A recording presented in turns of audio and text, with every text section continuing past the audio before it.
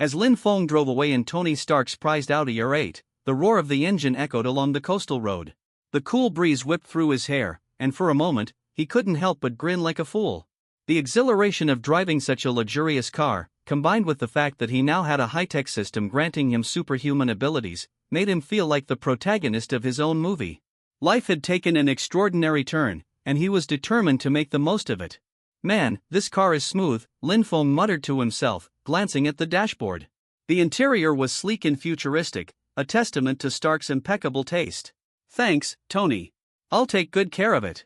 Well, for now, at least." His thoughts quickly shifted back to the system's second mission, traveling to outer space to absorb the yellow sun's radiation. The timer was ticking, and he knew he couldn't afford to waste time. But for the moment, he decided to enjoy the ride and take in the reality of his new life. After all, he now had a house of his own, thanks to Stark's generosity, or perhaps to the billionaire's habit of showing off. The drive to his new residence didn't take long, and when Lin Feng arrived, he was stunned. The house was more like a mansion, with an expansive modern design that screamed luxury. The front yard was meticulously landscaped, the driveway paved with smooth stone, and the entire property seemed to glow under the afternoon sun.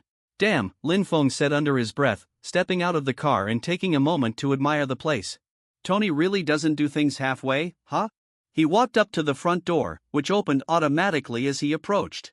The interior was just as impressive as the exterior, spacious, stylish, and equipped with the latest in smart home technology. The living room featured a massive floor-to-ceiling window that provided a breathtaking view of the city skyline. The furniture was sleek and modern, and there was even a home theater system that looked like it belonged in a sci-fi movie.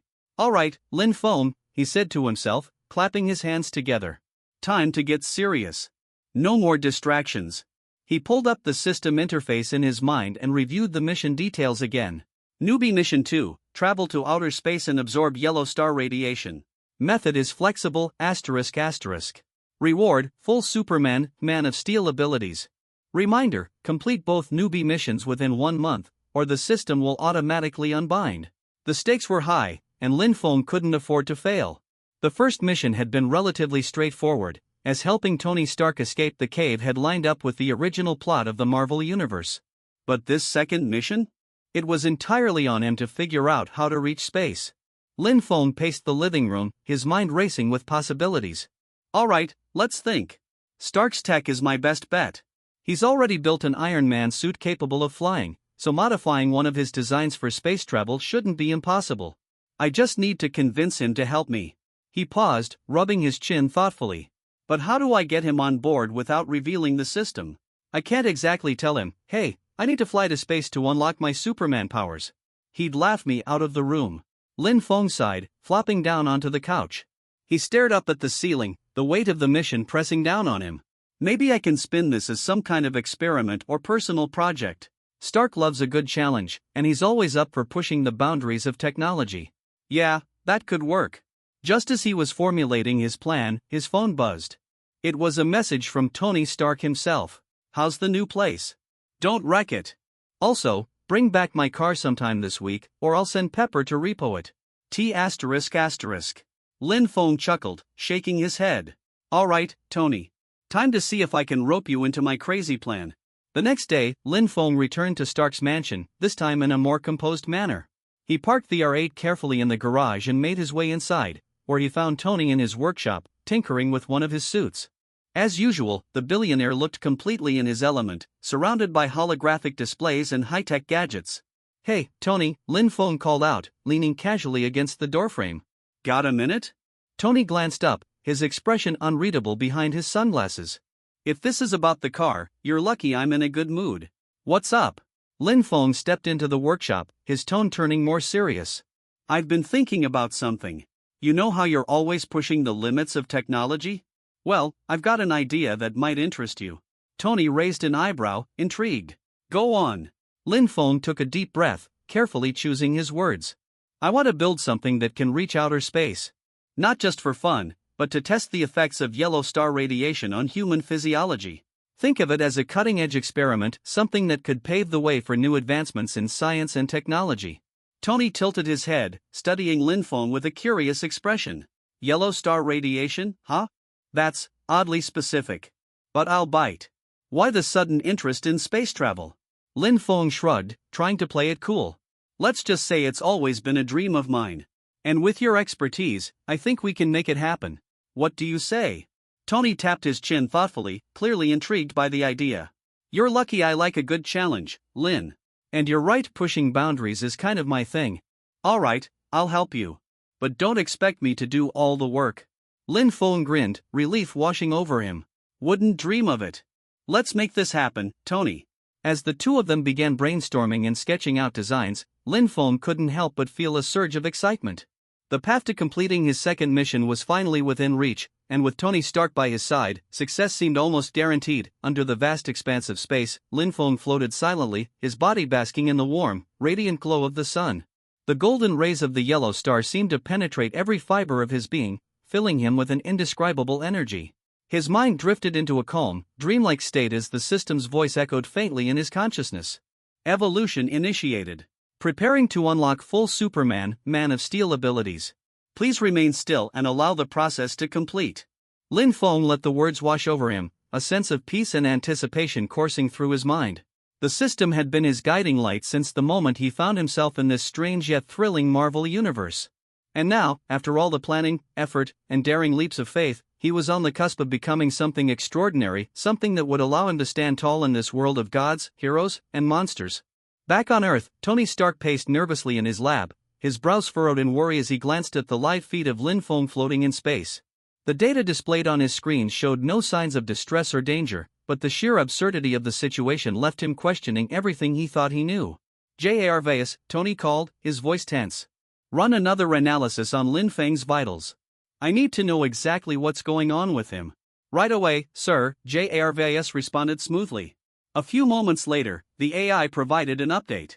Lin Feng's physiological state remains stable. Heart rate, oxygen levels, and body temperature are all within normal parameters. There are no signs of hypoxia, radiation exposure, or other environmental risks. However, his body is absorbing a substantial amount of solar energy at an unprecedented rate. Tony stared at the screen, his mouth slightly agape. Solar energy? What is he, some kind of walking solar panel? It would appear so, sir, Jarvis replied. The absorption process seems to be enhancing his cellular structure, though the precise nature of these changes is beyond my current database. Tony rubbed his temples, muttering under his breath. This kid, he's not just some ordinary guy, is he? First, he busts me out of a terrorist cave like it's no big deal, and now he's taking a stroll in outer space like he's on vacation. What's next? Punching holes in mountains? He paused, his mind racing. Jarvis, keep monitoring him. And make sure the return capsule is ready to bring him back the second he needs it. Understood, sir, Jarvis replied calmly. Tony leaned back in his chair, his thoughts swirling. Lin Feng had always been something of a mystery, but this latest stunt was pushing the boundaries of what Tony thought was possible.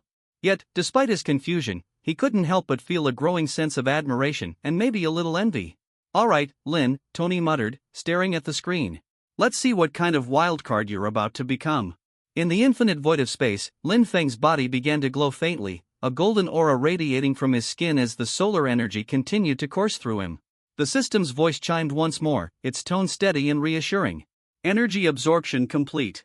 Initializing cellular transformation.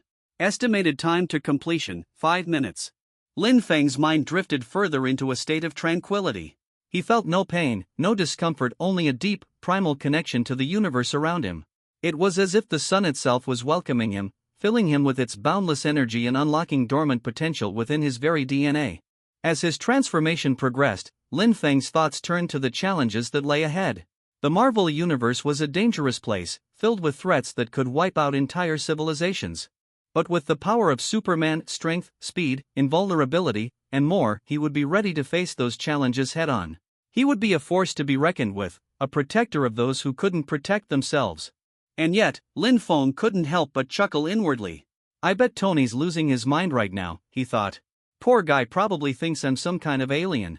The thought brought a smile to his face, even as his body continued to glow brighter, the transformation nearing its final stages. Back on Earth, Tony was indeed pacing again, his mind a whirlwind of theories and questions. Jarvis, any updates? He's been out there for a while now. Sir, Jarvis replied, Lin Feng's vitals remain stable. However, his energy absorption has reached unprecedented levels. It appears he is undergoing some form of biological transformation. Tony stopped in his tracks, his eyes narrowing. Biological transformation? What does that even mean? Is he mutating? Unknown, sir. The data suggests a complete restructuring of his cellular makeup. The process appears to be highly controlled and efficient, with no signs of harm. Tony ran a hand through his hair, exhaling sharply. All right, keep me updated. And remind me to ask him what the hell he's been eating when he gets back. As the final moments of the transformation approached, Lin Feng's golden aura flared brilliantly, illuminating the dark void of space. The system's voice rang out one last time, clear and triumphant. Transformation complete. Superman's Man of Steel abilities unlocked. Congratulations, host. Lin Feng's eyes snapped open, a newfound clarity and strength surging through him. He clenched his fists, feeling the raw, unimaginable power coursing through his veins. The sun's energy had transformed him into a being of incredible might, a Superman in every sense of the word. A grin spread across his face as he floated effortlessly in the weightless void. This is incredible, he thought. I've done it. I've really done it. With a burst of speed, Lin Feng propelled himself forward, cutting through the vacuum of space like a comet. The sensation was exhilarating, the sheer freedom and power overwhelming. He was no longer bound by the limitations of an ordinary human, he was something far greater. And as he turned back toward Earth, the blue and green planet shining like a jewel in the darkness, Lin Feng felt a renewed sense of purpose. The Marvel universe was vast and dangerous, but he was ready. Whatever challenges lay ahead, he would face them with strength, determination, and most importantly, a smile. As he re-entered the atmosphere, flames licking harmlessly at his now invulnerable body, Lin Feng couldn't help but think, Tony's definitely going to freak out when he sees this. In the middle of the battlefield, as the dust and debris settled from the sudden impact, a figure slowly emerged from the swirling cloud of smoke. Lin Feng stood tall and confident, his body radiating an aura of unimaginable power. His red cape fluttered gently behind him, catching the faint glow of the surrounding fires. His eyes, glowing faintly with a crimson hue, scanned the stunned faces of Tony Stark and Obadiah Stane. Sorry to drop in unannounced, Lin Feng said, his tone calm yet laced with authority. He glanced at Tony, whose battered Mark III armor barely managed to keep him upright. Looked like you could use some help, Stark. Tony, still in shock, managed to stammer, Lin? What the hell? How did you even? Lin Feng smirked, cutting him off. Long story. Let's just say I've been upgrading. He turned his gaze toward Obadiah, who was now staring at Lin Feng with a mix of confusion and anger. And you, Lin Feng said, his voice hardening as he addressed the towering ironmonger mech. You've had your fun. But it ends now. Obadiah, regaining his composure, sneered at the newcomer. And who the hell are you supposed to be? Another one of Stark's toys? Don't think you can intimidate me, boy. Lin Feng chuckled softly, his expression unbothered.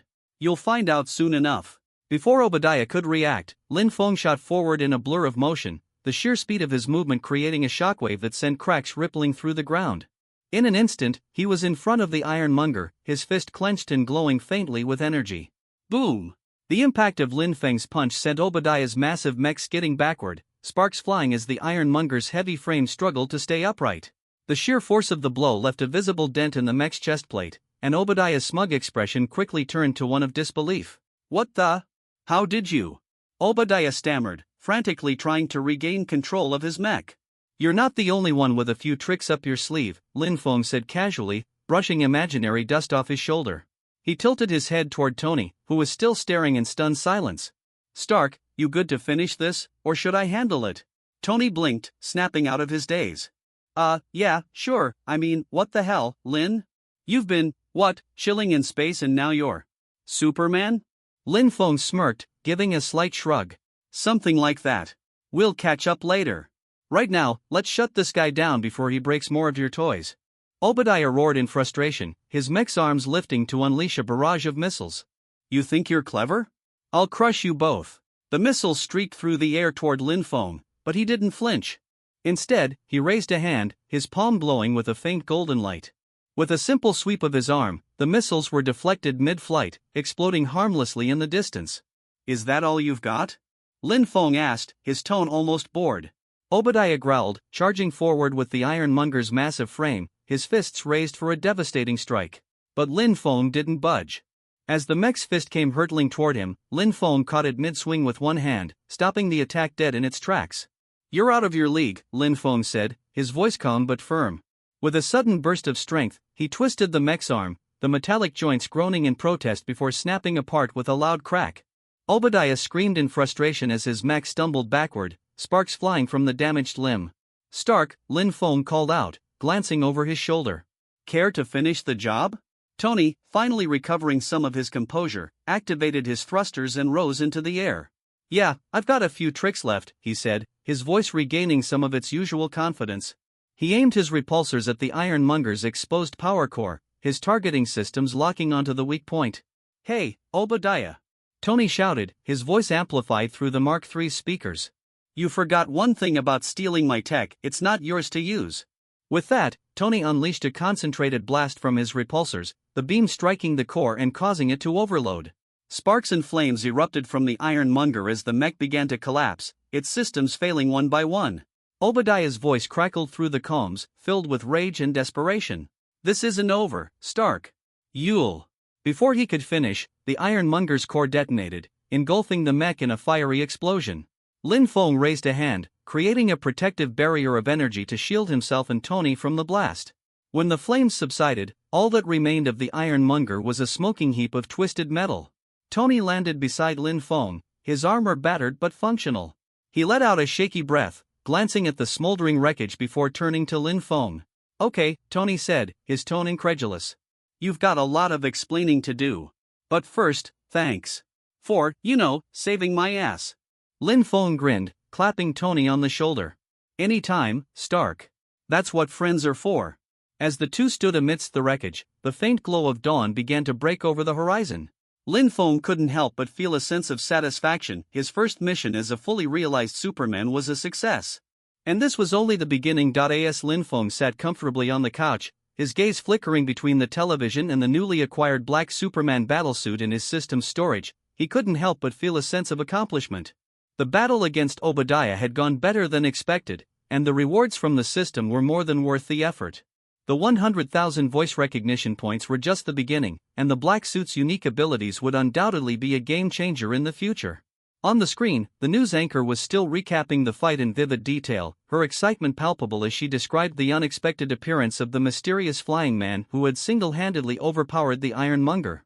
Clips of Lin Feng's dramatic entrance, his nonchalant shrugging off of missiles, and, of course, his devastating supersonic punch were being replayed over and over again. The public was going wild with speculation about his identity, and Lin Feng couldn't help but chuckle at some of the more outlandish theories. "Flying man, huh?" Lin Feng muttered to himself, smirking. They could have come up with a cooler nickname. Across from him, Tony Stark was nursing a glass of whiskey, his face a mix of exhaustion and curiosity. He had removed his battle-damaged Mark III armor, and now he sat slouched in his chair, an ice pack pressed to his forehead. Despite his obvious fatigue, his sharp eyes were fixed on Lin Feng, studying him intently. "So," Tony finally said, breaking the silence. "Are you gonna tell me what's going on, or do I have to start guessing?" Lin Feng tilted his head, feigning ignorance. "What do you mean, Tony? I saved your butt, didn't I? Isn't that enough?" Tony scoffed, setting his glass down with a clink. "Don't play coy with me, Lin. First, you're some random guy who helps me escape a cave. Then, you disappear for months, only to come back flying and throwing punches that could level buildings. You've got powers, and I want to know where they came from." Lin Feng leaned back on the couch, his smile widening. All right, you got me. Let's just say I had a little upgrade while I was away." Tony raised an eyebrow, clearly unimpressed. "An upgrade? That's it? No origin story, no radioactive spider bites, no government experiments gone wrong?" "None of the above," Lin Feng said with a shrug. "Let's just call it a gift. And before you ask, no, I'm not an alien. I'm as human as you are." Tony leaned forward, his expression skeptical. "You expect me to believe that? You just shrugged off missiles, flew here faster than the speed of sound, and punched a mech into scrap metal. That's not exactly human, Lin." Lin Feng laughed, spreading his hands. "Okay, fine. Maybe I'm not exactly normal anymore. But I promise you, Tony, I'm on your side." Tony stared at him for a long moment, his sharp mind clearly working overtime to process everything he'd just heard. Finally, he sighed, leaning back in his chair and taking another sip of whiskey. Alright, he said, his tone resigned. I'll let it slide for now. But don't think I'm not keeping an eye on you, Lin. You're full of surprises, and I don't like surprises. Lin Feng raised his hands in mock surrender. Fair enough. But hey, you've got JARVs, your suits, and all your fancy gadgets. If I were a threat, don't you think you'd have figured it out by now? Tony didn't respond, but the faint smirk on his face told Lin Feng that he'd made his point. The two sat in companionable silence for a moment, the sounds of the television filling the room. On the screen, the news anchor was now interviewing witnesses to the battle, their voices filled with awe and excitement as they recounted the events. You know, Tony said suddenly, his tone thoughtful. All this attention you're getting, it could be a double-edged sword. The public loves a hero, sure, but you're also putting a target on your back. There are a lot of people out there who won't like what you can do. Lin Feng nodded, his expression serious. I know. But I'm not planning on hiding, Tony.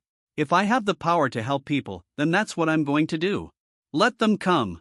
I'm ready for whatever they throw at me. Tony studied him for a moment, then nodded. Just don't get yourself killed, alright? I'd hate to lose my new favorite science project. Lin Feng laughed, shaking his head. Don't worry, Tony. I'm not going anywhere. As the night wore on, the two continued to talk, their conversation shifting from Lin Feng's newfound abilities to Tony's latest projects. Despite their vastly different backgrounds and personalities, there was a sense of mutual respect and camaraderie between them, a bond forged through shared experiences and a common goal. Before long, Lin Feng decided it was time to head back to his own place. He stood, stretching his arms and glancing at Tony with a grin. Alright, I'm out. Get some rest, Tony. You've had a long day. Tony waved him off, already reaching for another glass of whiskey. Yeah. Don't get yourself into too much trouble, Lin. Lin Feng stepped outside, the cool night air refreshing against his skin. He looked up at the star-filled sky, a sense of purpose swelling in his chest. The world was changing, and he was determined to be a part of that change. With a powerful leap, Lin Feng launched himself into the air, his figure disappearing into the night. The city below stretched out like a sea of lights, and for the first time since his arrival in this world, Lin Feng felt truly at home. As he soared through the sky, the system's voice chimed softly in his mind. Congratulations, host. Estimated voice recognition points from recent events, 1.2 million and rising. Continue to build your reputation and influence to unlock greater rewards. Lin Feng grinned, the possibilities of the future filling him with excitement. This was only the beginning, and he couldn't wait to see what came next. As Lin Feng soared through the quiet night sky, the cool wind brushing against him and the blonde reporter securely in his arms, he couldn't help but smirk at the absurdity of the situation. Just moments ago, he was casually enjoying his newfound powers, flying around like a carefree superhero. Now, he was not only saving a damsel in distress but also giving her a ride home, or rather, to his home. Life in the Marvel Universe certainly had its surprises. The young woman clung tightly to him, her arms wrapped around his neck as she buried her face in his chest to shield herself from the rushing wind. Her voice trembled slightly as she spoke. You really can fly. This is incredible. Lin Feng glanced down at her, a playful grin on his face. You sound surprised. Didn't you see me swoop in earlier? Flying is kind of my thing now. The woman peeked up at him, her blue eyes wide with awe. I mean, I saw it, but experiencing it firsthand is something else. It's like being in a dream. Well, Lin Feng said, his grin widening, welcome to my world. Just don't let go, okay? I don't want to have to catch you mid-air. She let out a nervous laugh, tightening her grip on him. Don't worry, I won't. As they flew over the illuminated cityscape of New York, Lin Feng's thoughts wandered. The situation was a bit awkward, to say the least. He wasn't exactly the type to bring strangers, especially reporters, home. But then again, she was in danger, and he wasn't the kind of guy to turn his back on someone who needed help. Besides, it wasn't every day you got to play the part of the gallant hero. So, Lin Feng began, breaking the silence. Are you going to tell me your name, or should I just keep calling you Miss Reporter? The woman blinked, realizing she hadn't introduced herself. Oh. Sorry, I'm Carol. Carol Reed. I'm a freelance journalist. Freelance, huh? Lin Feng mused. And I'm guessing you were freelancing a little too close to trouble back there? Carol let out a sheepish chuckle, her cheeks flushing slightly. I guess you could say that. I was following a lead on some shady dealings in Hell's Kitchen. I didn't expect to get caught, or for things to escalate so quickly. Lin Feng nodded, his expression thoughtful. Well, you're lucky I happened to be flying by. Hell's Kitchen is no joke, especially at night. What were you thinking, going there alone? Carol bit her lip, her gaze dropping slightly. I thought I could handle it. I didn't realize how dangerous it would be. Lesson learned, I hope, Lin Feng said, his tone teasing but not unkind. Next time, maybe consider bringing backup, or better yet, stay out of places like that altogether. Carol nodded, her grip on his neck tightening slightly. You're right. I was reckless. Thank you for saving me. Lin Feng smirked, his tone light as he replied, no problem. Saving people is kind of my job now. Well, unofficially, anyway. The two fell into a comfortable silence as they continued their flight, the city lights growing dimmer as they approached Lin Feng's secluded estate. When they finally arrived, Lin Feng gently landed on the front lawn, setting Carol down carefully. She stumbled slightly, still getting used to having her feet on solid ground, but Lin Feng steadied her with a hand on her shoulder. Welcome to my humble abode, Lin Feng said, gesturing toward the modern two-story house. It's not much, but it's home. Carol stared at the house, her eyes widening in amazement. Not much? This place is incredible. You live here alone? Yep, Lin Feng replied, leading her toward the front door. Well, for now, anyway. Make yourself at home, but try not to touch anything too expensive. Most of this stuff was a gift from a generous friend. Carol followed him inside, her gaze darting around as she took in the sleek, stylish interior. The living room was spacious and cozy, with modern furnishings and a large floor-to-ceiling window that offered a stunning view of the city skyline. The kitchen was equally impressive, stocked with state-of-the-art appliances and a fridge filled with high-end ingredients. You weren't kidding, Carol said, her tone filled with awe. This place is amazing. Lin Feng chuckled, rubbing the back of his neck. Yeah, it's nice. But like I said, don't get too comfortable. You're only here for the night. Carol nodded, her expression softening. I understand. Thank you for letting me stay, even if it's just for a little while. I really appreciate it. Lin Feng waved her gratitude off, heading toward the kitchen. Don't mention it. Are you hungry?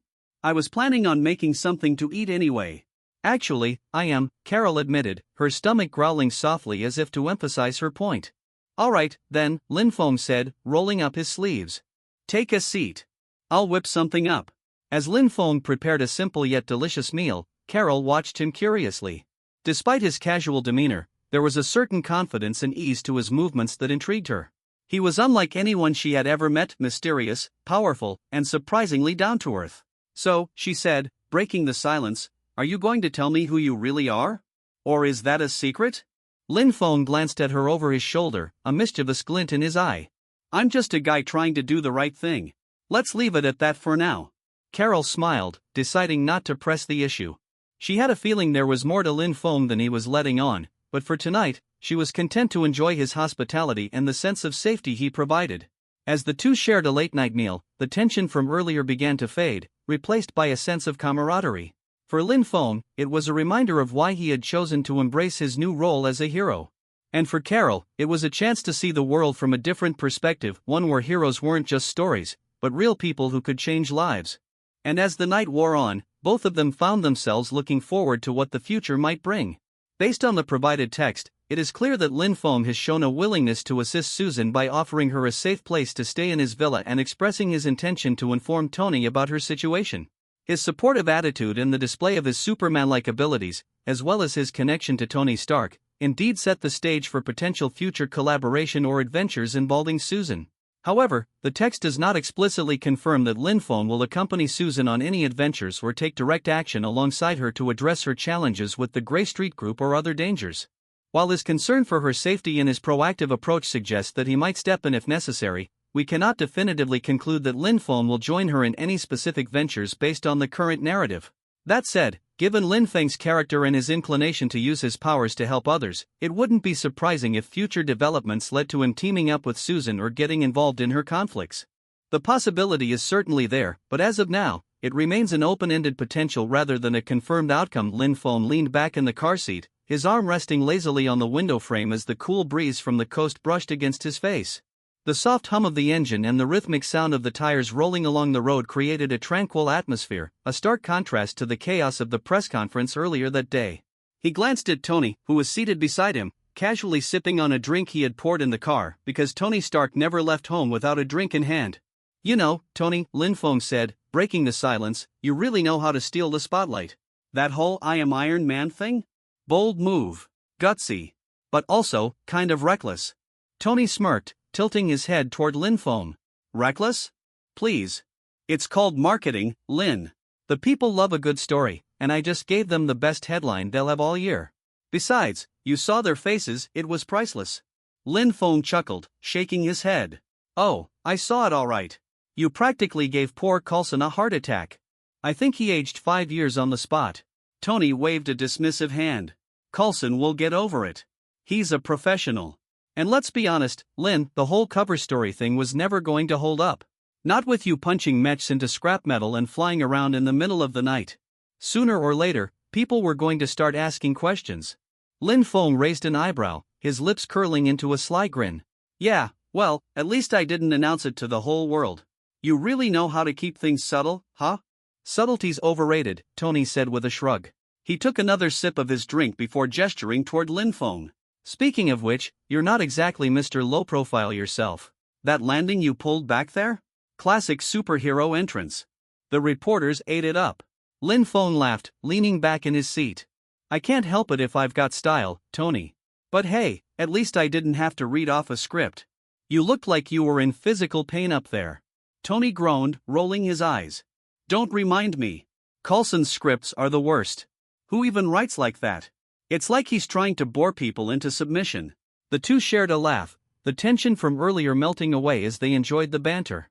Despite their differences, there was an undeniable camaraderie between them, a bond forged through shared experiences and a mutual appreciation for each other's unique talents. As the car approached Tony's seaside villa, the setting sun cast a warm golden glow over the horizon, painting the sky in hues of orange and pink. The sight was breathtaking, and for a moment, Lin Feng allowed himself to simply enjoy the beauty of the moment. Once they arrived, the two men stepped out of the car and made their way inside. The villa was as luxurious as ever, with its sleek modern design and stunning ocean views. The aroma of freshly prepared food wafted through the air, and Lin Feng's stomach growled in response. Jarvis, set the table, Tony called out as he loosened his tie and tossed it onto a nearby chair.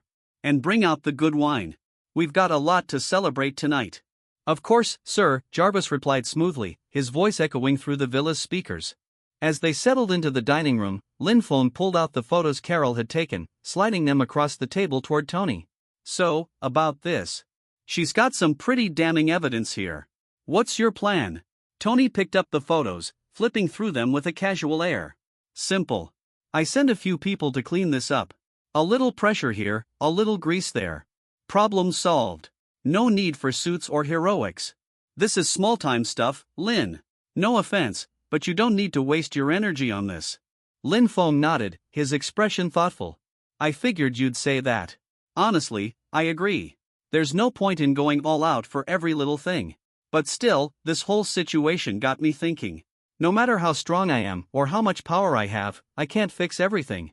Some problems aren't meant to be solved with brute force. Tony raised an eyebrow, pouring himself another glass of wine. Look at you, getting all philosophical. What happened to the guy who punched a mech into orbit? Lin Feng smirked, leaning forward slightly. He's still here. But even Superman's got to pick his battles, Tony. It's about finding the balance, knowing when to step in and when to let things play out on their own. Tony tilted his glass toward Lin Feng in a mock toast. Well said. You're learning, kid. Now, let's eat before this food gets cold. I didn't have Jarvis set all this up for nothing. The two dug into their meal, the conversation turning to lighter topics as they enjoyed the evening. For Lin Feng, it was a rare moment of peace in a world that seemed to grow more chaotic by the day. And while he knew there were plenty of challenges ahead, he also knew he wasn't facing them alone. As the night wore on, Lin Feng couldn't help but feel a sense of gratitude. Despite the twists and turns of his journey, he had found allies in this strange new world, friends who would stand by him no matter what. And that, more than anything, gave him the strength to keep moving forward. As Lin Feng followed Tony into the dining area, he couldn't help but roll his eyes at the billionaire's antics. You really enjoy pushing people's buttons, don't you, Tony? Lin remarked, settling into a chair at the long dining table. Tony grinned, clearly unbothered. What can I say? It's one of my many talents. Besides, did you see Fury's face? Priceless. The guy tries to waltz into my house and act like he's in charge? Not happening. Lin chuckled, shaking his head. You do realize he's probably going to keep coming back, right? Guys like him don't take no for an answer. Let him try, Tony said with a shrug, pouring himself a glass of wine. But let's be real, Lin. You don't actually want to join his little superhero club, do you? I mean, you're practically a one-man army already. What do you need them for? Lin leaned back in his chair, rubbing his chin thoughtfully. It's not about needing them, Tony. It's about, I don't know, maybe doing something bigger than myself. I've got these powers now, and I feel like I should use them for more than just punching bad guys or saving damsels in distress. Tony raised an eyebrow, sipping his wine. Oh, so now you're the selfless hero type? What's next, tights and a cape? Lin smirked, gesturing to himself. Already got the cape, remember? And for the record, it's called a battle suit. Sure, Tony said, waving him off. But seriously, Lin, don't let fury guilt trip you into anything. You've got a good thing going here, freedom, power, and the ability to do whatever the hell you want. Joining his little team means rules, bureaucracy, and a whole lot of headaches. Trust me, I know. Lin nodded slowly, understanding Tony's point of view. You're not wrong. But still, it wouldn't hurt to at least hear him out. Who knows? Maybe there's something worthwhile in what he's trying to do. Tony rolled his eyes, clearly unimpressed by the idea. Fine, you do you. Just don't come crying to me when you're stuck in some government-sanctioned mess, okay? Deal, Lin said with a grin. Now, let's eat. I'm starving. As the two enjoyed their meal, Tony couldn't help but bring up the topic of the upcoming party again. So, Lin, about this party. You've never been to one, huh? Not even in college? Lin shook his head, cutting into his steak. Nope. College was all studying and part-time jobs for me. Never really had time for parties. Tony stared at him, clearly horrified. That's tragic. Absolutely tragic. Don't worry, buddy. I'm going to make sure your first party experience is unforgettable. Stark style. Lin laughed, swallowing a bite of food. I'm not sure if I should be excited or terrified. Definitely excited, Tony said with a smirk. Trust me, Lin, you're going to love it. Just, maybe don't break anything, okay? My parties tend to get a little wild. No promises, Lin said, grinning. But I'll try to behave. Tony raised his glass in a mock toast. That's all I ask. To parties, superheroes, and whatever comes next. Lin clinked his glass against Tony's, feeling a sense of camaraderie with the eccentric billionaire. Despite their differences, the two had formed an unlikely friendship, and Lin couldn't help but feel grateful for it. Whatever challenges lay ahead, he knew he wouldn't be facing them alone. After a hearty feast, Lin Feng left the villa fully satisfied, lazily flying through the air back home. As he cruised through the night sky, his mind wandered to the beautiful young reporter staying at his place. He couldn't help but feel a tinge of concern. Had she eaten dinner? Then again, with a well-stocked fridge and her impressive cooking skills, she was unlikely to go hungry. As he flew, Lin Feng instinctively activated his super hearing, basking in the momentary peace. After a good meal, it was time to eat some melons, the metaphorical kind, that is. New York, as always, seemed outwardly calm but was teeming with hidden chaos beneath the surface. The gray territories of Hell's Kitchen were as busy as ever, the incessant rat-tat-tat of gunfire sounding more like a nightly party. Lin Feng could only shake his head in bemusement. Seriously? Another domestic violence incident? And it's the same woman beating up her husband again, Lin Feng muttered, his super hearing picking up the familiar scene. This time, the hefty woman had even resorted to using kitchenware as weapons. The clanging of pots and pans echoed in his ears, making Lin Feng wince as if he could feel the pain himself. With a smirk, Lin Feng continued his leisurely flight, occasionally chuckling at the absurdities he overheard. Soon, he arrived home. As he opened the door, a figure darted toward him, startling him. How did it go, Lin? Susan, the young reporter, asked anxiously, her expectant eyes fixed on him. Lin Feng scratched his head, slightly overwhelmed by her intensity. Can you let me in first? Realizing she was blocking the doorway, Susan quickly stepped aside. Once inside, Lin Feng plopped onto the sofa, only to have Susan follow and sit right beside him. She stared at him intently, her eyes brimming with anticipation and worry. With a playful cough, Lin Feng decided to tease her a bit. Ahem. Wow, I'm so thirsty, he said, feigning indifference as he avoided her eager gaze. Immediately, Susan dashed to the kitchen and returned with a glass of water, handing it to him with both hands. Here, Lin, drink up. Ah, thanks. Lin Feng took a sip, pretending to savor it. Then, with a dramatic sigh, he added, oh man, my shoulders are so sore after running around all day. He even gave his shoulders a few exaggerated pats, clearly hinting at something. Without missing a beat, Susan's small hands began massaging his shoulders. To Lin Feng, her efforts felt like the light touch of an ant, completely ineffective. After a while, when Lin Feng still hadn't said anything, she grew visibly frustrated. Lin, just tell me already what happened, she demanded, grabbing his shoulders and shaking him vigorously. All right, stop shaking me.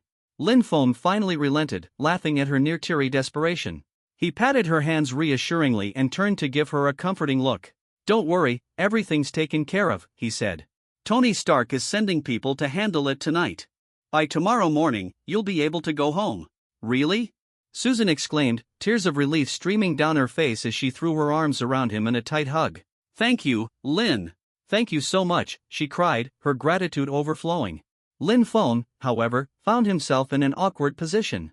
For the second time in 2 days, he was enveloped by Susan's overwhelming enthusiasm.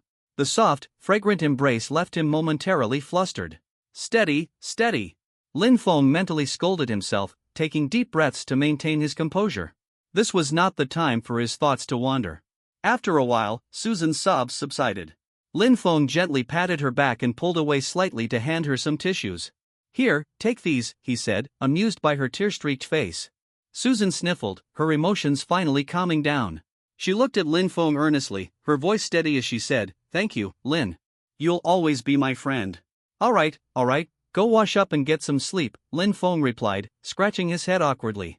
And remember, don't go running off to Hell's Kitchen again. Next time, there might not be someone to save you. I understand, Lin, Susan nodded with a small smile before heading to her room. As she reached her door, she turned back, peeking out with just her head visible, just like the night before. Thank you again, Lin, she said sincerely, her face glowing with gratitude. Got it, now hurry up and sleep. I'm going to bed too, Lin Feng replied with a grin, waving her off. Once in his room, Lin Feng collapsed onto his bed, laughing to himself. Being thanked felt surprisingly good. There was something uniquely fulfilling about being appreciated, especially by someone as sincere and pretty as Susan. Is this what Clark Kent felt like in those movies? Lin Feng mused, a silly grin on his face as he drifted off to sleep. The next morning, Susan left early to reunite with her family, eager to put their minds at ease. Lin Feng, on the other hand, allowed himself a rare lazy day. He slept in until noon, deciding to stay home and play video games all day.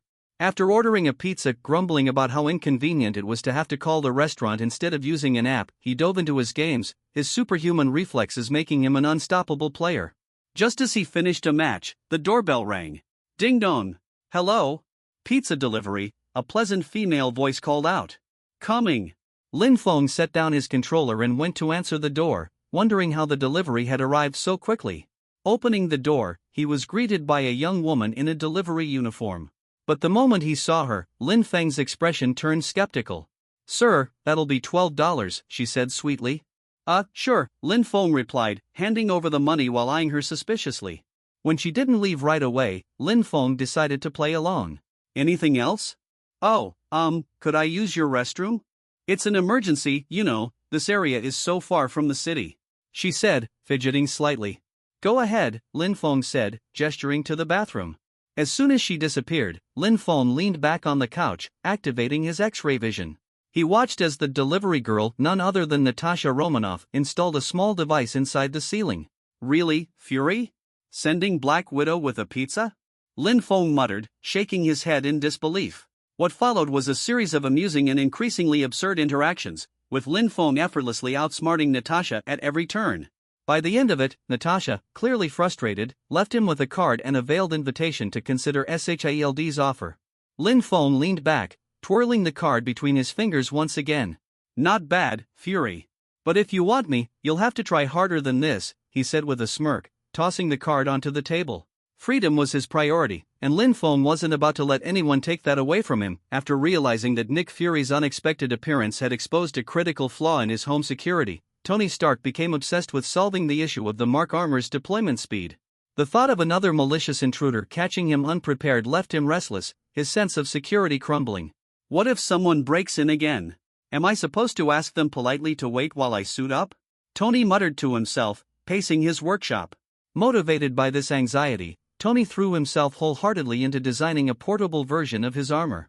After days of tireless research and relentless tinkering, his efforts bore fruit. The Mark V was born a sleek, foldable suit of armor that could compactly fit into a briefcase. Ecstatic with his success, Tony couldn't resist the urge to show off his latest creation. Naturally, he decided to find Lin Feng, eager to flaunt his ingenuity. Lin Feng, on the other hand, had been exceptionally busy himself. Determined to build his reputation, he had been darting through New York's gray areas like a panther, responding to danger faster than the police could mobilize.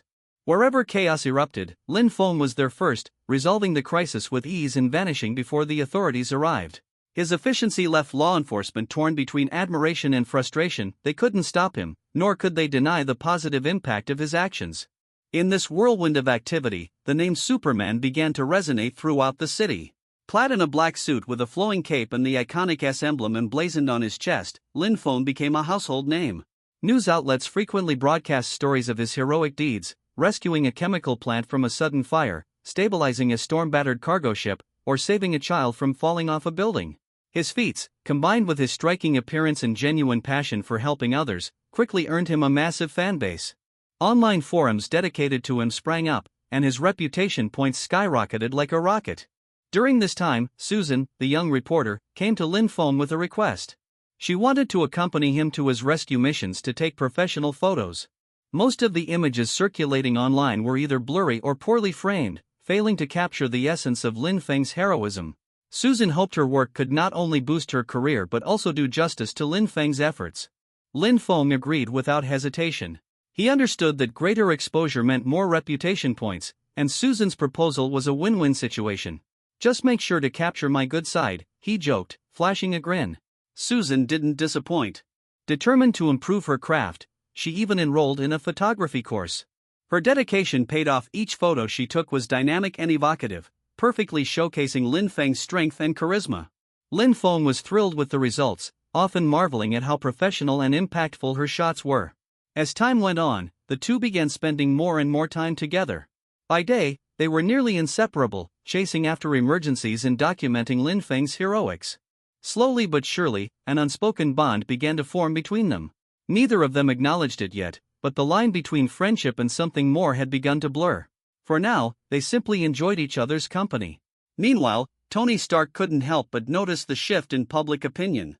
Superman's rapidly growing popularity was overshadowing Iron Man, and Tony found himself grappling with a mixture of envy and admiration. "First he steals my spotlight, and now my photographer's becoming a star too," Tony grumbled, watching yet another headline featuring Lin Feng. Susan's impeccable photos had turned her into a rising star at CBB News, earning her accolades and perks that rivaled those of seasoned journalists. The network, afraid of losing her to a competitor, showered her with benefits, much to Susan's delight. One day, after another successful mission, this time saving a runaway school bus full of children, Lin Feng and Susan retreated to a cozy cafe to review her latest photos. As they scrolled through the shots, Susan couldn't help but gush over Lin Feng's abilities. "Lin, every time I see you in action, I'm just blown away." "You're incredible," she said, her eyes sparkling with admiration. "Heh, it's nothing," Lin Feng replied, scratching the back of his head bashfully. Internally, however, he was ecstatic. Yes. Praise me more. I'm the king of the world, The photos were stunning, Lin Feng effortlessly lifting the bus, surrounded by relieved children, his joyful smile as he crouched to reassure the kids, and a breathtaking shot of him soaring into the sky, the sunlight glinting off his cape. Each image perfectly captured the essence of a hero. As Susan sipped her coffee, she suddenly grew quiet, her demeanor shifting. Her usual confidence gave way to a rare shyness, and she glanced at Lin Feng hesitantly. "Something on your mind, Susan?" Lin Feng asked, noticing the change. "Lin." Susan's cheeks flushed pink as she took a deep breath, summoning her courage.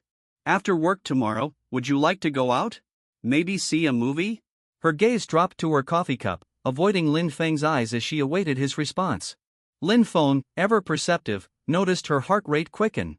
Is she feeling unwell, he wondered. Her nervous demeanor and the nature of her question, however, began to piece together in his mind. After a moment of contemplation, he hesitantly asked, "Are you asking me on a date?" Susan's face turned scarlet. Lin Feng, you blockhead. Why would you say it like that? She thought, mortified. I need to take these photos to the station. Bye, she stammered, bolting from the cafe like a startled deer, leaving Lin Feng sitting there, bewildered. Unbelievable. You're hopeless, Lin. The familiar voice of his system chirped in his head, dripping with exasperation. Your steel-like physique is matched only by your steel-like denseness. Hey, watch it, you snarky algorithm. Lin Feng retorted. Ever since his reputation points had skyrocketed, the system seemed to have developed a personality and a penchant for teasing him. That girl obviously likes you, but you just had to spell it out and embarrass her, the system continued, mimicking Lin Feng's voice mockingly. Alright, I get it. Cut me some slack, I've been single for 22 years. I don't have any experience with this stuff.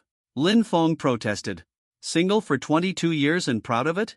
Pathetic, the system shot back. Maybe if you weren't such a blockhead, you wouldn't still be single. Fine, it's my fault, okay?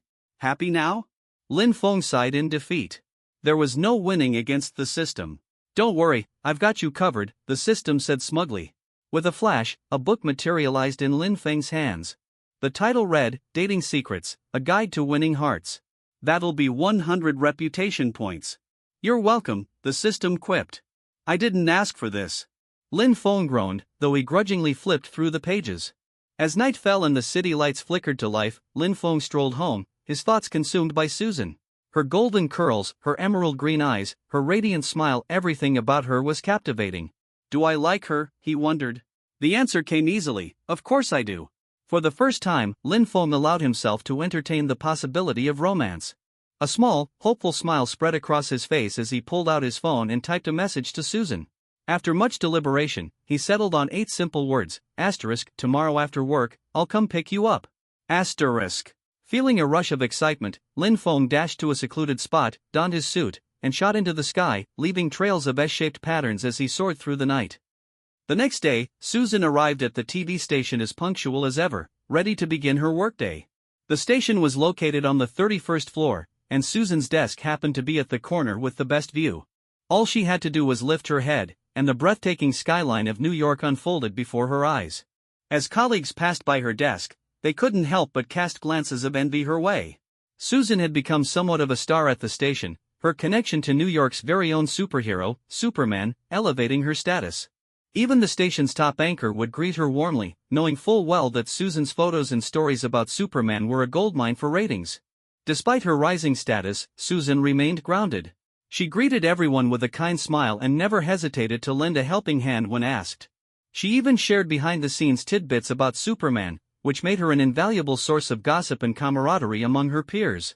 Her desk was piled high with small gifts, tokens of gratitude from colleagues and others she'd helped. But Susan, ever humble, brushed off the attention and dove into her work. Today, she was drafting an article for the station's affiliated newspaper, focusing on Superman's latest heroic escapades. On her screen, a photo of Lin Feng beamed back at her.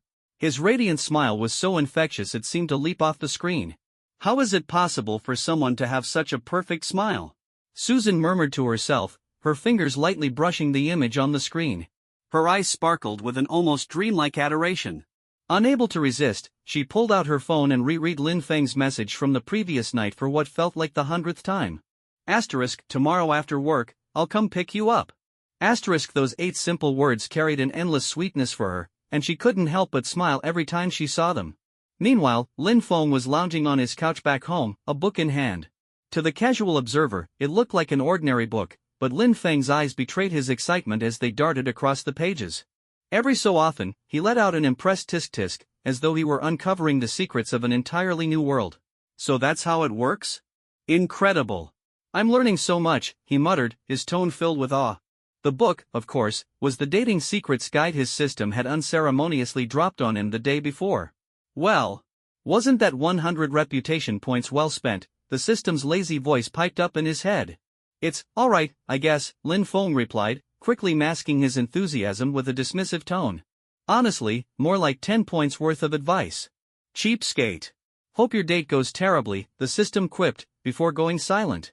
Lin Feng scoffed, his confidence unwavering. Fail? That word isn't even in my vocabulary, he said, flipping another page. He began mentally rehearsing the evening's plans, his excitement bubbling under the surface. Everything needed to go perfectly. First, he decided to book a restaurant, a nice one with a romantic ambience, perfect for a first date. But then a critical question struck him: what does Susan like to eat? Activating his extraordinary memory, Lin Feng replayed every moment he'd spent with Susan, as if flipping through a photo album.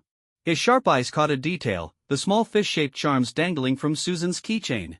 There were at least 3 or 4 of them. He remembered seeing that same charm before. It was a souvenir from a seafood restaurant. And if memory served, the fishing boat he saved last month also bore the same logo. She must love seafood, Lin Feng deduced, his inner detective channeling Conan-level deduction skills. Satisfied with his conclusion, Lin Feng began searching for renowned seafood restaurants in the area, specifically ones run by Chinese chefs. He wanted Susan to experience a taste of the East, confident that the rich flavors and artistry of Chinese seafood dishes would leave a lasting impression. "Hello? I'd like to book a table for 2, Lin Feng said as he called one of the top-rated restaurants. "Apologies, sir, but we're fully booked for tonight. Perhaps you'd like to reserve for tomorrow," the polite voice on the other end responded. Lin Feng hung up, slightly deflated but undeterred. "Wow, business is booming," he muttered, before dialing another restaurant. Unfortunately, every restaurant he deemed suitable was either fully booked or unavailable, no matter how much he offered to pay. Lin Feng stared at his phone, stunned. Is this what they meant by love being a battlefield, he thought, his first-date optimism starting to waver. Wait, why didn't I think of him earlier? Lin Feng suddenly exclaimed, smacking his forehead. A sly grin spread across his face as he dialed a familiar number. "Sir, you have a call from Mr. Lin Feng," Jarvis's voice interrupted the hum of Tony Stark's workshop. Tony paused mid-repair, raising an eyebrow. "Put him through," he said, setting down the helmet he'd been working on. "Hey, Tony!" Lin Feng's grinning face appeared on the virtual screen. "Well, if it isn't our neighborhood Superman," Tony quipped, his tone dripping with sarcasm. "What, no world saving on the agenda today? Even superheroes need a day off," Lin Feng shot back, rolling his eyes. "What about you? Haven't been out busting bad guys lately?" Tony smirked, lifting the helmet in his hand. "Upgrades, my friend. Let the criminals enjoy their last few moments of freedom while I perfect my next masterpiece. Faster, stronger, and more convenient to wear," he bragged, his trademark smugness on full display. Lin Feng snorted. "Upgrade all you want, it still won't save you from my punch," he teased, evening the score. All right, Tony said, waving him off. "So what do you want? I'm busy here. If it's nothing important, I'm hanging up." "Of course it's important," Lin Feng said, his expression turning serious. He quickly explained his predicament, his first ever date and the struggles of securing a restaurant reservation. Tony, initially disinterested, perked up at the mention of a first date. A mischievous smile spread across his face. "Your first date, huh? Oh, this is gonna be good," he said, clearly relishing the opportunity to meddle. "You've come to the right person," Tony declared, puffing out his chest. "Leave it to me. I'll handle everything. Trust me, I'm an expert at these things." "Tony, this is serious. Don't screw this up, it's my first date," Lin Feng emphasized, a hint of desperation in his voice. "Relax, buddy. I'll make sure tonight is unforgettable for both of you," Tony said with a confident snap of his fingers. Before Lin Feng could protest further, Tony ended the call. Lin Feng stared at the now blank screen, a mix of anticipation and apprehension swirling in his chest. What did I just get myself into, he wondered. The clear ringtone of her phone chimed, snapping Susan out of her work. She sighed softly, setting her pen down before unlocking her screen to check the message. Still not off work? It was another text from Lin Feng. She had lost count of how many messages he'd sent that day, but instead of feeling annoyed, Susan found herself chuckling quietly at his impatience. Shaking her head, she typed a quick reply, assuring him there was only an hour left until she'd be done. The clock read 4 p.m., and with her tasks nearly wrapped up for the day, she decided to take a short break and grab a coffee for a quick pick-me-up. The TV station treated its employees well, with a coffee machine and fully stocked snack fridges available in the office area. As she prepared her coffee, Susan stretched her back and gently massaged her waist. Sitting all day had taken a toll, and she couldn't help but grumble internally about the less-than-ergonomic office chairs. She'd already complained to the station manager several times, but the notoriously stingy boss hadn't done a thing about it. "Ugh, these chairs are going to ruin my back," she muttered to herself, pouring her coffee. Suddenly, a familiar and unwelcome voice called out behind her. "Ta-da! Susan!" Startled, Susan nearly spilled her coffee. She turned to find John, the station manager's nephew, standing there with a sheepish grin plastered across his face. In his hands was a large green lumbar pillow, which he presented to her with an exaggerated flourish. Ah! John, what are you doing? Susan exclaimed, glaring at him in annoyance. Her raised voice quickly caught the attention of nearby colleagues, who discreetly glanced over before pretending to return to their work. In reality, their slowed movements and darting eyes betrayed their eagerness to eavesdrop on the unfolding drama. John, oblivious to the tension in the room, scratched his head awkwardly. I just thought you might like this lumbar pillow. It's ergonomic and will help with your back pain. Susan frowned, stepping back slightly. No, thank you. I don't need it, she said curtly, her tone leaving no room for argument. And please, call me Miss Carter. With that, she picked up her coffee and turned to leave, not wanting to engage with him further. But John wasn't ready to give up just yet. Susan, he called out, stepping forward to block her path. The sudden movement nearly caused her to bump into his chest. What do you want? Susan snapped, her patience wearing thin. Her usually warm and cheerful expression had been replaced with a cold, steely glare. A flicker of frustration crossed John's face, but he quickly masked it with a forced smile. Lowering his voice, he said, I was hoping to invite you to dinner tonight. There's a new steakhouse nearby that I think you'll love. Sorry, but I already have plans, Susan cut him off, her tone icy. Without waiting for a response, she sidestepped him and walked away, leaving John standing there with a dark, brooding expression. As she disappeared down the hallway, her graceful figure caught the eyes of several colleagues, who exchanged knowing looks. John's persistence and repeated rejections had become something of a running joke in the office, and the gossip was already spreading like wildfire. By the time 5 p.m. rolled around, Susan was more than ready to leave. She stretched her arms above her head, turned off her computer, and began packing up her things. Ding! Her phone buzzed again. Susan! I'm downstairs at your office. Come down. Susan couldn't help but laugh.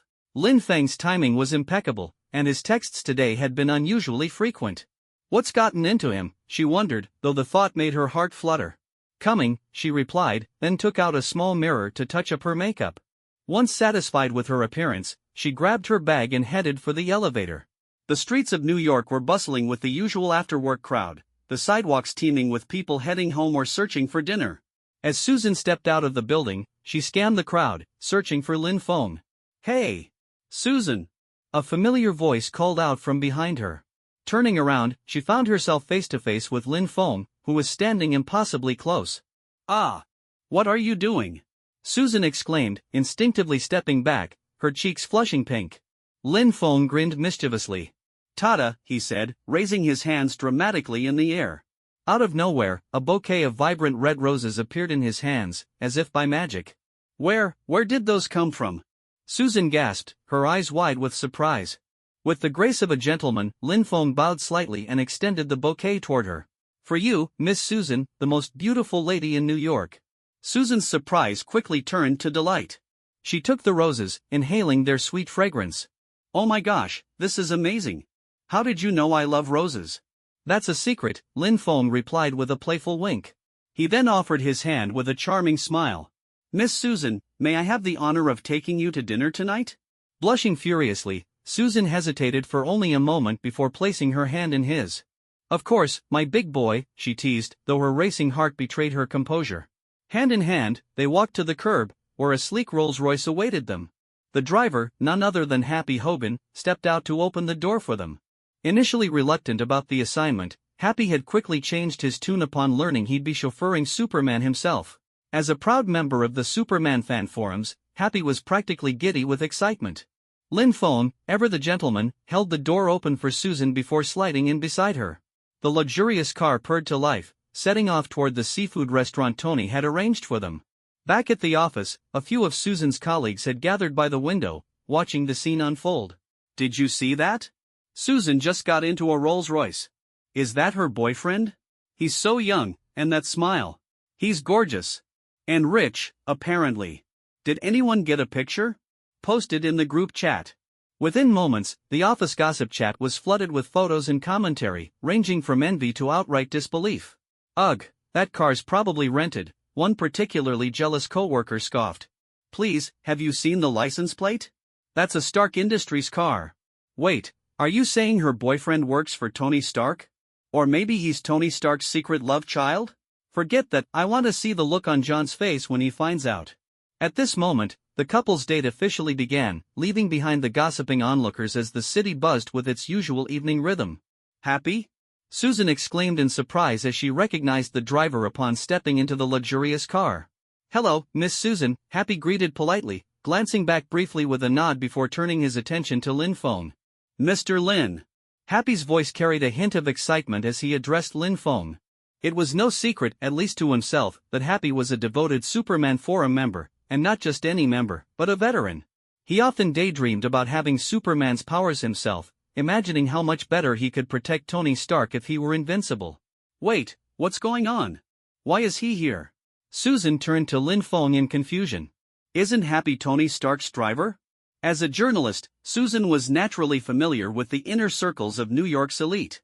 "Didn't I tell you Tony Stark is my friend?" Lin Feng replied with a casual smile. "You did, but I didn't think you two were this close." Susan admitted, her curiosity piqued. She had assumed their relationship was more casual, not to the extent that Tony would lend out his trusted driver. "That's not important," Lin Feng said, waving off her surprise. Then he turned to Happy. "All right, let's get moving." Leaning back in his seat, Lin Feng looked at Susan with a playful grin. "I know you've had a long day. We'll grab dinner first, and then maybe do some shopping. Guess what we're eating tonight?" The childish guessing game made Happy roll his eyes slightly as he started the car. He wasn't going to comment after all, he was just the driver tonight, nothing more. Is it that new steakhouse everyone's talking about?" Susan ventured, recalling the restaurant John had mentioned earlier. She had seen flyers for it and even spotted it on short videos online. The flashy, salt-sprinkling chef had become a viral sensation. But truth be told, Susan wasn't a fan of steak. Still, if Lin Feng wanted to take her there, she figured she could make an exception. "Nope. I know you don't like steak," Lin Feng said confidently, a hint of smugness in his tone. After all, he had spent 300 hard-earned reputation points to purchase a detailed guide on Susan's preferences from the system. It wasn't cheap, but he figured it was worth it. Susan's eyes widened slightly in surprise. "How do you know I don't like steak?" she asked, her curiosity now fully piqued. She glanced at Lin Feng, half-joking. "Wait, let me guess, is it Eastern cuisine?" Lin Feng pretended to think for a moment before replying cryptically. "Not entirely. Seafood, then?" Susan's excitement grew, her voice tinged with anticipation. "Not exactly." Lin Feng teased, enjoying her reaction. "Lin." Susan's tone turned slightly whiny, a playful pout forming on her lips. The subtle hint of a coquettish tone in her voice made Lin Feng's heart skip a beat. He quickly composed himself, though his mind was momentarily thrown into disarray. All right, he said with a laugh. "It's seafood, but it's also Eastern cuisine. Tonight, I'm taking you to experience seafood prepared with Eastern culinary techniques." At this revelation, Susan's eyes sparkled with excitement. "Wait, don't tell me it's that famous place, Panglai Cloud," she asked, referring to a renowned and exclusive high-end seafood restaurant in New York. Lin Feng nodded with a grin, confirming her guess. "Oh my God!" Susan exclaimed, her voice filled with astonishment. "That place is insanely expensive. It's been ranked as the #1 restaurant New Yorkers dream of visiting. But I heard it's almost impossible to get a reservation unless you're, like, royalty or a CEO. Relax, I didn't use my superhero status to book it," Lin Feng said quickly, noticing her glance toward Happy. "I have my own connections." At the red light, Happy turned his head slightly to chime in, unable to resist. "Miss Susan, Mr. Lin is a shareholder of Stark Industries and a close friend of Mr. Stark. Trust me, there isn't a restaurant in New York that would dare refuse him."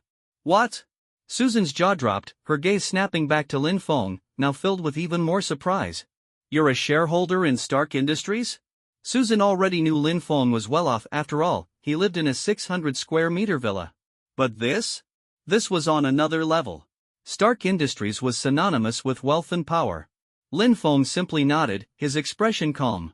It wasn't something he flaunted, but it was true. The shares were a gift from Tony, a token of their friendship. Susan remained quiet, processing this new piece of information. To her, Lin Feng was like a treasure chest, full of unexpected surprises waiting to be discovered. Her excitement for tonight's dinner only grew. Happy's steady driving soon brought them to the restaurant.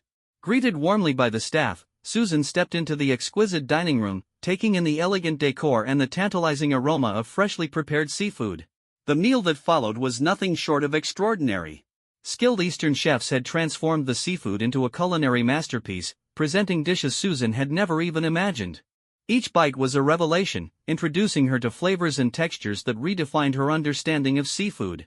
By the end of the meal, as the city lights glittered through the restaurant's tall windows, Susan felt utterly satisfied.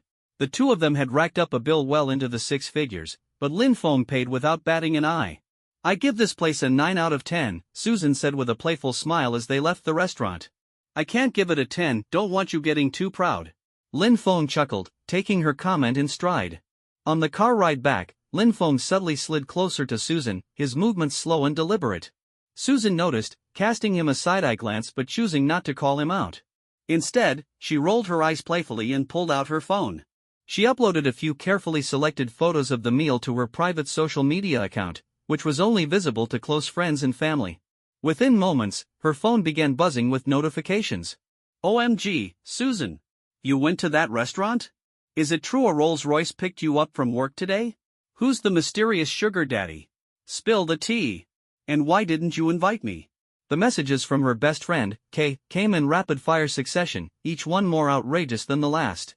Susan sighed, her fingers flying across the screen as she replied, "Calm down, Kay. It's just a friend taking me out to dinner. I'll bring you along next time." "A Rolls-Royce driving friend? Come on, spill it. Is he some big-shot CEO?" Kay pressed on. "If you keep talking like this, I'm not replying anymore." Susan's cheeks flushed pink as she stole a glance at Lin Feng, who seemed oblivious to her conversation. Finally, to appease Kay, Susan sent her a candid photo of Lin Feng delicately peeling crab legs for her. In the picture, he wore thin-rimmed glasses that accentuated his chiseled features, giving him the appearance of a dashing young CEO straight out of a novel. For a moment, Kay went silent. Then, her reply came through, "OH. My God. Where did you find this perfect specimen of a man? Is he your boyfriend, Susan?" Susan hesitated, stealing another glance at Lin Feng. She couldn't deny her growing feelings for him, his strength, his confidence, and his kindness all made him seem like a real-life fairy-tale prince. But they hadn't defined their relationship yet, and Lin Feng hadn't confessed to her, so... "Not yet," she typed back. "Then step aside and let me have him." Kay's reply was audacious as ever. Susan sent back a string of question marks, her face darkening with disbelief. "I've been single for over 20 years, Susan. That boy is exactly my type. If you're not going to claim him, let me go away." Susan shot back, her face burning as she quickly turned off her phone. Kay's antics were too much for her to handle tonight. Just as Lin Feng and Susan's lips were about to meet, a distant boom echoed through the night, immediately snapping the magical atmosphere in half. The ground beneath them trembled slightly, and the once romantic glow of the city lights was suddenly accompanied by the faint sound of alarms blaring in the distance. Lin Feng's senses instantly sharpened, his instincts kicking in like a reflex. He turned his head toward the source of the sound, his eyes narrowing. "What was that?" he muttered under his breath, his entire demeanor shifting from tender to vigilant in mere seconds. Susan, still caught in the moment, blinked in confusion. "What's wrong, Lin?" she asked, her voice tinged with concern as she noticed the sudden change in his expression. Lin Feng quickly composed himself, his mind racing. He couldn't ignore it, his superhearing had already picked up fragments of distress calls and panic from people far away. It was clear that something serious was happening. He glanced at Susan, his eyes full of regret but also determination. "I'm so sorry, Susan," he said softly, stepping back slightly. "Something's happening. I need to go." Susan's heart sank, but she quickly masked her disappointment with understanding. She had seen this side of Lin Feng before, the side that couldn't ignore the call of duty. It was one of the reasons she admired him so much. "Go," she said with a small smile, clutching the bouquet of roses tightly in her hands. "I'll wait for you." Lin Feng hesitated for a moment, his gaze lingering on her face. Then, with a nod, he reached for the ring on his finger. In a flash, his casual attire transformed into the iconic black suit with the bold S emblem on his chest. The transformation was so seamless and awe-inspiring that even the gathered onlookers couldn't help but gasp in amazement.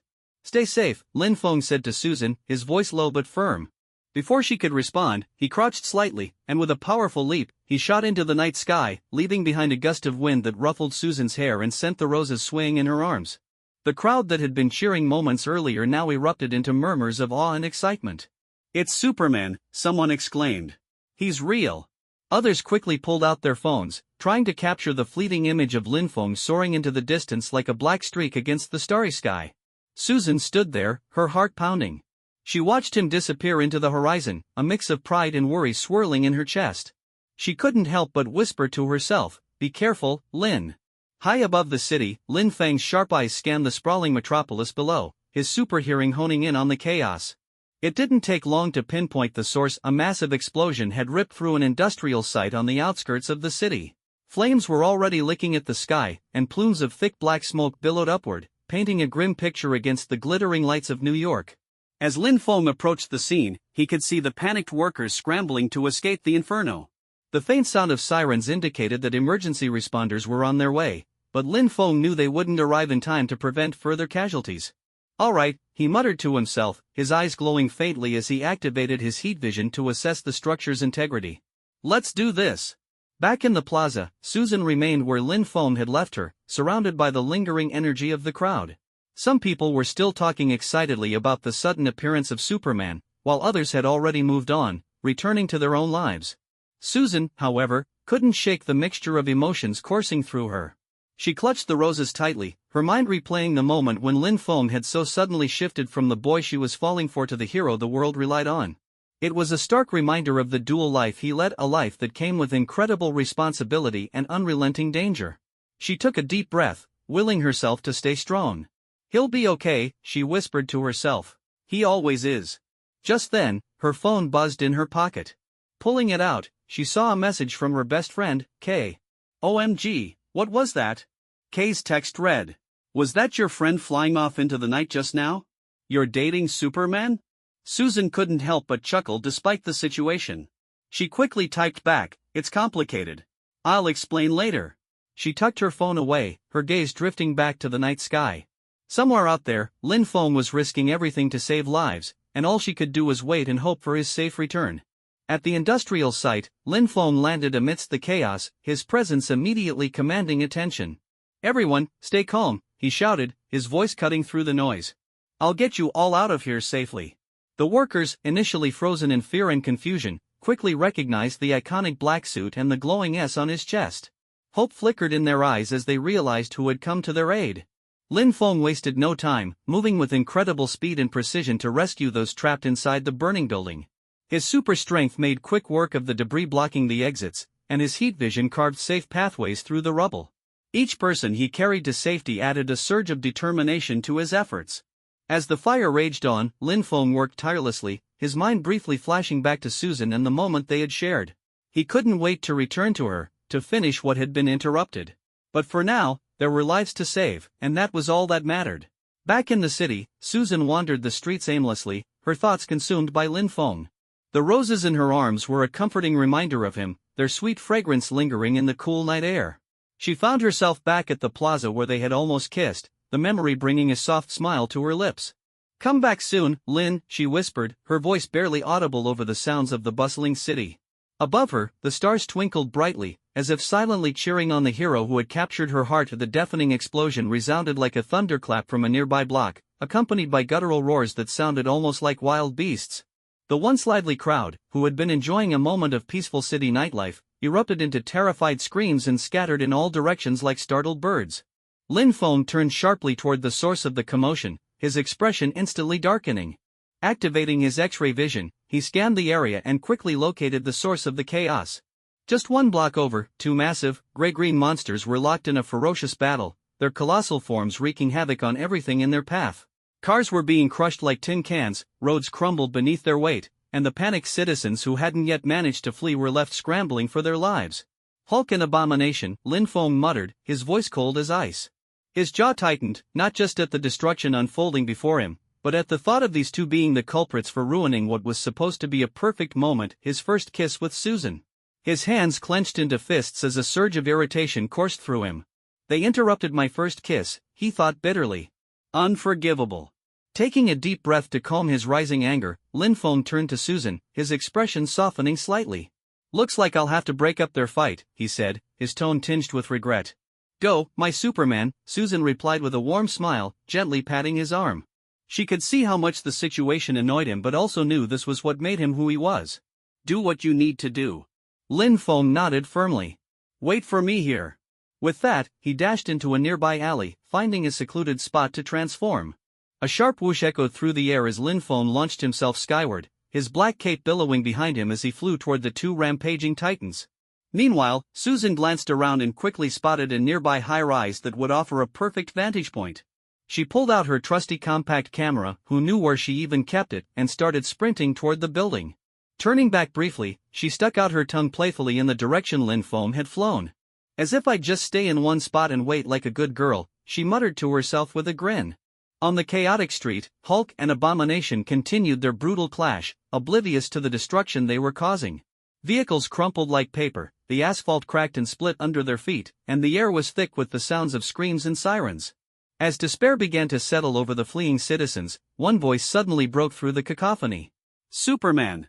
It's Superman! Heads turned skyward, and there he was, a streak of black cutting through the night like a shooting star. Lin Feng descended from the heavens with precise control, halting midair just above the combatants. It's really Superman! He's here! We're saved! Superman! Superman! Cheers erupted from the crowd below, their cries of relief and hope spreading through the street. Lin Feng's reputation had clearly taken root in the hearts of the people. To them, he was more than just a hero, he was a symbol of salvation, the one who always arrived in their darkest hour. Even the heavily armed soldiers stationed in their armored vehicles breathed sighs of relief upon seeing Superman arrive. If he was here, they wouldn't have to charge into what was essentially a death sentence. Against behemoths like Hulk and Abomination, ordinary humans stood no chance. High above, in a military helicopter, the soldiers turned to their commander, General Ross, awaiting his orders. General, one of them shouted, pointing out the window. It's Superman! He's on the scene! Ross's expression remained grim, but he waved his hand decisively. Hold position. Maintain altitude. Let's see how this plays out. The helicopter hovered steadily, its cameras trained on the unfolding conflict below. On the ground, Hulk and Abomination locked eyes, their mutual hatred evident as they roared at each other. The ground trembled as they charged, their massive bodies hurtling toward a devastating collision. But just before they could clash again, a blazing red heat beam sliced through the air, striking the ground between them with precise intensity. The shockwave forced both creatures to halt in their tracks, momentarily stunned. Hulk let out an enraged roar, his wild eyes scanning the scene until they landed on the hovering figure above. Confused and agitated, he growled, his primal instincts taking over. Abomination, however, recognized the black-clad figure immediately. His yellowed eyes narrowed, and a sinister grin spread across his grotesque face. Superman, he growled, twisting his massive neck as if loosening up for a fight. To him, Superman was just another opponent to crush, a pest who could fly and shoot lasers but was ultimately no match for brute strength. Lin Feng hovered silently, his piercing gaze sweeping over the two monsters. Aren't animals supposed to stay in the zoo? He said icily, his voice cutting through the air like a blade. What are you two doing rampaging on the streets like this? Abomination snarled, stepping forward. Come down here and fight me, Superman. Lin Feng smirked coldly. As you wish. With that, he dove toward Abomination, his fist cocked and glowing with energy. Boom! The impact was deafening, and Abomination was sent flying backward, crashing into the ground with such force that a crater formed beneath him. He groaned, stunned by the sheer power of Lin Feng's punch, but quickly shook it off and roared in defiance. Charging back toward Lin Feng, his massive clawed arm swung with terrifying speed, but to Lin Feng, it was laughably slow. He effortlessly dodged the attack, countering with a devastating kick that sent Abomination hurtling down the street, where he lay motionless for a moment, groaning in pain. Before Lin Feng could savor his small victory, a thunderous roar erupted from behind him.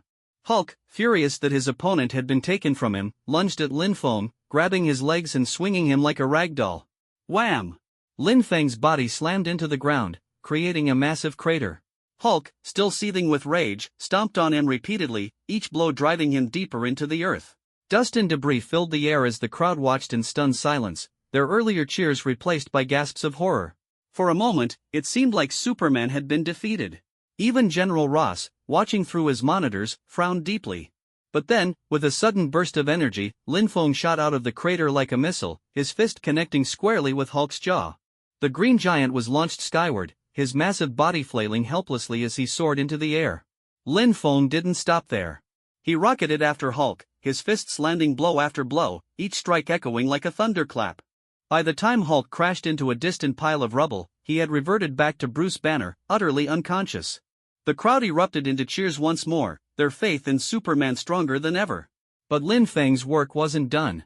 Abomination, now recovered, charged at him with renewed fury. "You're next," Lin Feng muttered, his eyes glowing with intensity. What followed was a blur of motion. Each of Lin Feng's attacks was precise and devastating. Within moments, he and Abomination had ascended so high into the sky that they disappeared from view, leaving the awestruck crowd to speculate on the outcome. The city, though battered, had once again witnessed the unparalleled power of its protector. The dense void of space was eerily silent as Lin Feng ascended, clutching Abomination by the ankle. The creature, battered and bruised beyond recognition, flailed weakly in Lin Feng's grasp, its monstrous face contorted with pain and desperation. The earth below grew smaller and smaller, transforming into a speck of blue and green light as Lin Feng sped higher and higher. Abomination's once mighty roars had devolved into hoarse, pitiful gasps. The lack of oxygen, combined with the unbearable cold of the upper atmosphere, was quickly overwhelming its massive, durable body. Its attempts to twist free from Lin Feng's iron grip were futile, and its claws ineffectively swiped at empty space. "Not so tough now, are you?" Lin Feng muttered, his voice cold and detached as he glanced at the defeated creature. He had made up his mind there would be no mercy for Abomination.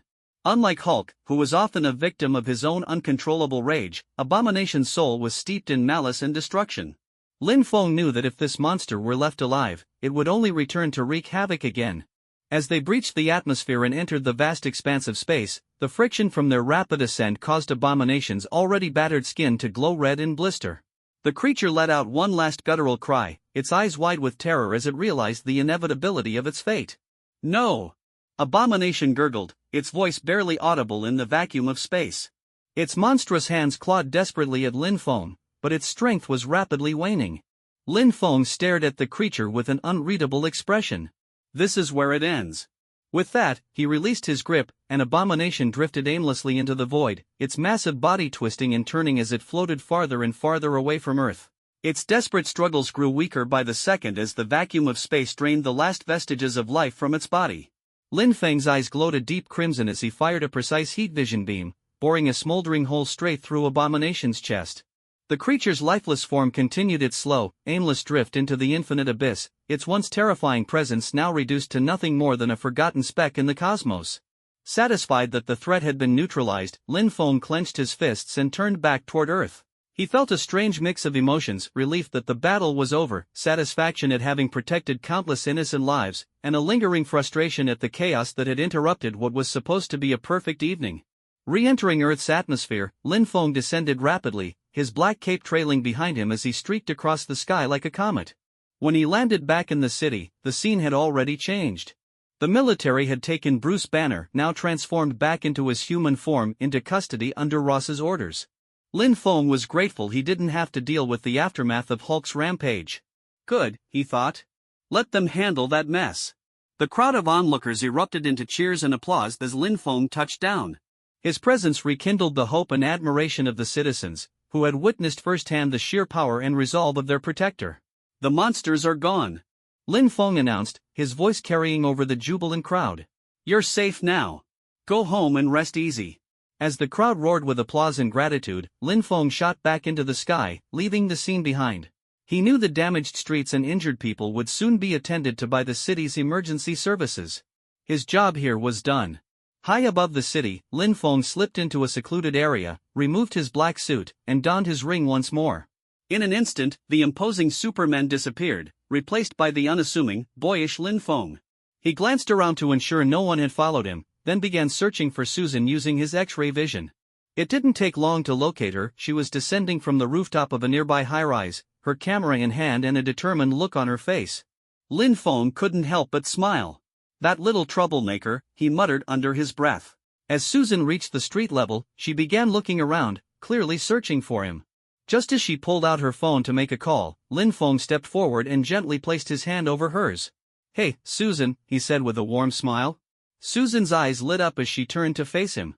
"Oh, Lin," she exclaimed, her voice trembling with emotion. Tears welled up in her eyes as she threw herself into his arms, clutching him tightly. "You're okay," she said, her voice filled with relief. Her hands roamed over his chest and arms, checking for injuries. "I was so worried when I saw you get hit. I've never seen you hurt before. Lin Feng chuckled softly, gently holding her hands to stop her frantic movements.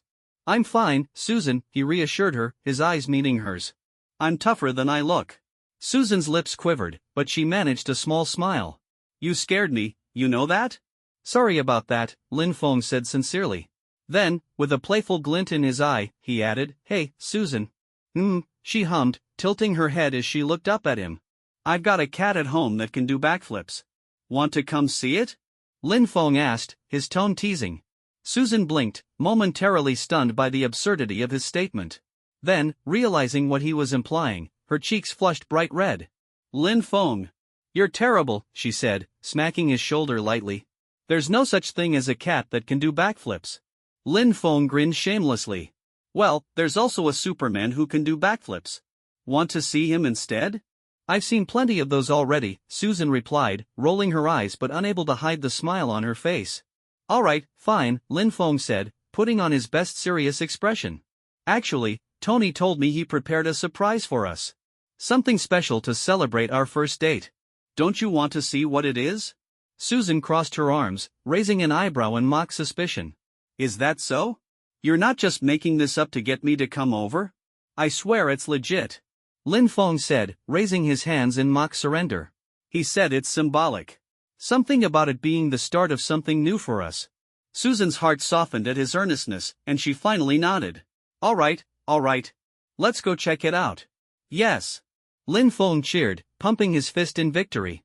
Unable to contain his excitement, he scooped Susan up into his arms, spinning her around before setting her back down. Wait, Lin. Not so fast, Susan said, holding up her camera. I've got to send these photos in first. They're time sensitive, and my editor's expecting them tonight. Lin Feng's face fell. What? How long is that going to take? Susan giggled at his exaggerated expression. Relax, silly. I've already called my assistant. She'll be here in about 30 minutes to pick them up. Lin Feng let out a sigh of relief. Okay, 30 minutes I can handle. He glanced around and spotted a cozy-looking cafe nearby. How about we grab some coffee while we wait? Susan smiled, her heart warming at his thoughtfulness. That sounds perfect. Hand in hand, the two of them walked toward the cafe, ready to savor a quiet moment together after the chaos of the night. For now, everything felt just right sitting quietly in the nearly empty cafe. Lin Feng and Susan both seemed a little restless as they waited for Susan's assistant to arrive and collect the news materials. The cafe was eerily silent, save for the soft hum of the television broadcasting emergency news updates about the earlier disaster. Outside, the streets were desolate, with only the distant wailing of ambulances and police sirens echoing through the night. The aftermath of the chaos had left the city shaken, and most residents had barricaded themselves indoors, too afraid to venture out. Susan busied herself on her phone, chatting with her best friend Kay about the evening's events. Her expression alternated between seriousness and amusement as she recounted everything that had happened. Lin Feng, on the other hand, was lost in thought, staring out the window. His mind replayed the intense battle he just fought, the destruction caused by the two monsters, and the consequences of his actions. A soft ding broke the silence. Lin Feng pulled out his phone and saw a message from Tony Stark. Opening it, he was greeted with an image that made his eyebrows shoot up in surprise. It was a photo of him in space, delivering the final blow to Abomination. His eyes narrowed as he muttered, "That was fast." He had only been back on Earth for about 10 minutes, yet Tony already had a picture of him in space. Lin Feng couldn't help but wonder how Tony managed to get this so quickly. Was Tony monitoring him? The thought was unsettling. Before he could ponder further, his phone buzzed again. This time, it was a call. Lin Feng answered, and Tony's familiar, teasing voice came through. Lin, seriously? You took your date to outer space? Was that your idea of a romantic evening, Superman's cosmic showdown? I have to say, you never fail to surprise me. You're a certified monster, man. Lin Feng couldn't help but chuckle at Tony's sarcasm. And how, exactly, did you find out about this? He asked, though he had a pretty good guess. Let's just say Stark Industries satellites were in the neighborhood, Tony replied smugly. By the way, should I thank you for not accidentally smashing my satellite to bits? Oh, come on, Tony. My aim is impeccable, Lin Feng retorted with a grin. Besides, Stark Industries is partially mine too. Why would I wreck my own satellite? Tony snorted. Fair enough. But let me ask you this, did you seriously think that monstrosity was my idea of a surprise for your date? Give me some credit, Lin. Lin Feng raised an eyebrow, intrigued. So the surprise wasn't a giant green rage monster? What a relief. For a second there, I thought you were losing your touch. Please, Tony said, rolling his eyes on the other end of the line. The surprise I planned for you is waiting at your villa. Trust me, when you get home with your girlfriend, you'll be thanking me. Now Lin Feng was genuinely curious. What could Tony have possibly prepared? Knowing Stark, it could be something extravagant or utterly ridiculous, or both. Tony's tone suddenly shifted, becoming more serious. Lin, listen. I didn't just call to chat about your intergalactic brawls. I need you to be careful. The footage of you taking down Abomination in space, Stark Industries wasn't the only one who saw it. You know what I mean, right? Lin Feng's expression turned serious as well. He understood immediately. You're talking about J-Force. Exactly, Tony confirmed. Those people are anything but friendly. If Stark Industries picked up the footage, you can bet they did too. Lin, the level of power you displayed tonight, it's way beyond anything they've seen before. To them, you're not just a superhero. You're an uncontrollable, alien-level threat. They'll act, Lin. Maybe not today, maybe not tomorrow, but they will. You need to stay sharp and watch your back. I understand, Lin Feng said calmly. Thanks for the heads up, Tony. I'll be careful. Good. Just remember, if you need backup, don't hesitate to call me. With that, Tony ended the call. Lin Feng stared at his phone for a moment, his eyes narrowing as a dangerous glint flashed through them. He knew all too well how the government operated. They wouldn't sit idly by while someone as powerful as him roamed free. Conventional weapons posed no threat to him, but he wasn't naive. He knew they'd resort to more extreme measures if they deemed it necessary. System. Get out here. Lin Feng called out in his mind. What is it now? The system grumbled, clearly annoyed. It's late. Can't you let me rest? You, rest? Lin Feng asked, baffled. Since when does a system need rest? Just tell me what you want, the system said, clearly uninterested in continuing the conversation. Can I survive a nuclear blast in my current state? Lin Feng asked bluntly. He wasn't entirely sure if his Man of Steel physique could withstand such an attack, and he needed to know. The system's tone shifted, becoming mockingly enthusiastic. Oh? Now that's an interesting question. Let me think. Nope. Absolutely not. Lin Feng's face darkened. You're way too excited about this. Are you a dog, system? Calm down, host, the system said with a chuckle. If you want to survive a nuclear blast, it's simple. Just upgrade to Silver Age Superman. Easy peasy. Lin Feng's breath caught. Silver Age Superman. That's right, the system said, sounding like a salesperson pitching a product. With Silver Age Superman's abilities, you'd not only survive a nuclear explosion, but you'd also be strolling through it like it's a summer breeze. Want to upgrade? It's a steal. Lin Feng hesitated. He knew just how overpowered Silver Age Superman was, breaking time barriers, sneezing away solar systems, bending reality itself. It was tempting, but he also knew such power came with a hefty price tag. How much does it cost? Only 100 million reputation points, the system said cheerfully. A bargain, really. Lin Feng's jaw dropped. 100 million? You're running a scam, aren't you? It's not expensive, the system replied smoothly. Do the math.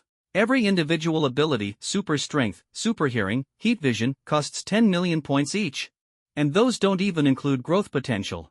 With Silver Age Superman, you get everything bundled together plus the ability to grow stronger. Lin Feng sighed, feeling both frustrated and tempted. How much reputation do I have now? Currently, you've accumulated 8.7 million reputation points, the system reported.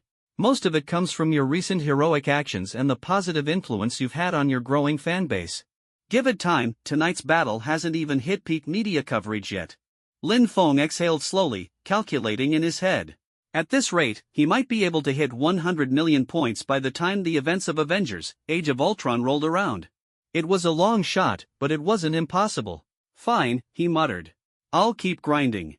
Good boy, the system quipped. Now let me sleep. And with that, it went silent. Lin Feng shook his head, leaning back in his chair. His gaze drifted to Susan, who was still typing away on her phone, her expression serene. Despite the challenges ahead, he felt a sense of calm. Whatever came next, he would face it head-on. For now, he would savor this moment of peace. As Lin Feng and Susan returned to the villa, they were immediately struck by the breathtaking sight before them. The entire villa, inside and out, was covered in a sea of vibrant red roses, illuminated by multicolored lights that made the spectacle look like something straight out of a fairy tale. Susan gasped in awe, her hands covering her mouth as she took in the scene. Wow! What a grand gesture!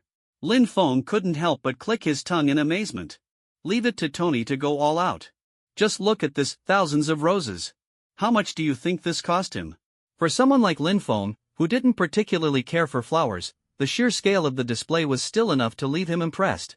For Susan, however, this was pure magic, a dream come true. She giggled like a child, running into the ocean of roses, her laughter echoing in the cool night air. Watching her, Lin Feng felt a warmth in his chest. Inwardly, he thanked Tony for the assist. Good job, Tony. You really outdid yourself this time. Hey! Susan! Lin Feng called out, waving her over with a smile. What is it, Lin? Susan responded, running back to him with her eyes sparkling like stars. Her cheeks were flushed from excitement, her joy palpable. Do you like it? Lin Feng asked, reaching out to pinch her slightly rosy cheeks. Like it? I love it. Susan said, her smile radiant. Be sure to thank that big spender friend of yours for me, she added, using the phrase big spender, a term she had learned from Lin Feng himself. Let's take a photo together, Susan suggested, tugging on Lin Feng's arm as she pulled him toward a heart-shaped arrangement of roses.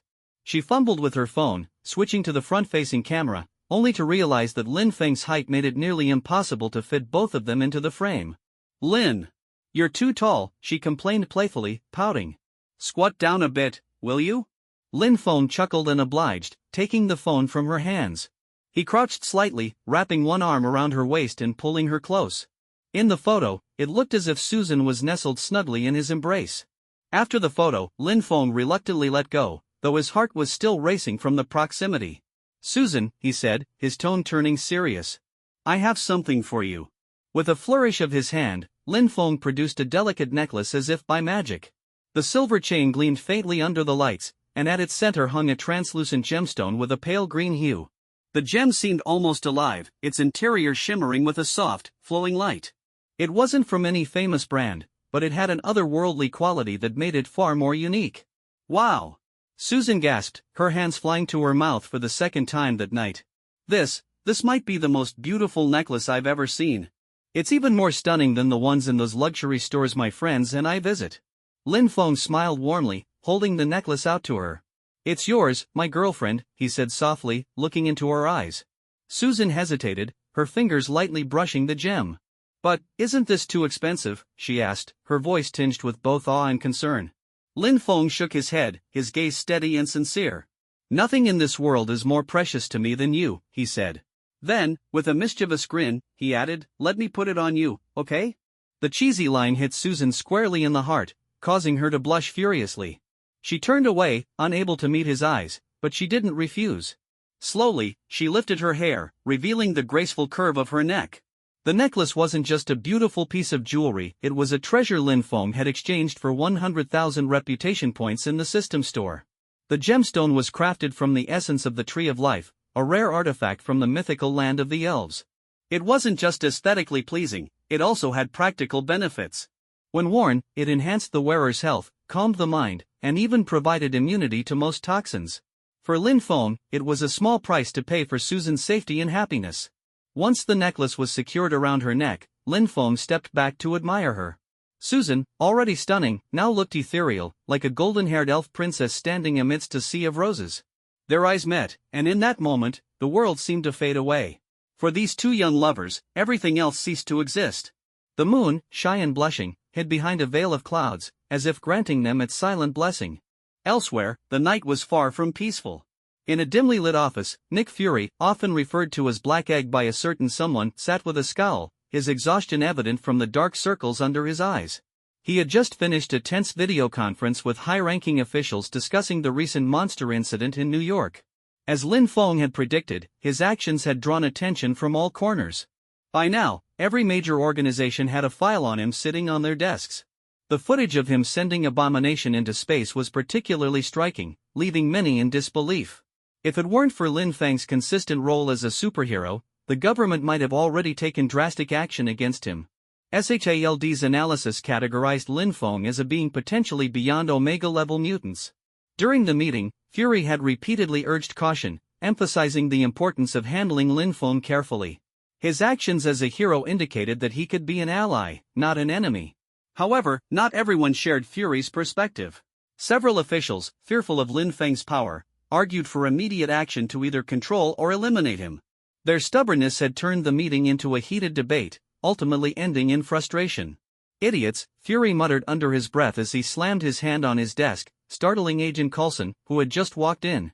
"Yes, sir, your coffee," Coulson stammered, setting the cup down before retreating quickly.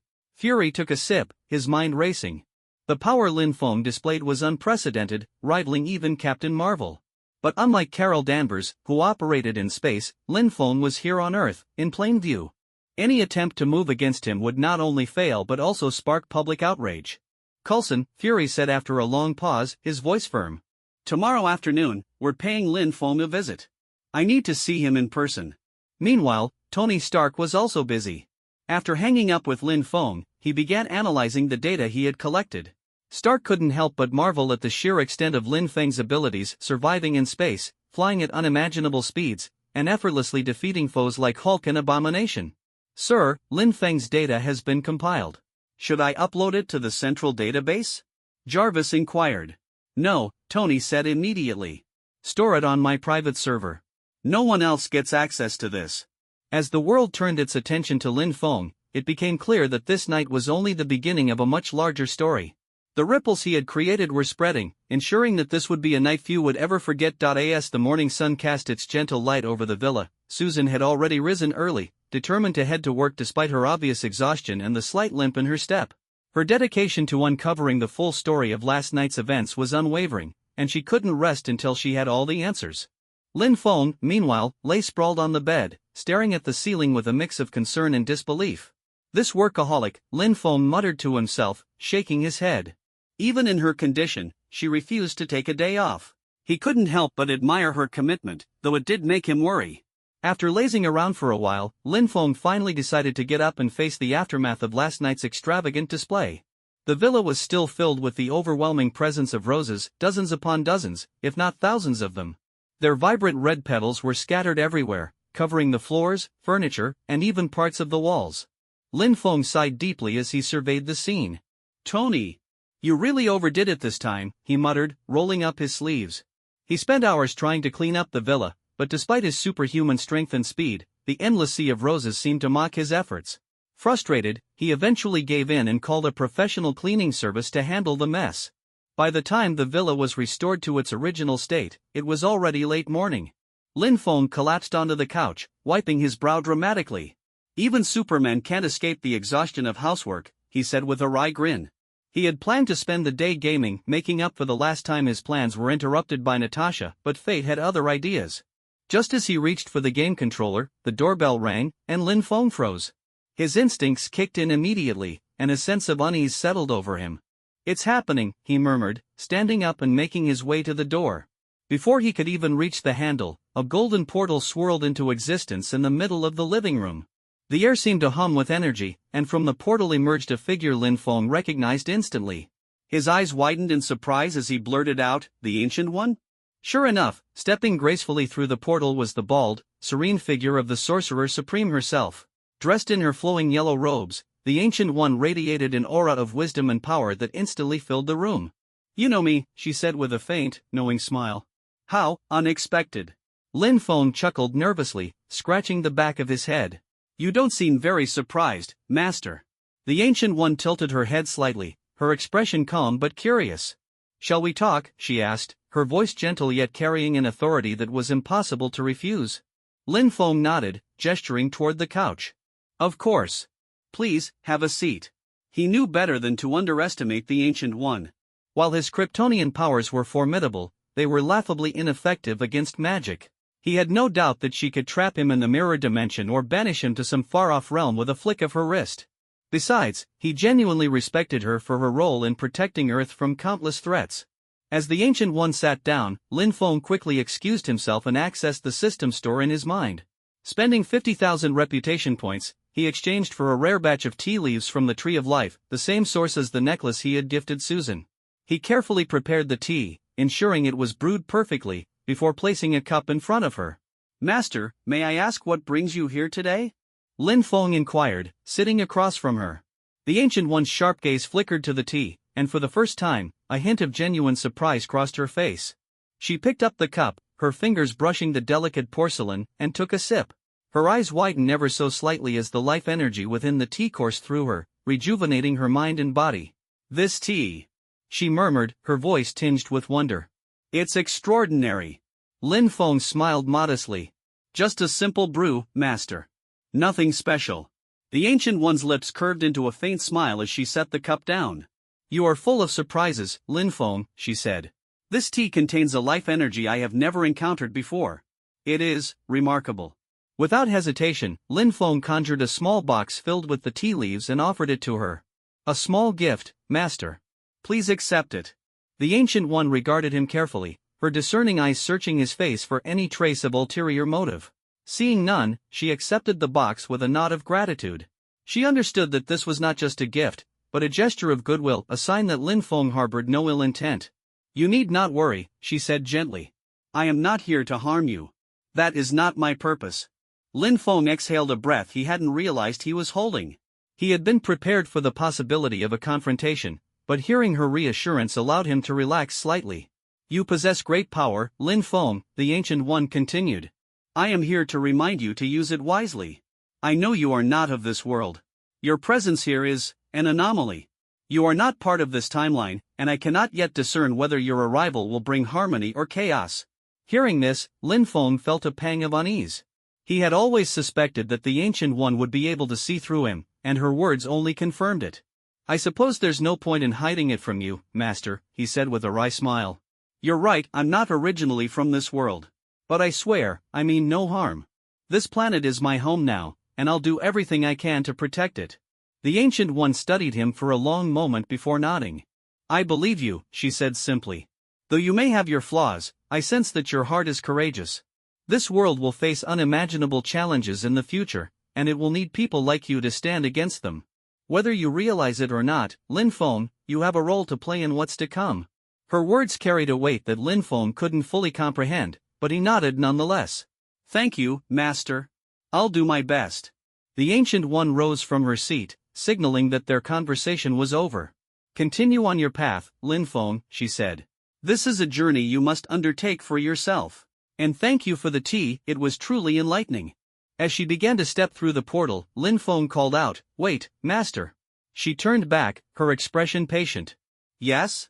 Can I learn magic?" he asked hesitantly, his curiosity getting the better of him. The idea of mastering the mystic arts had always intrigued him, and he wondered if it was even possible for someone like him. The Ancient One smiled knowingly. "You can," she said. "But not yet." Before Lin Feng could press further, she added, "When the time is right, I will find you." With that, she disappeared into the portal, leaving Lin Feng with more questions than answers. He barely had time to process her cryptic words before the doorbell rang again. Sighing, he got up to answer it.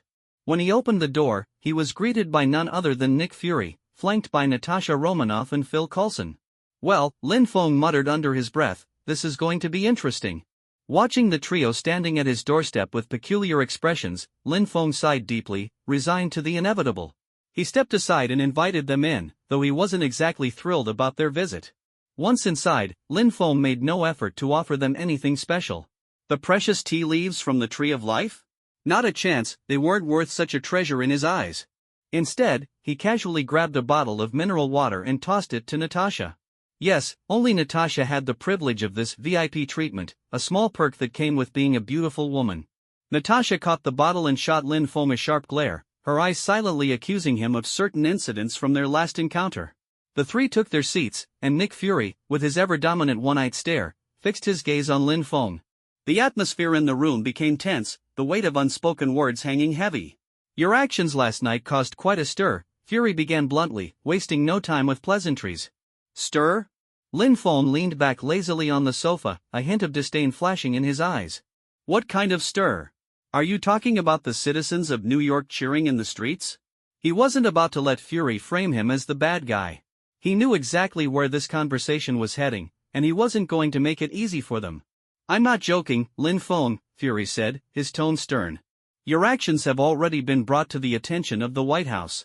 If I hadn't intervened, you'd be dealing with a squad of soldiers at your doorstep right now." Fury's words were calculated, designed to test Lin Feng's reaction and boundaries. Lin Feng waved his hand dismissively, his patience already thinning. "Don't try your shield games with me, Nick Fury," he said, his voice dripping with irritation. "What crime have I committed? Protecting the city? Saving innocent lives? If they want to send soldiers, let them. Iron Man couldn't take one of my punches. Do you think your soldiers stand a chance? Go ahead, let them try." His tone was defiant, his confidence unshakable. Fury's expression didn't change, though inwardly he acknowledged how difficult Lin Feng would be to sway. Switching tactics, he softened his tone and tried a different approach. "We're here to help you, Lin Feng. Joining the Avengers initiative would put a lot of people at ease." The implication was clear, those people were the ones pulling the strings behind the scenes. Lin Feng snorted, unimpressed. "Why should I care about putting them at ease? This isn't some playground game you're trying to rope me into." Fury pressed on, his voice steady. "You need to live in this world, Lin Feng. This is a mutually beneficial arrangement. You provide them with reassurance, and in return, they provide you with the freedom to live your life without interference." Lin Feng's eyes narrowed, his expression turning icy. "Complex? Disaster," he repeated mockingly. "You mean like the Tesseract? I'm guessing you still haven't figured out what that thing really is, have you? Now that's what I'd call complex." Fury's eye widened slightly, the only indication of his shock. "How do you know about the Tesseract?" he demanded, his voice laced with suspicion. The Tesseract's existence was classified information, known only to a select few within S.H.I.E.L.D. Lin Feng's smirk deepened. "How do I know? The real disaster isn't the Tesseract, it's you lot poking around where you don't belong. Some things are beyond Earth's capability to handle. Taking something that doesn't belong to you only invites trouble. You're always so confident that you're in control, but you're not. Remember the Kree? Or have you conveniently forgotten?" His words were sharp, cutting through the room like a blade.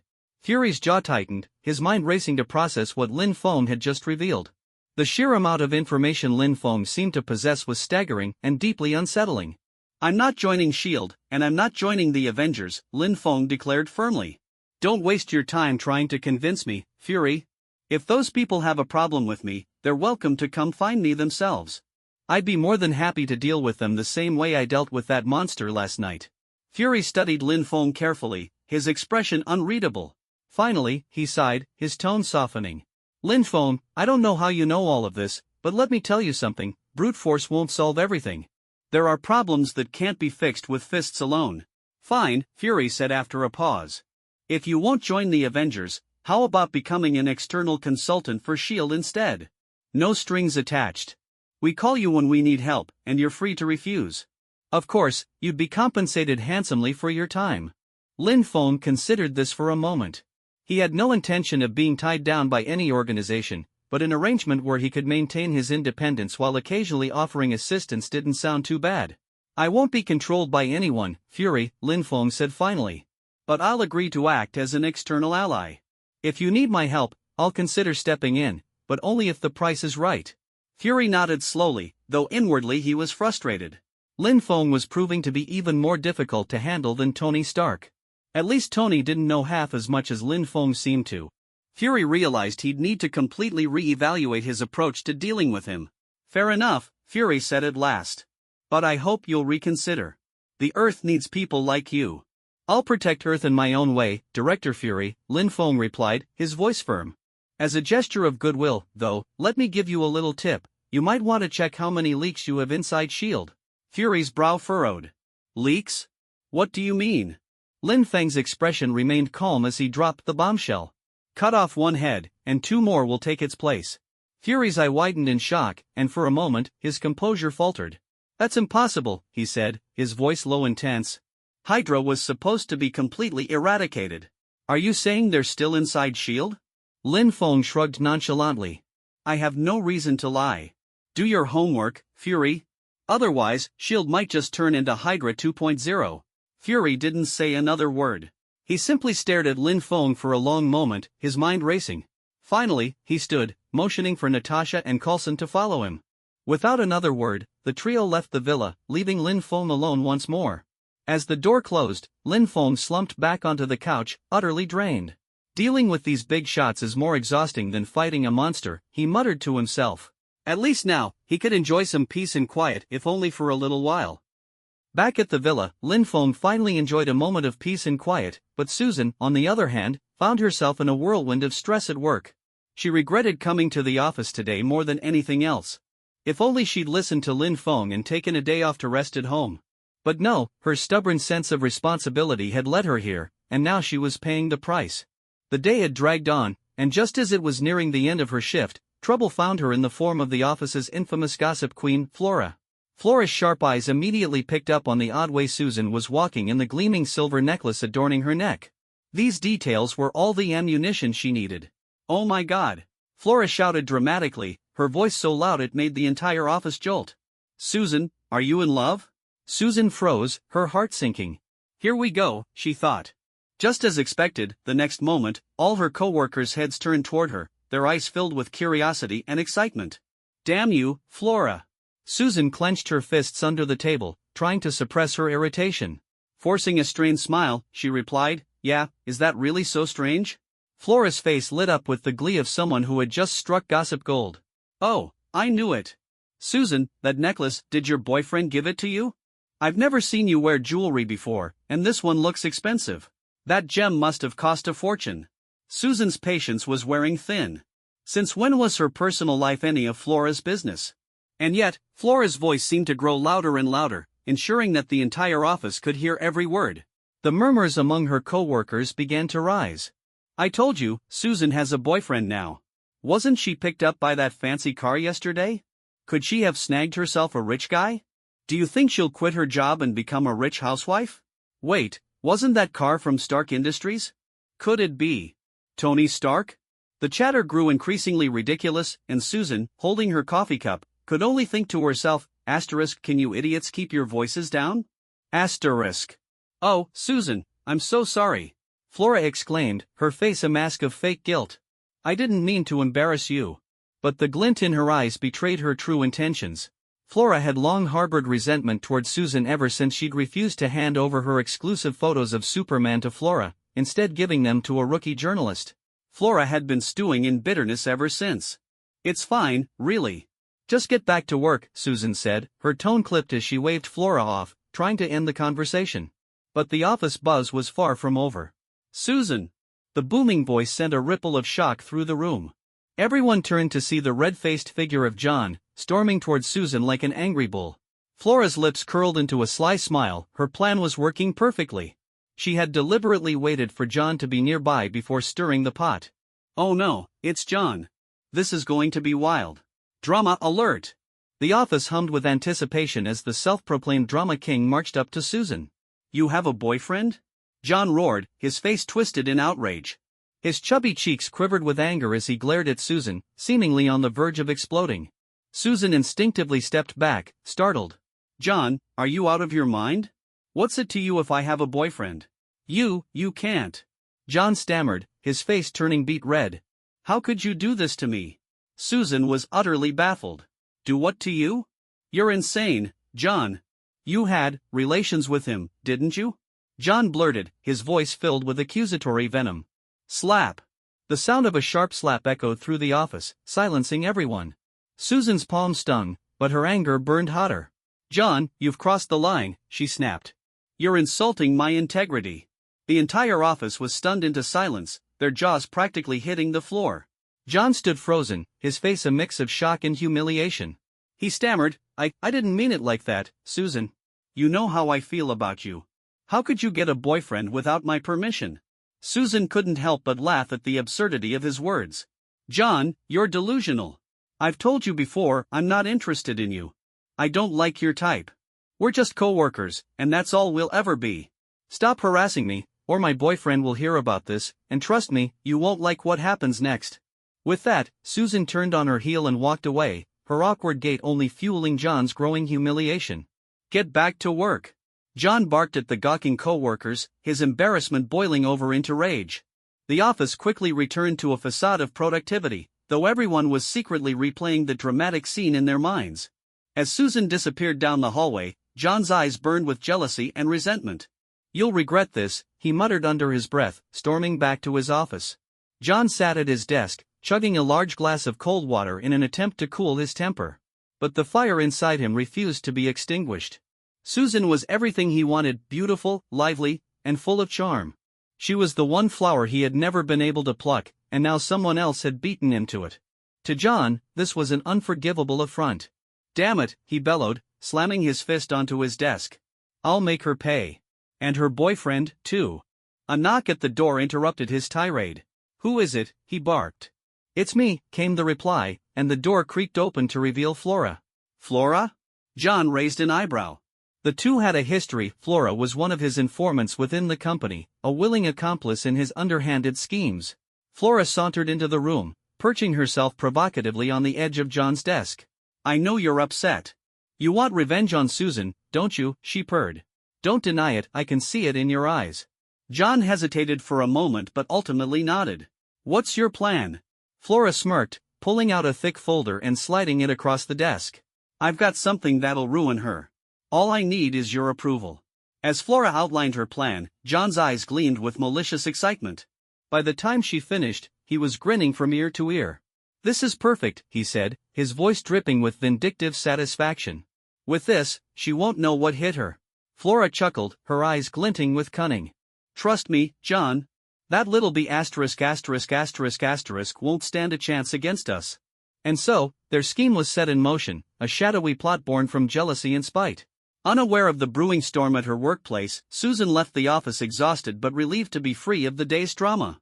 Little did she know, her troubles were far from over. Lin Feng finally enjoyed a few days of peace, but that tranquility was interrupted when he saw Tony Stark's live broadcast on television. The hearing about Tony handing over the Iron Man suit was being aired, and Lin Feng immediately understood this was the beginning of the Iron Man 2 storyline. He realized that Tony was likely already suffering from palladium poisoning, and it might be even worse than in the original plot. Tony's competitive nature and his desire to not let Lin Feng hog the spotlight had likely caused him to overuse the Iron Man suit in public appearances, further exacerbating his condition. After a moment of contemplation, Lin Feng stood up, deciding to visit Stark's villa. Since flying during the day would attract too much attention, he opted to drive instead. When Lin Feng arrived at Stark's villa, he encountered Pepper Potts at the entrance. "Hey, Pepper. Is Tony home?" Lin Feng asked, his voice friendly. He quickly noticed the stormy expression on her face and added, "You look upset. Did Tony do something to piss you off?" Pepper turned around, surprised to see him. "Oh, Mr. Lin," she responded, then immediately launched into a tirade. "Yes, he did. You have no idea what that idiot just did." It seemed she had found someone to vent to, and she spared no detail. "He donated all of our modern art collection. Every single piece. Without even consulting me." "Donated? To whom? The Boy Scouts of America?" Lin Feng asked, raising an eyebrow. "Exactly. Can you believe it?" Pepper exclaimed, her frustration evident. "I spent 10 years curating that collection, Lin Feng. 10 years. And he just gave it all away without saying a word." Pepper was so angry she was nearly stomping her feet, and Lin Feng awkwardly scratched the back of his head, unsure how to respond. "I can't talk to you about this right now, Lin Feng," Pepper said, her voice firm. "I'm going to confront him." She started marching toward the villa. "Wait, Pepper." Lin Feng quickly stepped in front of her, stopping her in her tracks. "Listen," he began cautiously, "Tony's been dealing with something lately." He hesitated, unsure if he should reveal Tony's palladium poisoning. Dealing with something? What could he possibly be dealing with? Another magazine cover model? Pepper's anger flared again at the thought. All right, Pepper," Lin Feng said, raising his hands in surrender. "You know the arc reactor in his chest?" He gestured to his own chest in a circular motion. "The arc reactor?" Pepper asked, her expression softening slightly. "Yes, that," Lin Feng confirmed. "It saved his life, but it's also killing him. The core of the reactor is made of palladium, and it's poisoning him. I don't think he's found a solution yet." Pepper's expression shifted from anger to shock and worry. "Oh my God," she whispered, her voice trembling. "He never told me. If he doesn't find a replacement element soon, his life." Lin Feng paused, letting the gravity of the situation sink in. His life might be on a countdown. Pepper's hand flew to her mouth as she processed the information. Her earlier fury was now replaced by fear and concern. I need to see him, she said, moving toward the villa again. Wait, Pepper. Lin Feng called out, stopping her once more. I came here to help Tony with his palladium poisoning. Let me handle this, okay? You have a way to cure him? Pepper asked, her eyes brimming with hope. That's right, Lin Feng replied with a reassuring smile. But I'll need a little help from you. Can you prepare a pot of hot water and 2 cups? That's it? That's it, Lin Feng confirmed. You take care of that, and I'll go talk to Tony in the meantime. All right, Pepper said, still skeptical but willing to trust him. Please, Lin Feng, help him. With that, she headed upstairs to prepare the hot water, while Lin Feng made his way toward Tony's underground workshop. As he walked, he activated his super hearing to gauge Tony's current condition. How much of this disgusting stuff do I have to drink every day?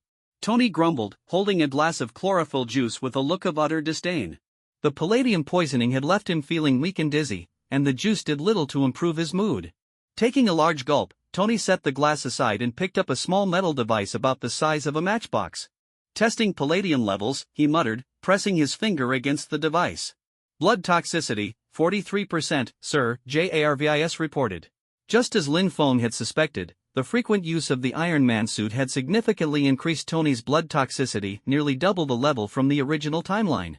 Continued use of the suit is worsening your condition, sir, JARVIS informed him. Tony tapped his fingers irritably on the desk, his frustration mounting. Replacing the core in his arc reactor, he glanced down at the dark spiderweb-like veins spreading across his chest and sighed heavily. Sir, JARVIS interrupted his thoughts, Mr. Lin Feng is here. Lin? What does he want?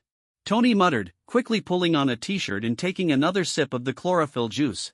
Lin Feng entered the workshop just in time to catch Tony mid-sip. Hey, Tony. How's the juice? Tasty? Lin Feng teased, a sly grin on his face.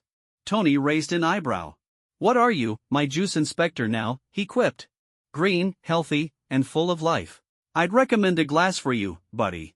Lin Feng chuckled. No thanks. I'm here to drink tea, not chlorophyll. Tea? I don't have time for tea, Tony said, shaking his head. Do you see the state I'm in? Trust me, Tony, Lin Feng said, placing a hand on his shoulder and steering him toward the stairs. My tea is worth your time.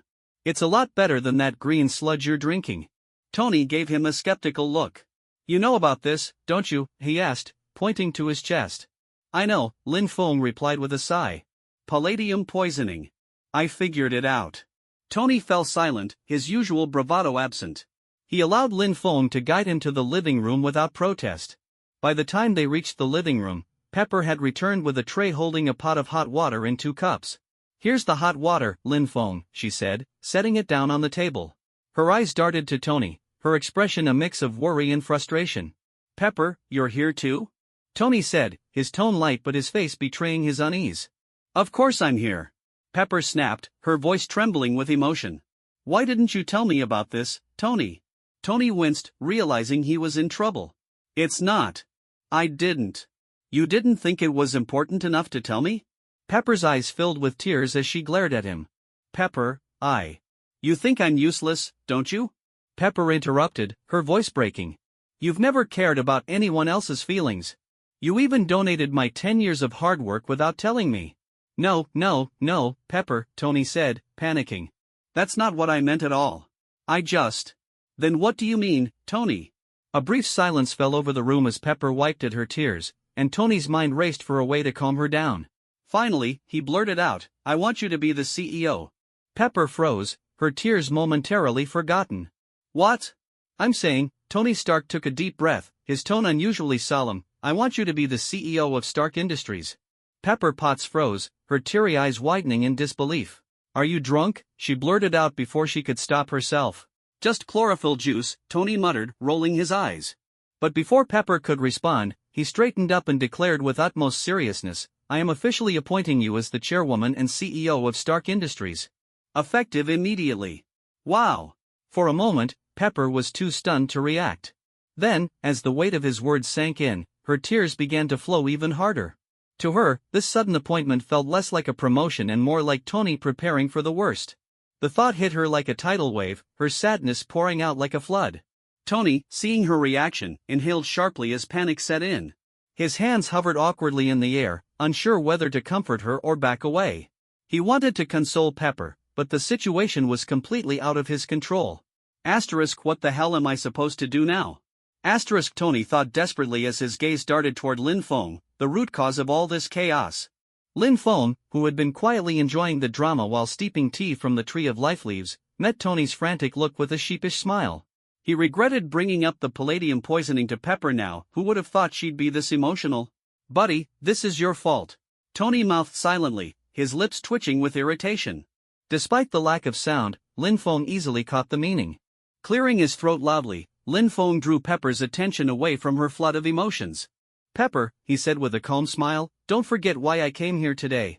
Pepper blinked, suddenly remembering Lin Feng's presence. Embarrassment flushed her cheeks as she realized how openly she had been crying. Lin Feng pushed 2 cups of freshly brewed tea across the table toward them. The room was immediately filled with a peculiar, soothing aroma. Both Tony and Pepper instinctively inhaled the scent, feeling a sudden clarity and refreshment wash over them. Try it, Lin Feng said, grinning. This is something money can't buy. Especially you, Tony, this tea is particularly effective for your palladium poisoning. Pepper hesitated, pointing at the cup. This can cure Tony's palladium poisoning, she asked skeptically. She recognized the tea as some kind of Eastern herbal brew, but she had never heard of tea curing something as severe as palladium poisoning. Miss Potts, Lin Feng said with a reassuring smile, you won't know until you try it. And it's good for you too. Drink it while it's hot. Still unsure, Pepper picked up her cup, eyeing the strange tea leaves floating in the pale green liquid. It looked unlike anything she had seen before, with a faint, transparent mist swirling within the tea. With a deep breath, she took a sip. As the tea went down, Pepper felt a sudden warmth spreading through her body like a gentle tide. Oh my God, she exclaimed, her eyes widening as she noticed immediate changes. Her slightly pale skin became visibly brighter and smoother, the faint blemishes from stress and sleepless nights fading away. Even her hair seemed shinier and full of life. I feel incredible. Pepper gasped, her voice filled with awe. This is unbelievable. WTF? Tony stared at her, his mouth slightly agape. Pepper, you look younger? Pepper quickly pulled out a compact mirror from her bag, inspecting her reflection with growing amazement. Her gasps of disbelief only confirmed Tony's observation. Seeing this, Tony didn't hesitate any longer. He grabbed his cup and downed the tea in one go. Immediately, a comforting warmth surged through his body, washing away the dizziness and fatigue that had plagued him. He felt his strength returning, his energy renewed. Tony yanked up his t-shirt, staring intently at the spiderweb-like black veins around his arc reactor. To his astonishment, the dark marks began receding before his very eyes, retreating toward the reactor until they completely vanished. Holy sh! Tony exclaimed, unable to believe what he was seeing. He grabbed his palladium toxicity testing device and pressed his thumb against it. Beep beep. The device displayed the result, palladium content, 0%. Jarvis's calm voice followed. Congratulations, sir. Your palladium levels have been completely neutralized. This isn't scientifically possible. Tony turned to Lin Feng, his face a mixture of disbelief and joy. Then it hit him, he wasn't dying anymore. I'm not gonna die? I'm not gonna die. Who cares if it's scientific or not? Lin Feng said, rolling his eyes. It saved your life, didn't it? You're right, Lin. Tony said, grinning like a child. Forget science, this stuff is a miracle. For weeks, Tony had been desperately searching for a solution to the palladium poisoning, trying every possible element, every potential fix. Nothing had worked. But now, this seemingly ordinary tea had completely cured him. What is this tea? Where can I buy more? Tony asked eagerly, his mind already racing with possibilities. If this tea could neutralize palladium poisoning, it could revolutionize his use of the Iron Man suit. Lin Feng sighed, already guessing what Tony was thinking. You can't just rely on this tea forever, Tony, he said seriously. It's only a temporary fix, it treats the symptoms, not the cause. I know what you're saying, buddy, Tony replied, his tone bitter. But I've tried everything. Every element, every combination. Nothing can replace palladium. It's saving me, but it's also killing me. What else can I do? No, Tony, Lin Feng said, his voice calm but firm. You haven't tried everything. Tony frowned, confused. What do you mean? I haven't tried everything? There's something your father left for you, Lin Feng said cryptically, a mysterious smile on his face. My father? Tony repeated, his confusion deepening. What are you talking about? You'll understand soon enough, Lin Feng said, leaning back. In the next few days, Nick Fury will come to see you. Oh, that guy. Tony groaned. I've already told him I'm not interested in his superhero boy band. I don't want to see him. Lin Feng merely smiled, his expression unreadable. Tony narrowed his eyes, suspicious. Suddenly, a thought clicked in Tony's mind. Wait a minute, does he have something that can fix the palladium problem? Not directly, Lin Feng clarified. But he has something your father left behind. Something that might hold the key to solving your problem. Tony's gaze sharpened as he processed Lin Feng's words. When Fury comes, just hear him out, Lin Feng advised. Satisfied that he had pointed Tony in the right direction, Lin Feng stood up to leave. He pulled a small pouch of the Tree of Life tea leaves from his pocket and handed it to Tony. This is for you and Pepper, Lin Feng said. But don't drink it too often. Once a week, one leaf at a time. It'll help improve your overall health. Thanks, buddy, Tony said, genuinely touched. Then, with a sly grin, he added, so, any chance you've got more of this? Absolutely not. Lin Feng shot back, exasperated. This stuff is priceless, you won't find it anywhere on Earth. Just be grateful you've got enough to last until your problem is solved. Tony laughed, his usual humor returning, while Pepper gave Lin Feng a heartfelt bow of gratitude. Thank you, Lin, Pepper said sincerely. I don't know what we would have done without you. Lin Feng waved it off with a smile. Take care of yourselves, he said before heading out. As he drove toward Susan's office to pick her up after work, he couldn't help but feel a sense of satisfaction.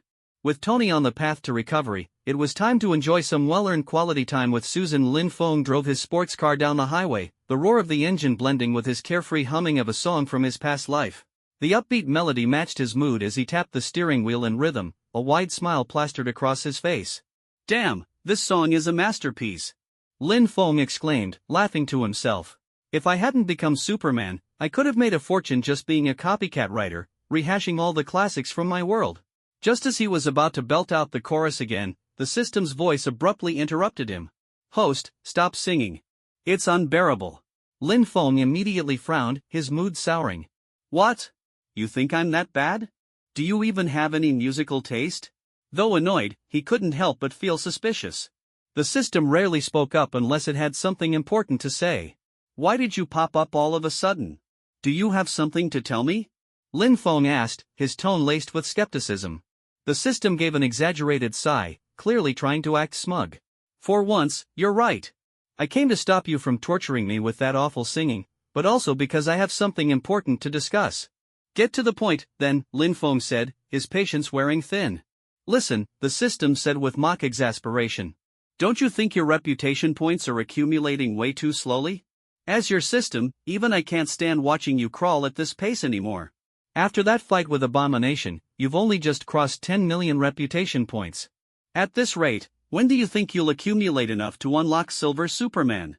Lin Feng scowled. What do you mean, slow? I've been working my ass off, fighting crime every day. And I still make time to play video games twice a week. 10 million points isn't exactly pocket change, okay? What do you expect me to do, storm into space and take down Thanos right now? If you think it's slow, why don't you give me more missions? Lin Feng retorted, crossing his arms. The system chuckled. That's exactly why I'm here. Surprise! I've got a brand new mission for you, and trust me, the rewards are huge this time. Lin Feng narrowed his eyes. Oh really? I'm so interested. Go on, impress me. Don't be so cynical, the system said indignantly. I'm telling you, this mission's reward is massive. Define massive, Lin Feng said, unimpressed. He'd been burned by the system's so-called rewarding missions before. The highest payout he'd seen was a measly 1 million reputation points, and even that had required exhausting levels of effort. How does 10 million reputation points sound? The system said smugly. The tires of Lin Feng's R8 screeched as he slammed on the brakes. He stared at the dashboard, convinced he'd misheard. How much? 10 million? Are you serious? Dead serious, the system replied, clearly enjoying Lin Feng's reaction. Now, are you interested? Interested? Hell yes, System Overlord. Tell me more. Lin Feng said, his previous skepticism replaced by excitement. A mission with a reward that size was practically unheard of. It could save him months, if not years, of grinding reputation points. Good. I thought you'd see reason, the system said, clearly pleased. With a cheerful ding, the details of the mission appeared in Lin Feng's mind. Mission: save the DC parallel universe. Objective * prevent the fusion of the mother boxes, defeat Steppenwolf, and stop the corrupted, mind-controlled Superman. Mission based on the movie universe of Justice League. Mission duration * 10 days. Time remaining until start * 3 hours. Reward 1 * 10 million reputation points. Reward 2 * additional reputation points based on performance rating. Lin Feng read through the mission details twice, his brows furrowing deeper with each pass. Wait a minute. DC Universe? Do you mean to tell me I have to travel to another universe to do this mission? Exactly, host, the system chirped. This mission requires you to cross over to the DC Universe to complete it. Lin Feng rubbed his temples. And what's this about Steppenwolf and a mind-controlled Superman? That wasn't part of the original Justice League plotline. Don't tell me you've messed with the story just to make it harder for me. Of course not, the system said, feigning innocence. But do you really think you'd get 10 million reputation points just for taking down Steppenwolf? The stakes have to be higher. Remember, the bigger the risk, the bigger the reward. Lin Feng groaned. Fine. Tell me more about these risks. How bad are we talking? Let me finish, the system snapped. If you interrupt again, I'll stop explaining altogether. All right, go ahead, Lin Feng said, gesturing as if to let the system take the stage. The system sighed dramatically before continuing. In this mission, you'll be facing a coalition of villains from countless parallel worlds. These aren't just ordinary bad guys, they're backed by something similar to me. Think of them as rival systems, but nowhere near as advanced as yours truly. Lin Feng's eyes widened. Wait a second. Are you saying there are other systems out there? Am I not the only chosen one? They're not like you, host, the system clarified. These so-called systems are offshoots, subsystems, if you will. They're weaker, and they're all controlled by a central entity. These subsystems attach themselves to evil personalities in various parallel worlds, amplifying their abilities and desires. We call these hosts exiles. Exiles? Lin Feng repeated, intrigued. Correct, the system said.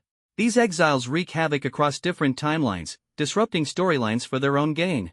The more they deviate from the original plot, the more energy they harvest when the timeline inevitably tries to correct itself. Your mission is to stop one of these exiles who has interfered with the DC Universe's main storyline. Let me guess, Lin Feng said, crossing his arms. This exile gave Steppenwolf a special weapon to mind-control Superman, completely derailing the original plot. Exactly. Batman, Wonder Woman, and the others can't handle a corrupted Superman, and they've suffered repeated defeats. The Flash is currently on the run, trying to keep the third mother box hidden. Your job is to defeat Steppenwolf and free Superman from his mind control, all while keeping an eye out for the exile. They're sneaky, and they'll do everything they can to sabotage you. Lin Feng leaned back in his seat, processing the information. So let me get this straight, he said slowly. I have to fight Steppenwolf and a corrupted Superman, stop the mother boxes from fusing, and deal with some sneaky exile who might stab me in the back? Pretty much, the system said cheerfully. Lin Feng sighed heavily. You really don't make things easy, do you? Come on, host, the system said, its tone almost teasing. Where's your sense of adventure? Think of the 10 million reputation points. Lin Feng shook his head, muttering under his breath. This is going to be one hell of a mission. Lin Feng carefully analyzed the situation and gradually understood the essence of the mission. This was essentially a remixed version of the Justice League plot. The exiles were tampering with the timeline to harvest timeline energy, and his job was to stop them and restore the plot to its original course. By doing this, the timeline's energy consumption during its correction would reduce, depriving the exiles of their ill-gotten gains. After some thought, Lin Feng raised a few key questions. First, putting aside the moral argument, why do we need to stop the exiles from siphoning timeline energy? This doesn't seem to directly affect our world, does it? He knew this was a rather cold perspective, but it was a valid question. The system clearly had deeper motives for involving him, as this didn't appear to be just about heroics. Though Lin Feng had Superman's abilities, he understood the phrase Dark Superman is 3 times stronger all too well and didn't want to face such an opponent without good reason. The system, for once, answered patiently. By helping a timeline reduce its energy consumption during correction, the timeline itself will reward you with some of that saved energy. In simple terms, you help it save energy, and it helps you grow stronger. Lin Feng nodded thoughtfully. The reward from the timelines will likely wouldn't be trivial. He then asked another pressing question, alright, but doesn't the DC universe have its own powerful beings? Shouldn't they be capable of handling a dark Superman and the exiles themselves? Why would a mission like this get assigned to us? This was the crux of his concern.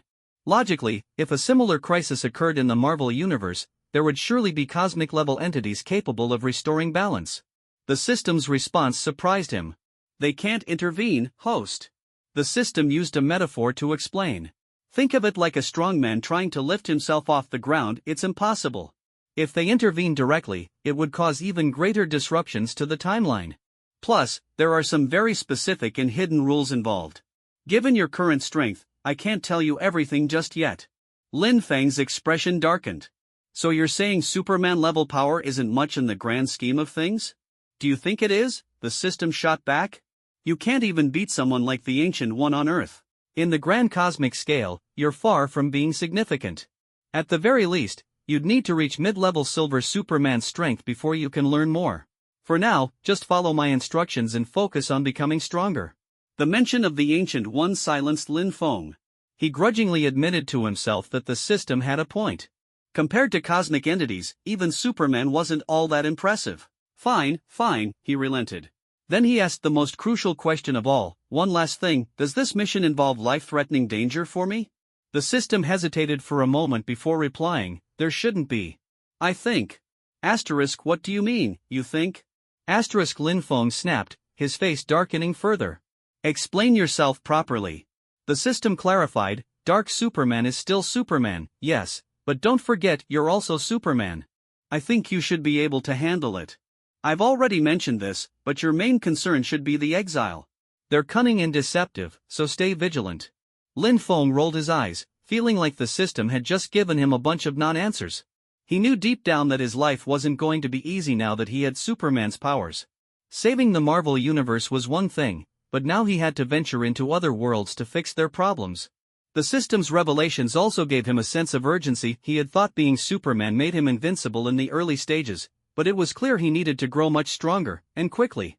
Narrowing his eyes, Lin Feng asked coldly, you seem awfully familiar with the Exiles systems. Should I take that to mean you have some kind of connection with them? Are you sure you're not a villain too? The system fell silent, which only made Lin Feng more suspicious. He didn't press, patiently waiting as he continued driving. After a long pause, the system finally spoke again. You're not wrong to speculate. My system is part of a broader network designed to enhance humanity's potential. There is communication between us, but I would never engage in actions that harm the worlds we operate in. Lin Feng's suspicions were confirmed. What he had once thought to be a simple system clearly had layers of complexity and secrets. He chuckled coldly. Let me guess, once I unlock the Silver Superman template, I'll learn more, right? The system didn't deny it. Correct. Once you unlock the Silver Superman template, you'll gain access to deeper insights. Rest assured, host, this system is bound to you. We rise and fall together, so everything I do is for our mutual benefit and future. Alright, I'll trust you this time, Lin Feng said nonchalantly. He knew his strength came from the system, but he also resolved to remain cautious and avoid becoming too reliant on it. Setting his suspicions aside, Lin Feng turned his attention back to the mission. After picking up Susan from work, they returned to the villa. He prepared a simple dinner, and the two of them enjoyed a quiet evening together, cuddling on the sofa and watching TV. Lin Feng glanced at the countdown timer in his mind. Less than an hour remained. He figured he should explain things to Susan beforehand to avoid worrying her when he suddenly disappeared. Susan, I might have to leave for a while, Lin Feng said, holding her close. About 10 days, maybe 2 weeks at most. Where are you going, Lin? Susan asked, looking up at him with concern. Oh, sweetheart, you know I'm Superman, Lin Feng said lightly, trying to put her at ease. There are some things I need to take care of. It's just 10 days, it'll fly by. Seeing the worry in her eyes, Lin Feng handed her a card. Here's a contact number. If you need anything, call Tony Stark. I've already spoken to him, and he'll help you while I'm away. Susan hesitated but eventually nodded, taking the card. Will you be in danger? She asked softly. What are you thinking, sweetheart? Of course not. Lin Feng patted his chest confidently, his tone playful. What in this world could possibly threaten Superman? Naturally, he wasn't going to tell her the truth, there was no need to make her worry. All right, Lin Feng said, coaxing her with a smile. Don't worry about me. It's just a longer trip this time, but I'll bring you back a gift, okay? Susan nodded reluctantly, her worry still evident. Just be careful, okay? Lin Feng smiled and kissed her forehead. I will, I promise. With only 10 minutes left, Lin Feng donned his Superman suit and stepped outside the villa. Remember what I said, if anything comes up, call Tony. Don't be shy, he owes me a favor anyway, he reminded Susan one last time. Then, with a gentle kiss on her forehead, he soared into the sky. The sound barrier broke with a loud boom as he disappeared from sight. Susan stood in place, gazing at the sky long after he was gone. Her heart was heavy with worry. She knew Lin Feng was Superman, capable of incredible feats, lifting cargo ships, sending monsters into outer space, but whatever mission required him to be gone for so many days couldn't be without danger. Clutching the necklace Lin Feng had given her, Susan silently prayed for his safe return. The sudden voice startled everyone in the room. Diana, Arthur, and Victor immediately tensed up, their battle instincts kicking in. Diana's hand instinctively moved to her sword, while Arthur gripped his trident tightly, his eyes scanning the room like a predator. Victor's cybernetic systems whirred to life, his red eye glowing ominously as he prepared for a potential threat. Who's there? Diana demanded, her voice firm and commanding, as her piercing gaze swept across the room. The voice belonged to none other than Lin Feng, who stood casually near the doorway, his black cape swaying lightly behind him. His imposing figure was illuminated by the light streaming through the hospital window, and his confident smirk seemed to radiate assurance. Relax, Lin Feng said, raising his hand slightly to show he meant no harm. I'm here to help. Diana narrowed her eyes, still gripping her sword. Who are you? How did you get in here? Lin Feng stepped forward, his movements calm and deliberate. Name's Lin Feng, he said simply. I'm not from around here, but let's just say, I specialize in handling situations like this. Victor's mechanical voice interrupted. I don't detect any hostile intent, but his energy signature, it's off the charts. Arthur scoffed, his trident still ready. Off the charts or not, we don't even know who this guy is. And why should we trust you? Lin Feng sighed, clearly expecting this reaction. Look, I get it. A stranger shows up out of nowhere, claiming he can help, it's suspicious. But let's be real here, your team is a mess right now. Batman's down for the count, the Flash is running for his life, and you're all barely holding it together. You need me. Bold words, Diana said coldly, though her grip on her sword loosened slightly. Not just words, Princess, Lin Feng said, his tone confident but respectful. I have the strength to back it up. Diana raised an eyebrow at the title but didn't comment. Instead, she asked, and how exactly do you plan to help us? Lin Feng smiled faintly, his gaze sweeping over the group. Your biggest problem right now is Clark, Superman. He's been mind-controlled, and you're all too injured or outmatched to take him on directly. But me? I'm not exactly your average hero. Arthur snorted, still skeptical. And what makes you think you can take on Clark? You don't look like much. Lin Feng chuckled softly, his eyes gleaming with amusement. Looks can be deceiving, Aquaman. But if you need proof. He turned his gaze to Victor. Cyborg, right? You've got access to surveillance footage of Clark's recent battles, don't you? Victor hesitated, glancing at Diana, who gave him a small nod. Yeah, I do. What of it? Pull it up, Lin Feng said, crossing his arms. Show me the moment Clark went rogue. Victor's cybernetic systems whirred as he accessed the footage. Within moments, a holographic projection appeared in the center of the room, displaying the battle between the Justice League and the corrupted Superman. The team watched in silence as Clark unleashed devastating heat vision, tore through buildings with brute force, and left their teammates battered and broken. Lin Feng studied the footage intently, his expression unreadable. Finally, he nodded. Yeah, he's strong. But he's not unbeatable. You sound confident, Diana said, her tone sharp. I am, Lin Feng replied. Because I'm just as strong as he is, if not stronger. The room fell silent for a moment as the weight of his words sank in. Arthur was the first to break the silence, his skepticism giving way to curiosity. Stronger than Clark? That's a bold claim. You better be able to back it up. Lin Feng smirked. Oh, I can. But first, he gestured to the box of kryptonite on the table. Let's talk strategy. You're going to need me if we want to bring Clark back and stop Steppenwolf. Diana crossed her arms, her gaze unwavering. Alright, Lin Feng. If you're as strong as you say, then prove it. Show us what you can do. Lin Feng tilted his head slightly, considering her request. Fair enough, he said. But not here. I don't think the hospital staff would appreciate me tearing the place apart for a demonstration. Diana's lips twitched into the faintest hint of a smile. Despite her reservations, she couldn't deny that Lin Feng carried himself with an air of confidence and competence that was hard to ignore. Very well, she said. We'll give you a chance to prove yourself. But make no mistake, if you're lying or working against us, we will stop you.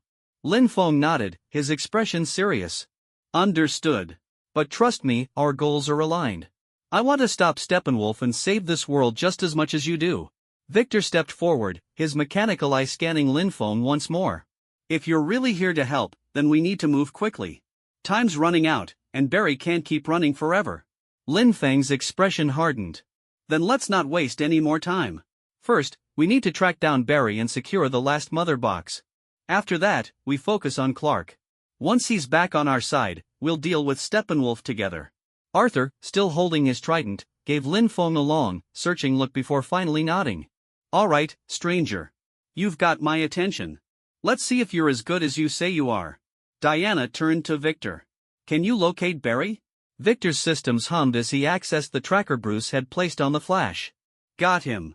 He's moving across the Midwest, heading east. He's fast, but Clark is gaining on him. Lin Feng cracked his knuckles, his eyes gleaming with determination. Then let's move. I'll take the lead on Clark. You focus on securing the mother box. Diana stepped forward, her sword glinting in the light. We'll be right behind you. Don't underestimate him. Clark may be controlled, but his strength and speed are still unmatched.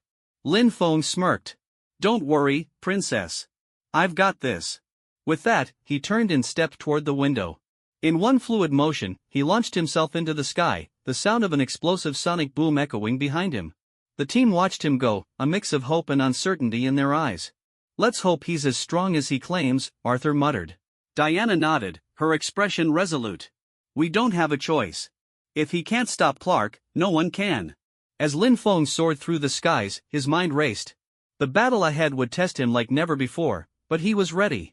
This was his chance to prove himself not just to the Justice League, but to the DC Universe itself. The room fell silent as everyone stared at the mysterious man who had so casually dismantled Bruce's bandages and now stood confidently holding a small green vial. The tension was palpable, and the air seemed to thicken with every passing second. Who are you? Arthur growled, his voice filled with rage and suspicion. He gripped his trident tightly, his eyes burning with distrust.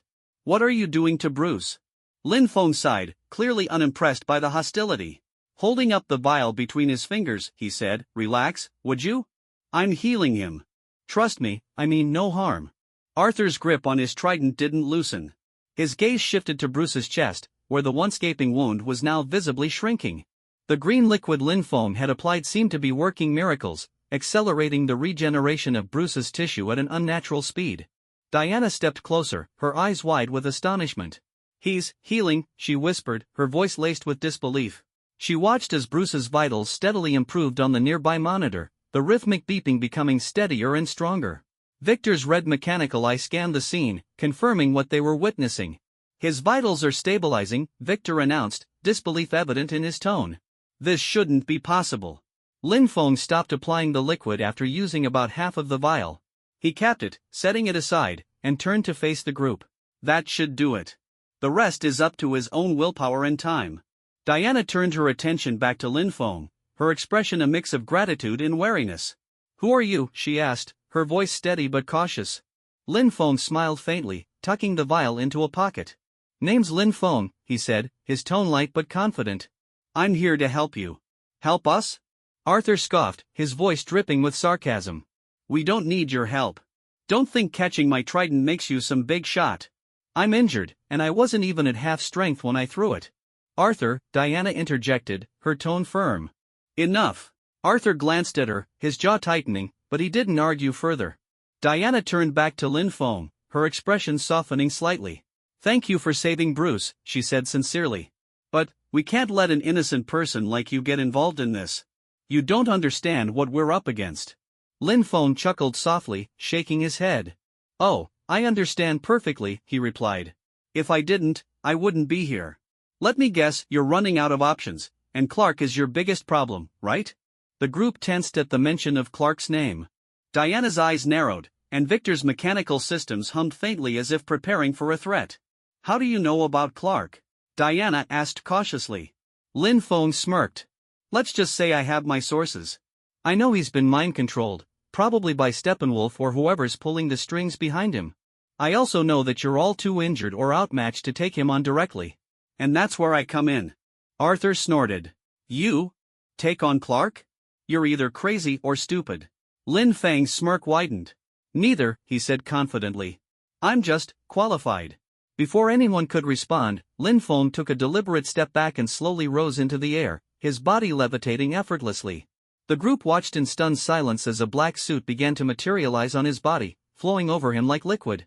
The stark black suit contrasted sharply with the room's sterile white walls, and the unmistakable S symbol on his chest gleamed with an eerie brilliance. The group's eyes widened in shock. WTF? Arthur muttered, his grip on his trident tightening. Another Superman? Are you a Kryptonian? Diana asked, her voice filled with disbelief.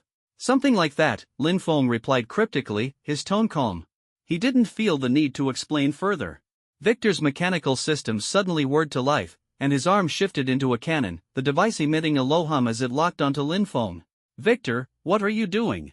Diana exclaimed, alarmed by his sudden action. I'm sorry, Victor said through gritted teeth, sweat beading on his forehead. It's my auto-defense system.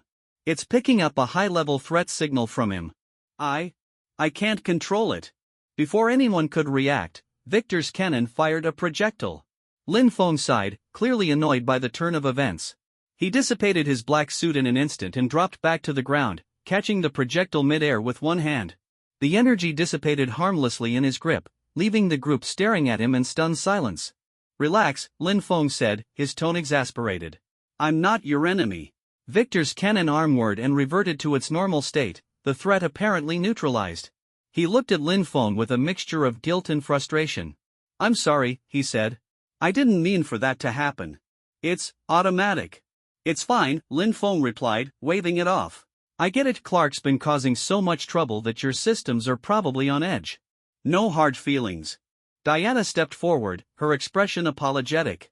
I'm sorry about that. Victor's system is sensitive. He didn't mean it as an attack. Lin Feng nodded. I understand, he said simply. So, he continued, looking around the room, do you believe me now? I can help you. The group exchanged glances, their expressions a mix of uncertainty and cautious optimism. Finally, Diana nodded. All right, she said. We'll give you a chance. But if you're not who you say you are, or if you try to harm anyone here. Lin Feng raised a hand, cutting her off. I get it. You'll kick my ass. Don't worry, I'm not here to cause trouble. I'm here to fix it. The tension in the room eased slightly, and for the first time in what felt like forever, the group allowed themselves a moment of hope. Bruce's vitals had stabilized, and now they had someone who claimed to be as strong as Clark on their side. Lin Feng, for his part, was already planning his next move. His mission was clear: defeat Steppenwolf and Clark, and save this world.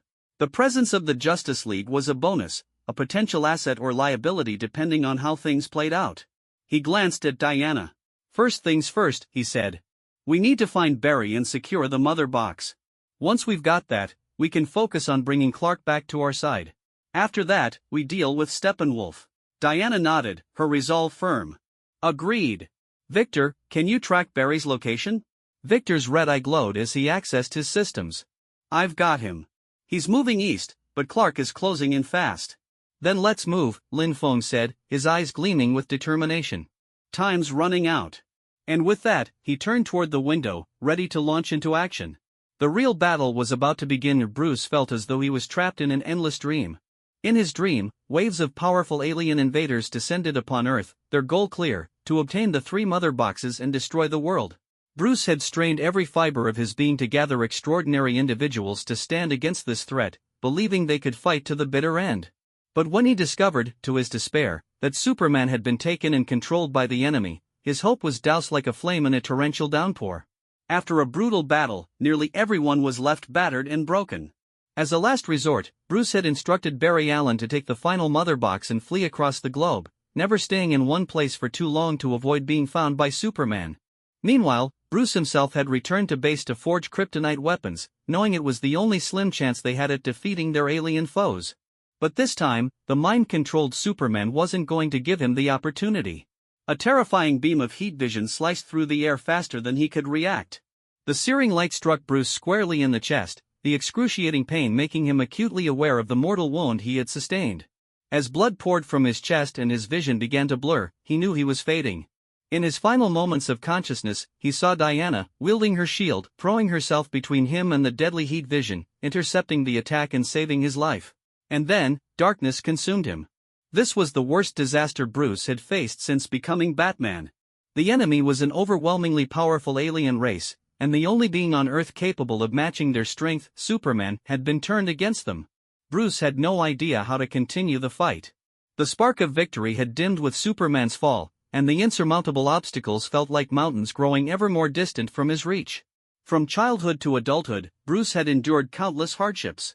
Each time, he had relied on his indomitable will to rise again. But now, he felt lost, unsure if he could ever wake up again, unsure if he could continue protecting Earth. Yet, Bruce was, in a sense, fortunate. Earth's fate seemingly still needed him. In the darkness, an indeterminate amount of time passed. Suddenly, Bruce felt a cool sensation coursing through his body. Warmth followed, like a tide, surging in and continuously repairing his damaged body. Slowly, his consciousness began to return. That mysterious warmth seemed to possess miraculous healing properties, knitting his wounds together and awakening his senses. As the warmth persisted, Bruce's awareness grew sharper. The voices of those in the room began to filter into his mind. Through their conversation, Bruce pieced together what had happened. A man named Lin Feng, a stranger to them, had used a mysterious green liquid to save his life. From Diana's questioning tone, it seemed Lin Feng might also be a Kryptonian. The moment Bruce heard this, a strange sense of hope blossomed within him. He felt that perhaps there was still a chance for Earth, still hope for salvation. Lin Feng's appearance underscored the unpredictability of fate. On one side stood a Kryptonian enemy, on the other, an unexpected Kryptonian ally had arrived. When Bruce heard that Lin Feng was willing to help them, a renewed sense of determination ignited in his heart. Bruce wanted to speak, to thank this mysterious stranger, but his body refused to obey him. He couldn't move, couldn't even open his eyes. Instead, he focused inward, feeling the gradual return of sensation to his limbs. The strange tingling and soreness in his chest told him his injuries were healing. With time, the pain subsided entirely. Slowly, Bruce managed to open his eyes, though his body still felt weak. His gaze was drawn to the white ceiling above him. Turning his head slightly, he saw Alfred sitting quietly by his side. "Alfred!" Bruce called out softly, his voice barely audible. Alfred didn't hear him. "Alfred! Help me sit up!" Bruce's voice grew louder, snapping Alfred out of his daze. The butler's eyes widened with joy, tears glistening as he hurried to help Bruce sit upright. "You're awake, Master Wayne!" Alfred exclaimed, his voice trembling with relief. He muttered thanks to whatever higher power might have been watching over Bruce. Hearing Alfred's exclamation, the others in the room immediately gathered around. Diana, Arthur, and Victor stood near the bed, their faces a mixture of relief and awe. Bruce looked pale but otherwise unharmed. The gaping wound in his chest had vanished completely, leaving no trace of the injury that had nearly claimed his life. "Yes, I'm awake," Bruce said, his voice steady despite his weakened state. Sitting up, he directed his gaze toward the one unfamiliar face in the room, the black-haired, dark-eyed man with an air of calm confidence. The man was watching him with a faint smile. "Hello, Bruce," Lin Feng greeted, his tone casual yet friendly. Bruce recognized the voice immediately. It was the same voice he had heard while drifting in and out of consciousness. "You're Lin Feng, aren't you? Thank you for the potion you brought." Lin Feng raised an eyebrow, surprised. "Oh? How did you know it was me?" Diana and the others also looked at Bruce curiously, awaiting his explanation. Bruce offered a polite smile. "I regained consciousness while you were treating me. I couldn't move or wake up at the time, but I was aware of what was happening." Lin Feng nodded in understanding. "I see." Alfred, still overcome with emotion, asked, "How are you feeling, Master Wayne?" Bruce nodded slightly. "The injury is no longer an issue. I just feel a bit weak." He glanced down at his chest, where the wound had been. It was as though he had never been injured at all. A remarkable potion. Bruce murmured, his voice filled with wonder. Bruce. Now that you're awake, things will be much easier, Diana said, her tone carrying a note of relief. Bruce's recovery, coupled with Lin Feng's assistance, had brought a glimmer of hope to their dire situation. They all knew Superman was scouring the globe for Barry Allen and the last mother box. Time was running out. If Superman got his hands on the final mother box, the consequences would be catastrophic. Bruce nodded at Diana, then turned to Alfred. Alfred, bring me something to eat. The hunger gnawing at him was a sign that his body needed energy to recover fully. Of course, Master Wayne, Alfred replied, hurrying out to prepare something nourishing. As Alfred left, Bruce addressed the group. We don't have much time. The others nodded in agreement, understanding the urgency of their situation. Victor, can you contact Barry? Bruce asked. Victor nodded. Yes. The tracker I gave you has a built-in communication feature. It was a smart move to place it on Barry. Bruce then turned to Arthur. Arthur, can you still fight? His sharp eyes caught the stiffness in Arthur's injured arm, wrapped in bandages. Of course I can. Arthur replied stubbornly, though his attempt to move his arm only resulted in a wince of pain. Lin Feng chuckled lightly, pulling out the green vial again. Tossing it to Arthur, he said, 2 drops, no more. That's all you'll need to heal. And don't waste it, this stuff's expensive. Arthur caught the vial, his expression serious. Thanks, he said gruffly. He had witnessed the potion's miraculous effects firsthand and knew better than to refuse. Carefully removing the bandages from his arm, Arthur revealed a gruesome wound, oozing dark red and black energy. It was a sight that made everyone in the room wince. Following Lin Feng's instructions, Arthur applied 2 drops of the green liquid. The effect was immediate. The black and red aura dissipated with a faint sizzle, and the wound beneath it began to close. Within moments, Arthur's arm was fully healed, as though it had never been injured. Arthur flexed his arm experimentally, a grin spreading across his face. It's healed. This stuff is incredible. Bruce turned to Lin Feng, gratitude evident in his eyes. Thank you. Arthur's strength will be crucial in the battles ahead. Lin Feng waved off the thanks, his expression calm. No need to thank me. We're all in this together. The group's spirits were visibly lifted. With Bruce awake, Arthur healed, and Lin Feng's surprising abilities, they finally felt they had a fighting chance. For the first time in a long while, hope began to shine through the darkness. Alfred entered the room with a tray of food, his face full of relief and joy now that Bruce had regained consciousness. The group gathered around, grateful for a moment to eat and replenish their strength. The earlier urgency and the uncertainty of Bruce's condition had left everyone too tense to eat, but now, with new hope rekindled, their hunger surfaced, and they dug into the meal without hesitation. Lin Feng, sitting off to the side, casually pulled out 2 bottles of a special wine brewed from the leaves of the Tree of Life, offering them to the group. Here, he said, passing the bottles around. This will help you recover your energy and stamina faster. The group accepted the bottles without much surprise. After witnessing the miraculous effects of the green liquid Lin Feng had used to heal Bruce, they had grown somewhat accustomed to his seemingly endless supply of extraordinary items. The wine, though rare and almost priceless, each bottle worth 10,000 reputation points in Lin Feng's system, was something he didn't hesitate to share. As they ate and drank in the hospital room, the group discussed their dire predicament. Meanwhile, on the other side of the globe, Barry Allen, the Flash, was running tirelessly, his body pushed to its limits as he carried the last mother box. His face was etched with exhaustion, but he dared not stop. Superman had already found him 3 times, and by sheer luck and speed, Barry had managed to escape unharmed each time. Fear gripped his heart as he sprinted across cities and countrysides. Barry, never known for his courage, couldn't imagine facing the terrifying, mind-controlled Superman alone. Clutching the mother box tightly, he silently prayed for backup to arrive soon. His eyelids grew heavier with each passing moment, and he could barely keep himself from collapsing. Barry's fortune, however, hadn't abandoned him entirely. After evading Superman's pursuit yet again, he stumbled upon an underground bunker, where he found thick lead plates. Knowing that Superman's X-ray vision couldn't penetrate lead, Barry quickly wrapped himself in the plates, creating a makeshift hiding spot. Finally able to catch his breath, he crouched in the dimly lit space, his chest heaving as he gasped for air. Taking out the communicator Bruce had given him, Barry pressed the button, activating the green light that signaled an SOS. He tapped out a series of Morse code signals for help, repeating the sequence a few times before shutting the device off. He dared not use it for too long, fearing Superman's superhearing might pick up on the sound. All he could do now was pray that his distress signal had reached Bruce and the others in time. Back at the hospital, Bruce and the group received the SOS signal. Having finished their meal, they gathered around a round table to finalize their next steps. With their plans now fully laid out, Bruce delivered the details with his usual sharp precision. First, we need to secure the last mother box, Bruce began, his expression serious. Now that Lin Feng is with us, I believe we'll be able to hold on to it. At the same time, we need to use the kryptonite weapons to subdue Clark. Killing him is not an option. I'm preparing a specially designed pair of handcuffs to restrain him temporarily. Once Clark is neutralized and the mother box is secure, Steppenwolf won't sit idly by. He'll come to us. That's when we spring the trap and take him down. Bruce's authoritative tone left no room for doubt. He scanned the group, meeting each of their gazes.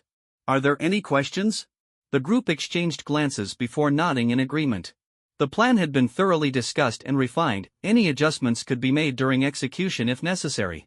Finally, Bruce turned his attention to Lin Feng. Though Lin Feng was technically an outsider, his strength made him the linchpin of their strategy. Regardless of how closely his abilities mirrored Superman's, the task of countering Clark now rested squarely on his shoulders. I have no issues, Lin Feng said simply, nodding with a calm confidence that seemed to reassure the others. Bruce paused briefly, then continued, Good. Victor, you'll work with me to craft the kryptonite weapons. Once they're ready, we'll move out to rescue Barry. Lin Feng, Diana, Arthur, you three should rest for now. Recharge your strength. Creating the kryptonite weapons will take about an hour. The others nodded, acknowledging Bruce's directive. With that, Bruce and Victor left the room, heading to the workshop. The spacious hospital room suddenly felt much quieter, and the remaining three found themselves sitting in an awkward silence. After several long moments, Diana decided to break the tension. The atmosphere was too heavy, and they still had to fight side by side later. Lin Feng, she called. Lin Feng looked up at her. What's up? Are you really a Kryptonian? Diana asked, her voice carrying genuine curiosity. I'm not doubting your strength. It's just that I always thought Clark was the last Kryptonian. If he wakes up and learns there's another of his kind, I think he'd be happy. Lin Feng tilted his head slightly, a playful smile on his face. If I'm guessing correctly, this universe probably does only have Clark left. But in another world, he has a cousin, Kara Zor-El. People there call her Supergirl. Supergirl? Arthur perked up at the mention, his interest piqued. He leaned closer, grinning. Is she, pretty? Lin Feng leaned back in mock exasperation.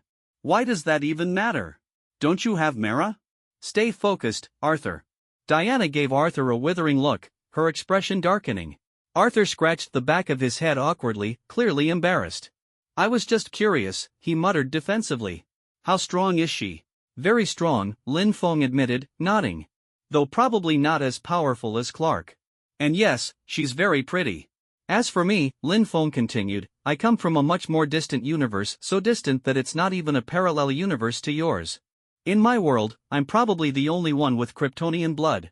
Diana's gaze softened, and there was a hint of sympathy in her eyes. That must be lonely, she said quietly. Lin Feng felt a chill run down his spine at her empathetic tone. Not really, he said hastily, scratching his head. I have friends, Arthur leaned forward again, his curiosity unabated. So how did you end up in our universe? Lin Feng took a deep breath, stalling for a moment. That's a complicated story. Even I don't fully understand it. Let's just say my arrival here is unusual. There's a lot involved that I can't explain. He shook his head, unwilling to delve into the specifics. The existence of his system was a secret he couldn't afford to reveal. After all, he technically came from beyond the fourth wall, an observer who didn't belong in the original story. After a moment of thought, Lin Feng offered a vague analogy. Think of it this way, your planet, Earth, sensed the danger it was in and sent out a call for help. And so, here I am. Diana and Arthur nodded, accepting his explanation without pressing further. They understood that everyone had their secrets, and prying too deeply would be both impolite and unwelcome. Relieved that the questioning had ended, Lin Feng leaned back in his chair. He couldn't help but wonder to himself, did Kara Zor-El exist in this universe? If she did, he'd definitely be interested in meeting her, for many reasons. Of course, the atmosphere inside the jet turned heavy as Barry's desperate plea echoed through the speakers. Everyone's expressions grew tense, realizing the gravity of the situation. Bruce stared at the display, his mind racing as the countdown to their arrival, 51 minutes and 37 seconds, mocked them with its grim reality. They wouldn't make it in time, not at the speed the jet was traveling. "Barry, listen to me," Bruce said, his voice steady despite the urgency. "You need to keep moving. Find somewhere to hide, buy yourself some time. We're doing everything we can to get to you." Barry's voice came through, shaky but determined. I'll do my best, Bruce, but he's fast. He's faster than me. I don't know how much longer I can keep this up." Diana stepped forward, placing a comforting hand on Bruce's shoulder. "We need to act now," she said firmly, her eyes filled with resolve. "If we wait until we arrive, it'll be too late. We have to find a way to reach Barry faster." Bruce nodded but remained silent. His analytical mind worked furiously, searching for alternatives. Victor, standing at the control panel, spoke up. "The jet's at maximum speed. If we push it any harder, we risk losing control." "But—" He paused, glancing at Lin Feng. Everyone's eyes turned to Lin Feng, who was leaning casually against the wall, arms crossed, as if the dire situation didn't faze him. He met their gazes with a calm, knowing expression. "Let me guess," Lin Feng said, raising an eyebrow. "You're all thinking the same thing. You want me to get there first." Bruce's jaw tightened. "Can you?" he asked, his voice low but filled with hope. Lin Feng chuckled softly, pushing himself off the wall. "Of course I can. I'm faster than any jet you've got. And I don't need to stop for fuel." "You're serious?" Arthur asked, his tone skeptical. "You can outrun this thing and get to Barry before Superman does?" Lin Feng shrugged. "Easily. But you'll owe me a drink after this." Diana stepped forward, her expression serious. "Lin, this isn't a joke. If you go, you'll be facing Clark alone. Are you prepared for that?" Lin Feng's playful demeanor softened, replaced by a quiet confidence. "I know what I'm getting into," he said. "Clark's strong, but I can handle him. Trust me." Bruce exchanged a glance with Diana and Victor before finally nodding. "All right," he said. "We'll continue en route to Barry's location. You go ahead and intercept him. Secure the mother box and keep Barry safe. But remember, Clark's not our enemy. He's being controlled. Do whatever it takes to stop him, but don't kill him." Lin Feng gave a small salute. "Got it. Don't kill the big guy. Anything else?" Bruce hesitated for a moment before adding, "If you can, try to buy us some time." "We'll be there as soon as we can." Lin Feng grinned. "Consider it done." Without another word, he turned and walked toward the jet's rear hatch. Diana called out after him, "Be careful, Lin. Clark's not himself right now. He won't hold back." Lin Feng glanced over his shoulder, his smirk returning. "Neither will I." The hatch opened, and the roar of the wind filled the cabin. Lin Feng stepped to the edge, his black cape whipping around him. With a final nod to the team, he leapt into the open sky, disappearing in a flash of speed that left a sonic boom in his wake. The world blurred past Lin Feng as he pushed himself to his full speed, the landscape below reduced to streaks of color. He focused his senses, activating his super hearing to pick up on Barry's frantic movements. The sound of rapid footsteps and labored breathing reached his ears, as well as the ominous, steady pursuit of Superman. "Gotcha," Lin Feng muttered, adjusting his trajectory. Within moments, he spotted Barry, a streak of lightning darting across the terrain, weaving through forests and mountains. Behind him, a dark, ominous figure steadily closed the gap. Superman's blackened eyes glowed with a menacing red hue, and his expression was void of mercy. Barry glanced back, his face pale with terror as he realized Superman was gaining on him. "Oh, come on, not again," he gasped, pushing himself harder. Lin Feng swooped down, his voice booming over the rushing wind. "Barry! Keep running! I've got this!" Barry's eyes widened as he caught a glimpse of Lin Feng descending from the sky. Who the heck? But he didn't have time to question it. He nodded frantically and kept running, trusting that this strange new ally knew what he was doing. Superman, sensing Lin Feng's presence, slowed slightly, his glowing eyes narrowing as he turned his attention to the newcomer. Lin Feng landed directly in Superman's path, his boots digging into the ground as he came to a halt. "Hey, Clark," Lin Feng said casually, standing tall and unflinching. "Long time no see." "Oh wait, wrong universe." Superman didn't respond verbally. Instead, his eyes burned brighter, and twin beams of heat vision shot toward Lin Feng without hesitation. Lin Feng reacted instantly, crossing his arms in front of him as the beams struck. The ground around him melted and cracked under the intense heat, but Lin Feng remained standing, his expression unfazed. When the heat vision subsided, Lin Feng lowered his arms and smirked. That all you've got? I expected more from the Man of Steel. Superman let out a low growl, his body tensing as he prepared to charge. Lin Feng stood his ground, his own powers surging as he prepared to face the corrupted Kryptonian head-on. All right, Clark, Lin Feng said, his tone serious now. Let's dance. And with that, the two titans clashed, their battle shaking the earth as Barry continued to run, silently praying that Lin Feng could hold Superman off long enough for the others to arrive.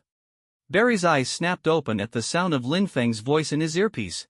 The voice was calm yet powerful, carrying an unshakable confidence that sent a surge of hope through Barry's battered body.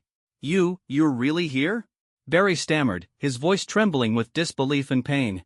His gaze darted around, searching for any sign of his supposed savior. Just hold on, Barry, Lin Feng's voice came again, as steady as a mountain. Keep your head down. I'm almost there. Barry's chest heaved as he struggled to catch his breath. His foot throbbed with searing pain, and he could feel the blood pooling beneath him. He glanced up at the towering figure of Superman, who was now standing mere feet away, his burning red eyes locked onto Barry like a predator savoring its prey. Superman's lips curled into a twisted smile as his heat vision began to intensify, the red glow casting eerie shadows across the ground. Barry clenched his fists, his body trembling as the reality of his impending death loomed over him. But then, a deafening sonic boom tore through the air, followed by a rush of wind so powerful it knocked up dust and debris in every direction. Superman's focus shifted, his glowing eyes narrowing as he turned his head toward the source of the disturbance. In the blink of an eye, a black blur streaked across the battlefield, landing directly between Barry and Superman. The ground cracked beneath the force of the landing, and when the dust settled, Lin Feng stood tall, his black suit billowing in the wind, the bold S emblem on his chest gleaming defiantly. Sorry I'm late, Lin Feng said, his tone light but firm. He glanced over his shoulder at Barry, giving him a reassuring smile. Rest easy, Barry. You've done your part. It's my turn now. Barry's jaw dropped, his pain momentarily forgotten as he stared up at Lin Feng in awe. You're real, he muttered, his voice filled with a mixture of disbelief and relief. Lin Feng turned his attention back to Superman, his playful demeanor evaporating as his expression hardened. The corrupted Clark Kent stood a few meters away, the mother box clutched tightly in his hand. His crimson eyes burned with unrestrained rage, and the veins on his face pulsed with a sickly black hue. Clark, Lin Feng said, his voice calm but commanding. I know this isn't you. I know you're being controlled. But I can't let you keep that mother box. Superman didn't respond. Instead, he let out a guttural growl, his body tensing as he prepared to attack. Lin Feng sighed, rolling his shoulders as he assumed a battle-ready stance. All right, then, he muttered. Guess I'll have to knock some sense into you. Without warning, Superman lunged forward, his fist moving faster than most eyes could follow. But Lin Feng was ready. He sidestepped the blow with ease, his movements smooth and precise. As Superman's fist slammed into the ground, leaving a crater in its wake, Lin Feng countered with a powerful uppercut that sent Superman staggering back. The clash of titans shook the earth, the sheer force of their blows creating shockwaves that rippled through the air. Barry could only watch in awe as Lin Feng matched Superman blow for blow, their movements so fast they were almost a blur. Come on, Clark, Lin Feng said between punches. You're stronger than this. Don't let them control you. Superman responded with a feral roar, his heat vision firing wildly. Lin Feng dodged the beams with precision, each movement calculated and deliberate. He closed the distance between them in an instant, landing a heavy kick to Superman's chest that sent him flying backward. The mother box slipped from Superman's grasp, skidding across the ground and coming to a stop a few feet away from Barry. Barry! Lin Feng shouted, his voice cutting through the chaos. Grab the mother box and get out of here. Barry hesitated for only a moment before nodding, his resolve returning. Ignoring the pain in his injured foot, he crawled toward the mother box, his fingers trembling as he reached out to grab it. But Superman wasn't done. With a burst of speed, he was back on his feet, his eyes locked onto Barry once more. He charged forward, his fists clenched and his expression murderous. Lin Feng intercepted him mid-charge, their collision creating a shockwave that sent dust and debris flying. You're not touching him, Clark, Lin Feng growled, his hands gripping Superman's shoulders as they grappled for control. Barry seized the opportunity. Clutching the mother box tightly to his chest, he activated his communicator.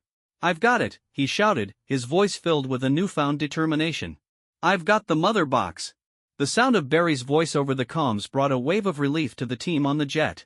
Bruce's clenched fists relaxed slightly, and Diana let out a breath she hadn't realized she was holding. Good work, Barry, Bruce said, his voice steady but urgent. Now get as far away from there as you can. We're almost at your location. Back on the battlefield, Lin Feng tightened his grip on Superman, his muscles straining as he held the corrupted hero in place. Barry, get moving! Lin Feng shouted, his voice filled with urgency. Barry nodded, forcing himself to his feet despite the pain. He glanced at Lin Feng one last time, his eyes filled with gratitude. Thank you, he said quietly before turning and sprinting away as fast as his injured body would allow. Superman let out a furious roar, his strength surging as he broke free of Lin Feng's hold. He turned toward Barry, his heat vision igniting once more. But Lin Feng was faster. He grabbed Superman by the cape and yanked him backward, slamming him into the ground with enough force to leave a deep crater. Not so fast, Clark, Lin Feng said, pinning Superman down with one hand. You're not going anywhere. As the jet closed in on their location, the team aboard watched the unfolding battle through their screens, their hearts pounding with a mix of hope and trepidation. Hold on, Lin, Bruce muttered under his breath. Just hold on a little longer. Lin Feng glanced up at the sky, his sharp senses detecting the approaching jet. A faint smile crossed his lips.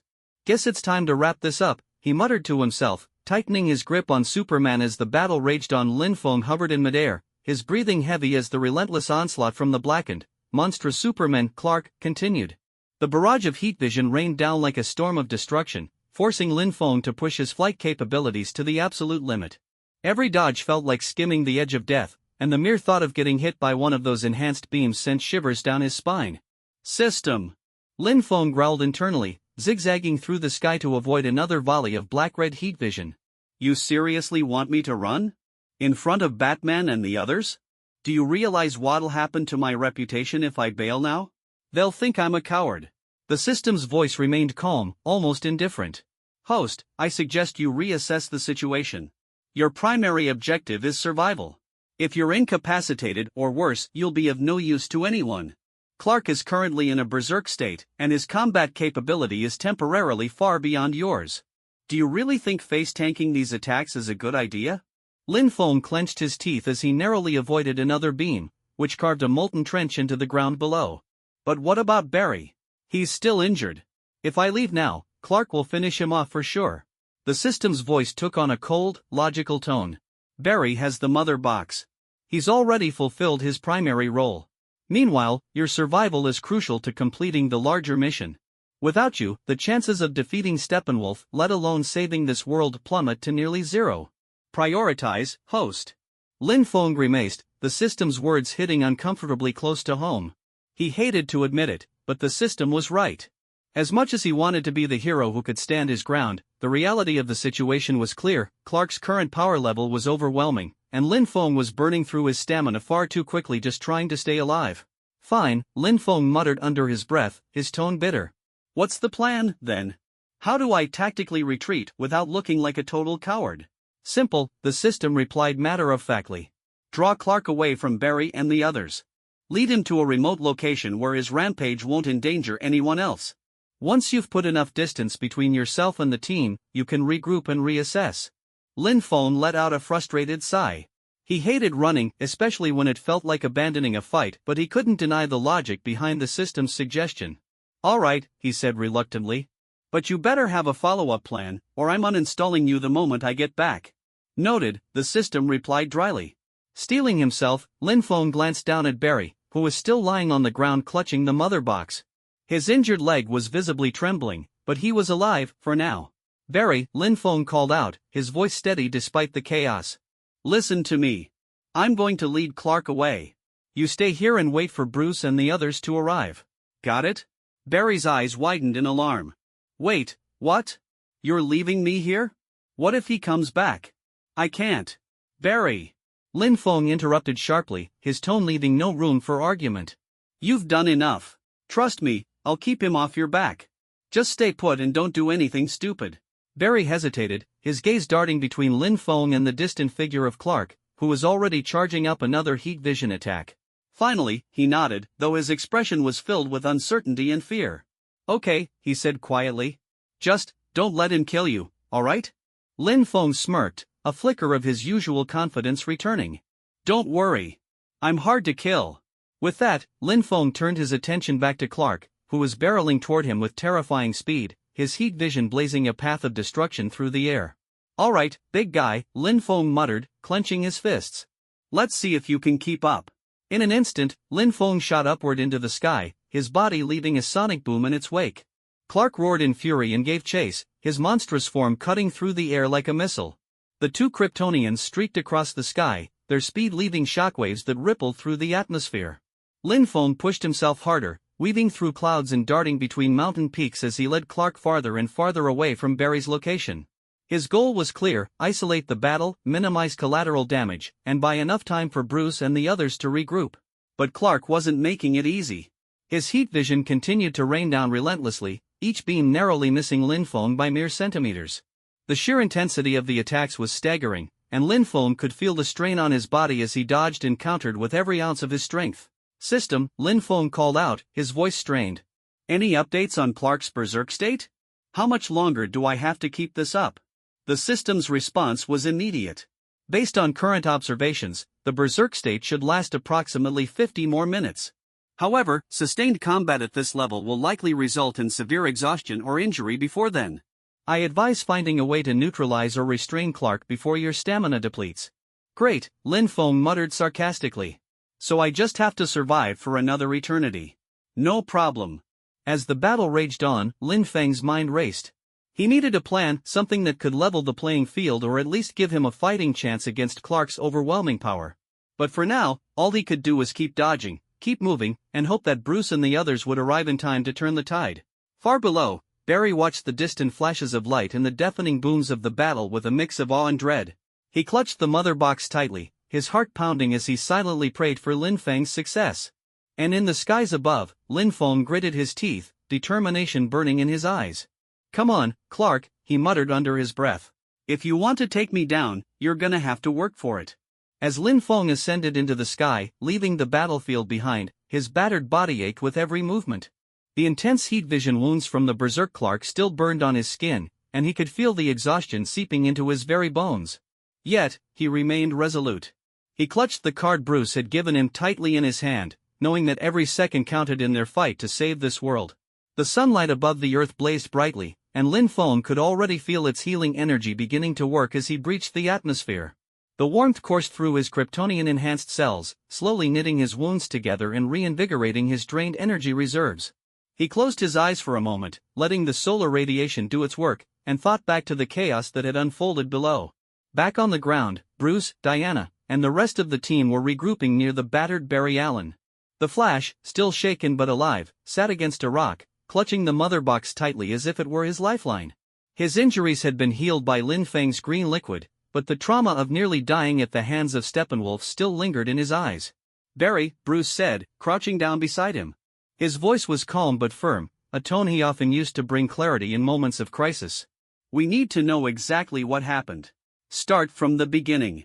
Barry nodded, his hands trembling slightly as he began to recount the events. It happened so fast, he said, his voice shaky. I wasn't paying attention, and then boom! Steppenwolf just appeared out of nowhere. He hit me before I could even react. I thought I was done for, until Lin Feng saved me. Barry's gaze shifted to the spot where Lin Feng had fought Clark, his awe evident. You should have seen him. He went toe-to-toe with Clark, and even when things got crazy, he didn't back down. He saved me, Bruce. He saved all of us, even if we lost the mother box. Bruce listened intently, his expression unreadable, though the wheels in his mind were clearly turning. After a moment, he stood up, addressing the group.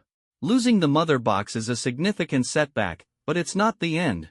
We still have options. Steppenwolf may have all 3 mother boxes now, but we know what his plan is, and we're not out of this fight yet. Diana stepped forward, her brow furrowed with concern. Bruce, Lin Feng was seriously injured. Clark in that berserk state is more dangerous than we anticipated. If Steppenwolf activates the Unity while Clark is still under his control, we'll be facing an impossible battle. Bruce nodded grimly. I know. That's why we need to move quickly. Lin Feng is buying us time by recovering in space, but we can't rely on him alone. Diana, we'll need the kryptonite weapons ready for the next encounter. Victor, I need you to analyze the energy signature from Steppenwolf's portal. We need to pinpoint his location before he completes the Unity. The group nodded in unison, their resolve hardening despite the grim circumstances. Even Barry, still shaken, forced himself to his feet, his usual humor replaced by a rare seriousness. I'll do whatever it takes, he said quietly. I'm not letting that guy win. High above the earth, Lin Feng floated in the vacuum of space, his body bathed in unfiltered sunlight. The searing wounds on his chest and arms had already begun to close, though the strange black-red energy residue from Clark's heat vision lingered, slowing his recovery. He grimaced, realizing just how dangerous Clark had become under Steppenwolf's control. System, Lin Feng called out internally, his thoughts steady despite his exhaustion. Give me an analysis. Why did Clark's power spike so drastically during that fight? That wasn't just normal berserk rage, there was something else going on. The system's voice chimed in, its tone as clinical as ever. The artifact in Steppenwolf's possession appears to amplify the target's latent abilities while suppressing their cognitive functions. In Clark's case, this effect not only enhanced his Kryptonian physiology but also corrupted his energy output. The black-red heat vision you encountered is a direct result of this enhancement. Lin Feng frowned, clenching his fists as he floated above the planet. So it's not just mind control, it's amplifying his raw power. No wonder his attacks felt like they were tearing me apart. Is there any way to neutralize the artifact's influence? The system paused for a moment before responding. The artifact's effects can be negated, but it would require direct contact with a counter-energy source. Alternatively, severing the artifact's connection to its user would render it inert. Great, Lin Feng muttered sarcastically. So either I find a way to counter its energy, or I rip it out of Steppenwolf's hands. Easy, right? The system remained silent, offering no further input. Lin Feng sighed, his gaze shifting to the distant stars as he let the sunlight continue to heal him. Despite the setbacks, his resolve burned brighter than ever. He wasn't about to let this world fall, not while he still had the strength to fight. After what felt like an eternity, Lin Feng's body finally felt whole again. The lingering soreness was gone, and his energy reserves were fully replenished. He took a deep breath, steeling himself for what came next. All right, he said, his voice firm. Let's finish this. With a burst of speed, Lin Feng shot back toward Earth, a black streak cutting through the void of space. His mind raced as he formulated his next steps, knowing that the battle ahead would be the toughest he'd ever faced. But he wasn't alone. Bruce, Diana, Barry, and the rest of the team were counting on him, and he wasn't about to let them down. As he re-entered the atmosphere, the familiar sight of Bruce's base came into view. Lin Feng landed gracefully outside, his black suit gleaming in the sunlight. He strode purposefully toward the entrance, ready to regroup with the team and face whatever challenges lay ahead. Time to turn this around, he muttered to himself, a determined smile tugging at the corners of his lips. Steppenwolf, you'd better be ready. Because I'm not holding back anymore. At the edge of space, Lin Feng floated in silence, the golden glow of the system's interface illuminating his expression of cautious optimism. He inspected the items from the newly unlocked Superman starter pack, his mind racing with strategies for the battles ahead.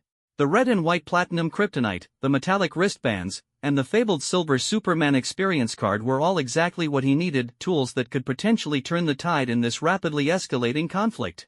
Lin Feng couldn't help but smile as he held the shimmering red kryptonite in his hand. Special red kryptonite, he muttered to himself, reading its description again.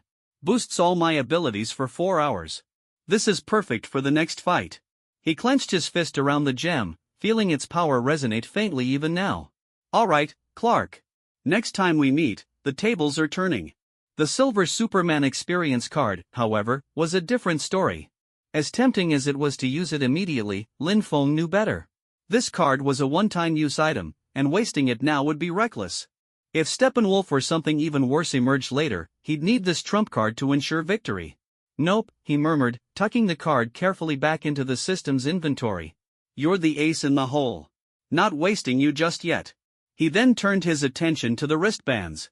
Superman wristbands, he read aloud, running his fingers over the sleek, metallic surface. Designed for embedding and amplifying kryptonite-based powers. These things are practically tailor-made for me. He wasted no time snapping one onto his wrist and slotting the red kryptonite into its center. The moment the gem clicked into place, a surge of energy coursed through his body. It was subtle at first, a warmth spreading from his wrist to his chest, then radiating outward to his limbs. But within moments, it intensified. His muscles felt stronger, his senses sharper, and his mind clearer. He clenched his fists experimentally, feeling the raw power coursing through his veins. This is insane, he muttered, his eyes gleaming with determination. I feel like I could punch through a mountain. The sun's rays continued to bathe him, accelerating his recovery further. The burns from Clark's black-red heat vision were fading faster than ever, and his energy reserves were rapidly replenishing. Lin Feng took a moment to close his eyes and focus, letting the combined effects of the sun and the kryptonite fuel his resolve. All right, he said, opening his eyes and gazing down at the earth below. It's time to head back. No more running, no more holding back. Meanwhile, aboard the Batplane, Bruce and the others were deep in discussion. Barry had finished recounting the events of the battle, his voice still shaky from the traumatic experience. Bruce leaned back in his seat, his fingers steepled as he processed the information. So, let me get this straight, Bruce summarized. Clark's power has increased significantly due to Steppenwolf's influence. Lin Feng fought him head-on but couldn't overpower him. Then Steppenwolf appeared, ambushed Barry, and took the mother box. That's right, Barry confirmed, his tone subdued. If Lin Feng hadn't been there, I wouldn't be here right now. He saved me, but we still lost the mother box. Bruce's jaw tightened, his sharp mind already calculating their next steps. We can't let this demoralize us, he said firmly. Steppenwolf hasn't won yet. As Victor mentioned, assembling the 3 mother boxes takes time. We have a window of opportunity to strike before he completes the unity. Diana nodded, her expression resolute. Lin Feng did his best. None of this is his fault. Without him, things would have been much worse. We owe him our thanks, not blame. Bruce turned to her, his eyes reflecting the same sentiment. Agreed. Lin Feng's involvement has been invaluable. We're dealing with unpredictable variables here, Clark's berserk state, Steppenwolf's sudden appearance. None of this was in our original calculations. But we adapt, and we move forward. Victor glanced at the console, his cybernetic eye scanning for any updates. The mother boxes are emitting a faint energy signature, he reported. I can triangulate their location, but we'll need to move fast. Once Steppenwolf starts the unity, it'll be nearly impossible to stop. Bruce nodded. Do it. We need to be ready when Lin Feng returns. Back in space, Lin Feng took a deep breath as he activated the wristband's enhancements. The red kryptonite embedded in the device glowed faintly, its power surging through his body. He could feel the boost in every fiber of his being. This wasn't just a minor enhancement, it was a game-changer. Let's test this out, he muttered, clenching his fists. With a single burst of speed, he propelled himself toward the Earth's surface, breaking through the atmosphere faster than ever before. The sonic boom that followed echoed across the skies, announcing his return. Within moments, he reached the Batplane's location, landing gracefully on the ground below as the team disembarked. Bruce, Diana, Barry, Victor, and Arthur turned to see him approach, his black suit gleaming and his expression unreadable. Lin, Bruce greeted, his voice calm but curious. You're back. Yeah, Lin Feng replied, his tone steady. I needed a moment to regroup. But I'm ready now.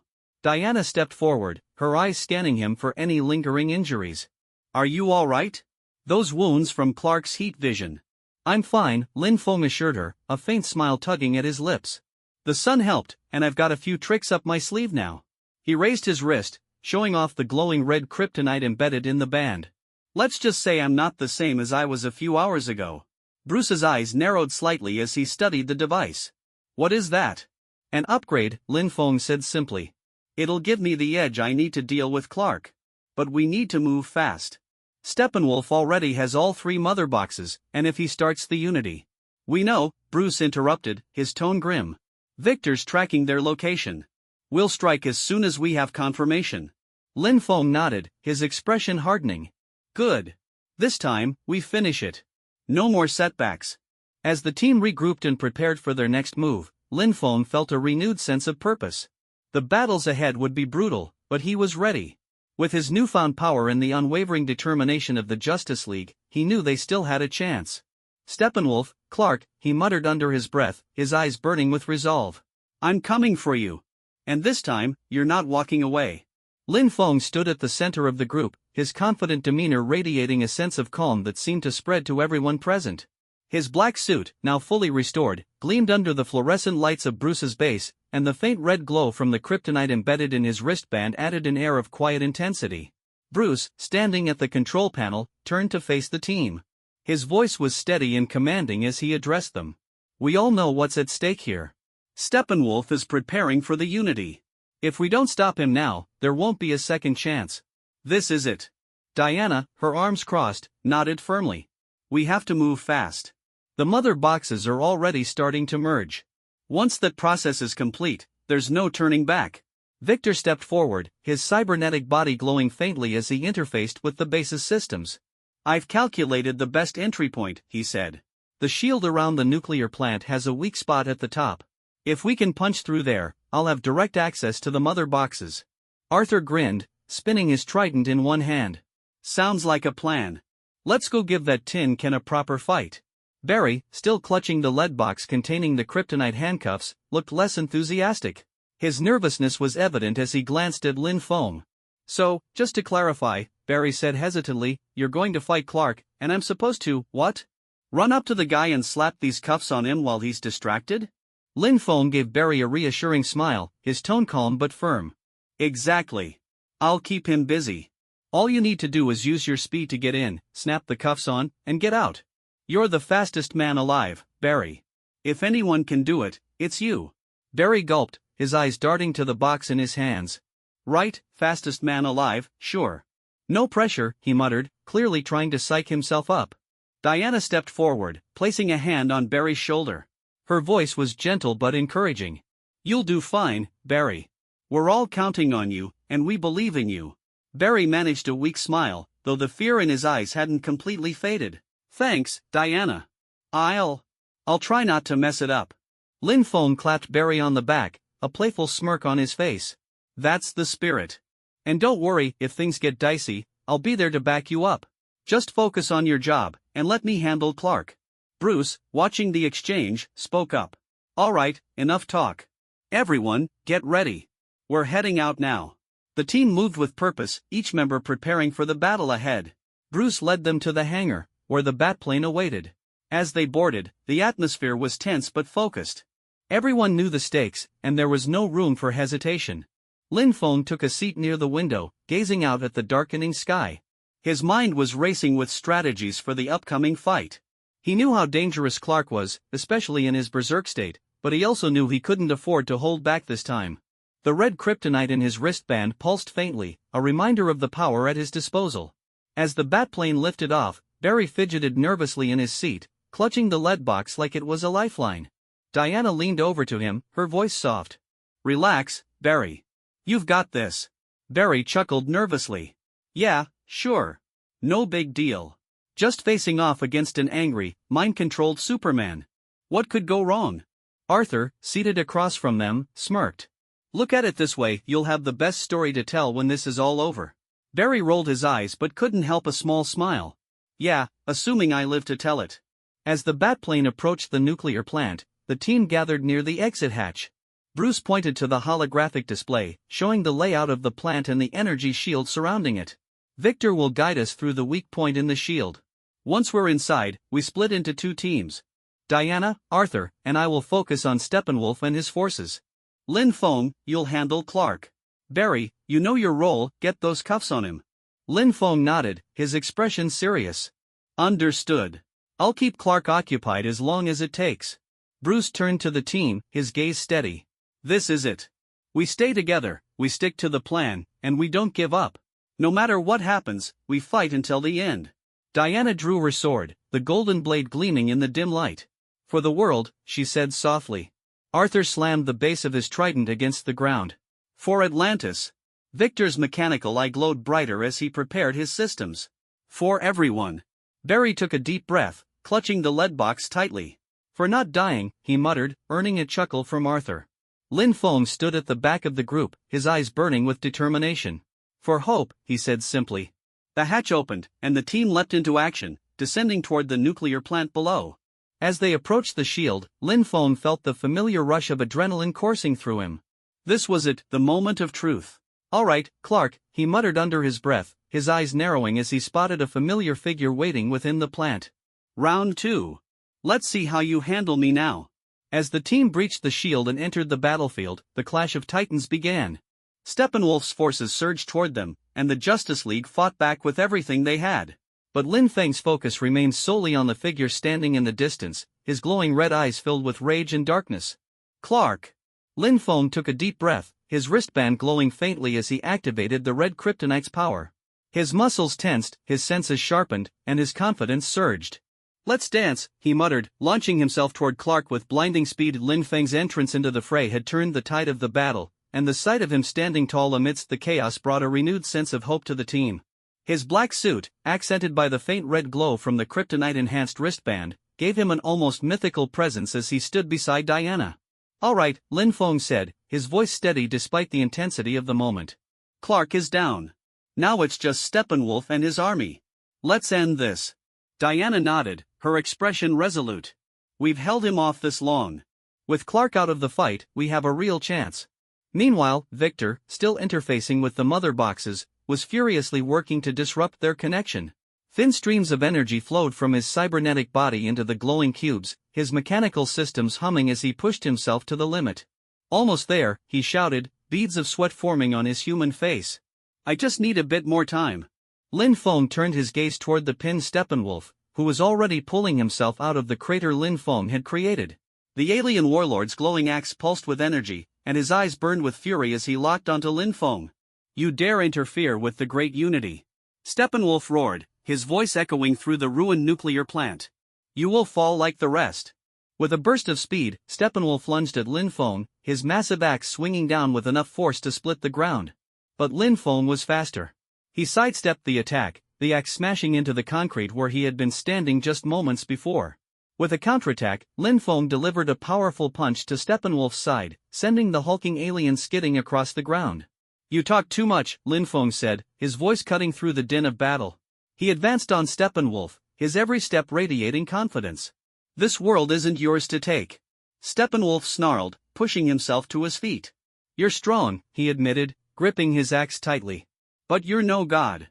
Lin Feng smirked, activating the red kryptonite's power once more.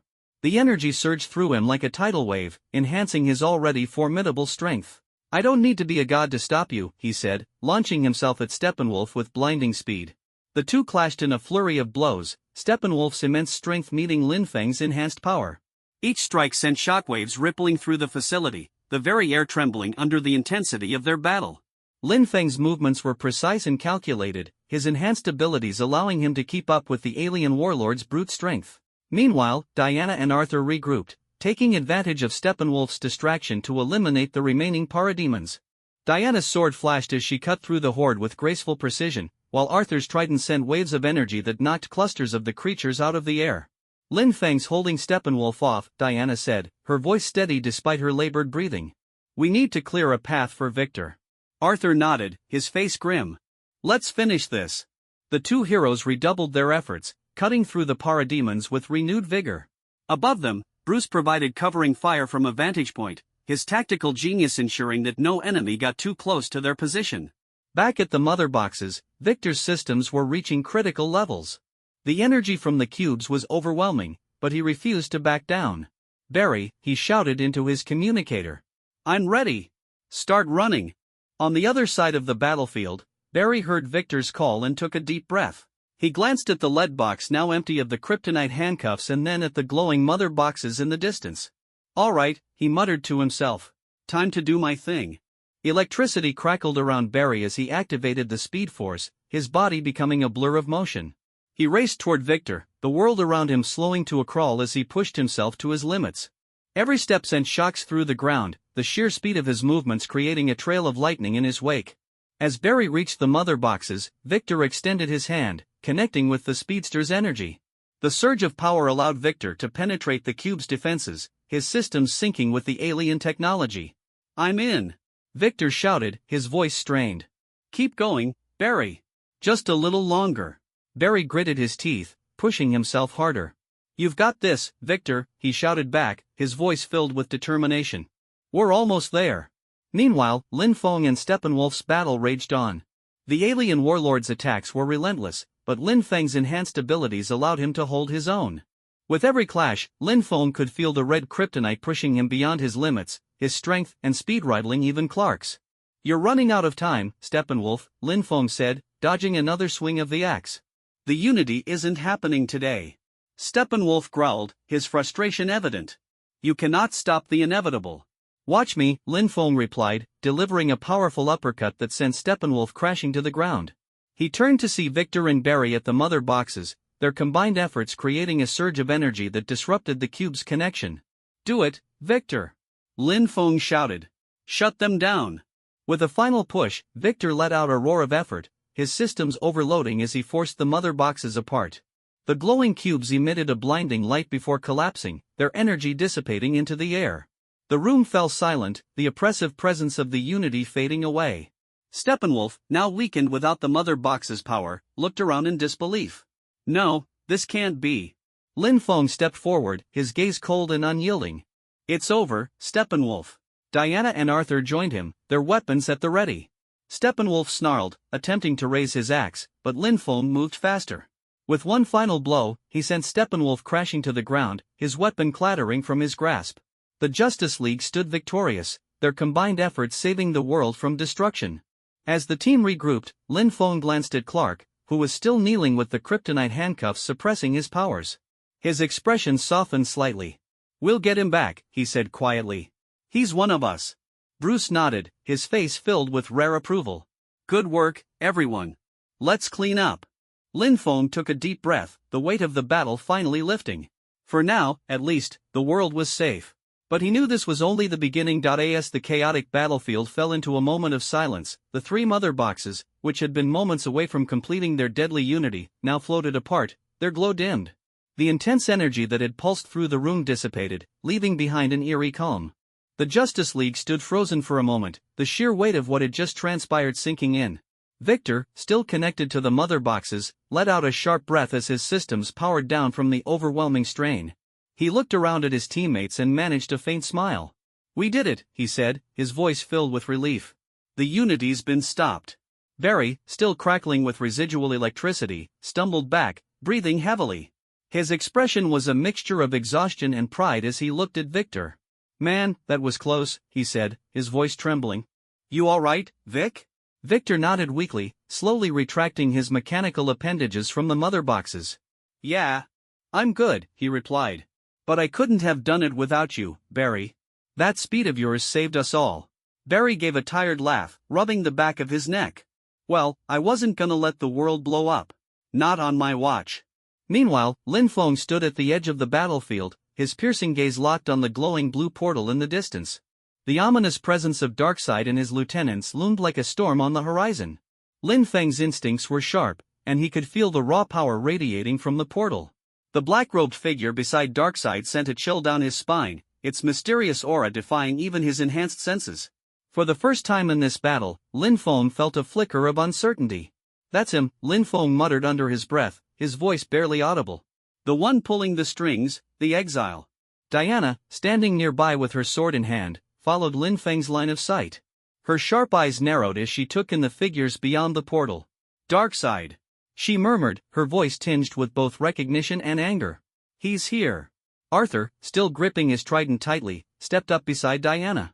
That bastard looks like he's just waiting for something, he said, his tone grim. What's he waiting for?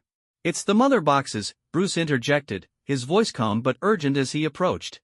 Even though the unity was stopped, the portal remains open because the mother boxes are still active. We've only delayed him, not defeated him. Lin Feng clenched his fists, his mind racing as he considered their next move. The battle with Steppenwolf had been grueling, and while the Justice League had emerged victorious, they were far from unscathed. He could feel the weight of the kryptonite-enhanced power coursing through him, but he knew it wouldn't last forever. The red kryptonite's effects were temporary, and every second counted. We can't let him come through, Lin Feng said, his voice firm. If Darkseid sets foot on this planet, it's over. We need to shut that portal down now. Victor, still recovering from his connection to the mother boxes, looked up at Lin Feng. It's possible, he said, his voice weak but determined. I can override the mother boxes and force the portal to close. But it's not going to be easy. Then we protect you while you do it, Diana said without hesitation. She tightened her grip on her sword, her eyes blazing with resolve. We've come this far. We can't back down now. Bruce nodded, his tactical mind already formulating a plan. Arthur, Diana, and I will hold the line against any reinforcements that come through the portal. Lin Feng, you're the only one strong enough to take on Darkseid if he crosses over. Victor, you focus on shutting down the portal. Barry, stay ready to assist Victor if he needs more power. Got it, Barry replied, giving a quick thumbs up despite the tension in his voice. Lin Feng glanced at Clark, who had been standing silently nearby, his expression unreadable. The kryptonite handcuffs had been removed, and his powers had returned, but the weight of guilt lingered in his eyes. Lin Feng placed a hand on Clark's shoulder, meeting his gaze. Clark, Lin Feng said quietly, I know you're still processing everything, but we need you. This isn't over yet. Clark hesitated for a moment before nodding, his jaw tightening. I'll do what I can, he said, his voice low but resolute. I owe all of you that much. With the plan set, the Justice League moved into position. As Victor began working on the mother boxes, the blue portal pulsed ominously, and from within, Darkseid's deep, commanding voice echoed across the battlefield. Futile, Darkseid said, his tone calm yet filled with menace. You delay the inevitable. Surrender now, and I may grant you a swift end. Lin Feng stepped forward, his eyes blazing with defiance as he stared into the portal. We've heard enough of your speeches, Darkseid, he called out, his voice unwavering. You're not setting foot on this planet. Darkseid's expression remained stoic, but there was a flicker of amusement in his eyes. Brave words, he said. But bravery alone will not save you. As Darkseid raised his hand, a surge of energy rippled through the portal, and the black-robed figure beside him took a step forward. Lin Feng tensed, his senses sharpening as he prepared for whatever was to come. The exile. The figure's presence was suffocating, its very existence shrouded in mystery and power. Lin Feng couldn't shake the feeling that this was no ordinary foe. Whoever or whatever the exile was, it was unlike anything he had faced before. Stay focused, Bruce said over the comms, his voice cutting through the tension. We hold the line, no matter what. As the Justice League braced themselves for the next wave of the battle, Lin Feng felt a surge of determination. They had stopped the Unity, defeated Steppenwolf, and freed Clark from his chains. But this final challenge would test them like never before. Bring it on, Lin Feng muttered under his breath, his eyes locked on the portal. We're not going down without a fight.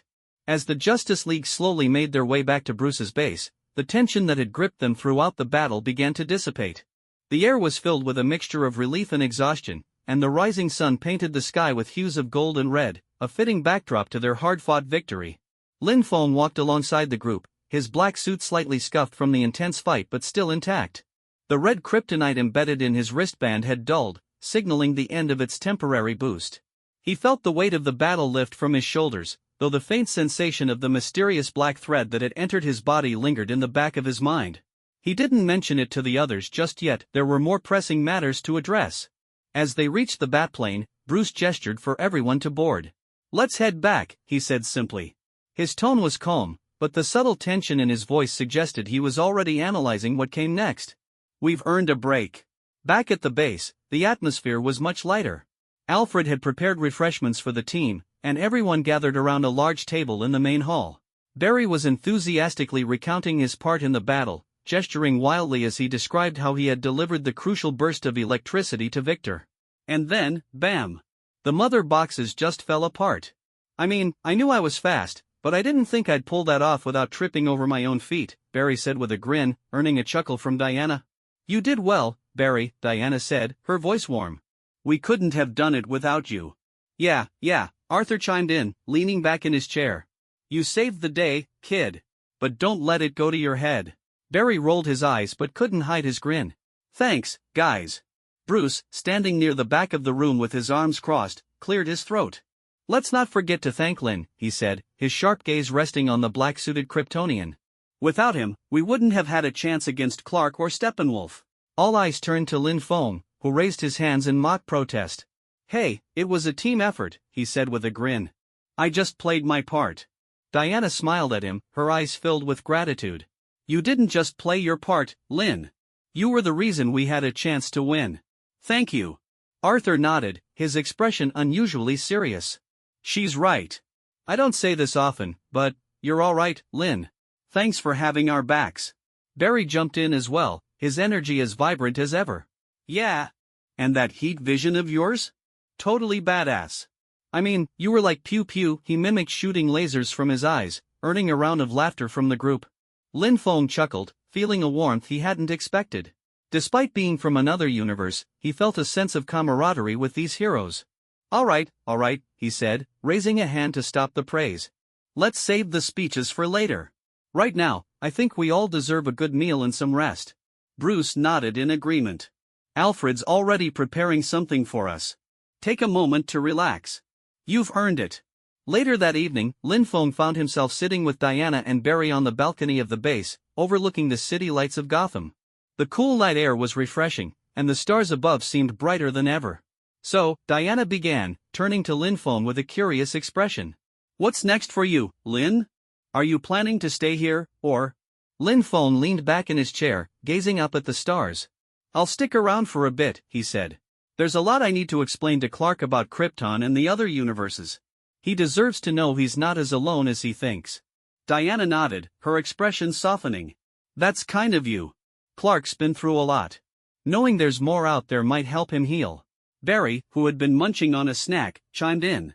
You know, you're kind of like the cool older cousin from another dimension, he said with a grin. You've got all the answers and the cool powers. Lin Feng laughed, shaking his head. I don't know about that, Barry. I'm just doing what I can. Diana smiled at the interaction, then looked back at Lin Feng. Whatever your reasons, we're glad you're here. You've made a difference. Lin Feng nodded, feeling a sense of fulfillment he hadn't expected. Thanks, Diana. That means a lot. The next few days passed peacefully. Lin Feng spent time with each member of the League, getting to know them better and sharing stories of his own experiences.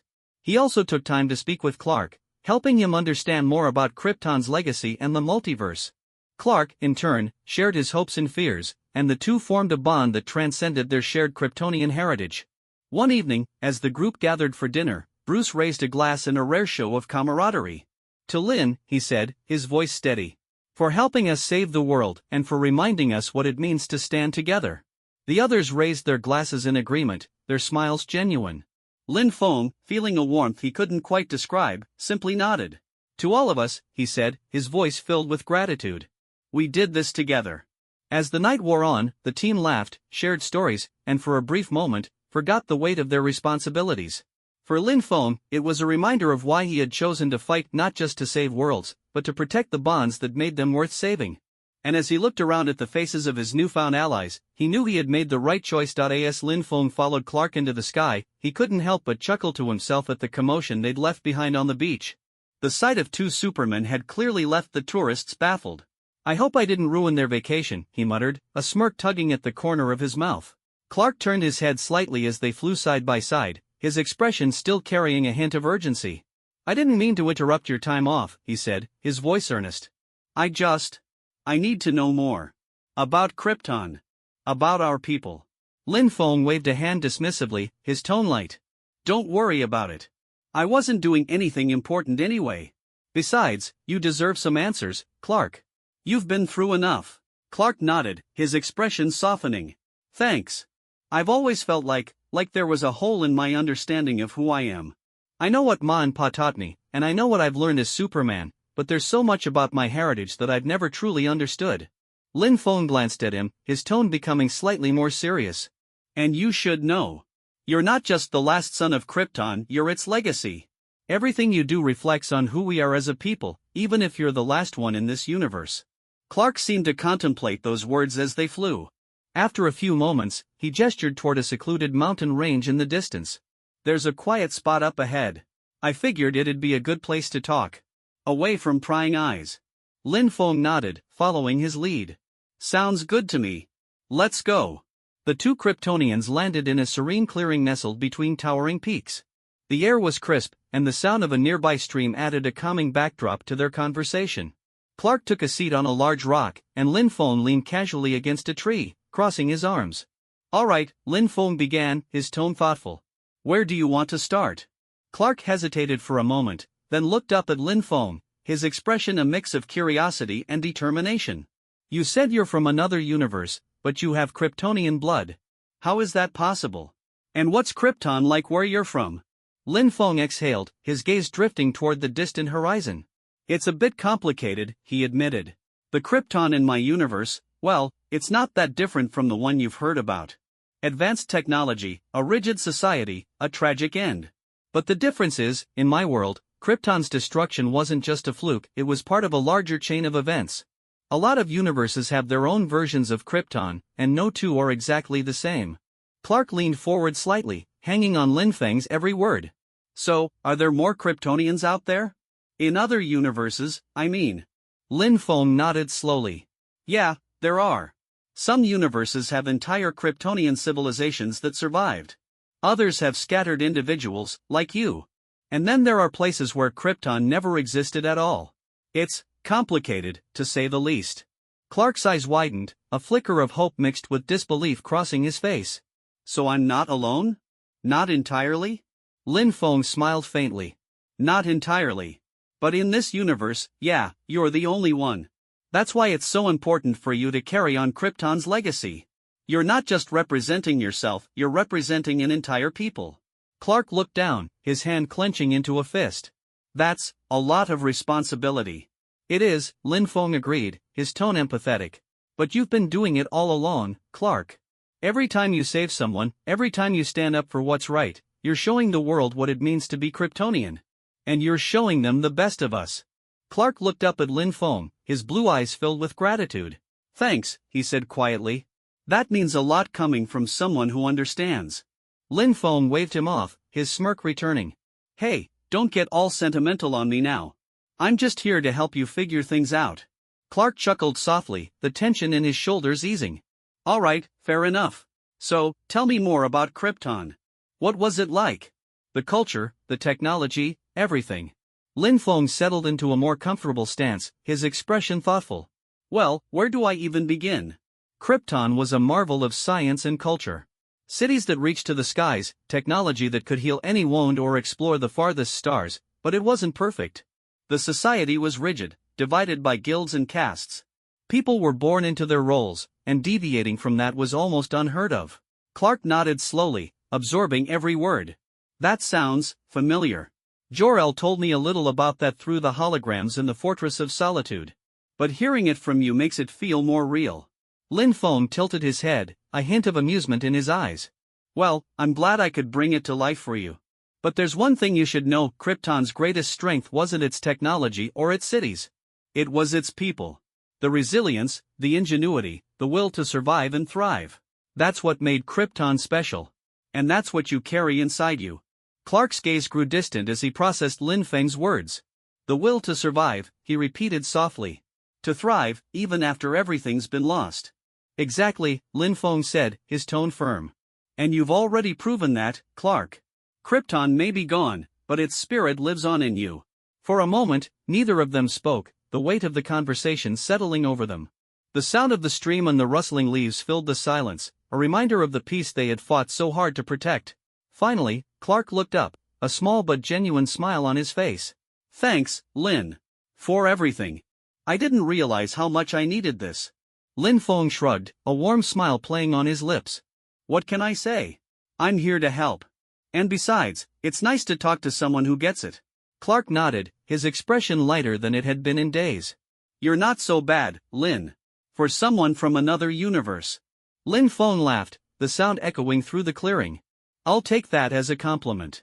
As the two Kryptonians sat together, sharing stories and learning from one another, the weight of their shared heritage brought them closer. And for a brief moment, amidst the vastness of the multiverse, they found a sense of belonging. Two Kryptonians, united by fate, standing as symbols of hope for a world that had almost lost its way. As Lin Feng stepped through the shimmering portal, leaving the DC universe behind, a mix of emotions swirled within him. The bonds he had formed, the battles he had fought, and the lives he had touched, all of it left a lasting impression on him. He couldn't help but glance back one last time before the portal closed, catching a glimpse of Clark, Diana, Bruce, Barry, Arthur, and Victor standing together, waving him off with smiles that carried both gratitude and camaraderie. Take care of yourselves, Lin Feng murmured to himself as the portal sealed shut. You're all doing just fine without me. The journey back to his original universe was swift, yet Lin Feng's mind lingered on the moments he had shared with the Justice League. He thought of Clark, who had finally begun to let go of his loneliness and embraced the hope of finding a connection, maybe even a family, across the infinite multiverse. He thought of Barry's infectious energy, Diana's unwavering compassion, Bruce's sharp intellect, Arthur's rugged loyalty, and Victor's resilience in the face of tragedy. Those guys, Lin Feng muttered with a smirk, shaking his head. They'll be just fine. But I have to admit, they made it harder to leave than I expected. As he re-entered his own universe, Lin Feng found himself standing in the familiar surroundings of his home. The air felt different, heavier somehow, without the weight of a looming threat or the camaraderie of his newfound allies. Still, he knew he had his own responsibilities here, and there was no time to dwell on the past. "All right, system," Lin Feng said, breaking the silence. "Mission complete. Let's see the final tally." The system's voice chimed in, as efficient and emotionless as ever. "Mission complete. Total rewards, 28 million reputation points. Current balance, 40.1 million reputation points." Lin Feng couldn't help but grin. "Not bad. Not bad at all. That puts me closer to unlocking the Silver Superman template. I'll need that if I want to be ready for whatever comes next." He opened the system interface, scrolling through the shop once more. The sight of the items, some practical, some absurd, brought a sense of familiarity, even comfort. His eyes lingered on the special kryptonite section, and he made a mental note to stock up on a few more red and white platinum kryptonite pieces. They had proven invaluable in the DC universe, and he had no doubt they'd come in handy again. "System," Lin Feng asked, his tone curious, "do you think there's a universe out there where Kara Zor-El exists in Clark's world?" The system responded after a brief pause. Based on multiversal probabilities, the existence of Kara Zor-El in any given universe is highly likely. However, her presence and role can vary significantly depending on the circumstances of that universe. Lin Feng nodded thoughtfully. "I hope she's out there. Clark deserves the chance to have someone who truly understands him, someone who shares his heritage." The system remained silent, as if acknowledging the sincerity of Lin Feng's words. Over the next few days, Lin Feng returned to his usual routine, though the experiences in the DC universe stayed with him. He couldn't help but reflect on the friendships he had formed, the lessons he had learned, and the sense of purpose he had found in fighting alongside heroes who were willing to sacrifice everything for their world. One evening, as he stood on the balcony of his home, gazing out at the city lights, Lin Feng reached for the communicator Victor had gifted him. The sleek device bore the iconic S emblem, a reminder of the responsibility he carried as someone who shared the bloodline of Krypton, even if only in part. "Victor, you really outdid yourself with this," Lin Feng muttered, a faint smile on his lips. He slipped the communicator into his pocket, a quiet promise to himself that he'd always be ready if the Justice League ever needed him again. Turning his gaze to the stars, Lin Feng allowed himself a moment of quiet reflection. The multiverse was vast, filled with infinite possibilities and countless challenges. But for now, he was content to have played his part in protecting one small corner of it. "Here's to the next adventure," Lin Feng said softly, raising an imaginary toast to the heroes he had left behind and the ones he had yet to meet. "Wherever it may take me."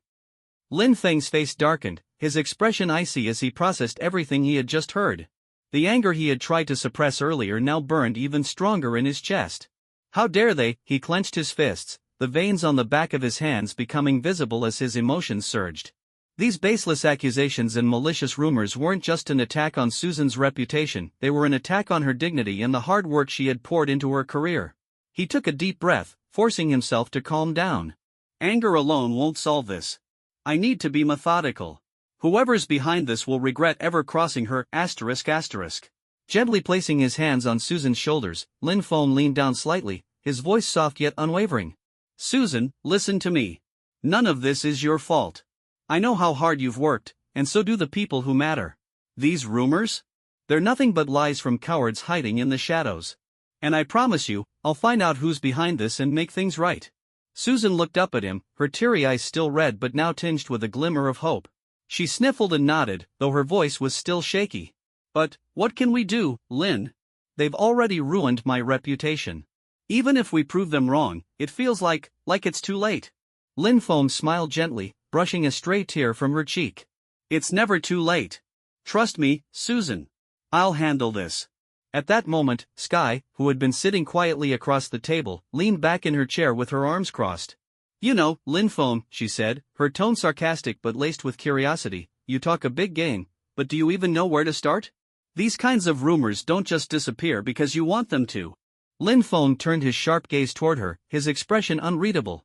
"I know exactly where to start," he replied coolly. "But first, Sky, I have a question for you. Why are you here, really? And how do you know about all this?" Sky raised her hands in mock surrender, a wry smile on her face. "Hey, relax. I already told you, I'm a friend of Susan's. When I heard what happened, I came to check on her and, offer some moral support. But since you're clearly the knight in shining armor here, I can step back if you'd prefer." Lin Feng's eyes narrowed slightly. He didn't fully trust her yet, but Susan's presence reassured him that Sky likely wasn't a threat. Fine, he said after a moment. But if you're going to be involved, you'd better be ready to help. No half measures. Sky smirked, leaning forward with a glint of mischief in her eyes. Oh, I was born ready. And lucky for you, I happen to be pretty good at digging up dirt, especially on people who like to spread it in the first place. Good, Lin Feng replied curtly. Then let's get started. The next few hours were a whirlwind of activity. Lin Feng worked alongside Sky, combining her hacking expertise with his own resources and connections. While Sky traced the origins of the rumors through various online platforms and anonymous accounts, Lin Feng made a series of calls to key individuals within Stark Industries, leveraging his position as a shareholder to gather additional information. As the pieces of the puzzle began to come together, a clearer picture emerged. The rumors had originated from a single source, a rival media company that had been struggling to compete with Susan's groundbreaking coverage of Superman. Envious of her success and desperate to undermine her credibility, they had concocted the lies and spread them through anonymous channels, hoping the public would latch onto the scandal. But what angered Lin Feng the most was the involvement of certain individuals within Susan's own company. Instead of defending her, they had fueled the rumors further, using them as an excuse to terminate her contract. It was a calculated move, designed to protect their own interests at Susan's expense. "They're scared of you," Lin Feng said to Susan as he reviewed the evidence. "Your work was too good, too impactful. They couldn't handle the fact that you were outshining them, so they decided to take you down." Susan, who had been sitting quietly on the couch, looked up at him with a mixture of sadness and determination. "But what can we do? Even if we know the truth, how do we fix this?" Lin Feng's expression hardened, his eyes blazing with resolve.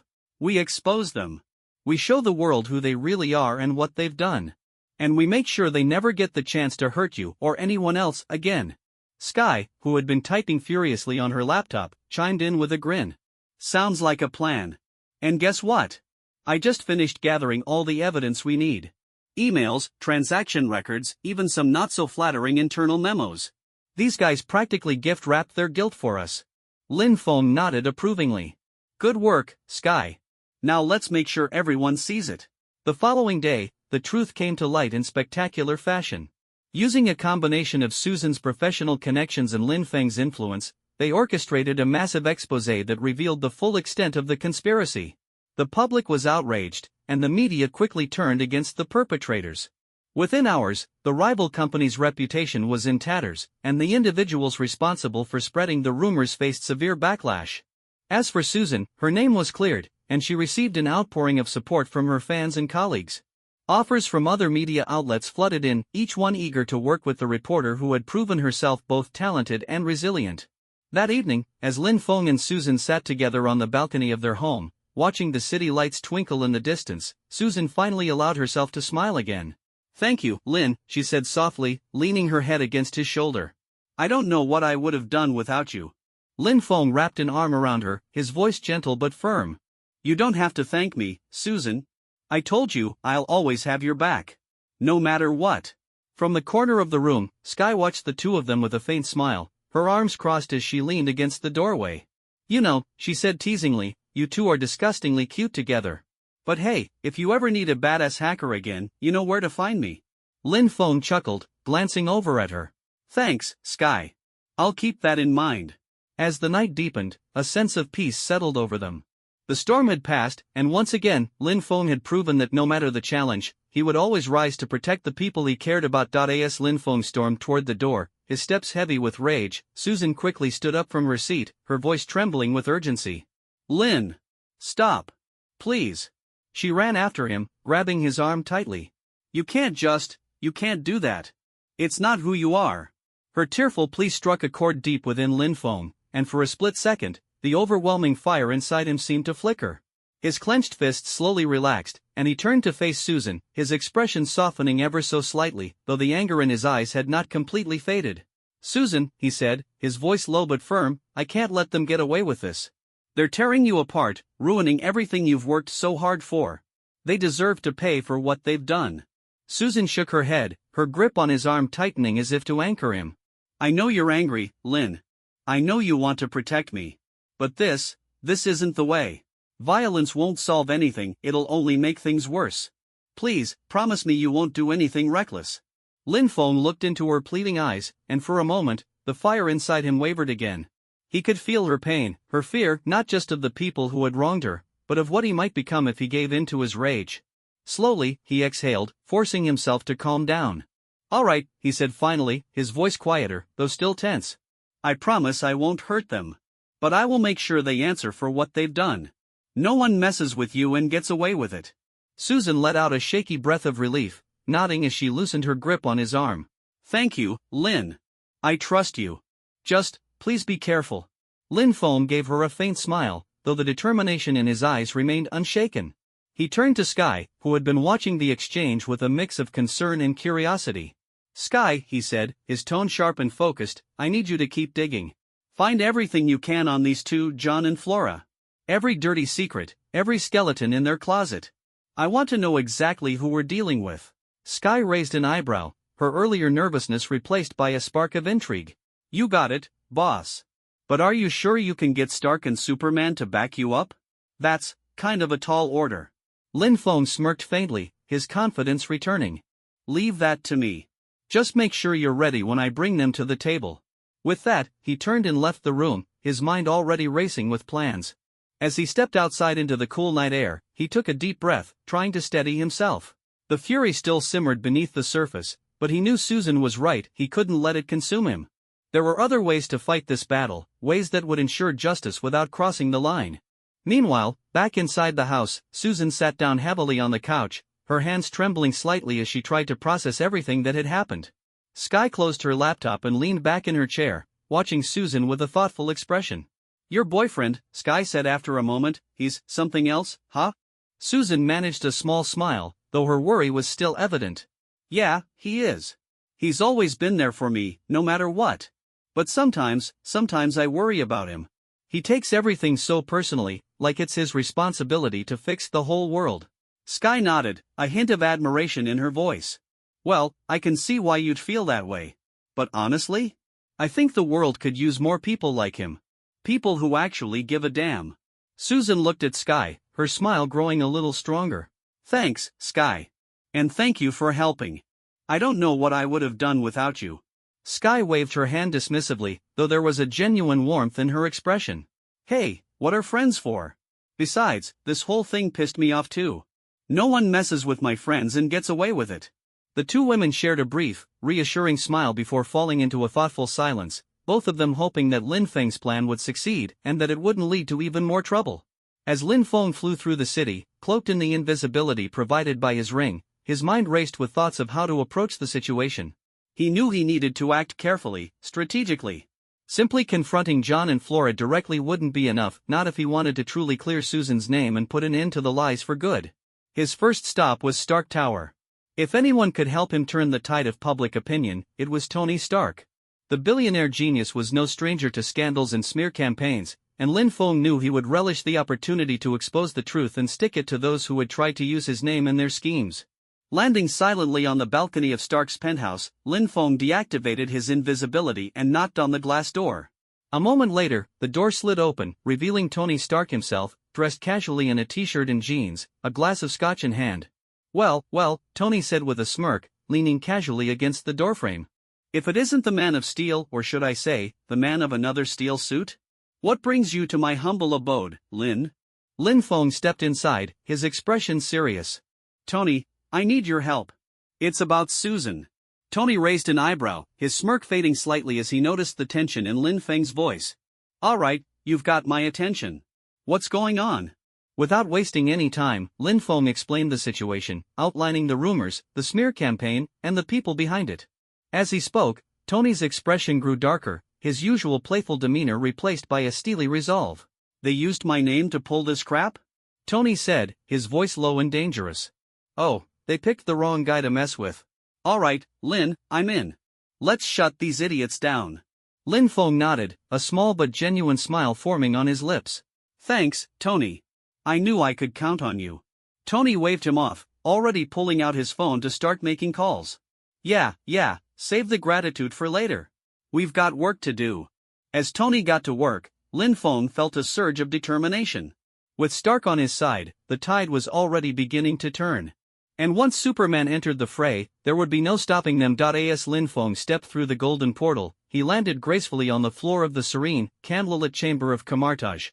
The crisp scent of herbs and tea filled the air, mingling with the faint aroma of incense.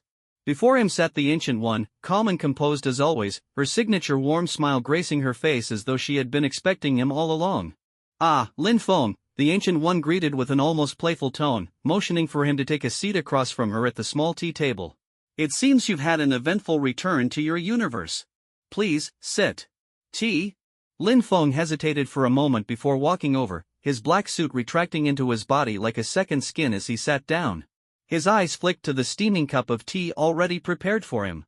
He knew better than to refuse the Ancient One's hospitality, especially since he was here to ask for a favor. "You already know why I'm here, don't you?"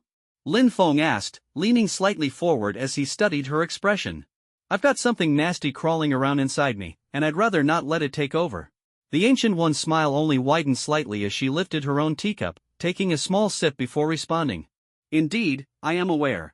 The remnants of dark magic from another universe have latched onto you, a gift, if you will, from your encounter with the exile and the dark forces of Apocalypse." Lin Feng frowned, his jaw tightening. "Gift? Feels more like a curse. That thing's been messing with my head, amplifying every bit of anger I feel. If I hadn't caught myself, I might have done something I'd regret." The Ancient One nodded knowingly, setting her teacup down with a soft clink. "Dark magic has a way of finding the cracks within us, our anger, our pride, our fear, and exploiting them to their fullest extent. You are fortunate to have caught it early. Many do not." Lin Feng exhaled sharply, his frustration evident.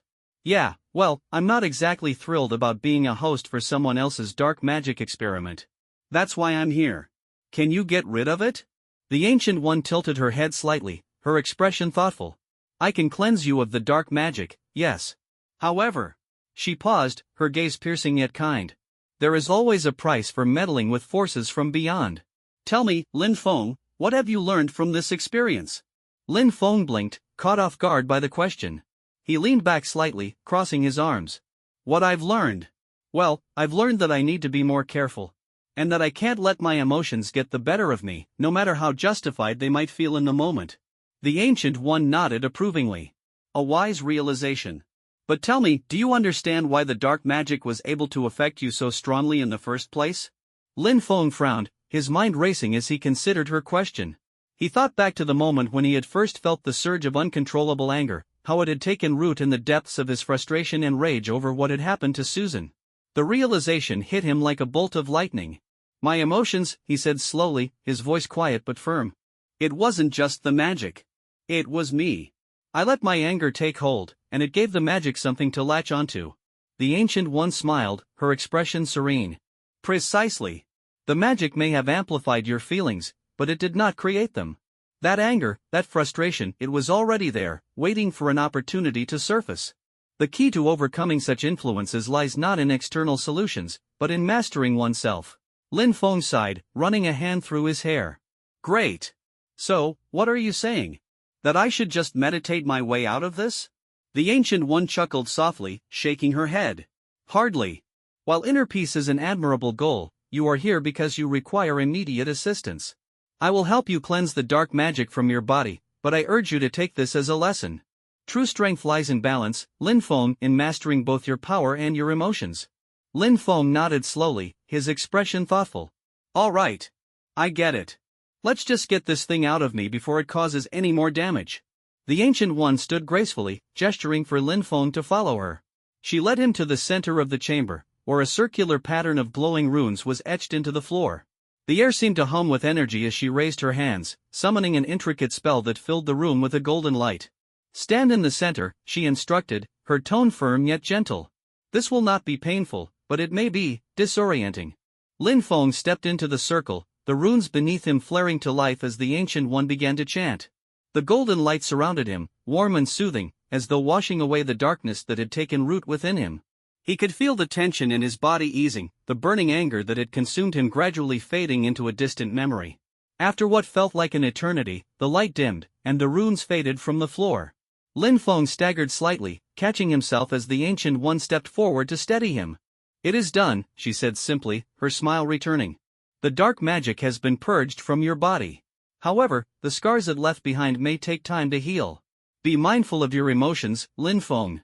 They are both your greatest strength and your greatest vulnerability. Lin Feng nodded, his voice tinged with gratitude. Thank you. I owe you one, Ancient One. The Ancient One waved a hand dismissively, her eyes twinkling with amusement. Consider it a gesture of goodwill. And should you find yourself in need of guidance or tea, you know where to find me. Lin Feng chuckled softly, the tension in his shoulders finally easing. I'll keep that in mind. As he stepped back through the golden portal, returning to the familiar skies of his own world, Lin Feng felt a renewed sense of clarity. The battle wasn't over, not with John and Flora, not with the challenges that lay ahead, but for the first time in days, he felt truly in control. And this time, he was ready. The fallout from the public exposure and swift action orchestrated by Stark Industries was nothing short of dramatic. Lin Feng stood atop a building overlooking the city as the morning sunlight bathed the skyline. His black suit shimmered faintly in the light, and his sharp eyes scanned the bustling streets below. The chaos that had unfolded in the past few days was finally beginning to settle, and while there was satisfaction in seeing justice served, Lin Feng's thoughts lingered on the deeper implications of everything that had happened. He pulled out his phone and checked the forums, where the tides had already begun to shift. The overwhelming flood of misinformation and malicious posts about Susan had been replaced with apologies, retractions, and discussions about the legal consequences faced by those responsible. The video he and Tony had recorded was already trending at the top of every major platform, its straightforward tone and undeniable credibility silencing even the harshest critics. In the video, Tony had addressed the accusations against Susan with his usual charisma, dismissing the rumors involving himself with a mix of humor and candor. Lin Feng, appearing in the second half of the video as Superman, had spoken directly to the camera, calmly but firmly denouncing the lies and defending Susan's integrity. The combination of their words, along with the clear evidence presented, had left little room for doubt. Looks like everything's falling into place, Lin Feng muttered to himself, slipping his phone back into his pocket. Still, his expression remained thoughtful. The incident had been a stark reminder of the lengths some people would go to for power, revenge, or personal gain. It wasn't the first time he'd encountered such pettiness, and it certainly wouldn't be the last. With a faint sigh, Lin Feng turned his gaze away from the city and took to the skies, heading back toward his home. He didn't want Susan to worry about him, and after everything she had been through, she deserved to hear the good news in person. Back at their shared home, Susan was pacing nervously in the living room, her phone clutched tightly in her hand. The events of the past few days had left her emotionally drained, and despite her trust in Lin Feng, she couldn't shake the lingering anxiety that gripped her chest. The sound of the front door opening snapped her out of her thoughts, and she turned quickly to see Lin Feng stepping inside. "Lin," she exclaimed, rushing over to him. "What happened? Did everything go okay? I've been refreshing my phone all morning, but Lin Feng placed a reassuring hand on her shoulder, cutting her off gently. His expression softened as he looked into her worried eyes. "It's over, Susan. The truth is out, and the people responsible have been dealt with. You don't have to worry anymore." Susan's eyes widened, tears welling up as a wave of relief washed over her. "Really? It's really over?" Lin Feng nodded, offering her a small smile. "Tony and I made sure of it. Stark Industries handled the public side of things, and the authorities took care of the rest. Those people won't be bothering you or anyone else again." Susan threw her arms around Lin Feng, holding him tightly as tears streamed down her face. "Thank you," she whispered, her voice trembling. "Thank you so much, Lin. I don't know what I would have done without you." Lin Feng returned the embrace, his hand gently stroking her back as he spoke softly. "You don't have to thank me, Susan. I told you, I'll always protect you. No matter what." They stood there for a moment, the weight of the past few days finally lifting as Susan's tears turned from sorrow to relief. When she eventually pulled back, she wiped her eyes and managed a small, grateful smile. "I saw the video," she said, her voice still shaky. "You and Tony, you both really went out of your way for me. I don't know how to repay you." Lin Feng chuckled, shaking his head. "You don't need to repay me. Just seeing you smile again is enough." Susan blushed slightly, her smile growing as she looked at him. "You're too good to me, Lin." "Hey, someone's gotta keep you out of trouble," he teased, earning a light punch to his arm from Susan. Meanwhile, elsewhere in the city, the aftermath of the scandal continued to ripple through the media landscape. The arrests of John and Flora had sent shockwaves through their respective circles, and the swift action taken by Stark Industries had set a precedent that would make others think twice before attempting something similar. At Stark Tower, Tony was lounging in his workshop with a glass of scotch in hand, watching the news coverage with a satisfied grin. Well, that went better than expected, he said to himself, raising his glass in a mock toast. Here's to justice, teamwork, and looking damn good while doing it. Back at Kamartaj, the Ancient One sipped her tea as she observed the events through the eye of Agamotto. Her serene expression betrayed no surprise, only a quiet satisfaction. You're learning, Lin Feng, she murmured to herself. But there is still much ahead of you. As the day came to a close, Lin Feng and Susan sat together on the couch, the warm glow of the setting sun streaming through the windows. For the first time in days, there was a sense of peace in the air, and Susan leaned against Lin Feng, her head resting on his shoulder. You know, she said softly, I was so scared. But you always make me feel safe. I don't know how you do it. Lin Feng smiled, wrapping an arm around her. That's what I'm here for, Susan. To keep you safe, no matter what. And as the sun dipped below the horizon, casting the city in shades of gold and orange, Lin Feng allowed himself a moment of quiet contentment. The battle wasn't over, there would always be new challenges, new threats, but for now, he was exactly where he needed to be. As the video reached its climax, the revelation of Lin Feng's identity as Superman sent shockwaves across the internet and the city. In the quiet confines of the living room, Susan's hand flew to her mouth, her eyes wide with a mix of disbelief and concern. She hadn't expected Lin Feng to reveal his true identity so publicly, especially not in such a dramatic fashion. Beside her, Sky was frozen in place, her jaw practically hitting the floor. The normally calm and composed hacker was utterly speechless. Wait, hold on, she stammered, pointing at the screen. Your boyfriend is Superman? Are you kidding me? How did I not know this? Susan's face flushed with embarrassment as she fumbled for an explanation, her voice tinged with nervous laughter. Well, it's complicated, Sky. I didn't want to, just blurt it out. Sky gawked at her, her expression a mix of astonishment and betrayal. Complicated? Susan, you've been living with freaking Superman. And you didn't think to mention it? Susan winced, her hands clasped tightly in her lap. I didn't want to betray Lin's trust. It's not my secret to tell. Sky threw her hands up in exasperation, but her frustration quickly gave way to excitement. Okay, I'll let it slide, for now. But seriously, Susan, do you even realize how insane this is? You're dating Superman. No wonder you've been able to get all those exclusive photos and interviews. Susan opened her mouth to respond, but before she could say anything, the video continued, drawing their attention back to the screen. In the video, Lin Feng hovered in midair, the black and red Kryptonian suit gleaming under the studio lights. His calm and authoritative voice carried through the speakers as he addressed the viewers. As you can see, Lin Feng said, his voice steady, I'm not just a shareholder at Stark Industries, I'm also Superman. And yes, I've known Susan for a long time. She's not only a talented journalist but also someone I trust deeply. Any claims about her using connections or inappropriate relationships are completely baseless and offensive. He paused, letting his words sink in before continuing. I hope this clears up any doubts people may have. And for those who participated in spreading lies about Susan, I suggest you think twice before defaming someone's character again. Actions have consequences. The video ended with Lin Feng lowering himself back to the ground, a confident yet approachable smile on his face. The screen faded to black, leaving viewers across the city in stunned silence. Back in the living room, Sky exhaled sharply, breaking the silence. Okay, that might be the coolest thing I've ever seen. I mean, come on, Susan. Superman personally cleared your name in front of the entire city. Do you even realize how lucky you are? Susan's cheeks flushed deeper as she glanced at Sky, then back at the now blank screen. I know, Sky. I really do. But I just worry about him sometimes. Revealing his identity like this, it's a big deal. What if it puts him in danger?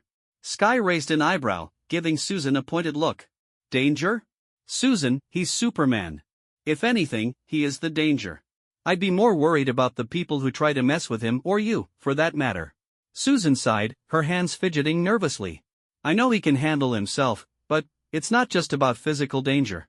People can be cruel, Sky. They'll scrutinize everything he does, twist his words, and try to bring him down. And now that his connection to me is out there, they might come after me too.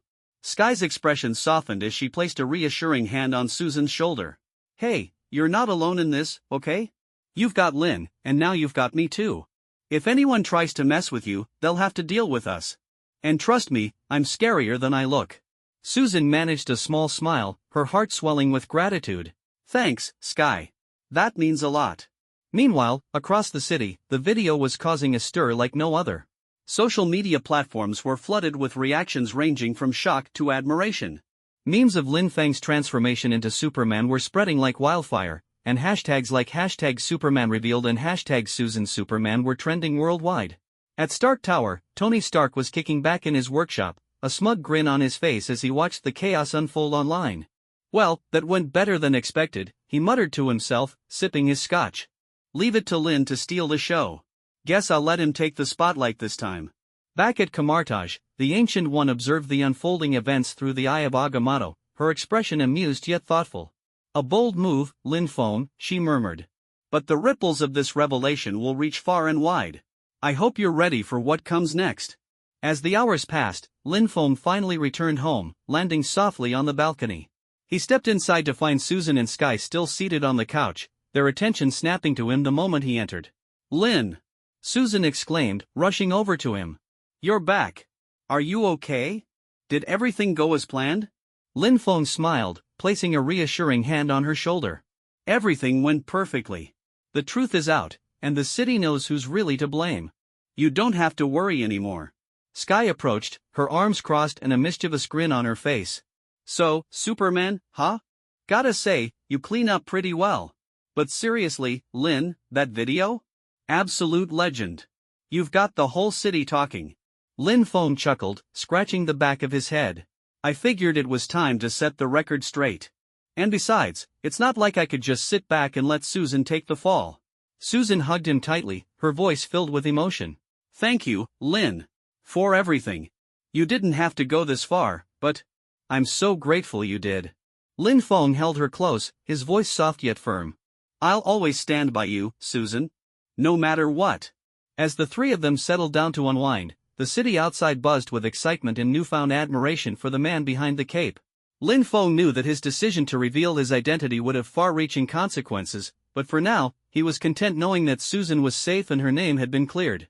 Whatever challenges lay ahead, he was ready to face them. Together, Lin Feng resolutely chose to reveal his Superman identity proactively. In his view, there was no longer any need to keep it hidden. Besides proving his innocence, letting the public know his identity could also bring him greater exposure, allowing his reputation to grow at a faster rate. The rumors involving Susan quickly subsided like a receding tide. With both Superman and Iron Man coming forward to clarify the situation, this irrefutable evidence and explanation undoubtedly carried the most weight. Countless citizens who had been misled by the rumors felt deep guilt towards Susan, and they began posting apology statements online and on major forums of their own accord. Even the radio stations that had previously reported the rumors issued public apologies. From Stark Industries taking action, to Lin Feng exposing his identity in person, to the entire incident being fully clarified, it took less than a day. The New York authorities even issued a statement that the two masterminds of the incident, John and Flora, might face at least 10 years of severe punishment. Amid the cheers and satisfaction of countless citizens, the incident came to an official close. After that, Susan resolutely decided not to return to the BBC radio station. She would always remember the ugly faces of her colleagues, who usually greeted her with smiles, but revealed their true colors when she was caught in the web of rumors. The mere thought of it made her nauseous. So, she rejected the BBC's request for her return. With Lin Feng's help, she decided to go independent, focusing on reporting about superheroes. To this end, she established a forum and video website. With real-time reports on Superman and Stark Industries, as well as some entertainment content, the website quickly became a hotspot for citizens who loved superheroes. Clever as she was, Susan occasionally even hosted live streams, showcasing Lin Feng's daily life. This move brought a significant wave of traffic to the website.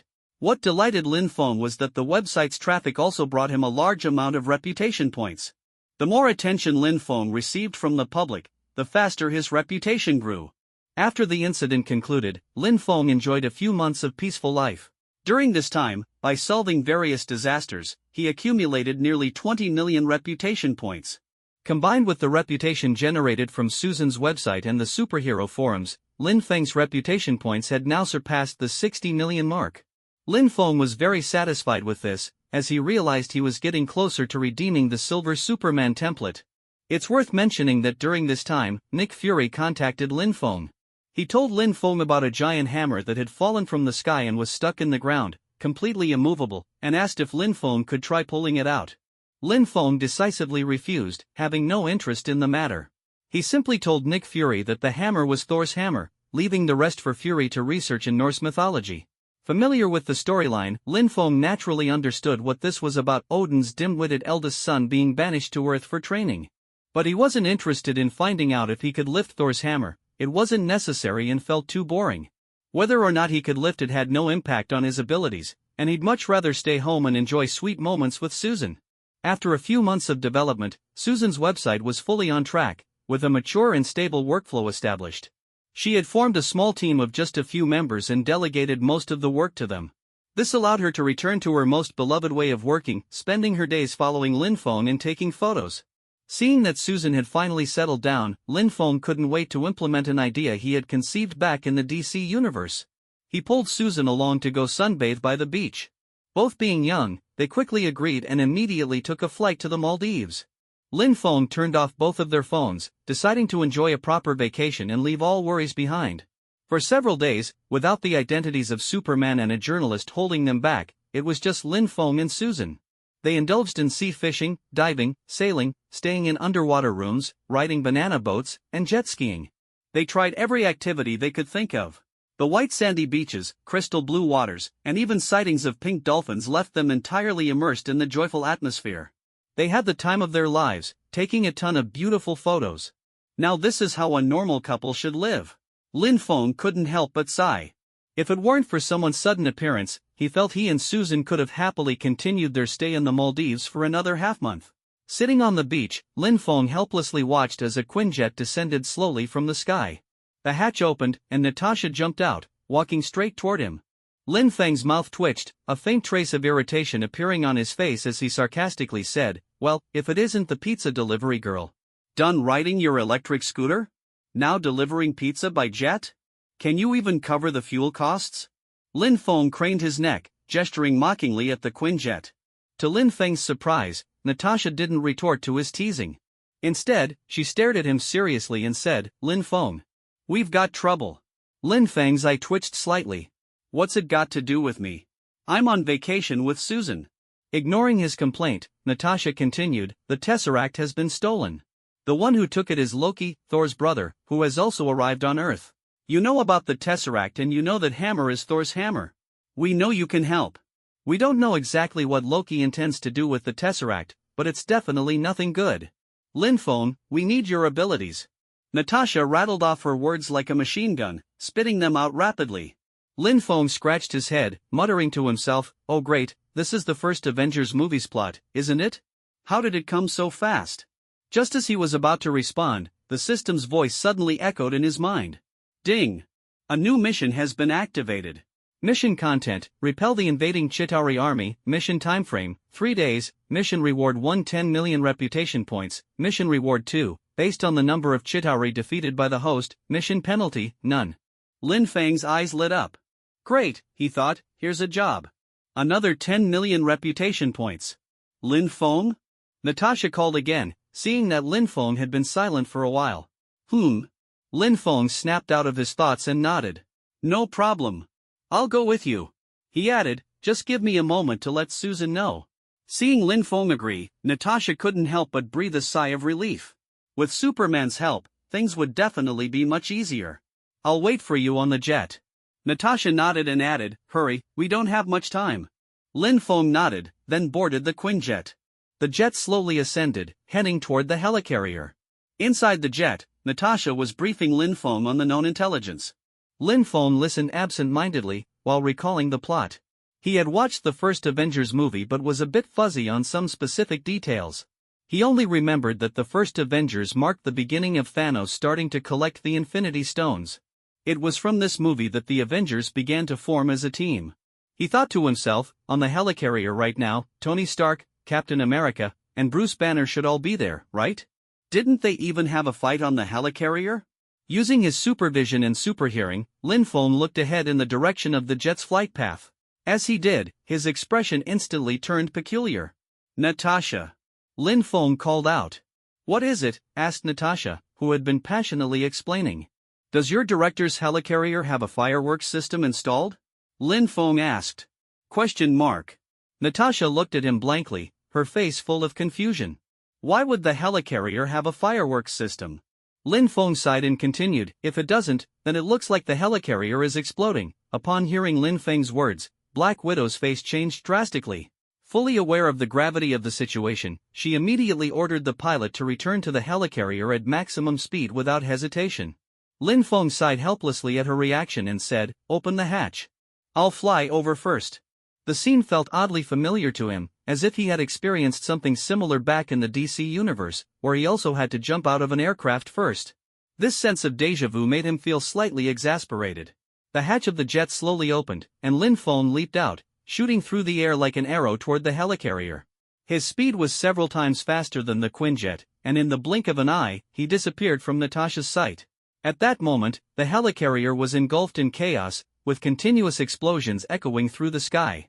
The helicarrier had been hacked by Hawkeye, causing one of its engines to shut down. The massive structure was visibly tilting, while the Avengers were doing their best to fend off the attackers. The Hulk was rampaging uncontrollably, smashing everything in sight. Thor had been stabbed in the back by Loki and was now trapped in a large metal cage before being thrown out of the helicarrier. Captain America was locked in a fierce battle with several brainwashed soldiers, and Tony Stark was desperately trying to fix the engine, acting as a makeshift hamster in the process. When Lin Feng arrived, the Hulk was in the middle of dismantling a jet. The pilot managed to eject in time, and the ensuing explosion sent the Hulk plummeting to the ground. Lin Feng paid him no attention, knowing full well that the Hulk's iron-like body could withstand such a fall without issue. Lin Feng quickly flew to the engine, dispatching the soldiers fighting Captain America with a single punch each. He then pulled down the control lever, causing the engine's rotation to slow. Tony Stark took advantage of the moment to fly out from below, finally freeing himself from the hamster wheel predicament. A second later, Stark might not have survived. As Iron Man flew back onto the helicarrier, his faceplate lifted, revealing his exhausted face. Lin! Tony panted heavily. Where have you been? Your phone's off, too. Lin Feng chuckled and replied, I went on vacation. I leave for a few days, and you guys decide to secretly set off fireworks in the sky? Not funny at all, Lin. Tony spread his hands helplessly. Cap, let me introduce you. Tony grabbed Lin Feng and presented him to Captain America. The most powerful human on Earth, Superman. Let me tell you, nothing on this planet can withstand a punch from him.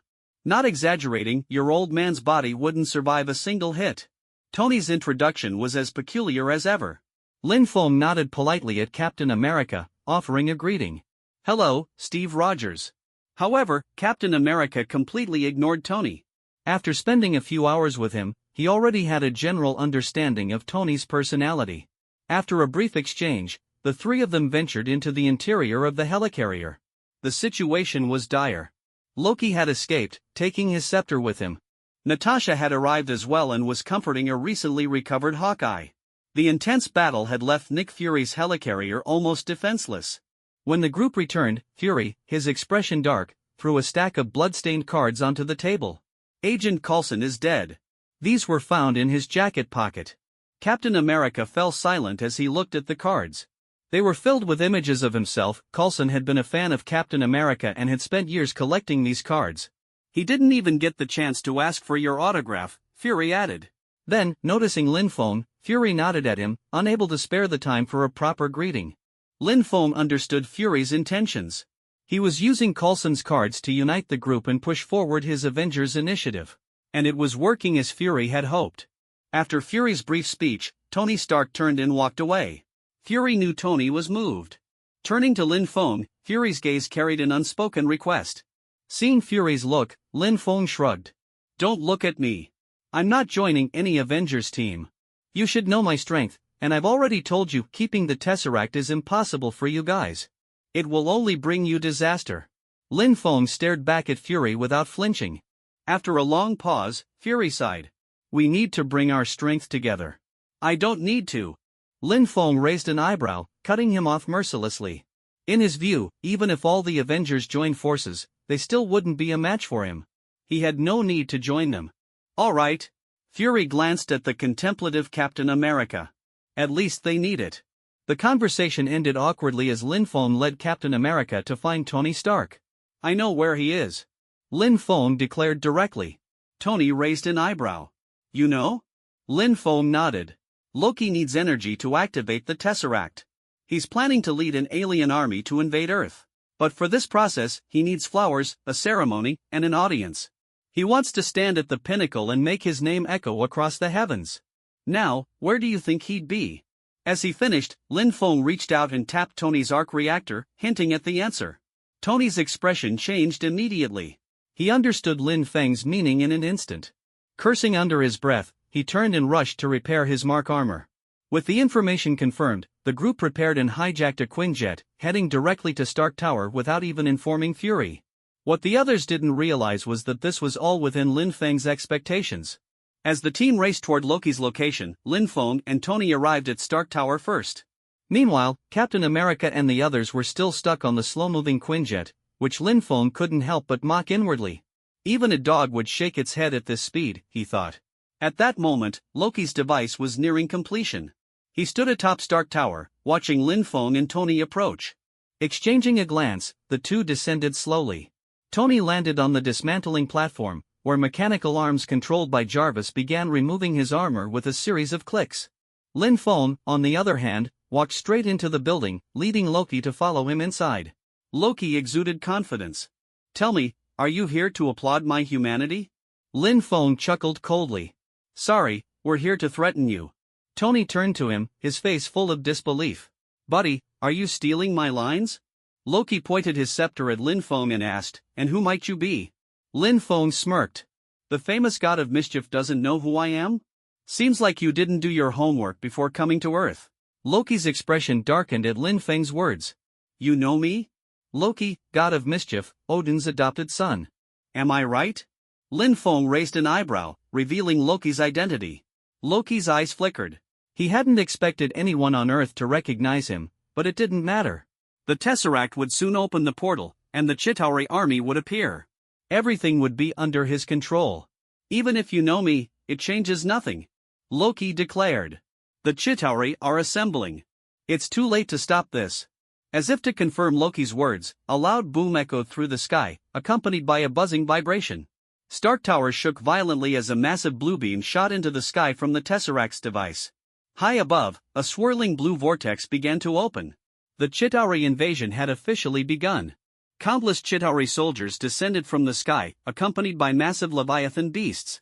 The city was thrown into chaos, with citizens screaming, fleeing in panic. The scene was straight out of a sci-fi movie about alien invasions. Screams and explosions filled the air. Cap and the others have arrived. Tony spotted the Quinjet carrying Captain America and the others. His face grew serious as he turned to Lin Feng. Lin, it's time for us to take action. Tony's expression grew serious as he slowly turned his head toward Lin Feng. Lin, it's time for us to take action. Lin Feng was about to nod in agreement when Loki suddenly stepped forward, interrupting their conversation without hesitation. I don't think you'll get the chance, he declared, his voice dripping with arrogance. Step by step, he approached Tony and Lin Feng, his eyes gleaming with triumph. The Chitauri bring with them an entire army. Humanity doesn't stand a chance.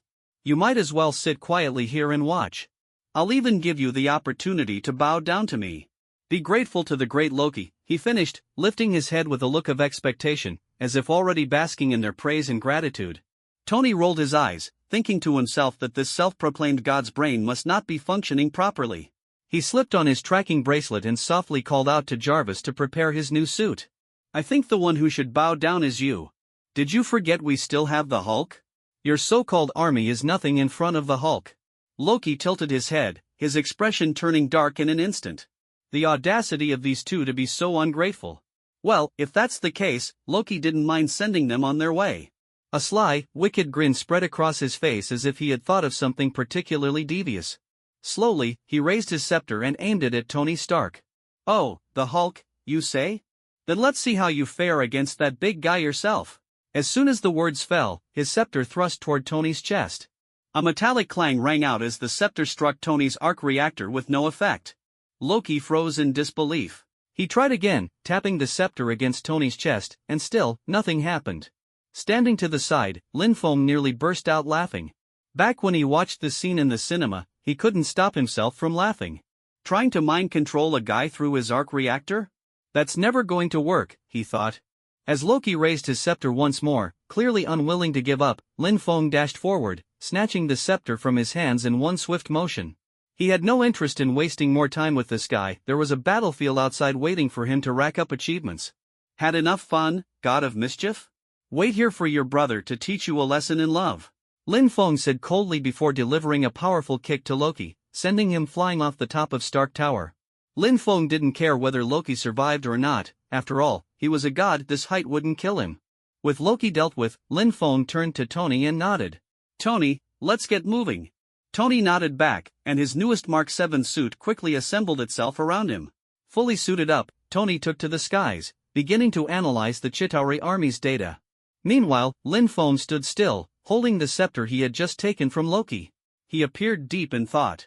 If he remembered correctly, the head of the scepter housed an infinity stone, the Mind Stone. System, can I store the scepter in the system space? Lin Feng asked, already thinking that since the scepter was now in his possession, the stone inside should belong to him, a fitting compensation for Loki's crimes. The system's reply disappointed him. Infinity stones cannot be stored in the system space. Undeterred, Lin Feng gripped the scepter tightly and twisted its head. With a crunch, the casing shattered, revealing the yellow Mind Stone inside. If he couldn't store it, he decided he'd embed it into his Superman wristband instead. The bare Mind Stone emitted a faint glow as Lin Feng held it in his hand. He felt no discomfort whatsoever. Slowly, he brought the stone close to his Superman wristband. The surface of the wristband rippled like flowing water, and with a soft thud, the stone was successfully embedded. The moment it was in place, a brilliant yellow light spread outward from the wristband, coursing through Lin Feng's body. He couldn't help but let out a soft hum as he felt a surge of powerful energy emanating from his wrist, washing over him. His senses sharpened noticeably, and his supervision and superhearing experienced a significant enhancement. After a while, the light subsided, and Lin Feng exhaled deeply, a sense of awe filling him. The energy from the Infinity Stone seemed to function similarly to solar radiation, slowly but constantly enhancing his powers. However, the rate of enhancement was far faster than just basking in sunlight on Earth. He couldn't help but silently thank Loki for delivering this gift all the way from Asgard. Now, Lin Feng's wristband housed two stones, the yellow Mind Stone and the unique red kryptonite. With the Mind Stone's energy, Lin Feng felt confident he could defeat a corrupted version of Clark Kent without even relying on the red kryptonite. Soaring out of Stark Tower, Lin Feng took in the scene. The city was ablaze with chaos, the Chitauri army pouring through the massive blue portal like an unstoppable tide. The roars of Leviathan beasts could be heard even from several blocks away. It was time for him to show what he was made of. With a leap, Lin Feng targeted a group of straggling Chitauri soldiers and unleashed a burst of red heat vision. The Chitauri soldiers disintegrated instantly under the searing beam. Seeing this, the Chitauri army retaliated furiously, firing blue energy blasts at Lin Feng. But with his agility, Lin Feng easily dodged their attacks. On the rare occasion that a blast hit him, he emerged completely unscathed, his suit showing no signs of damage. The black figure of Lin Feng darted through the skies of New York, heat vision firing one beam after another. Unfortunately, he lacked large-scale area of effect attacks, so he couldn't eliminate masses of Chitauri soldiers at once. Instead, he relied on punches, kicks, and well-aimed heat vision to take down the invaders one by one. The Chitauri army quickly identified Lin Feng as a major threat, sending squad after squad to attack him. Their relentless assaults lightened the load on the other Avengers, but even Superman could grow annoyed and fatigued after constant fighting. Though the Chitauri soldiers were no more threatening than ants to Lin Feng, squashing ants still took time and energy. The prolonged use of his heat vision also caused some discomfort in his eyes. Lin, I'm in trouble. Tony's voice suddenly crackled through Lin Feng's earpiece. Iron Man had encountered a Leviathan beast, and his laser weapons couldn't penetrate its thick armor. Lin Feng understood the subtext immediately. Tony was calling for backup. Activating his supervision, Lin Feng located Tony instantly. I see you, Tony, he responded, flying swiftly toward him. Tony, piloting his suit, was weaving through the air, trying to evade the massive Leviathan. As Lin Feng arrived, his eyes glowed a fierce red. With a sharp hum, a beam of heat vision, more intense than before, shot out. The Leviathan's thick armor held for 4 or 5 seconds before finally giving way. With a mournful cry, the beast plummeted to the ground. Thanks, Lin. Tony called out before flying off to assist Captain America and Black Widow. The two, lacking flight capabilities, had been battling Chitauri soldiers on the ground. As for the Leviathans, they were left to Iron Man and Lin Feng to handle. Lin Feng turned his gaze toward the portal high above, watching as more leviathans emerged. He frowned slightly, his heat vision wasn't effective enough against their armor, and prolonged use drained his energy. Suddenly, an idea flashed through his mind. Acting on instinct, Lin Feng focused on the mind stone embedded in his wristband. In the next instant, the stone flared brilliantly, surging energy into his eyes. His eye sockets glowed a fiery orange-red, and when he fired his heat vision this time, it was vastly more powerful. The orange beam tore through the Leviathan's armor in less than a second, leaving a massive hole. Even after the beam dissipated, the fiery energy lingered, slowly consuming the remainder of the Leviathan's body. Incredible! Lin Feng marveled. His experiment to amplify his heat vision with the Mind Stone had succeeded, its power more than doubling. As expected of an Infinity Stone. Down on the ground, the fledgling Avengers team witnessed this display. Lin Feng, it seems like he's gotten even stronger, Black Widow remarked, her expression complicated. Captain America executed a mid-air somersault, slamming his shield into a Chitauri soldier's head before gasping, "Looks like we might have a chance after all. But if we don't close that portal, this fight is going nowhere." Hawkeye, perched on a rooftop, nodded grimly as he watched the endless stream of Chitauri pouring through the portal. No matter how many they defeated, the army kept coming. Everyone was growing fatigued, but as long as the portal remained open, the Chitauri would keep flooding in. If this turned into a war of attrition, Earth would undoubtedly lose. Just then, Lin Feng's voice came through their earpieces again. "I have a way to close the portal. But before that, I'm going to give them a big surprise." Without looking back, Lin Feng launched himself toward the portal. The scattered Chitauri soldiers on the ground were too slow to deal with. Lin Feng had decided to meet the Chitauri fleet on the other side of the portal. Under the tense gazes of the Avengers, Lin Feng shot toward the towering portal in the sky without the slightest pause, moving like a black streak of lightning.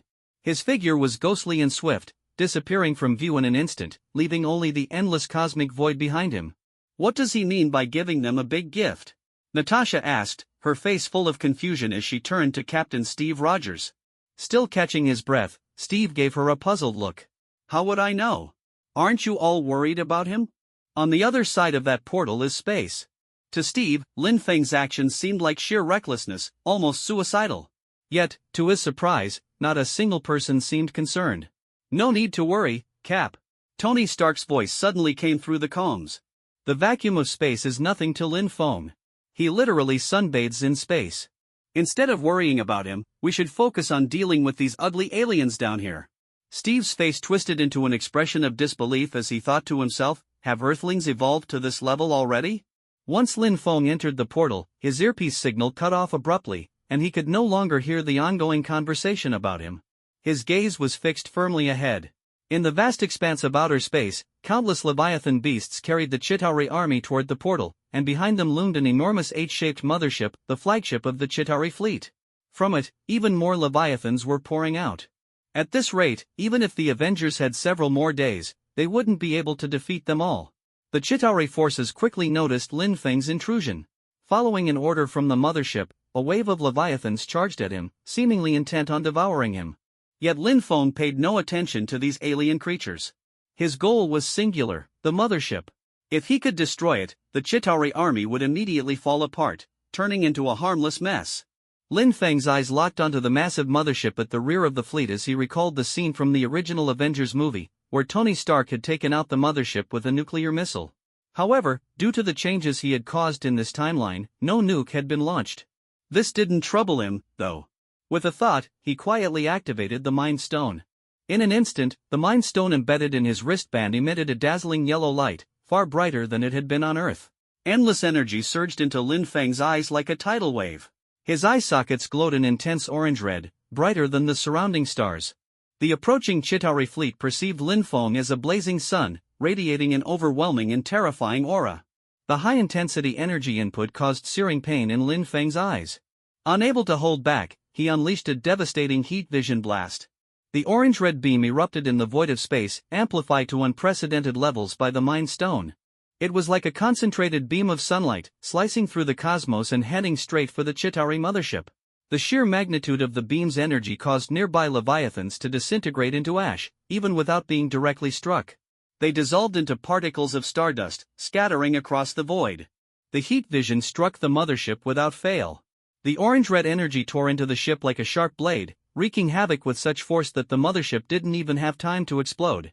Instead, it was entirely consumed by the energy, reduced to nothing but dust in an instant. Watching the destruction, Lin Feng felt an indescribable sense of awe. He thought to himself, if I had this kind of power back in the DC universe, Clark would have needed to die a second time. As the mothership disintegrated, the countless Chitauri soldiers it controlled instantly shut down, as if their power had been cut. The Leviathan beasts floating in space also lost all signs of life, drifting aimlessly like specters, no longer a threat.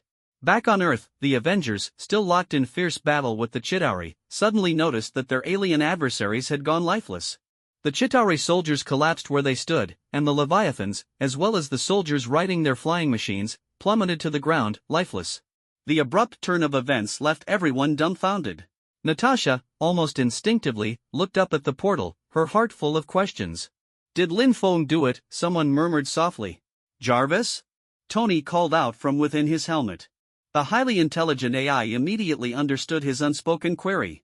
"Sir, I can confirm that all alien lifeforms have ceased to show any signs of activity." Hearing Jarvis' confirmation, the Avengers collectively heaved a sigh of relief. The tension that had gripped them for so long finally dissipated, and exhaustion washed over them like a tide. One by one, they dropped to the ground to rest. He really did it, they marveled at Lin Feng's overwhelming power. "Why hasn't the portal closed yet?"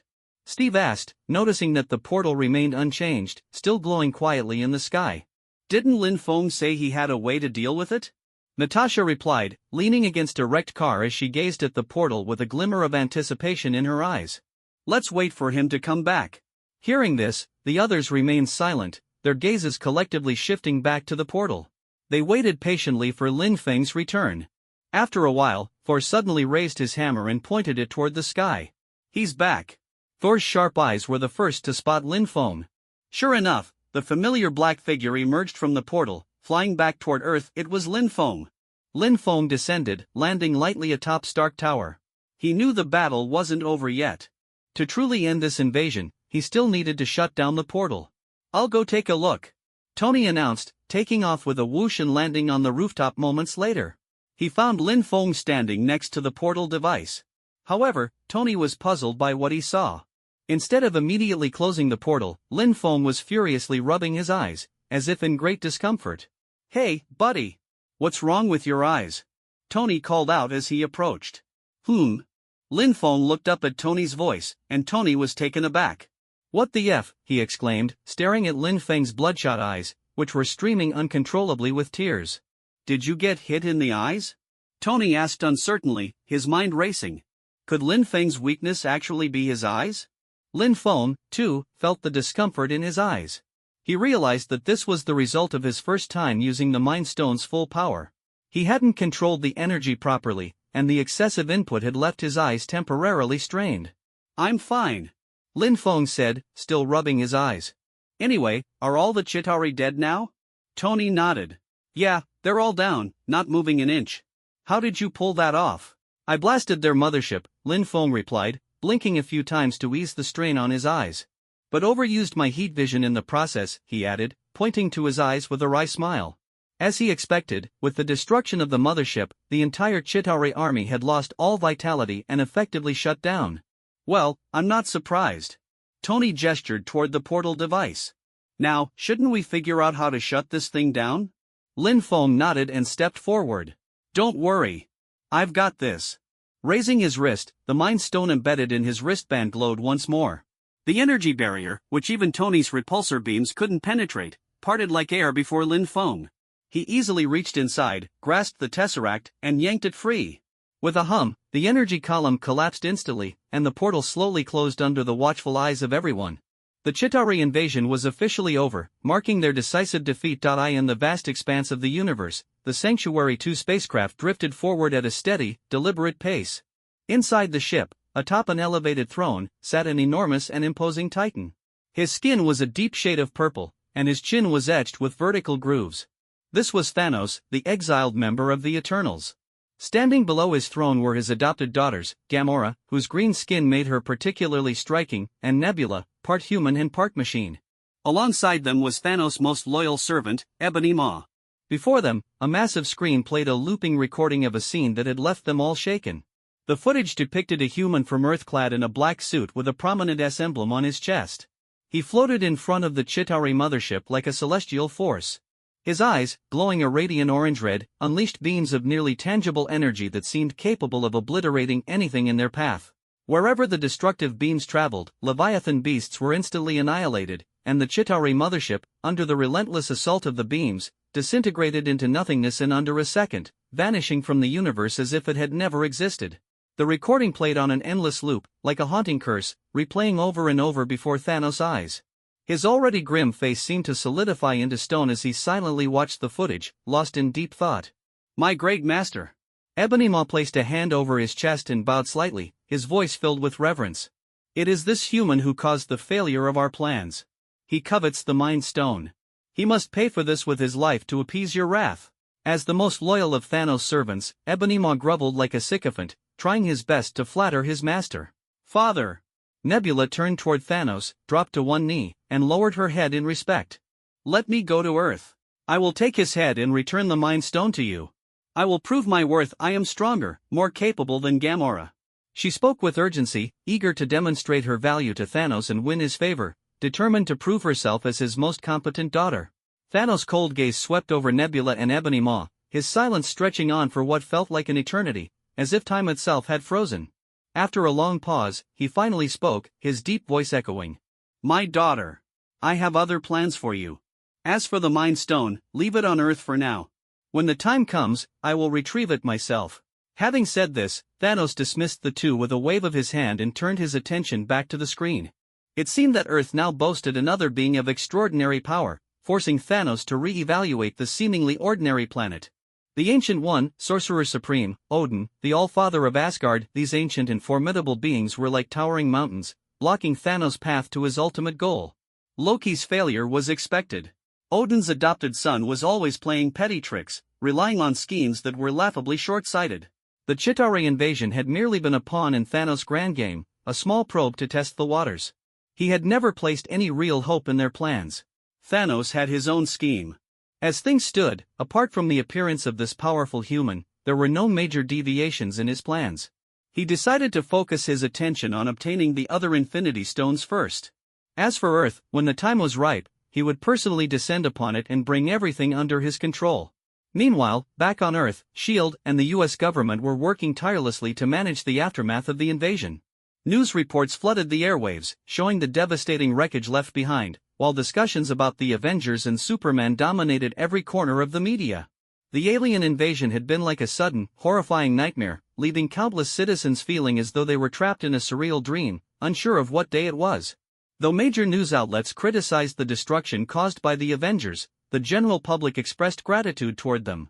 These two opposing voices clashed like warring forces, spreading across the globe. As for the protagonists of this media storm, the Avengers, including Lin Feng, were resting quietly inside Stark Tower. Through the floor-to-ceiling windows, Thor stood before Lin Feng, his face darkened with anger, his hand gripping Mjolnir tightly. His expression resembled a volcano on the verge of eruption. "You black-haired brat, I'll say it one more time. The Space Stone belongs to Asgard. You have no right to claim it as your own. Hand it over, now." Lin Feng lounged lazily on the sofa, his eyes flashing with disdain. 3 stones rested quietly on his wristband, the yellow Mind Stone, the blue Space Stone, and the red Kryptonite. After pulling the Tesseract from the portal earlier, Lin Feng had crushed it to extract the Space Stone, embedding it into his wristband. The Space Stone's energy was like a hidden treasure, slowly enhancing his abilities. There was no way Lin Feng would hand it over to Thor. That would be like giving up a meal already in his mouth. "You claim it's Asgard's? Got any proof?" Lin Feng replied dismissively. His words were like a lit fuse, instantly igniting Thor's fury. Thor's hand gripped Mjolnir so tightly that veins bulged visibly, and he looked as if he wanted nothing more than to teach the black-haired brat a lesson. This was the second time Thor had demanded the Space Stone from Lin Feng. The first time, he'd been kicked out of Stark Tower so quickly that even he, the god of thunder, couldn't react in time. He had to admit he couldn't beat Lin Feng. Lin Feng couldn't care less about Thor's feelings. He stared coldly at Thor, ready to deliver another kick if necessary, to remind him who was in charge. "Hey! Hey! Hey!" Sensing the rising tension, Tony Stark quickly stepped between the two, raising his hands to create some distance. "Calm down, you two. We just finished a battle, aren't you tired? Let me mediate. Tony took the lead, speaking directly to Thor. Look, Lin Feng is stronger than you. I think that's pretty clear to everyone here. Thor's glare turned icy, clearly displeased with the assessment. Oh, come on, buddy, don't look at me like that, Tony said fearlessly, glancing around. Am I wrong? The room fell silent as Captain America, Natasha, Hawkeye, and even the Hulk all nodded instinctively. Lin Feng had flown into space to destroy the Chitauri mothership, while Thor had merely taken down a few Chitauri soldiers and gotten stabbed by his brother in the process. The comparison was stark. Seeing the reaction, Tony smirked and turned back to Thor, spreading his hands. You see? Everyone agrees. Let's review this disaster, shall we? It was caused by your brother, the second Prince of Asgard. Countless lives were lost because of him, and Earth's coordinates might even have been exposed, right? He's adopted, Thor retorted, his face flushing red. But as soon as the words left his mouth, he regretted them, glancing guiltily at Loki, who stood nearby in handcuffs. Loki's disdainful gaze cut into Thor like a knife, filling him with shame. Fine, adopted or not, he's still your brother. You can't deny that. Thor reluctantly nodded, knowing he was cornered. Tony pressed on. This disaster was caused by your brother. And the one who ended it? That was Lin Feng. I think we can all agree on that, right? Once again, everyone nodded. Tony clapped his hands together. There you have it. As the one who resolved this crisis, Lin Feng has every right to decide what to do with the Space Stone, don't you think? Tony's sharp tongue was unmatched. Coupled with the undeniable facts he presented, there was no argument to be made. Supporting Lin Feng, his trusted friend and savior, was a no-brainer. The logic was clear to everyone present, leaving Thor red-faced and silent. He knew he was in the wrong but couldn't bring himself to give up. But, the Space Stone has always belonged to Asgard. Thor's voice grew quieter with each word, his confidence faltering. Lin Feng had had enough. Rising to his feet, his aura flared. Let me tell you something, it doesn't belong to Asgard anymore, If it's here on Earth, that means you failed to protect it. What happens if I give it back to you and you lose it again? And another thing, Infinity Stones don't have owners. You were merely its temporary custodians. Claiming it belongs to Asgard? Aren't you ashamed to say that? Lin Feng and Tony's relentless verbal assault was like a storm, leaving Thor speechless. The room fell into an awkward silence. Seeing Thor's defeat, Loki couldn't help but chime in, his tone dripping with mockery. Oh, poor son of Odin. Not only can't you beat an Earthling, but you also don't even understand reason. How many Asgardians would die of laughter if they heard about this? Shut up! Thor roared in frustration, slapping a muzzle device onto Loki's mouth. As he looked at his troublesome brother, his heart filled with regret. How had he ended up in such a mess? Ultimately, though Thor was deeply unwilling, he failed to reclaim the Space Stone. Reluctantly, he confessed to everyone that it had been his own impulsive decision to destroy the Bifrost. Without the Space Stone, he had no way of returning to Asgard and therefore hoped to use it to repair the Bifrost. At first, Lin Feng intended to reject Thor's request outright. However, after carefully weighing the situation, he agreed. He had his own plans in mind and wasn't about to completely sever ties with Asgard over lending the Space Stone. While Lin Feng wasn't afraid of Odin, making enemies everywhere was not his style. And so, under the watchful eyes of the others, Lin Feng activated the Space Stone's power, instantly teleporting himself, Thor, and Loki away. His intent for this trip was to visit Asgard. He would leave the mess on Earth to S.H.I.E.L.D. and Tony to deal with. When Nick Fury and several U.S. government officials requested a video conference, Fury's response was simple: the Space Stone was safer in Lin Feng's hands. If they disagreed, they were welcome to try retrieving it themselves, though it was clear that S.H.I.E.L.D. would not succeed. Realizing this, the officials said no more. Lin Feng's overwhelming strength during the recent crisis had been obvious to all. He wasn't someone they could easily deal with short of using nuclear weapons. What they didn't know, however, was that Lin Feng no longer considered nuclear weapons a threat. With 2 Infinity Stones in his possession, he could easily withstand or evade a nuclear strike using the Space Stone. On the entire planet, the only individual who might pose a genuine threat to Lin Feng was the Ancient One. Thus, the matter of Lin Feng taking 2 Infinity Stones was no longer discussed. As for the suggestion that he join the Avengers, Fury faithfully relayed Lin Feng's words: if there's a disaster, I'll step in. But if you want me to join your Super Boy Scout Club? Not happening. After a long silence, the officials still instructed Fury to do his best to recruit Lin Feng. With that, the storyline of the first Avengers movie came to an official close, and Lin Feng arrived in Asgard. As soon as they landed, Thor unceremoniously locked Loki away, then brought Lin Feng to the palace. Though this was meant to be a sightseeing trip, Lin Feng wasn't particularly interested in Asgard's scenery. He much preferred the modern, high-tech aesthetic of Earth's cities. To him, Asgard's vistas paled in comparison to the Maldives, especially when Susan was there. When they arrived at the Grand Palace, Lin Feng finally met the ruler of the Nine Realms, the Allfather Odin. Sitting silently on his throne, Odin studied Lin Feng. He was well aware of Lin Feng's actions on Earth and knew that he possessed 2 Infinity Stones. "Father," Thor greeted Odin and then pointed at Lin Feng.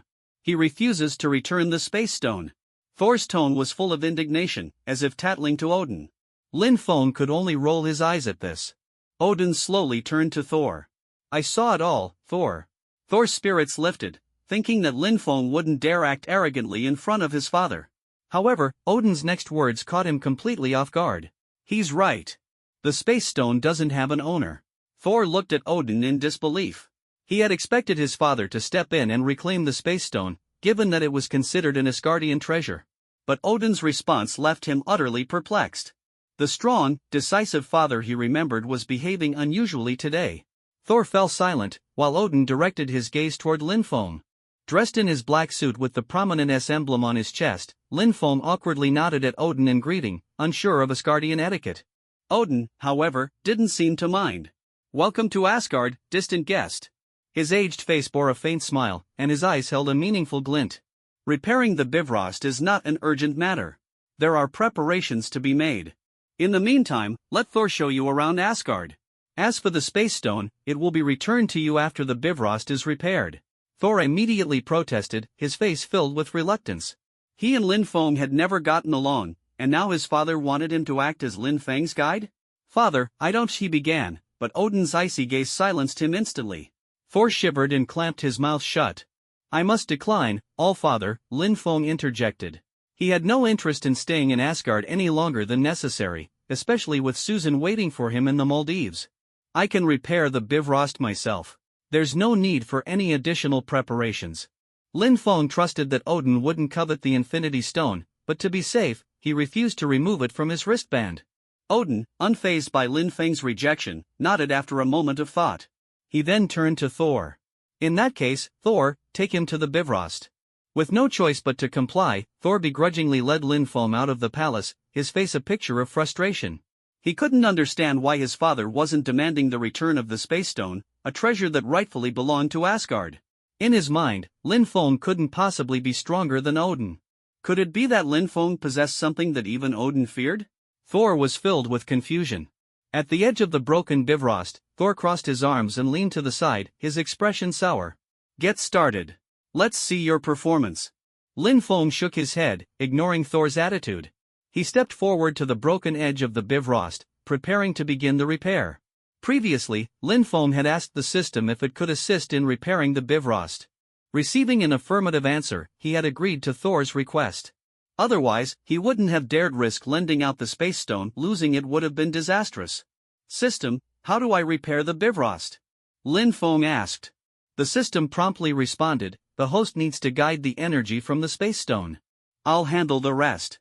Nodding, Lin Feng closed his eyes and focused on communicating with the Space Stone. The blue gem on his wristband began to glow faintly, increasing in intensity until it became blinding. The next moment, brilliant blue energy flowed from the wristband like a stream, spreading toward the Bifrost. The system directed the energy, evenly distributing it along the broken structure. Slowly but surely, the Bifrost began to repair itself. After some time, a low hum reverberated through the air as the Bifrost was fully restored. Its immense energy surged, reactivating the bridge. "Repairs complete, host. That'll cost you 1 million reputation points," the system announced. "What? What do you mean cost? You never said anything about charging reputation points." Lin Feng exclaimed, his disbelief evident. "What, you expected me to work for free?" the system retorted with a mocking laugh. "Without the Space Stone, it would have cost you 10 million reputation points to repair the Bifrost. I gave you a 90% discount, and you're still complaining?" Lin Feng was speechless. He felt like he'd been swindled. The 1 million reputation points wasn't a huge loss for him, it was still his hard-earned reward. His mood soured instantly. "The bridge is fixed," Lin Feng said to Thor, his tone curt. "I'm heading back to Earth. And don't come to Earth unless it's absolutely necessary." With a dark expression, Lin Feng activated a portal and vanished from Asgard. He couldn't wait to leave the place. Thor stared at the now empty portal, baffled. He couldn't understand why Lin Feng seemed angry after repairing the bridge. After solving the Bifrost issue, Lin Feng focused his thoughts, and the blue space stone on his wristband glowed brightly. A blue circular portal slowly materialized before him. Taking Susan's hand, they stepped through the portal, and the scenery around them shifted in an instant, transporting them back to their villa in New York. The sun was still shining brightly, and the beach remained as picturesque as ever. Susan was lying on the sand, fiddling with her phone while basking in the sunlight, exuding a relaxed and carefree vibe. Lin Feng sat beside her, holding a bottle of sunscreen. As he applied it to his skin, he occasionally checked the system's reward calculations. Indeed, the rewards for stopping the Chitauri invasion had already been distributed. The system had generously awarded him 10 million reputation points, with an additional 8 million points contributed by the public's attention and the ongoing buzz surrounding the event. And that wasn't all. The aftermath of the Chitauri invasion was still trending, and once the matter fully settled, Lin Feng was estimated to gain at least another 10 million reputation points. The system's predictions were rarely off. Altogether, Lin Feng now held around 90 million reputation points, leaving him both thrilled and filled with anticipation. He began to ponder. Soon, he would be able to unlock the Silver Superman template, a significant upgrade that would greatly enhance his abilities. However, once he unlocked the template, should he fly to the sun to accelerate his growth? The events of the first Avengers movie had signified the beginning of Thanos' plan to balance the universe. While Lin Feng wasn't concerned about an empty-handed Thanos posing a threat, the situation would change drastically if Thanos acquired the Power Stone. The destructive force of the Power Stone was not to be underestimated. Lin Feng fell deep into thought. Should he prioritize obtaining the Power Stone himself, or take time to sunbathe in space to strengthen himself further? Just as he was lost in his musings, Susan suddenly spoke, interrupting his train of thought. "Lin, let's head back. Let's go home." Lin Feng turned his head, puzzled. "What's the matter, babe?" Susan sat up, stretching lazily. "My mom said she needs me to come home for something. Besides, we've been here long enough. I've had my fill of fun." She thought of her mischievous younger sister inside. She had no idea what trouble her sister might have gotten into this time. Lin Feng chuckled nonchalantly. "All right, as you wish. Want me to come with you?" Susan's cheeks flushed slightly.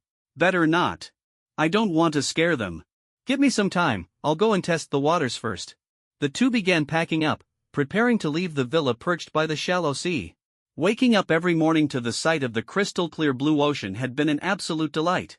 Lin Feng even considered buying a villa here, given that money was no object to him. The dividends from Stark Industries alone were enough to ensure he and Susan lived comfortably for the rest of their lives, not to mention the substantial income from Susan's website. Once they were packed, Lin Feng stood beside Susan, and with a thought, the space stone on his wristband lit up again. Another blue portal appeared before them, and stepping through it, they returned to their home in New York. Lin Feng placed their luggage down and retrieved the keys to the R8 from the garage, handing them to Susan. The car, originally belonging to Tony Stark, was now registered under Lin Feng's name. He planned to buy another car soon and give this R8 to Susan. If she didn't like it, he'd just get her something else. Before crossing over to this world, Lin Feng had been a car enthusiast, enamored with sleek sports cars. Unfortunately, back then, he didn't even have the money to buy a decent car model, let alone a real one. Susan drove Lin Feng into the city. Despite being a female driver, her driving skills were decent. After dropping Lin Feng off, she headed toward her family home, feeling slightly exasperated at the thought of her troublemaking sister. Lin Feng, meanwhile, wandered into a luxury car showroom. He had chosen to get off at Lamborghini's dealership and showroom. The spacious, brightly lit interior showcased a lineup of cars, each exuding its own unique charm. Inside, a short-haired saleswoman lounged on a sofa, casually glancing at Lin Feng as he entered. After sizing him up briefly, her eyes flickered with disdain. Nudging the intern salesperson, "Kai," she said, "Kai, go handle that customer." Kai nodded without hesitation and approached Lin Feng, unaware of the other salesperson's true intent. The short-haired woman had written Lin Feng off as a penniless dreamer who'd wandered in to get a taste of the luxury car experience. His simple attire, lack of the telltale signs of a successful individual, and the black ring on his finger, which didn't look expensive, all added to her assumption. Moreover, he had walked in on foot. Aside from his looks, he didn't seem to have any redeeming qualities. In her mind, he wasn't worth her time and was perfect for the intern to practice on. Kai, however, wasn't in this job to sell cars. She was here undercover for an investigation, using her position as a cover. To secure this role, she had even hacked into the recruitment system to swap out the original hire for herself. Approaching Lin Feng with a professional smile, she greeted him, "Hello, sir. Welcome to Lamborghini. May I ask your name?" Hearing the voice, Lin Feng turned around, his expression turning peculiar. "Sky?" Sky froze briefly, her eyes widening in surprise. "Lin Feng?" Neither had expected to run into each other here. Lin Feng scratched his head, puzzled. "What are you doing here? Selling cars?" Sky laughed awkwardly, brushing it off. "Sort of." Lin Feng studied her a little longer. This little hacker, who had always used a fake name to befriend Susan, was someone he knew would eventually join S.H.I.E.L.D. However, he had no interest in getting involved in that mess. S.H.I.E.L.D. was far too complicated. For now, Sky was just a rebellious troublemaker constantly at odds with S.H.I.E.L.D. Lin Feng wasn't sure if she had joined any organizations yet, like that Rising Tide group. "So, I've been meaning to ask, how did you know my name?" Sky asked, her curiosity finally getting the better of her. The first time they'd met, Lin Feng had called her by her real name, something she had always found intriguing but never had the chance to ask about. Lin Feng glanced at her, amused. "What's this? Do Lamborghini salespeople also dig into customers' private lives? Wow, you really know how to talk, huh?" Sky rolled her eyes, a bit exasperated. "Fine, don't tell me. What are you doing here? Buying a car?" The moment the words left her mouth, she regretted it. Lin Feng clearly wasn't lacking money, what else would he be doing here if not buying a car? Sure enough, Lin Feng didn't respond. Instead, he gave her a look of pity, as if he were staring at someone particularly dim-witted. Sky's cheeks flushed, and she quickly changed the subject. "So, are you interested in this car?" Lin Feng patted the Aventador in front of him and nodded. "Yeah, give me the details. I want to buy it." Sky glanced at the car model and suddenly had an idea. Her eyes lit up. "Wait, I've got a car that's perfect for you. Do you ever stop talking?" Lin Feng muttered, annoyed. Ignoring his complaint, Sky grabbed his arm and led him toward the back area. Come on. I know a car that's absolutely perfect for you." Letting her lead the way, Lin Feng grew curious about what she was up to. In the back room, a car covered with a protective sheet sat waiting. Judging by its shape, it appeared to be another Aventador. Sky dramatically pulled off the sheet, revealing a striking Lamborghini supercar. It was a black Aventador LP 700-4. Its sleek, aggressive design, paired with its black paint job, made it look like a black beast crouching in wait. However, what set this car apart was the Superman-themed customization. The black body featured orange-red accents along its lines, giving it a futuristic feel. On the hood, a large black S emblem identical to the one on Lin Feng's suit stood out prominently. Even the interior seats were hand-stitched with the same S logo. Lin Feng's expression was priceless. He pointed at the car, utterly baffled. "What the heck is this?" Sky grinned mischievously as she gestured toward the car, her eyes gleaming with pride. "What do you think? Pretty fitting for you, huh?" Lin Feng subconsciously nodded in agreement. He had to admit, despite the car being covered in Superman-themed elements, the design was well executed. Instead of coming off as tacky, the orange-red accents and sleek black body enhanced the Aventador's already powerful and dynamic appearance, making it even more unique. Lin Feng felt his liking for the car grow even more. This must have been custom-made by some rich guy, right? Lin Feng guessed. He figured such a unique design wouldn't be part of standard customization options, and it seemed unlikely for a second-hand car to end up in a showroom like this. It had to be a custom job commissioned by someone wealthy. Sky nodded, her eyes glinting with a sly light. "You guessed it. This car was indeed custom-ordered by some rich kid. But here's the catch, he only paid the deposit. Before the car even arrived, his family ran into some trouble.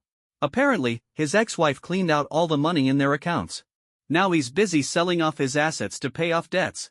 Hearing Sky's explanation, Lin Feng nodded lightly. Just as he thought, at least it wasn't a second-hand car. After all, the dividends from Stark Industries had already been deposited into his account not long ago, and he wasn't about to settle for a used car. "Swipe my card," Lin Feng said decisively, pulling out his bank card. His eyes glinted with determination. If he liked it, he'd buy it. No hesitation needed. Got it, boss. This way, please. Sky led Lin Feng to the payment counter with a cheeky grin, secretly pleased with herself. The bankruptcy behind that wealthy family wasn't as simple as it seemed. Someone had paid her handsomely to investigate the matter. But for now, she didn't feel the need to share all of that with Lin Feng. The price of this car was over 40% higher than the standard Aventador model. The additional cost came not only from the custom interior and exterior but also from top-tier upgrades and features. For Lin Feng, though, none of that was an issue. Money wasn't a problem for him. Swipe, payment, registration, everything proceeded smoothly and efficiently. The car was soon fitted with temporary plates, and Sky promised that the official plates would be delivered to Lin Feng's villa the next day. Lin Feng didn't bother worrying about it. As long as he could drive the car home today, that was enough. In less than an hour, all the paperwork was completed. Under the envious and regretful gaze of the short-haired saleswoman, Lin Feng drove the brand-new car out of the showroom. The LP704's performance was leagues ahead of the R8 he'd been driving before. Excited to test out its capabilities, Lin Feng drove to a nearby racetrack, paid the usage fee, and prepared to experience the beast's full potential. The moment he floored the accelerator, the engine roared to life like a wild animal, and the car shot forward like a black arrow, hugging the track as it raced at lightning speed. Thanks to his Superman-level reflexes and vision, Lin Feng controlled the car with precision that even professional drivers would envy. There were a few other cars on the racetrack, but Lin Feng's black Aventador zipped past them like a phantom, overtaking them on the left with ease. His sheer speed left the other drivers stunned and apprehensive. "Damn, where'd this lunatic come from?" one driver muttered, breaking into a cold sweat as he watched Lin Feng take corners with minimal braking. After several laps, Lin Feng finally had his fill of the thrill. With a sharp turn of the wheel, he executed a flawless drift and exited the racetrack. The car's performance had thoroughly impressed him, and its handling was decent enough. If there was one flaw, it was the car's stiff suspension. Without his superhuman physique, Lin Feng figured he'd be nursing a sore back after driving it for any extended period. Satisfied from the experience, Lin Feng drove back toward his villa with a contented smile. The adrenaline rush from the car's speed was exhilarating, but it still couldn't compare to the awe he felt the first time he experienced the freedom of flight. By the time Lin Feng returned home, night had fallen, and the lights in the villa were on. He guessed Susan must have returned, even though he thought she might stay overnight at her family's home. Parking the car, Lin Feng walked toward the villa. But as he approached, he noticed something unusual: a young blonde girl squatting on the lawn, holding a small trowel and diligently digging at the ground, as if searching for buried treasure. Frowning, Lin Feng stepped back to check the house number. No mistake, this was definitely his villa. So why was there a little girl here? Was she a neighbor's kid who had wandered over by mistake? Lin Feng approached cautiously, softening his voice to sound less intimidating. He bent down slightly and tried to ask the girl what she was doing. The sudden sound startled the girl, and she froze mid-dig. Slowly, she turned around, her big, round eyes staring straight at Lin Feng, saying nothing for several moments. Lin Feng scratched his head helplessly. He had never been good with kids, and this situation was no exception. Before crossing into this world, he'd always found himself at a loss around children. Now, he was even more unsure of what to do. Hello," the little girl finally spoke. She scanned Lin Feng from head to toe, then back up again. After a pause, she asked, "Are you Superman?" Lin Feng blinked, caught off guard. Why was this little girl suddenly asking if he was Superman? "Are you looking for Superman?" he asked cautiously. The girl nodded earnestly, her expression firm. "Are you Superman?" Lin Feng instinctively glanced around but didn't see any adults nearby. Feeling a bit conflicted, he hesitated before denying, "I'm not Superman." "Can you tell me why you're looking for Superman?" Lin Feng asked. The girl didn't answer his question. Instead, upon hearing his denial, she immediately grew wary. Without another word, she turned and bolted toward the villa, shouting at the top of her lungs, "Sister! Sister! There's a bad guy!"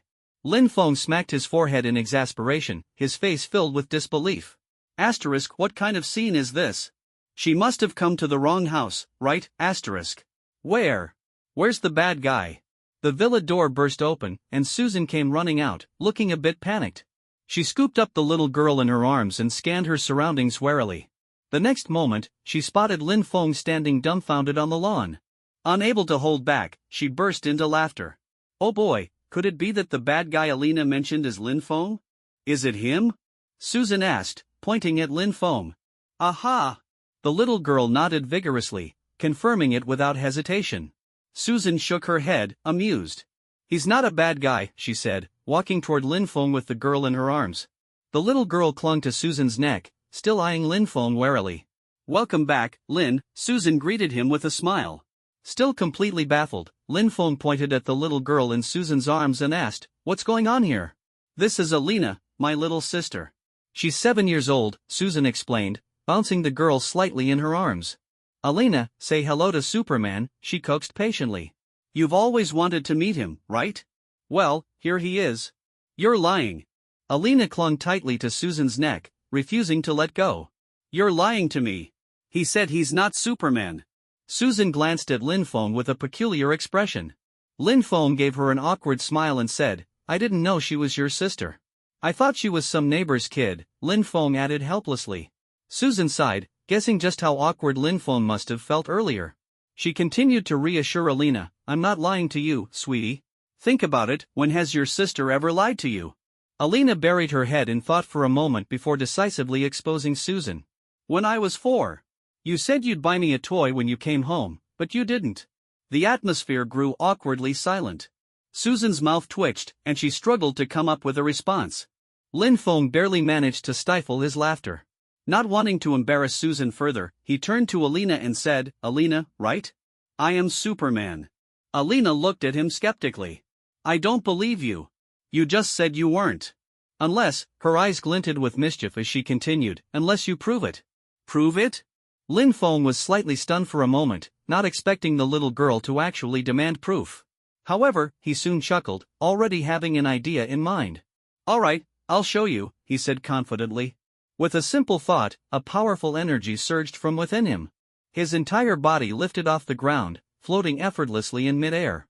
Behind him, his black cape unfurled like the wings of a mighty eagle, and the iconic Superman suit materialized on his body. It was exactly the same as the one the little girl had seen on TV. Alina's eyes sparkled with amazement, and she let out an excited squeal, "It's Superman! It's really Superman!" She wriggled in Susan's arms, her face full of anticipation as she tried to break free. Unable to hold her any longer, Susan reluctantly put her down. The little girl dashed over to Lin Feng, her curious and excited gaze locked on him, her face brimming with admiration. "Lin!" Susan called out with a smile. "You play with her for a bit. Dinner's not ready yet, I'll call you both when it's time to eat." With that, she turned and went back into the villa, leaving Lin Feng and Alina alone. For a brief moment, the two simply stared at each other, big eyes meeting small eyes. The situation quickly became awkward. Lin Feng chuckled bitterly to himself. Help. I'm really not good with kids. Thankfully, Alina's excitement didn't last long. Within 5 minutes, she had already run back to the half-dug hole she was working on earlier. Picking up her little trowel, she eagerly resumed her efforts. Lin Feng squatted across from Alina, watching her dig with a blank expression. He was utterly baffled by how the situation had unfolded into this. Children's curiosity was truly terrifying, her hands kept digging, and her mouth kept asking questions. In just a few minutes, she had bombarded Lin Feng with questions like, "Are you my sister's boyfriend?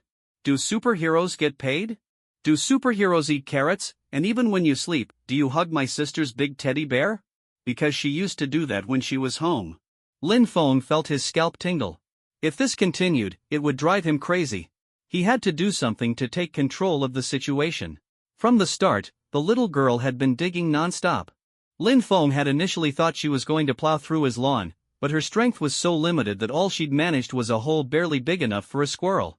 "What are you digging for?" Lin Feng finally asked, unable to hold back his curiosity. Hearing his question, Alina lit up with excitement. "I'm digging a hole." Lin Feng was speechless. Who taught her this art of saying obvious things? Realizing her answer sounded a bit silly, Alina quickly continued, "Mom said if you bury yourself in the dirt, you'll grow faster. I want to bury myself so I can grow up faster and become like Superman. Then I can beat up bad guys every day." Lin Feng felt his face twitch uncontrollably. He truly couldn't comprehend the thought process of children. Deciding silence was the best course of action, he resisted the urge to comment further. The two of them stared at the hole for a while, with Alina digging away energetically. Sweat began to bead on her forehead from all her effort. After a while, she seemed to realize her progress was too slow. Turning toward Lin Feng, she looked at him with hopeful eyes. "Superman brother, can you help me dig?" she pleaded, gesturing with her hands to outline a big circle. "If it's you, you can probably dig a really big hole in no time." Lin Feng's mouth twitched. Asterisk, dig a hole? A hole to bury you?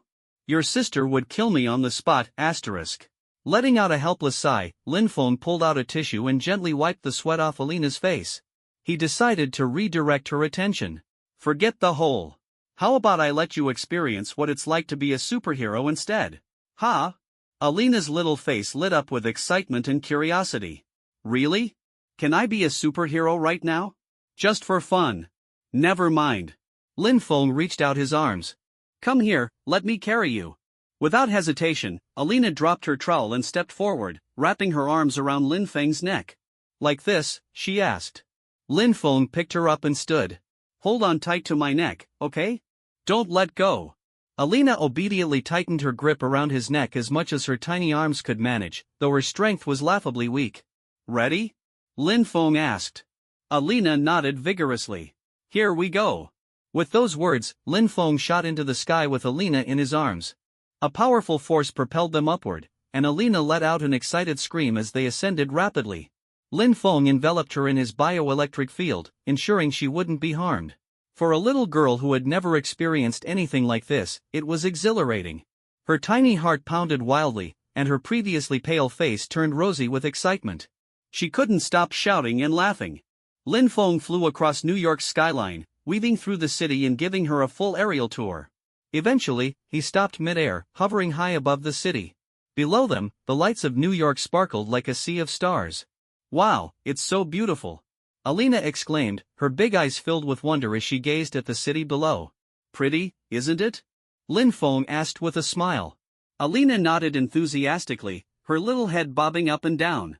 Lin Feng chuckled and leaned in conspiratorially. "Wanna see something even prettier? Hold on tight to me." Hearing there was something even more amazing, Alina clung to Lin Feng's neck with renewed excitement and anticipation. Expanding the range of his bioelectric field, Lin Feng prepared for the next part of their adventure. The next second, he shot upward, flying higher and higher. As their speed increased, Alina felt her body get lighter and lighter, and she instinctively closed her eyes in fear. Before long, she felt a strange sensation, her body seemed to be floating. Slowly opening her eyes, she found herself surrounded by darkness. Above her, countless stars twinkled in the vast cosmos, and when she turned around, she saw the giant blue and white planet spinning gently beneath them. Alina's mouth hung open in awe, her wide eyes glued to the breathtaking view. Her tiny hands trembled as she held onto Lin Feng's neck, overwhelmed by the beauty of what she was seeing. Lin Feng pulled out his phone and switched it to selfie mode. Click! The camera captured the moment perfectly. The picture featured a massive blue and white Earth dominating most of the frame, with the sparkling cosmos in the upper right corner. At the center, Lin Feng, clad in his Superman suit, held a stunned and ecstatic Alina, her little mouth agape in amazement. Lin Feng flew around Earth with the little girl for a while, even stopping by one of Tony Stark's personal satellites to say hello. The satellite, directly under Tony's control, was rumored to be part of his anti-Hulk armor project. Lin Feng couldn't help but wonder if this was the prototype. Soon, their cosmic journey came to an end.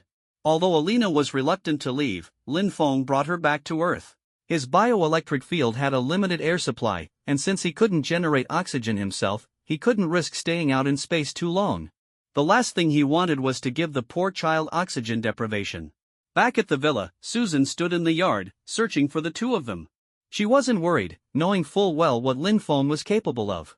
She figured he had probably taken Alina somewhere fun. Sure enough, before long, she saw Lin Feng descending from the night sky with Alina in his arms. The moment they landed, Alina dashed over to Susan, wrapping her arms around her sister's leg. "Sister! Sister!" Alina cried, her face still flushed with excitement. She hadn't come down from her high yet. Susan smiled and picked her up. "Where did you go that made you so happy?" "We went up there." Alina pointed to the sky, bouncing with excitement. "Superman brother took me so high." Susan chuckled. "How high?" Alina thought for a moment before answering, "To a giant blue ball. It was super big." She stretched her arms wide, trying to draw a massive circle in the air. Hearing this, Susan's expression grew both puzzled and intrigued. "A blue ball," she turned to Lin Feng, her suspicion growing. "You didn't take her outside Earth, did you? Lin Feng scratched the back of his head, letting out a sheepish laugh. I might have gotten carried away. Susan rolled her eyes at him, but there was no real anger in her expression. Smiling, she said, all right, it's time for dinner. You two, go wash your hands. After dinner, Susan gently coaxed Alina to sleep. It was already late, and sending the little girl home would likely take until midnight. They decided to let her stay at Lin Feng's villa for the night instead. After all, children needed to sleep early and wake up early to grow properly. Staying up late was out of the question. For the next 2 days, Alina stayed at Lin Feng's villa, happily enjoying her school break. Of course, this was all decided with Lin Feng's consent. During these 2 days, Lin Feng spent a joyful time with the little girl. She witnessed his heroic deeds firsthand, saving people from disasters, and was thrilled beyond words. Lin Feng even took her to the deep sea to catch fish, and the pair, one big and one small, played to their heart's content, having an incredibly fun time. However, happy times always pass too quickly. Before they knew it, the holiday was over, and Alina had to return to school. That day, in front of the villa, Alina was sobbing as she said goodbye to Lin Feng. Susan sat in the car, quietly waiting without urging her. Superman brother, I'll miss you. Alina said pitifully, sniffling as she spoke. Lin Feng, caught between laughter and tears, helped wipe her nose and comforted her. Superman brother will miss you too. Now hurry and go back, and remember to listen to your sister, okay? Next time you're on break, come over, and I'll take you to catch fish in the sea again. Hearing Lin Feng's promise, the little girl finally climbed into the car reluctantly. Before they left, she waved vigorously at Lin Feng, her eyes filled with reluctance. The experiences of the past 2 days were something most people couldn't even dream of having in their entire lifetime. Forget about catching fish in the deep sea, just taking a selfie in space without a spacesuit was something hardly anyone could claim to have done. After seeing Alina off, Lin Feng plopped onto the sofa with a heavy sigh, finally able to take a break. Playing with kids was undoubtedly joyful, but it was also utterly exhausting, mentally exhausting, to be exact. After resting for a while, Lin Feng pulled out his phone and opened Tony Stark's chat. A couple of days earlier, Tony had sent him a photo. It was a picture of Lin Feng and Alina playing in space. Tony had cheekily captioned it, teasing him about when he started a sideline business in space tourism. Lin Feng hadn't bothered to respond at the time, but now he had some business he needed Tony's help with. Dialing Tony's number, he was in luck. Tony was at his villa. After the call ended, Lin Feng flew directly to Tony's workshop. With the hype surrounding the first Avengers event gradually dying down, Lin Feng's reputation points had already reached close to 100 million. He was just shy of being able to unlock the Silver Superman template. According to the system, upgrading to Silver Superman would require him to spend 2 months on the surface of the sun. Lin Feng didn't fully understand the reasoning behind this, but if the system said so, he'd follow through. After all, when he upgraded to his steel body, he'd also spent about 3 months in outer space. Before heading to the sun, Lin Feng wanted Tony to help keep an eye on Susan. Although Susan had the Superman wristband he had given her, having an extra layer of protection wouldn't hurt. Playboy, what are you up to? Lin Feng teased as he entered Tony's workshop, spotting him tinkering with a round shield. Hey, buddy, check out my new toy. Tony said enthusiastically, holding up the shield. It was about the same size as Captain America's vibranium shield, but it was painted in Iron Man's signature red and gold colors, with a triangular arc reactor logo in the center. Lin Feng raised an eyebrow, puzzled as to why Tony had made such a shield. What's this? Tired of being Iron Man? Planning to replace Steve as Iron Captain? Tony rolled his eyes and said with a huff, why would I want to replace that popsicle? This is made from some of the strongest metal I could get from Nick Fury. It's almost the hardest material in the world, and I managed to get only a small amount. As it turned out, after Thor's hammer had struck Captain America's shield, dispersing the massive kinetic energy, Tony's scientific curiosity had been piqued. JARVIS's analysis revealed that Cap's shield had top-tier kinetic absorption properties. Further investigation led Tony to discover that the shield was made of vibranium, a material he became utterly fascinated with. After learning about vibranium's properties, Tony had pestered Nick Fury endlessly, eventually spending a fortune to procure a small amount. He had wanted to buy more to experiment with integrating it into the next generation of his suits, but SHIELD's vibranium reserves weren't extensive. JARVIS had been working tirelessly to trace the origins of vibranium. Now, Tony was using one portion of the vibranium to create the shield he had just finished. After running some tests, he found that vibranium was significantly more durable than his Iron Man suits. Tony fixed the shield onto a stand and gestured for Lin Feng to try it out. "Come on, Lin, give it a punch and see how it holds up." Lin Feng raised an eyebrow. "You sure about this?" Tony nodded confidently. "Go for it. I want to see if it can withstand your strength." He quickly scurried behind a pre-prepared protective barrier, clearly having anticipated this test. Shaking his head in exasperation, Lin Feng decided to humor him. With his current strength, even without the amplification from the Infinity Stones, he could easily destroy the vibranium shield. Thanks to the combined effects of the Infinity Stones and solar radiation, Lin Feng was now far stronger than when he first became Superman.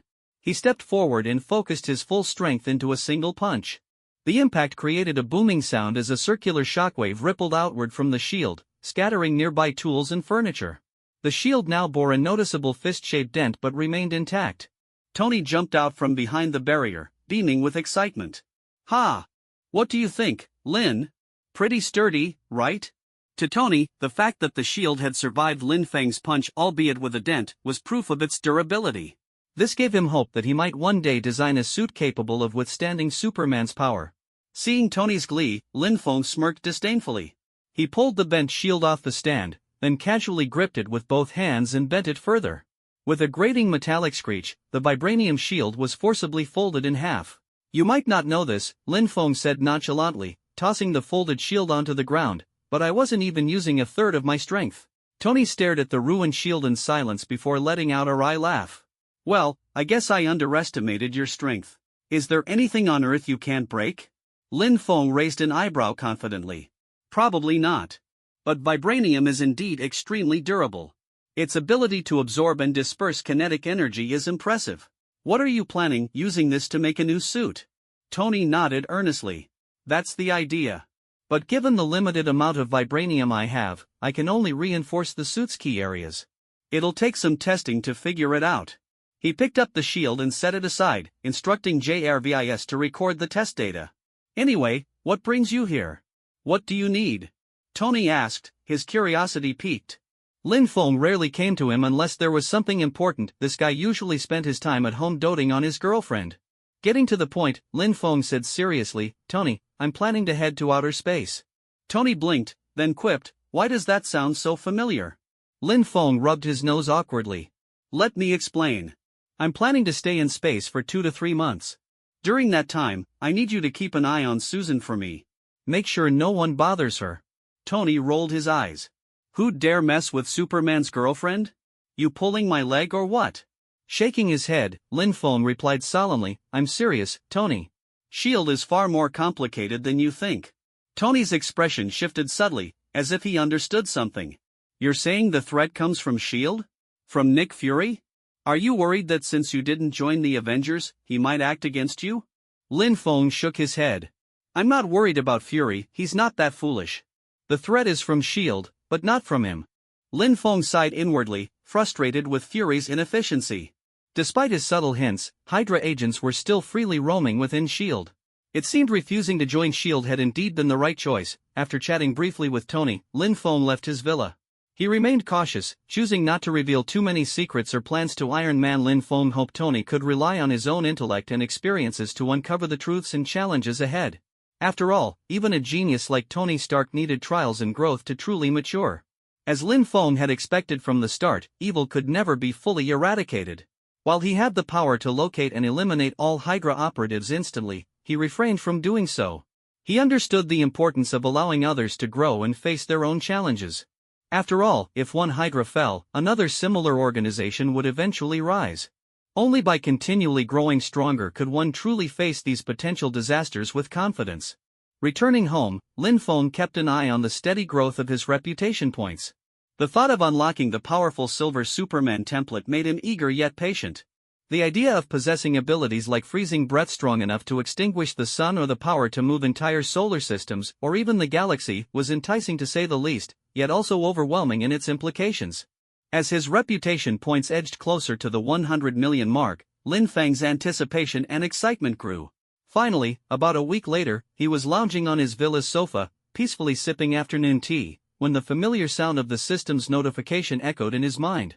His reputation points had officially surpassed 100 million, granting him the ability to unlock the Silver Superman template. Despite having looked forward to this moment for so long, Lin Feng felt a surprising sense of calm. Perhaps the long wait had dulled the intensity of his emotions, making the achievement feel almost surreal.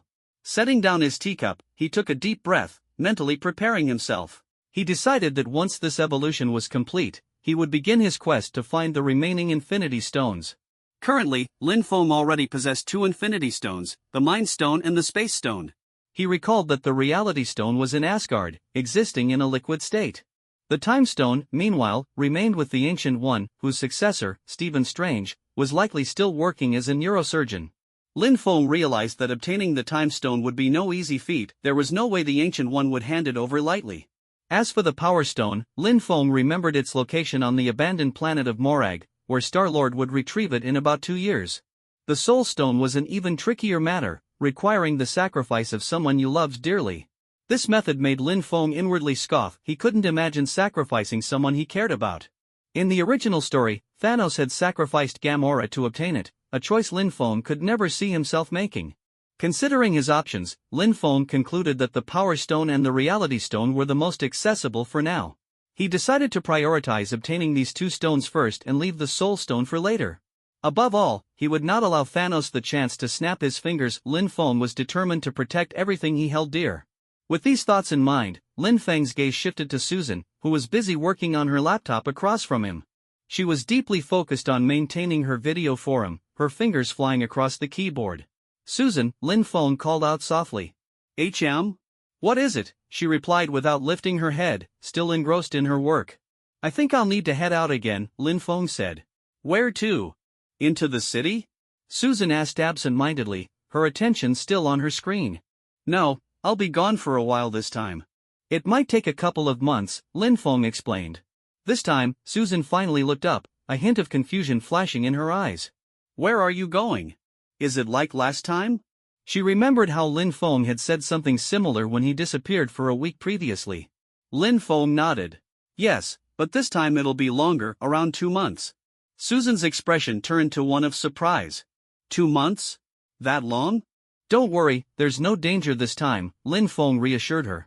In truth, he was heading to the sun for his evolution, but that wasn't something he could easily explain to Susan. He could only ask her not to worry. Susan nodded, understanding that Lin Feng had his own responsibilities and mission.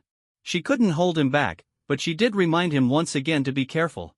After spending a tender moment with Susan, Lin Feng decided it was time to embark on his journey of evolution. Before leaving, he purchased another platinum kryptonite crystal for Susan, ensuring she now had 2 in her possession. This would provide her with ample protection against most earthly threats, giving Lin Feng peace of mind. Dressed in his black Superman suit, Lin Feng flew out of Earth's atmosphere. Ahead of him, the yellow dwarf star blazed brilliantly, its light illuminating the void of space. With a thought, Lin Feng activated the Space Stone, opening a glowing blue portal roughly 100,000 kilometers away from the sun. Without hesitation, he stepped through. In an instant, the view before him became blindingly bright and searingly hot. Squinting against the intense light, Lin Feng observed the massive star before him. The sun, over 4.5 billion years old, rotated slowly, continuously erupting with plasma and undergoing nuclear fusion at all times. Up close, its color wasn't the yellow seen from Earth. Lin Feng couldn't quite find the words to describe its true appearance. Calming his mind, Lin Feng summoned the system in his thoughts. "System, I'm ready. Unlock the Silver Superman template." The moment the words left his mind, his 100 million reputation points vanished in an instant, leaving him with only a modest remainder of a few 100,000 points. The system's voice followed promptly. "Silver Superman template unlocked. Host, please proceed into the sun to begin evolution. Estimated evolution time, 60 days. Seeing his hard-earned reputation points reduced to nothing, Lin Feng felt a twinge of heartache. But he knew it was worth it. With a resolute expression, he flew toward the sun, ready to begin his transformation. Based on Marvel's power scaling, the strength of the Silver Superman template would likely place him at a single universe level, more than enough to handle most threats in the cosmos. While many powerful entities from the comics hadn't appeared in the cinematic universe, that didn't mean they didn't exist. Still, unless a multiverse-level entity intervened, Lin Feng's upgraded abilities would allow him to roam the universe unchallenged. As for reaching the next level, multiverse tier gold Superman, that would require an astronomical 1 billion reputation points and tier 3 store access. For now, that goal was far out of reach. Simply being able to evolve into Silver Superman was already more than enough to satisfy Lin Feng. Reaching the sun's surface, Lin Feng felt the searing heat, though it wasn't enough to cause him discomfort. Slowly, he allowed himself to sink into the star's fiery depths. It felt like immersing himself in the most luxurious hot bath imaginable. His suit had already been stored in the system space, and the intense heat instantly reduced his clothing to ash. Now completely bare, save for the wristband housing his 3 infinity stones, Lin Feng was enveloped by the sun's blazing energies. The immense radiation and heat surrounded him, and his abilities began to grow incrementally, visibly improving with every passing moment. Closing his eyes, Lin Feng allowed the system to guide his body into a state of deep sleep. Just like before, he began another long journey of evolution to eye in the vast and boundless depths of the universe. In a dark and desolate corner untouched by the light of any stars, stood 2 mysterious figures cloaked in black robes. Their faces were entirely obscured by their hoods, making it impossible to discern their features. One of the cloaked figures held a device resembling a compass, its intricate markings barely visible in the oppressive darkness. It was unclear how he could even see the markings in such an environment. The taller figure spoke in a raspy voice, like sandpaper scraping against stone. "How is it looking?" The figure holding the instrument let out an equally raspy laugh. "All is proceeding smoothly. So far, everything is falling into place."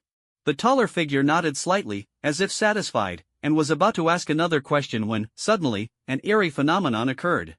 The void itself seemed to tear open, and from the rift emerged a massive red eye, surrounded by black flames. The eye radiated an icy, soul-chilling presence, and its gaze was nothing short of terrifying. "We've been found." The taller figure froze for a moment, his movements stiffening before he turned urgently to his companion. "We need to leave, now." As soon as the words left his lips, the 2 cloaked figures vanished like shadows melting into the darkness. The enormous burning eye lingered for a moment, sweeping its gaze over the area, before it, too, slowly faded back into the void. Meanwhile, in the Milky Way's Orion arm, the solar system continued its ceaseless rotation, oblivious to the events unfolding in the depths of the universe. Within the solar system's central star, the yellow dwarf known as the Sun, a pair of eyes slowly opened.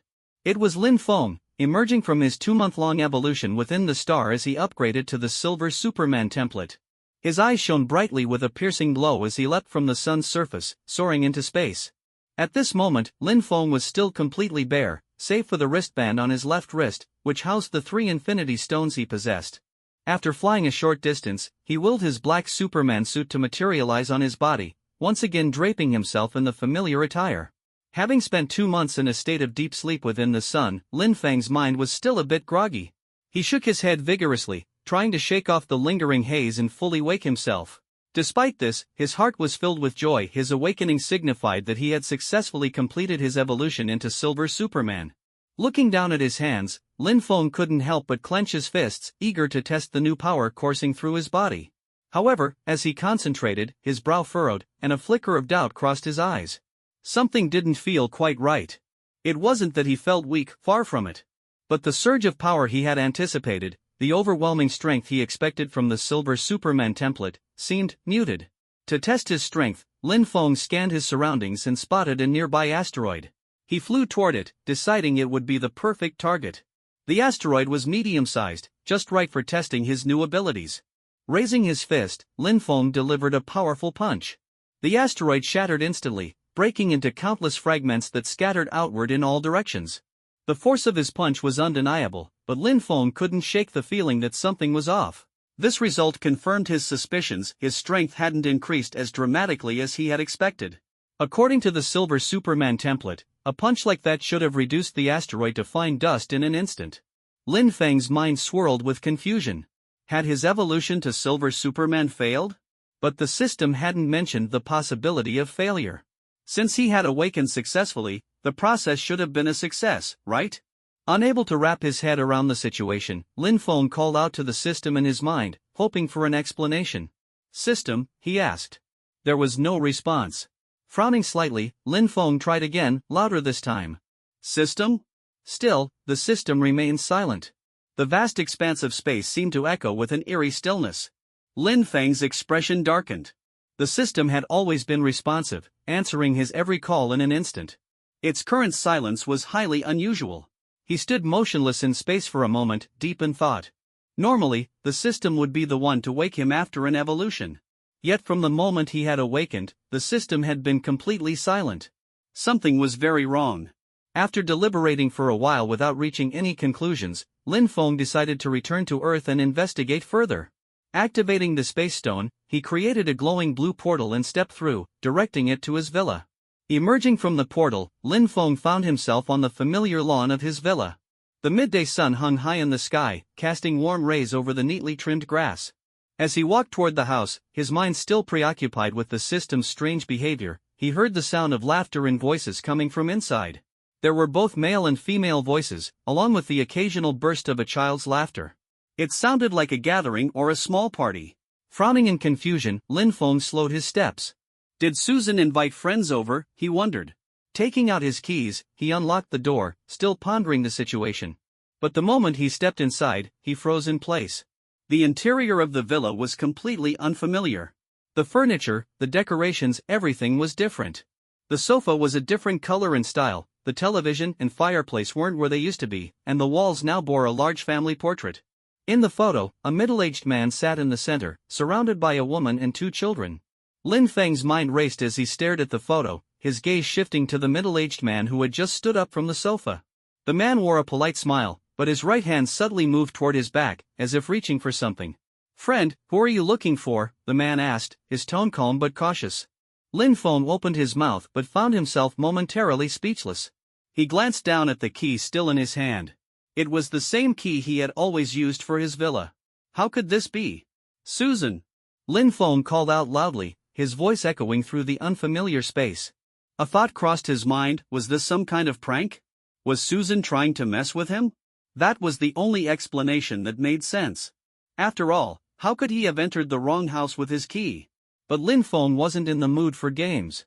His mind was still preoccupied with the system's silence. Sighing, he activated his X-ray vision to search the villa for Susan. He scanned the entire house but found no trace of her. Frowning, he turned his gaze outward, searching the surrounding area. Still, there was no sign of Susan. His frustration began to grow. "Susan! Come on out," he shouted. "I don't have time for jokes right now, I've got a serious problem." Taking a step further into the house, Lin Feng was stopped in his tracks by the middle-aged man's sharp command. "Stop right there," the man barked, his previously friendly demeanor replaced by a stern, defensive expression. In one swift motion, he drew a handgun from behind his back and aimed it squarely at Lin Feng. The sudden escalation caught Lin Feng off guard. His eyes narrowed slightly as he assessed the situation. Behind the man, a small figure peeked out nervously. It was the little girl from the family photo. She clung to the edge of the sofa, her wide eyes filled with fear as she whispered timidly, "Are you looking for Susan?" "There's no Susan here." "Friend," the man said, his tone firm and unyielding, "there's no one named Susan here. Please leave our home." Though his words were polite, his stance and the cold glint in his eyes made it clear that he meant business. He watched Lin Feng closely, his finger hovering near the trigger, ready to act at the slightest provocation. Lin Feng stood silently in place, his expression calm but his gaze piercing as he locked eyes with the middle-aged man pointing a gun at him. A bead of cold sweat slid down the man's face. He could feel the oppressive presence emanating from Lin Feng's eyes, like the stare of a predator sizing up its prey. A deep, instinctual fear rose in his heart. For some inexplicable reason, the man felt certain that the bullets in his gun would be useless against this intruder. His hand trembled slightly, his finger edging toward the trigger. The tense standoff was suddenly interrupted by a strange humming sound from above. The air rippled faintly, as if an invisible force had disrupted the space between them. Lin Feng's heightened senses immediately detected the anomaly, and a sense of familiarity surged through him. Without hesitation, he turned and quickly exited the villa, focusing on the direction of the sound. His pupils contracted sharply as he looked up. Suspended over the skyline of New York, specifically above Stark Tower, was a massive, glowing blue portal. It looked just like a gateway to another world. The sight of it made Lin Feng's heart race. His superhuman vision zoomed in on the portal, bringing the scene into sharp focus. Emerging from the portal was an all-too-familiar army, the Chitauri, descending on their flying vehicles like an unstoppable tide. The sight of them filled Lin Feng with disbelief, and a wild, almost absurd thought crept into his mind. This can't be happening. Lin Feng screamed internally. As if to answer his disbelief, A deafening sonic boom echoed through the air. Lin Feng felt an invisible force propel him upward, and he instinctively leapt into the air, rocketing towards Stark Tower at incredible speed. His figure blurred like a streak of lightning, vanishing from sight in an instant. Back at the villa, the middle-aged man and his family stood frozen in shock. The man's daughter clutched at his sleeve, her voice trembling with fear. "Daddy, is he a monster?" The man stood there speechless, his mind racing to make sense of what had just happened.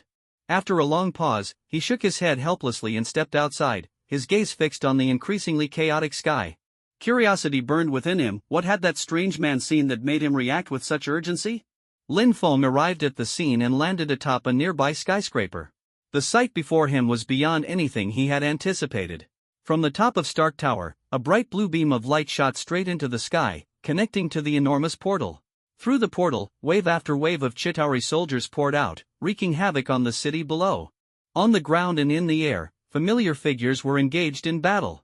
Captain America, Black Widow, Hawkeye, Iron Man, and even the Hulk were all fighting valiantly to repel the invaders.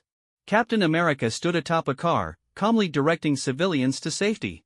Iron Man darted through the air like a mechanical falcon, firing precision shots at the Chitauri forces. The Hulk unleashed his monstrous strength, taking down a massive Leviathan creature with a single, earth-shaking punch. Each scene was strikingly familiar, playing out exactly as Lin Feng remembered from the Battle of New York in the Avengers. For a moment, Lin Feng's mind was a whirlwind of emotions, confusion, disbelief, and an unsettling sense of déjà vu. His thoughts were a tangled mess, unable to make sense of what he was witnessing. Could this really be happening? Have I somehow returned to the timeline of the first Avengers movie? Lin Feng muttered to himself, his voice barely audible. His eyes instinctively scanned the battlefield, searching for any sign of himself, but he found nothing. His face darkened, an ominous feeling creeping over him. He began to suspect the truth: he wasn't in his own universe anymore. This was an alternate version of New York, in a parallel universe. Though the realization was difficult to accept, the evidence before him left no room for doubt. Lin Feng took a moment to compose himself. He then remembered another way to verify whether his system was still functioning. He extended his hand and drew a line in the air, summoning his personal system interface. A translucent panel appeared before him, confirming that the system hadn't been completely removed. However, the interface was glitchy, with flickering lines and distorted patterns, reminiscent of an old television with poor signal reception. Although he could summon the panel, the system itself remained unresponsive. What's going on? Lin Feng wondered aloud, his mind racing through countless possibilities. He retraced every detail of his journey, from leaving Earth to flying to the sun and beginning his evolution, but found nothing out of the ordinary. Yet, ever since he had awakened, the system had been eerily silent, as if it had vanished altogether. Lin Feng's mind worked at full speed, calculating countless scenarios and outcomes. Ultimately, he arrived at the most likely conclusion: this strange situation might be connected to the mysterious entities he had sensed, the cloaked figures and the burning red eye. What had happened during the 2 months he spent in evolutionary stasis? What had caused the system to go silent or enter some kind of dormant state? Whatever the answer, it couldn't be good news for Lin Feng. Hovering in midair, Lin Feng's sharp eyes caught sight of something that didn't belong in the Battle of New York. On the rooftop of a nearby building, the Hulk was standing with none other than the Ancient One. The two appeared to be engaged in conversation. Lin Feng's gaze shifted back to Stark Tower, where another Hulk was rampaging against the Chitauri army. Turning back to the rooftop, he saw the more composed, smaller version of the Hulk standing with the Ancient One. His expression unreadable, Lin Feng floated over to the rooftop and landed between the two. The Ancient One, one of the most powerful and wise sorcerers in the Marvel Universe, turned her gaze toward Lin Feng, her expression calm but cautious. The more composed version of the Hulk, Professor Hulk, as Lin Feng recognized him, also stopped his conversation and looked at Lin Feng with curiosity. "Bruce?" Lin Feng asked, addressing the smaller Hulk. He sighed inwardly, realizing he was looking at a version of Bruce Banner who had already merged his mind with the Hulk, as seen in Avengers: Endgame. "You know me?" Bruce asked, his voice filled with confusion as he studied Lin Feng's unfamiliar figure. Lin Feng shook his head with a wry smile. "Don't tell me, you're from 2023? Bruce's eyes widened in shock. "How do you know that?" Lin Feng rubbed his chin, momentarily at a loss for words. Bruce's reaction confirmed one of Lin Feng's suspicions: the Hulk standing before him was from the future timeline of Avengers: Endgame. This meant that other key players, like Tony Stark and Steve Rogers, might also be present in this parallel universe. Turning his attention to the Ancient One, Lin Feng gave a bitter smile. "Sorcerer," he began, unsure if she would recognize him. Judging by her expression, she likely did not. The Ancient One studied Lin Feng intently, her brow furrowing slightly. Without a word, she summoned a glowing magical circle and began rotating it with her hands. The Time Stone appeared within the circle, emitting a radiant green light as the Ancient One closed her eyes, seemingly peering into the threads of time. "What's she doing?" Bruce asked, glancing at Lin Feng. "She's probably looking into the future, or the past," Lin Feng replied. After a while, the Ancient One opened her eyes, her expression growing more serious as she fixed her gaze on Lin Feng. "You shouldn't be here," she said slowly. "In the future, the past, there is no trace of you. Even in this universe, you do not exist." Her words confirmed Lin Feng's worst fears. The Time Stone, capable of peering into countless timelines, could not find any record of Lin Feng's existence. This suggested one possibility: he was an anomaly from a parallel universe. However, even if he were from another universe, the Time Stone should still have been able to see traces of him. The fact that it couldn't meant Lin Feng was an unprecedented exception. After a moment's hesitation, the Ancient One asked, "Young man, can you tell me why you're here?" Her tone carried a hint of concern, as Lin Feng's presence posed an unpredictable variable in the grand scheme of time and space. Lin Feng shook his head with a bitter smile. "I don't know why I'm here, sorcerer. If you know I'm from another universe, can you send me back?" The Ancient One contemplated his question before shaking her head. "I cannot send you back. I cannot even see which universe you originated from. You don't even belong to any universe here." The Ancient One's words struck Lin Feng like a bolt of lightning, reverberating in his mind.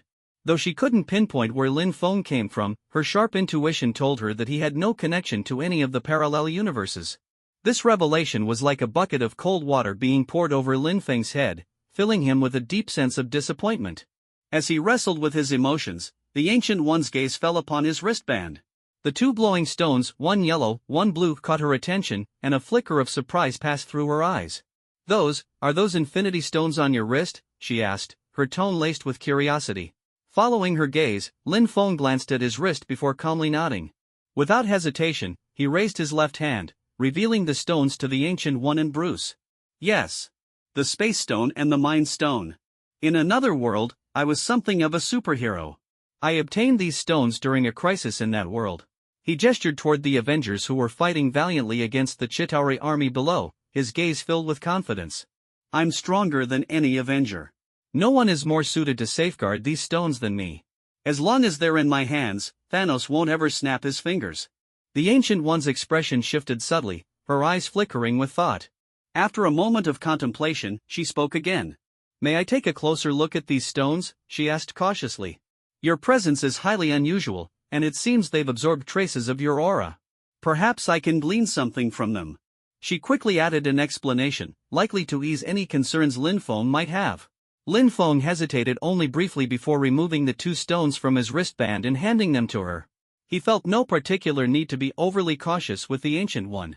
After all, if she truly wanted the Infinity Stones, she could have easily taken them from S.H.I.E.L.D. in the past. Moreover, there were already 2 Infinity Stones present at Stark Tower. Giving her the stones was a calculated move. Lin Feng was utterly lost in this situation, and if the Ancient One could provide any answers, it was worth the risk. The Ancient One accepted the stones with a calm demeanor. Her hands moved gracefully as she summoned another intricate magical circle. She placed the 2 stones on either side of the Time Stone, which now hovered within the spell. The circle began to rotate slowly, its energy building as the Ancient One closed her eyes, fully immersing herself in her observation. As the process continued, the magical circle spun faster and faster, the 3 stones glowing brighter and brighter. Then, as if reaching a critical threshold, the magic circle shattered with a loud, resonating burst, sending a powerful gust of wind rippling through the rooftop. The fragments of the circle dissipated into the air, and the 3 stones floated gently back down into the Ancient One's hands. Opening her eyes, the Ancient One looked at Lin Feng with a peculiar expression, her gaze filled with a mixture of curiosity and concern. Lin Feng stepped forward anxiously. "Well, did you see anything, sorcerer?"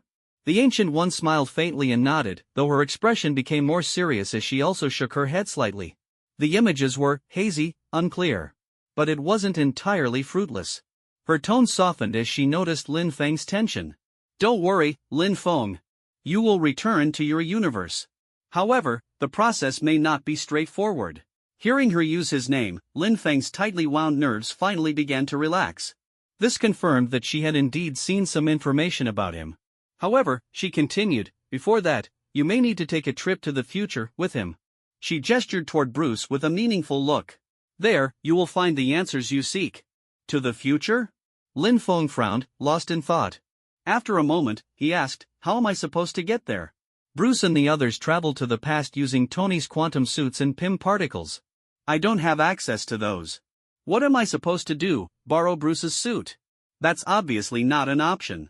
So how do I get to the future? The Ancient One's expression remained serene. Someone will guide you, young man, she said cryptically. I can sense that another version of myself has already offered you assistance.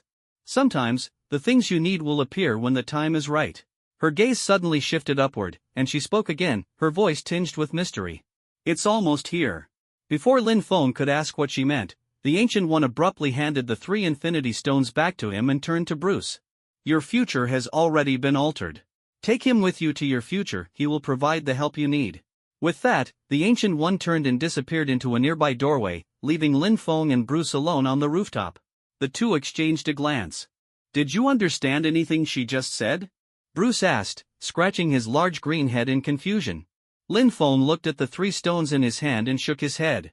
Even the Ancient One from a parallel universe speaks in riddles I can't fully decipher. Well, it looks like you're coming with me, Bruce said with a resigned sigh. Though Bruce didn't fully grasp the Ancient One's words, he understood the last part clearly. Their future had changed, and this young man, Lin Feng, would be instrumental in dealing with what lay ahead.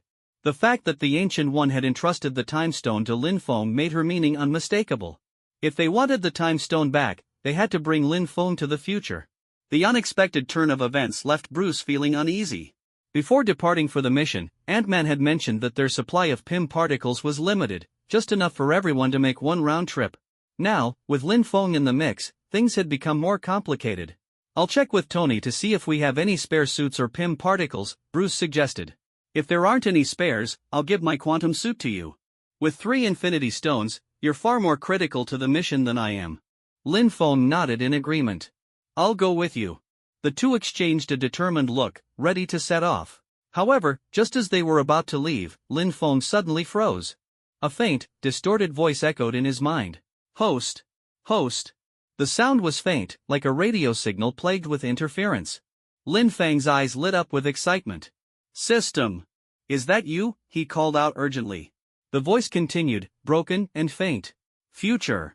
Space. Mind. Time. Stones. 3. Amplify. Flight. Help. Each word was disjointed, the message incomplete. After relaying this fragmented information, the voice faded again into silence. Lin Feng called out several more times, but the system did not respond. Still, he sensed that the system had been trying to convey something important. What's wrong? Bruce asked, noticing Lin Feng standing motionless. Lin Feng waved a hand, signaling Bruce to stay quiet. His mind was racing as he pieced together the system's fragmented message. Despite the limited information, Lin Feng's exceptional memory allowed him to recall the words clearly. He began reconstructing the message, deducing its meaning. The key to reaching the future seemed to involve Bruce and the 3 Infinity Stones. The system had mentioned amplifying flight capabilities, and it sounded like the system might still be able to assist him. Lin Feng stood in silence for a long time, carefully reconstructing and analyzing the fragmented pieces of information the system had managed to relay. After going through multiple possibilities and scenarios in his mind, the first hypothesis he had formed still seemed the most plausible. If that was the case, then he had no choice. The answers he sought were likely waiting for him on the battlefield of Avengers Endgame. He had to take the risk and find out for himself. Bruce. Let's go. Lin Feng said firmly, turning toward the scientist-turned-Hulk. He carefully placed the 3 Infinity Stones back into his Superman wristband, ensuring they were securely in place. Lin Feng decided to follow Bruce's earlier suggestion. They would find Tony Stark and see if there were any backup quantum suits, the specialized time travel gear. If they were lucky, this would be the safest way to reach the future. However, Lin Feng didn't hold much hope. He remembered Scott Lang Ant-Man mentioning how precious and limited the supply of Pym particles was, just barely enough for the Avengers' planned round trips. The two hurried down the stairs and made their way toward the Avengers' designated meeting point. But when they arrived, they realized they were too late. Tony Stark and Steve Rogers had already donned their quantum suits and activated their navigators, disappearing from sight. Left standing there was Scott Lang, looking utterly bewildered, clutching the scepter containing the Mind Stone in his hands. Lin Feng witnessed this scene and sighed inwardly. His plan had likely fallen through. It seemed Tony and Steve had decided to take the gamble, traveling to 1970 to retrieve the Space Stone and additional Pym particles from that timeline. They had chosen to risk everything. Hey! Bruce Banner jogged over, having also just arrived. He, too, saw the moment Tony and Steve vanished. Scott, where did they go? Bruce asked urgently. Scott opened his mouth, looking at Bruce with a mix of frustration and helplessness. Tony failed. He lost the Space Stone. So now they've gone to 1970. They're insane, Scott paced back and forth in agitation, venting his frustration. He quickly explained what had happened in a rush of words. They're seriously crazy. One small mistake, and they might never make it back. Calm down, Scott, Bruce said, his large green hand gently patting Scott's shoulder in an attempt to steady him. Scott finally stopped pacing, but now he was staring at Bruce with a look of desperation. Did you get the time stone? Bruce hesitated for a moment before scratching his head sheepishly. Well, I guess you could say we did. He stepped aside slightly, revealing Lin Feng standing behind him. This is Lin Feng. He'll be joining us on the mission to the future. What do you mean, I guess you did? Scott exclaimed, his confusion deepening as he noticed the unfamiliar figure clad in black standing behind Bruce. And who's this guy? I'm Lin Feng said as he stepped forward and introduced himself. Hi, I'm Scott, Ant-Man replied awkwardly, waving slightly before falling silent. He stood there, unsure of what to say or how to process what was happening. Lin Feng nodded briefly, acknowledging the introduction. He didn't have time for pleasantries, his mind was entirely focused on finding a way to reach the future. Well, it looks like there's no backup suit, Bruce sighed heavily. Yeah, Lin Feng agreed. That leaves only the method I mentioned earlier. On their way over, Lin Feng had explained his backup plan to Bruce. Though Bruce had found the idea utterly absurd, they were now out of options. Even if the plan seemed far-fetched, they had to try. After all, what could be more bizarre than traveling to the past in the first place? Having reached a consensus, the two wasted no further time. Lin Feng stepped behind Bruce, gripping him firmly under the arms. Bruce's massive frame made it impossible for Lin Feng to fully carry him, so he had to settle for this method. Wait, what are you guys doing now? Can someone please explain this to me? Scott asked, baffled by the strange scene unfolding in front of him. He couldn't make heads or tails of what these heroes were up to, feeling like he was perpetually left out of the loop. We'll explain when we get back, Scott.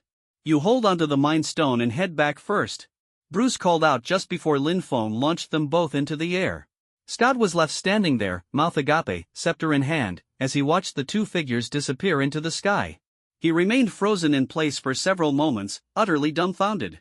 In the sky, Lin Feng expanded his bioelectric field several times over to ensure it could fully encompass Bruce's massive form.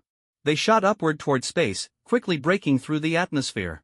Earth's air resistance was too great to allow Lin Feng to reach his theoretical maximum speed. To achieve the necessary velocity, he needed the vacuum of space and the power of the 3 Infinity Stones to amplify his flight capabilities. Lin Feng's speed was astonishing, and in mere moments, the two of them had exited Earth's atmosphere. Dude, you can fly this fast? Bruce exclaimed, his voice filled with both awe and disbelief. Lin Feng's display of power and speed had taken him by surprise. The fact that Lin Feng could carry someone as large as him out of the atmosphere was mind-blowing. His speed rivaled, if not exceeded, that of a rocket. I can go even faster. Are you ready? Lin Feng replied, his expression serious as he scanned the vast expanse of space ahead, searching for the optimal direction to push forward. Ready for what? Bruce began to ask, but Lin Feng cut him off. Wait for my signal. Press the navigator when I tell you, Lin Feng instructed firmly. Without waiting for Bruce's response, he surged forward, gripping Bruce tightly as he accelerated. The bioelectric field enveloped both of them, shimmering faintly as Lin Feng's speed rapidly increased. Within seconds, they were hurtling through space at an incredible velocity. When Lin Feng felt he had reached the limit of his natural speed, he activated the Infinity Stones. The three stones, blue, yellow, and green, glowed brightly, their combined power surging through him like an unstoppable force. His speed surged exponentially, and the bioelectric field surrounding them began to radiate dazzling light. Lin Feng's body shimmered like a beam of light streaking through the void, dragging Bruce along in his wake. As his speed approached relativistic levels, Bruce began to feel the intense effects of the journey. Despite being shielded by Lin Feng's field, the overwhelming velocity left him nauseated and dizzy, struggling to keep himself together. Even with his Hulk physiology, the strain was immense. Lin Feng, too, was beginning to feel the toll. The sheer amount of energy coursing through him made it feel as though his body was being consumed by fire. His steel body, though incredibly durable, was still showing signs of strain under the combined forces of the Infinity Stones and near lightspeed travel. Small patches of his skin began to disintegrate, breaking apart into particles before vanishing entirely. Lin Feng knew he couldn't maintain this for much longer. Bruce clutched the time travel navigator tightly, his finger hovering over the activation button as he awaited Lin Feng's signal. Finally, as Lin Feng pushed himself to the absolute limit, a strange sensation washed over him. Time seemed to slow to a crawl, and he felt a profound connection to the fabric of reality itself. He realized he was on the verge of surpassing the speed of light. "It's now, host." The system's voice rang clearly in his mind, cutting through the chaos. Lin Feng's eyes lit up. The moment had arrived. "Bruce," he shouted. Barely conscious, Bruce reacted instinctively to Lin Feng's voice, pressing the button on the navigator. In the next instant, the two of them shrank rapidly, the glowing trail of their flight disappearing into nothingness. The vast expanse of space was left empty once more as the two figures vanished into the unknown. Bruce's navigator device acted like a mysterious transporter, pulling both him and Lin Feng into the enigmatic quantum realm.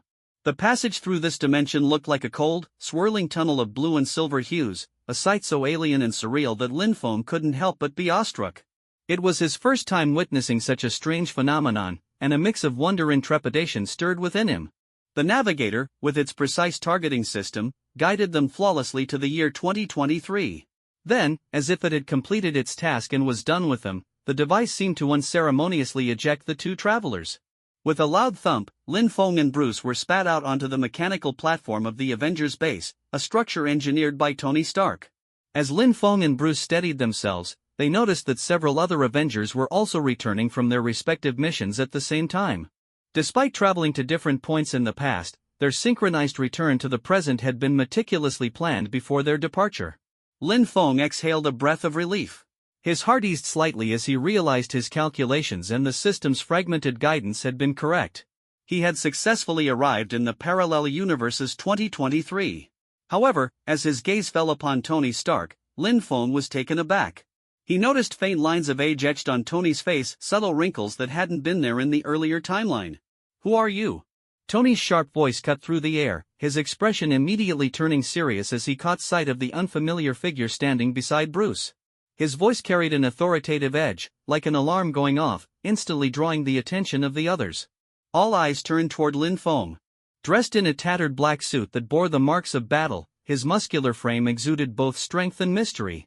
His exposed skin, scorched and bloodied as if burned by intense flames, was slowly healing before their very eyes. This strange and unsettling sight set everyone on edge. Tony's right hand instinctively moved toward his chest, ready to summon his nanotech suit at the slightest hint of danger. Steve Rogers tightened his grip on his shield, his posture shifting into a defensive stance, prepared to intervene if necessary.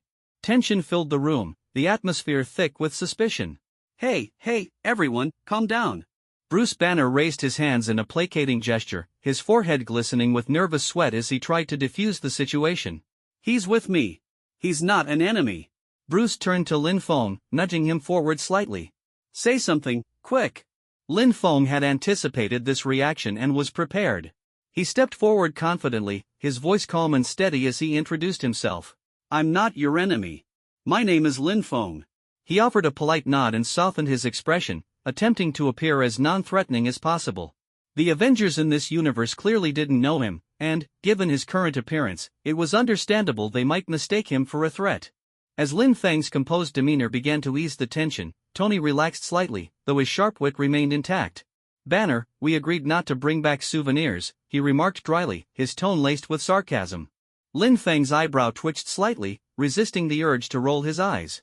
Even in a parallel universe, Tony Stark's sharp tongue remained as cutting as ever. Bruce, however, could only offer an awkward chuckle in response. It was the Ancient One who told me to bring him back. The Time Stone, it's with him. Bruce gestured toward Lin Feng as he explained. Hearing this, the Avengers' expressions shifted. Their gazes turned toward Lin Feng, their curiosity and skepticism deepening. Lin Feng nodded, confirming Bruce's words. The Ancient One entrusted me with the Infinity Stones. She also instructed Bruce to bring me here, to this moment in time. Tony rubbed his chin thoughtfully, his eyes narrowing as he scrutinized Lin Feng. After a moment of silence, he spoke again. All right, Lin Feng. Why don't you start by telling us why you're here? Though the misunderstanding had been cleared up, Tony remained wary. He wasn't one to trust easily, especially not a stranger thrust into such a critical moment. While he respected the Ancient One's wisdom, he couldn't help but question her motives for sending Lin Feng to the future. Before Lin Feng could elaborate, a loud thud interrupted the conversation. All heads turned toward the source of the sound, where they saw Clint Barton, Hawkeye, on his knees. The sight of Clint brought a wave of confusion and unease over the group. But as they registered the anguish etched on his face, the atmosphere turned heavy with dread. Clint's eyes shimmered with unshed tears, his expression a mix of sorrow and torment. His pain was palpable, and it struck a chord in everyone present. Steve Rogers' brows furrowed deeply as a sense of foreboding gripped his heart. Tony's lips parted as if to speak, but his gaze quickly swept the area around Clint, his expression darkening as realization dawned. There was someone missing. Natasha Romanoff, Black Widow, was not with them. Clint, Bruce asked softly, his voice tinged with worry, where's Natasha? Clint shook his head wordlessly, his grief too overwhelming to form words. His silent anguish conveyed the terrible truth that no one wanted to accept. The room fell into a heavy silence as the weight of Clint's actions and emotions began to sink in. Grief washed over the Avengers like a tidal wave, and the unspoken reality settled into their hearts. Natasha was gone. The emotional storm brewing within the group was almost palpable.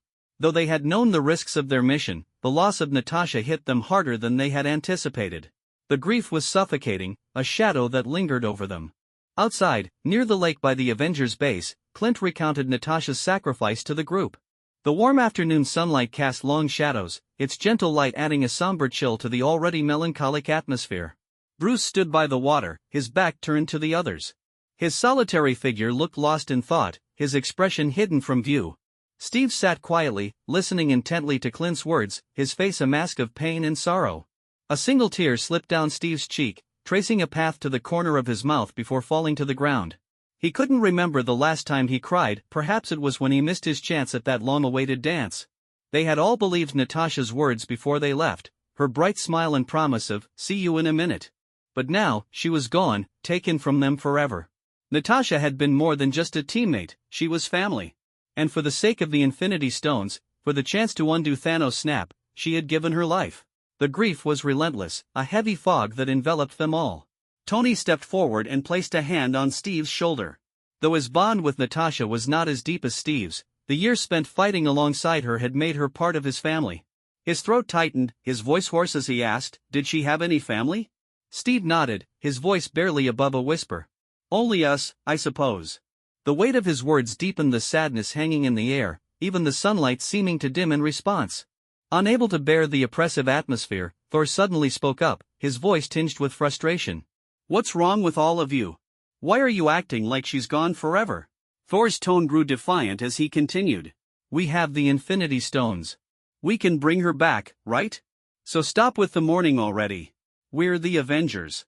Let's get to work, snap our fingers, and bring Natasha and half the universe back." Tony frowned as he met Thor's gaze, unable to find the words to respond. Clint, however, shook his head, his voice raw with emotion. "She's not coming back. It's irreversible. It can't be undone." The pain in Clint's voice was unmistakable. Natasha had been like family to him, and the memory of her sacrifice haunted him. Thor clenched his fists, his frustration mounting. "Then why don't you go talk to him?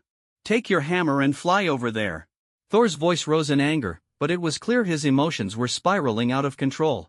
Clint's sudden outburst silenced Thor. The god of thunder stood frozen, his face a mixture of anger and despair. Slowly, he realized the truth, some things couldn't be undone. As the group remained trapped in their grief, the voice they had overlooked finally spoke up. "Perhaps, it's not entirely hopeless," Lin Feng said softly. His words, though quiet, cut through the somber air like a bolt of lightning. All eyes turned toward him, their expressions filled with a mix of confusion and curiosity. Perhaps, there's still a way. Lin Feng's voice broke the heavy silence, like a stone dropped into a still pond, sending ripples through the room. His words, calm yet confident, immediately drew everyone's attention.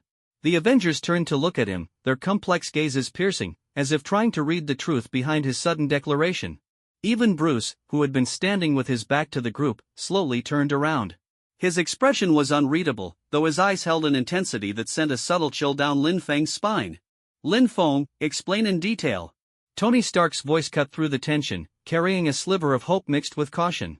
By now, the group had reluctantly accepted Lin Feng's presence. Bruce had already explained that Lin Feng was a superhero from a parallel universe. Initially, the Avengers were skeptical of his identity, but Lin Feng had shown them a few photos with Tony from his own universe, which Friday had verified as authentic. Combined with the undeniable proof of the Mind Stone, Space Stone, and Time Stone in his possession, as well as the Ancient One's endorsement, they had begun to tentatively trust him. Lin Feng took a deep breath, his gaze sweeping across the somber faces of the Avengers. Slowly, he began to explain. You don't fully understand the true potential of the Infinity Stones. I have a plan, and there's a high chance it will work. But first, it requires some experimentation to be certain. He turned his eyes toward Hawkeye, whose grief-stricken face reflected his desperation. Lin Feng's tone grew firm. The being you encountered on Vormir, Red Skull, knows about the stones, but not as much as you think. The methods to use the Infinity Stones are numerous, and their applications go far beyond what you've imagined. I can't explain everything here, but I can tell you this, instead of trusting someone bound by the stones, trust me. What do you say? Lin Feng's words resonated with the group. They exchanged glances, nodding slightly. It was true, they barely understood the full scope of what the Infinity Stones could do. Their knowledge was superficial at best. Even Tony, who had studied the Mind Stone while creating Ultron, had failed to control it, leading to disastrous consequences. Lin Feng's confident explanation was like a beacon of hope in their darkest hour. Hawkeye, his voice choked with emotion, nodded firmly. All right. If there's even a chance to bring Natasha back, I'm willing to do whatever it takes. Lin Feng nodded in return, his heart heavy yet determined. He, too, had felt the weight of Natasha's sacrifice when he first watched the events play out in the cinema. It was a moment that had stayed with him, unresolved and bittersweet. Now, given the chance to change things, he wouldn't let it slip through his fingers. Removing the glowing green time stone from his wristband, Lin Feng addressed the group again. First, we need to create a gauntlet capable of holding all 6 Infinity Stones. Bringing Natasha back will require the combined power of all of them. You need to pull yourselves together for Natasha, and for the half of the universe that Thanos took away. The Avengers nodded in agreement, a renewed sense of purpose igniting within them. Lin Feng's words had given them a new goal, a fresh glimmer of hope. Though they had only known him for a short time, his presence and the time stone he carried were enough to convince them to trust him, at least for now. Together, they returned to the base. Thor, who had been brooding earlier, now stood tall and resolute. We're the Avengers, he said, his voice steady. We need to rise above this. If we fall apart, who else will protect this world? Inside the base, Tony and Bruce began working tirelessly on crafting a nanotech gauntlet that could withstand the immense energy of all 6 Infinity Stones. Each step was carried out with extreme caution. Tony's face was etched with focus, his hands steady as he meticulously tested the integration of the stones. This was uncharted territory for him. Having already created Ultron in the past, he knew the catastrophic consequences of failure. This time, he couldn't afford a single mistake. Lin Feng, meanwhile, sat off to the side, resting. The burns and injuries he had sustained from using the stones were now fully healed, thanks to his superhuman physiology. However, with the system offline, he couldn't repair his damaged suit, leaving him to wear it as it was for now. Hawkeye, sitting nearby, kept glancing at Lin Feng, his expression filled with a nervous anticipation. At first, Lin Feng ignored it, but as the frequency of these glances increased, he couldn't help but feel uncomfortable. His lips twitched slightly in irritation, and he turned his attention to Tony, who was carefully handling the Infinity Stones. Lin Feng avoided making eye contact with Hawkeye, focusing instead on the progress being made with the gauntlet. Tony, now using mechanical arms, carefully placed the Infinity Stones onto the golden red gauntlet. His movements were precise, yet his tension was palpable. This was his first time attempting something so risky. If the gauntlet failed to contain the stone's energy, The resulting explosion could obliterate the planet.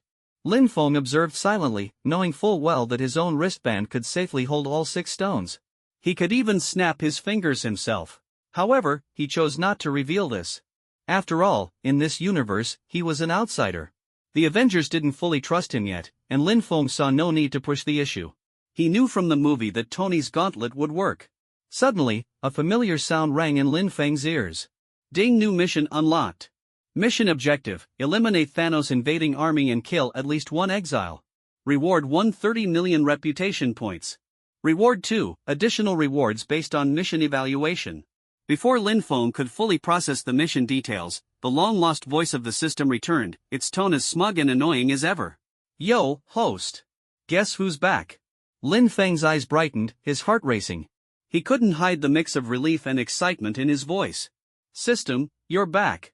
Miss me, host, the system teased, its voice dripping with mock arrogance. Lin Feng could almost picture the system striking a ridiculous pose. Ha!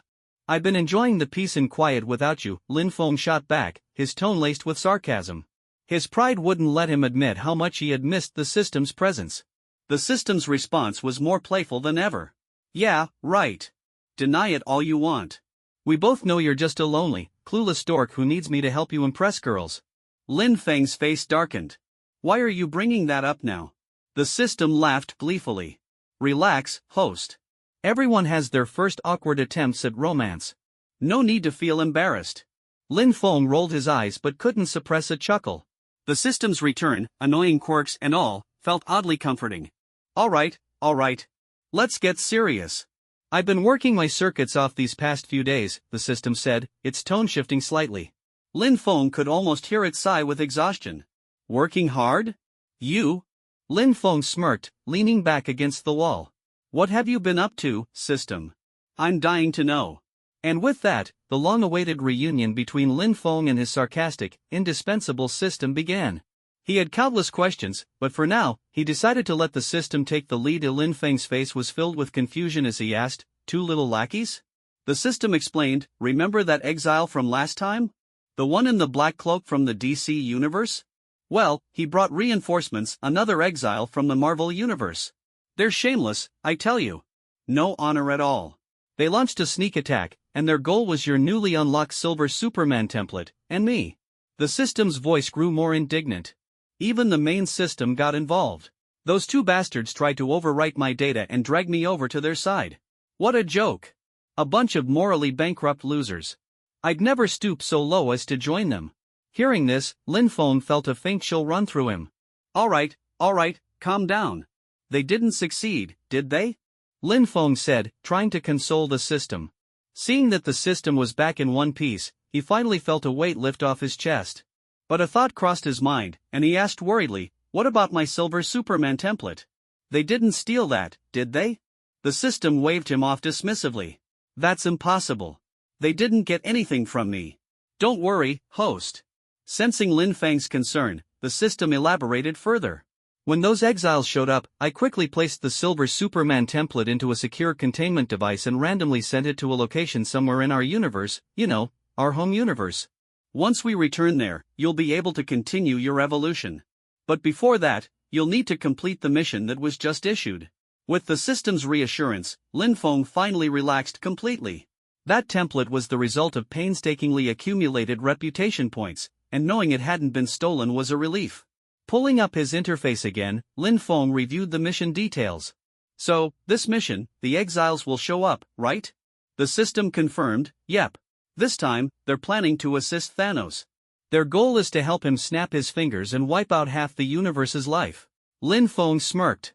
Well, they're not getting the gauntlet. With me here, that's not happening. When the time comes, I'll grab the gauntlet myself, snap my fingers, and send them packing. That'll be payback for you.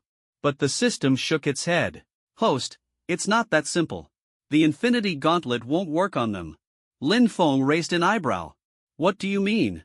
They're not native to the Marvel universe, so the Infinity Stones have no direct power over them. You can use the stone's energy to attack them, but you can't use the gauntlet to erase them from existence. To kill them, you'd have to rely on physical methods like using the gauntlet to hurl a massive boulder at them or burning their heads off with the stone's energy. The system provided additional clarification, likely to ensure Lin Feng understood. So what you're saying is, Lin Feng mused, I can beat them to death, but I can't snap them out of existence. Is that right? Exactly, the system confirmed. Lin Feng chuckled, completely unfazed. That's fine. We'll just see whose fists are harder. At that moment, Tony's voice rang out, drawing everyone's attention. The group turned to look at him, and Tony, his expression serious, nodded toward the table. Sensing the significance of his gesture, the Avengers quickly gathered around, with Lin Feng joining them. Tony pointed to the table. It's done. Everyone's eyes followed his gaze to see Rocket Raccoon examining a golden-red mechanical gauntlet under the guidance of robotic arms. The gauntlet now housed all 6 Infinity Stones, which rested quietly in their respective slots. Without looking up, Rocket commented, the gauntlet's ready, but the real question is, who's going to snap their fingers? The room fell into a heavy silence. They had all seen the toll the snap had taken on Thanos. Despite his Titan physiology, even he had been left gravely weakened after using the gauntlet. For an ordinary person, the consequences would be catastrophic. Thor, now a shadow of his former self, suddenly stepped forward, reaching for the gauntlet. Whoa, whoa, whoa. Steve and Tony quickly stepped in to block him. In Thor's current state, bloated, sluggish, and reeking of beer, he was far from the mighty warrior he once was. His odds of successfully wielding the gauntlet were slim at best. The blood in his veins probably had more cheese sauce than plasma. This opportunity was too important to risk on him. We haven't decided who's going to snap yet, Steve explained, trying to calm Thor down. And what? Thor huffed, his breathing heavy. Are we just going to stand here and do nothing? Sitting around won't bring everyone back. I'm the strongest Avenger, let me do it. Despite his protests, the others refused to let Thor take the risk. The argument grew heated, and Thor became visibly emotional. He had been haunted by his failure to stop Thanos, the decision to go for the chest instead of the head weighing heavily on him. This was his chance to make things right, but his teammates wouldn't allow it. Though he understood their concern, it only deepened his frustration. Watching the argument unfold, Lin Feng finally spoke up. How about I do it? The room fell silent again as everyone turned to him, their gazes now tinged with wariness. No, Steve said firmly. Lin Feng, you're not from our universe. This isn't your responsibility to bear. Besides, we don't know what kind of impact someone from a parallel universe snapping the gauntlet might have. Steve's words were noble, but Lin Feng could see through him. It wasn't just about the potential risks. Steve didn't fully trust him. After all, they barely knew anything about him. What if he snapped his fingers and wiped out another half of the universe? Lin Feng shrugged, unfazed. He knew they wouldn't let him do it, so he didn't press the issue. In the end, it was Bruce who stepped forward. The Hulk's body had been created by gamma radiation, the same type of energy emitted by the Infinity Stones. Bruce believed this connection made him the best candidate to wield the gauntlet. Under everyone's watchful eyes, Bruce picked up the gauntlet, now fully equipped with all 6 Infinity Stones. The command Friday, activate defensive protocols, rang out decisively from Tony Stark, and within moments, the entire Avengers base roared to life with the sound of machinery. The facility transformed into an impenetrable fortress, steel plating reinforcing every wall and sealing the room the group was in, turning it into a fully enclosed chamber. The Avengers' expressions turned grim as they assumed defensive stances, bracing themselves for whatever consequences Bruce's snap might bring. Seeing everyone ready, Bruce Banner hesitated no longer. Taking a deep breath, he slowly slipped the gauntlet containing all 6 Infinity Stones onto his massive hand. The instant the gauntlet fit into place, the stones activated, emitting a low, ominous hum. Colorful energies danced along the surface of the gauntlet before coursing up Bruce's veins, slithering like venomous snakes toward his heart. The power was overwhelming. Bruce's arm began to wither under the strain, his green skin charring and blackening as though it were being consumed by fire. The pain crashed over him in relentless waves, and he fell to his knees, letting out a guttural scream that sent shivers down everyone's spines. Despite the agony, Bruce gritted his teeth and forced himself back to his feet. This was their one chance, a chance they had earned through unrelenting effort, sacrifice, and loss. Natasha had given her life for this moment. He couldn't let it go to waste. Veins bulged across his forehead as his immense willpower kept him standing. Slowly, with great effort, he brought his fingers together, silently praying, "Bring everyone back." Snap! The sharp, decisive sound of his fingers snapping echoed like thunder, reverberating through the room. A wave of energy burst outward from Bruce, a ripple of unimaginable power that spread out from Earth, through the solar system, and across the entire universe. Though inaudible, it carried a resonance that seemed to vibrate through the very fabric of existence, rewriting the cosmos. As the snap concluded, Bruce collapsed, his towering frame falling backward. Steve Rogers was quick to catch him, easing him to the ground as the gauntlet slipped from his hand, clattering to the floor with smoke rising from its surface. No one paid attention to the gauntlet. All eyes were on Bruce, whose left arm was now charred and mangled, resembling a piece of burnt wood. The sight was horrifying, leaving everyone momentarily speechless. "Don't touch him!" Tony shouted, kneeling beside Bruce and deploying his suit's cooling systems. Jets of freezing mist sprayed over Bruce's injuries, attempting to mitigate the damage. Even so, it was clear that Bruce's arm wouldn't recover anytime soon. It would likely remain in a sling for the foreseeable future. Barely able to breathe, Bruce gasped out, "Did it work? Did I do it?" His voice was weak, but his eyes burned with a desperate need for reassurance. The group exchanged glances, unsure of how to respond. The tension in the room was palpable. Suddenly, the silence was broken by the vibration of a phone on the table. It was Hawkeye's. His heart skipped a beat as he stepped forward under the watchful eyes of the others. When he saw the name on the screen, his breath hitched, and tears welled up in his eyes. It was Laura, his wife, the name he hadn't seen on his phone for 5 years. With shaking hands, Hawkeye picked up the phone. He held it to his ear, and the moment he heard her voice, "Honey," his throat tightened. Words failed him, and all he could do was let out a choked sob, overwhelmed by emotions that had been buried for half a decade. Outside the window, birds chirped and fluttered about, a sign of life returning to the world. The Avengers felt an indescribable sensation wash over them, as though they could sense the universe realigning itself. Bruce's snap, it had worked. Steve placed a hand on Bruce's uninjured shoulder, his expression softening with relief. "It looks like it worked."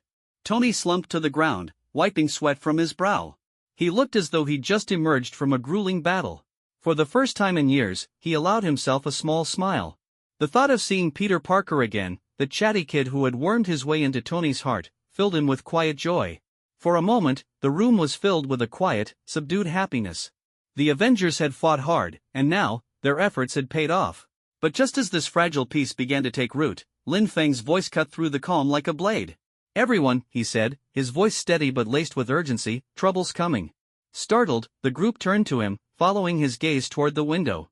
Their eyes widened in shock as they saw the massive spaceship hovering ominously over the base. A barrage of missiles, trailing red flames, streaked through the air like deadly harbingers of destruction. Boom! Explosions erupted in the sky just a few meters from the base, flames engulfing the air in spectacular bursts. Yet, to everyone's surprise, the base remained unharmed. The missiles had been stopped by an invisible barrier, a translucent protective shield surrounding the entire base. Lin Feng lowered his left hand, the yellow and blue infinity stones in his wristband glowing faintly. The bioelectric field he had projected encompassed the Avengers' base, neutralizing the missile strike. While the group was safe for now, the threat was far from over. Steve gripped his shield tightly, his brow furrowed in confusion. "What's going on?" Tony's face was grim, his tone heavy. "You mess with time, and time messes back." The group fell silent, their focus locked on the massive spaceship outside.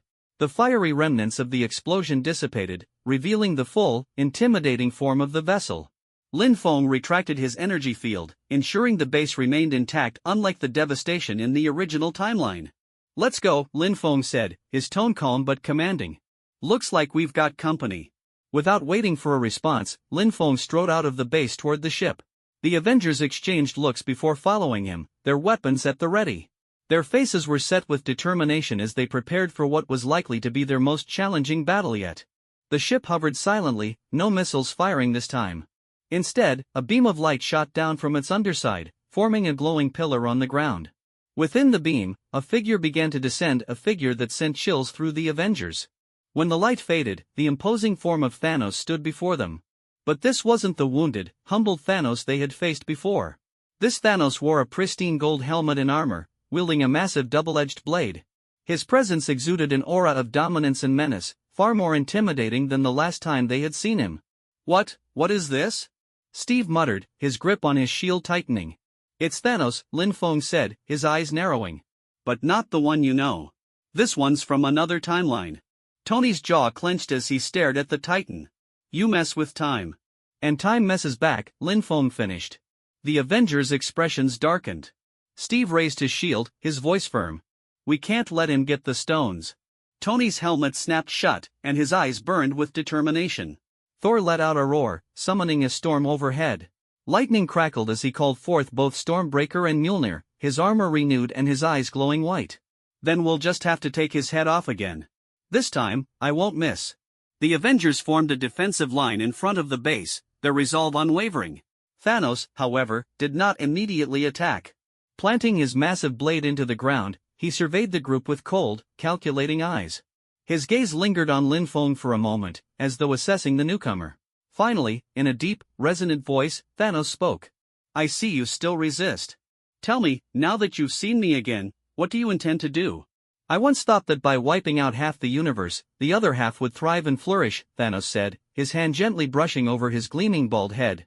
His gaze was filled with a mix of arrogance and disdain, as if the Avengers before him were nothing more than insignificant ants. Yet these ants, so tiny in his eyes, refused to understand his vision.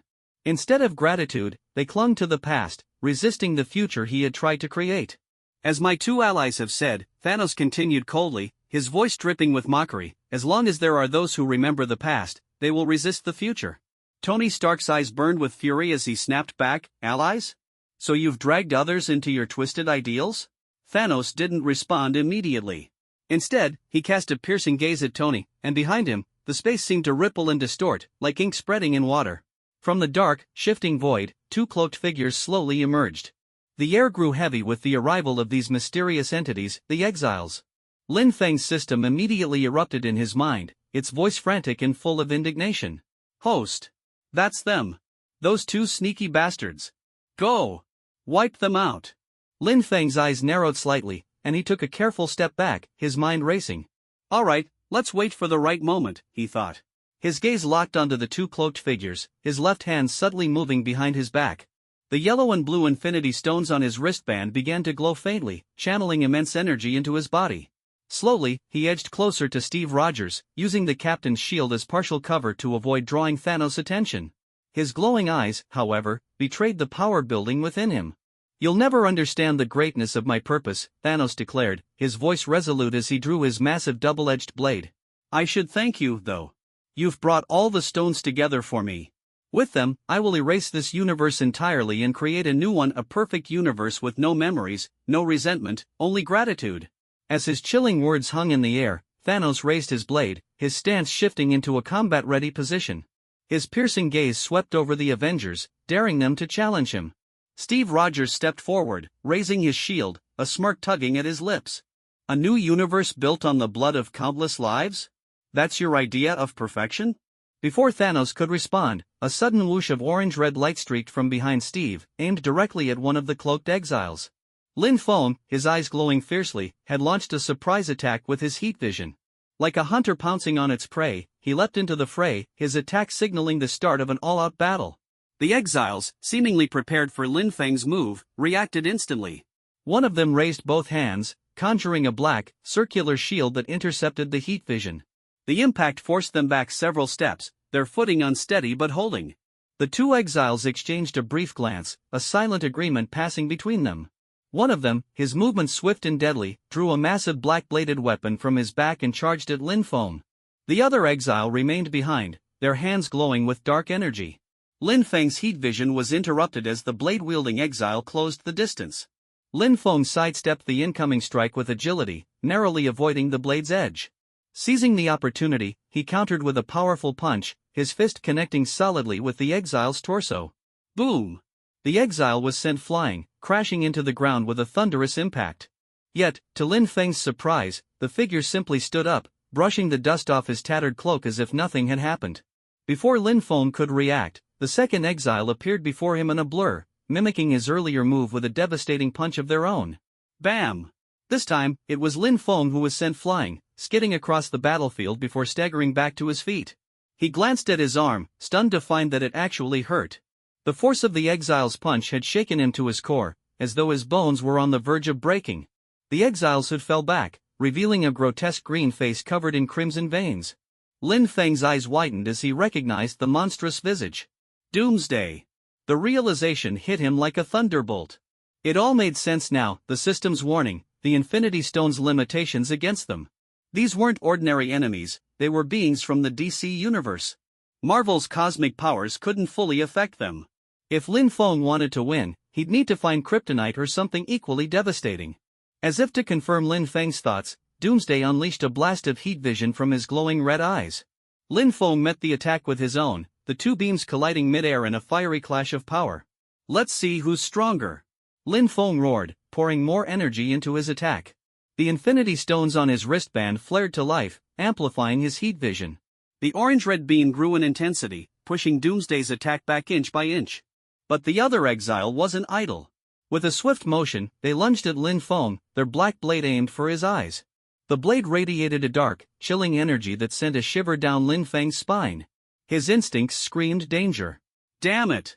Lin Feng cursed, breaking off his heat vision and dodging to the side. The blade narrowly missed its mark. Seizing the high ground, Lin Feng launched himself into the air, unleashing a barrage of heat vision blasts that rained down like a storm of fire. The exiles leapt after him, their movements coordinated and relentless. The three combatants clashed in mid-air, exchanging a flurry of attacks that lit up the sky with beams of light and arcs of energy. The intensity of their battle was breathtaking, like three dragons locked in a deadly dance. Meanwhile, on the ground, the Avengers were locked in their own fierce struggle against Thanos. Thor! Hit me! Tony shouted, taking advantage of a brief opening.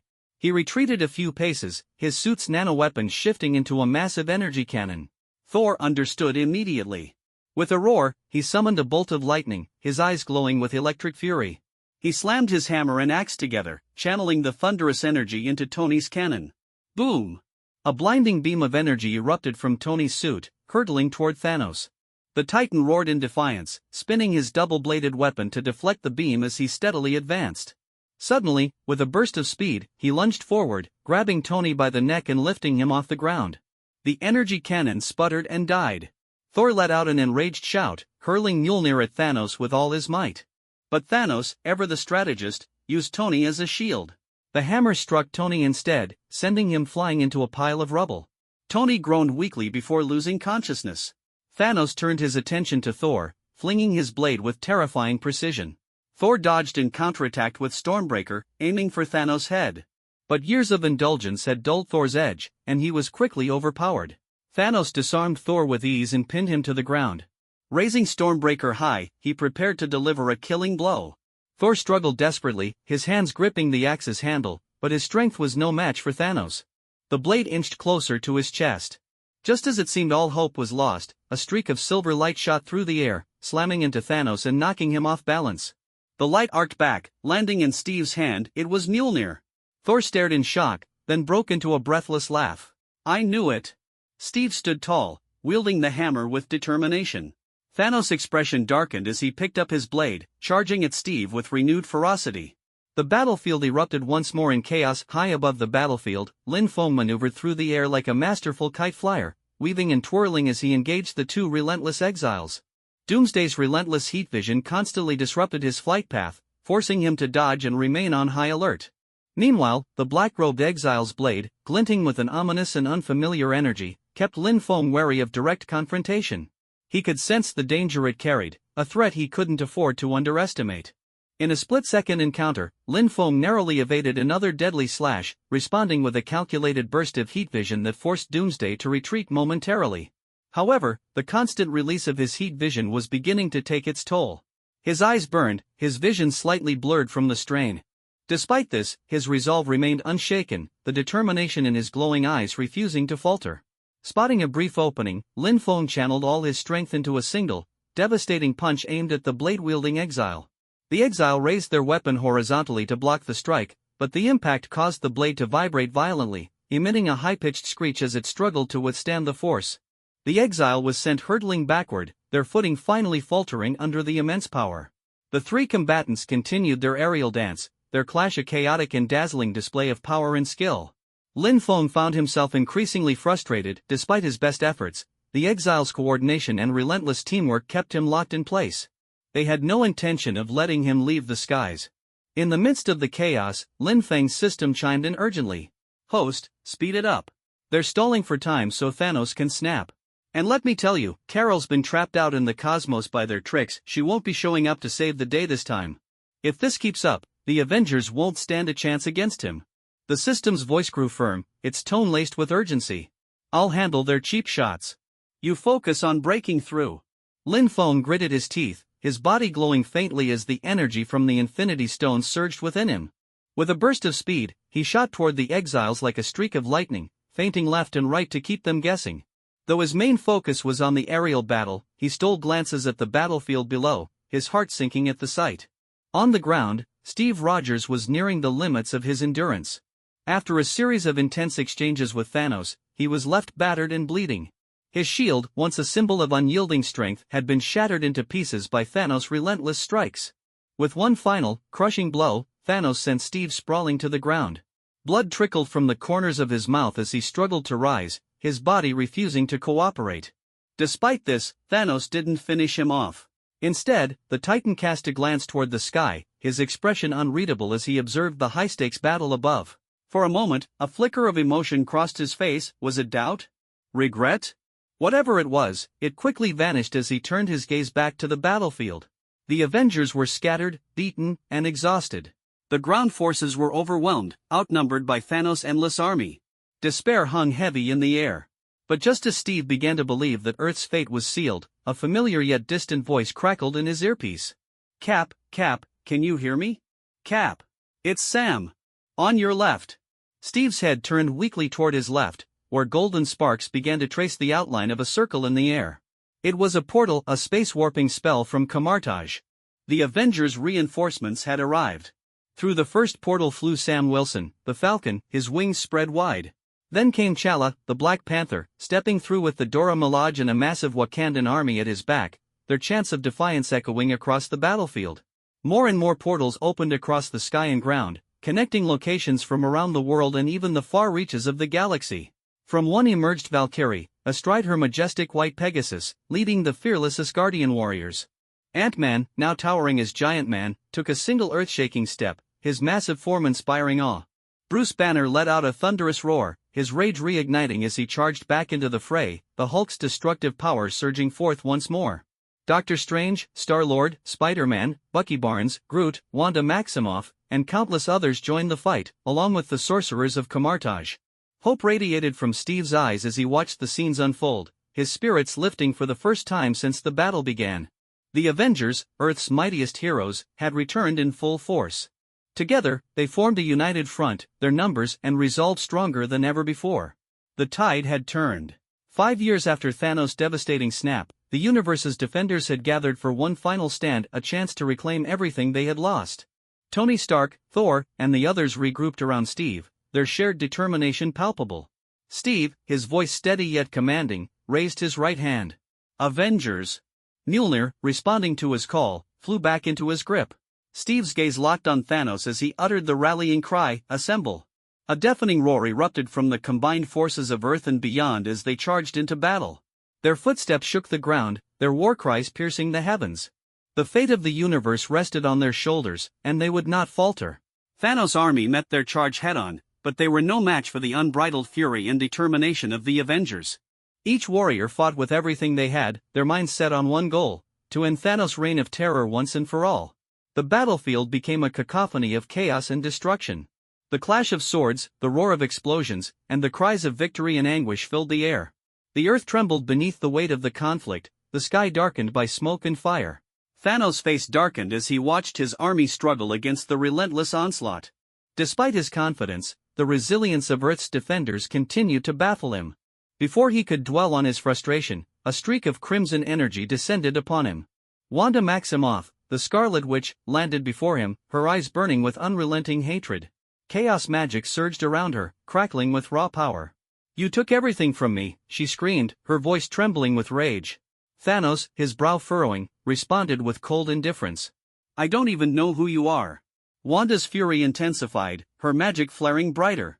"You will," she spat. With a wave of her hands, she unleashed a torrent of chaos magic, hurling rubble and debris toward Thanos like a tidal wave. Thanos swung his massive blade, deflecting the initial assault, but Wanda's power was relentless. In a display of sheer will, she caught his blade mid-swing, her crimson energy enveloping it.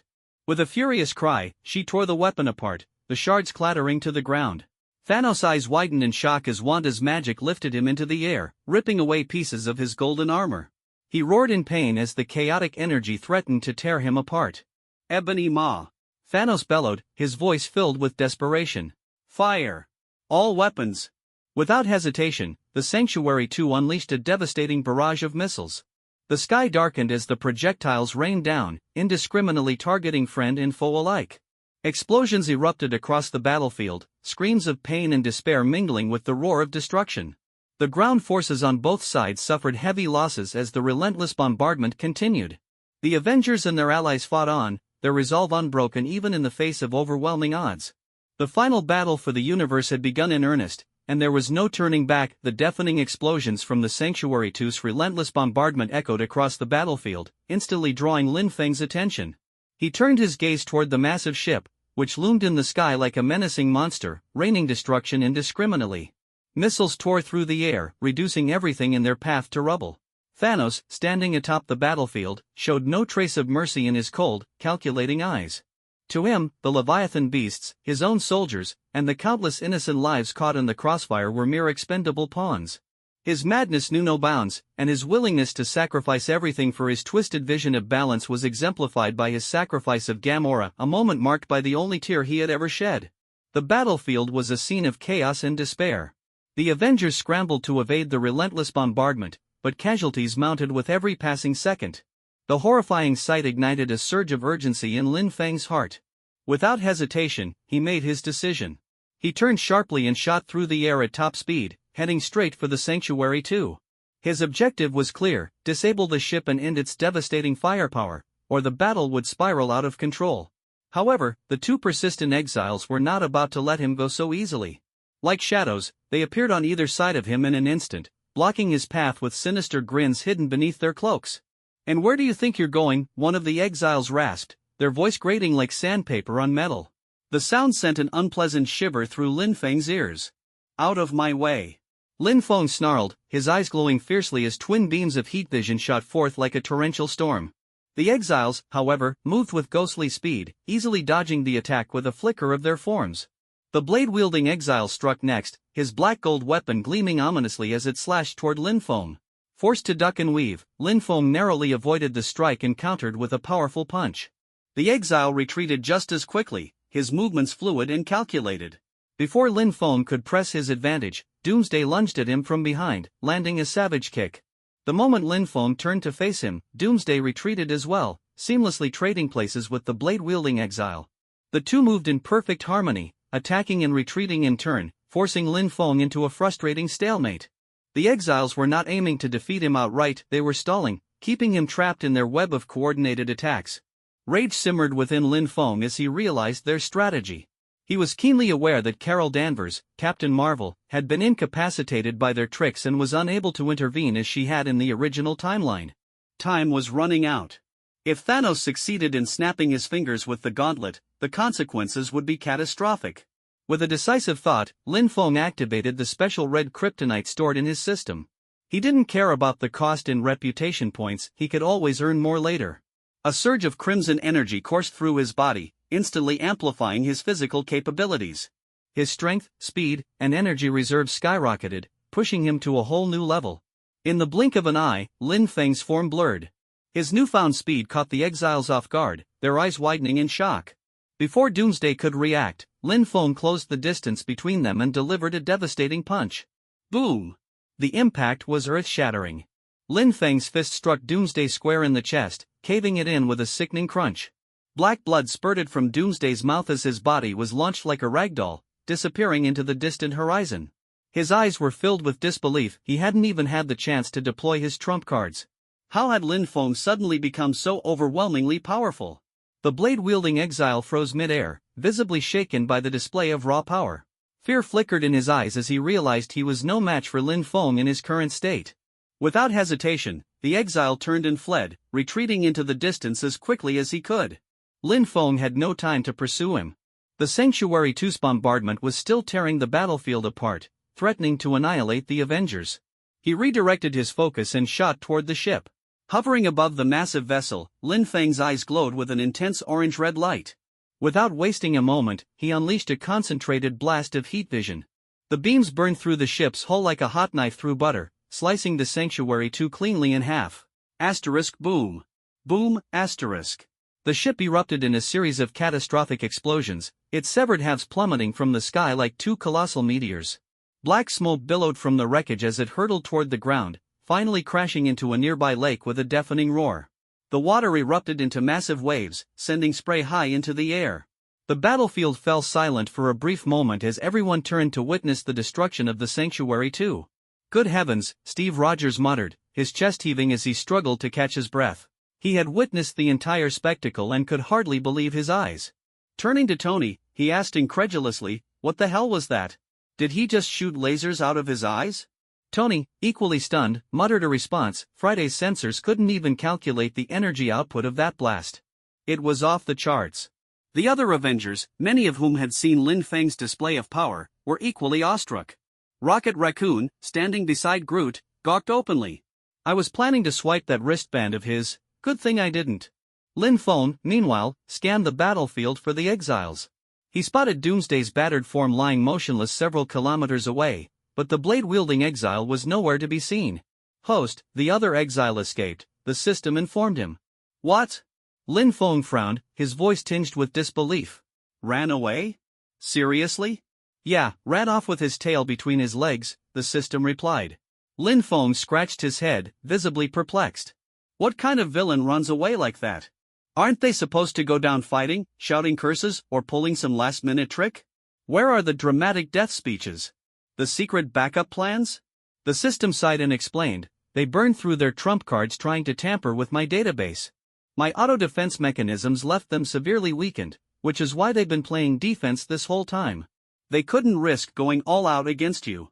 Lin Feng nodded thoughtfully. Then why didn't you just finish them off back then? Save me the trouble. The system hesitated, its tone sheepish. "Well, I figured I'd let you get some practice in." Lin Feng chuckled dryly. "Oh, thanks so much for the training opportunity." He could sense the system was holding something back, but now wasn't the time to press the issue. The battle wasn't over yet. As Lin Feng soared toward Doomsday's location, the system chimed in again, this time with a more serious tone. "Host, don't get complacent. The exiles are ranked by sequence, and these two were bottom-tier lackeys. The top-tier, first-sequence exiles, are on an entirely different level. Their power is beyond anything you can imagine." Lin Feng's flight faltered for a moment as the weight of the system's words sank in. His mind raced. Asterisk first sequence? Multiversal level threats, asterisk. The system elaborated, "You're not on their radar yet. They won't bother with you until you've grown stronger, at least mid to late Silver Superman level. For now, you're more of a minor inconvenience." Lin Feng scowled.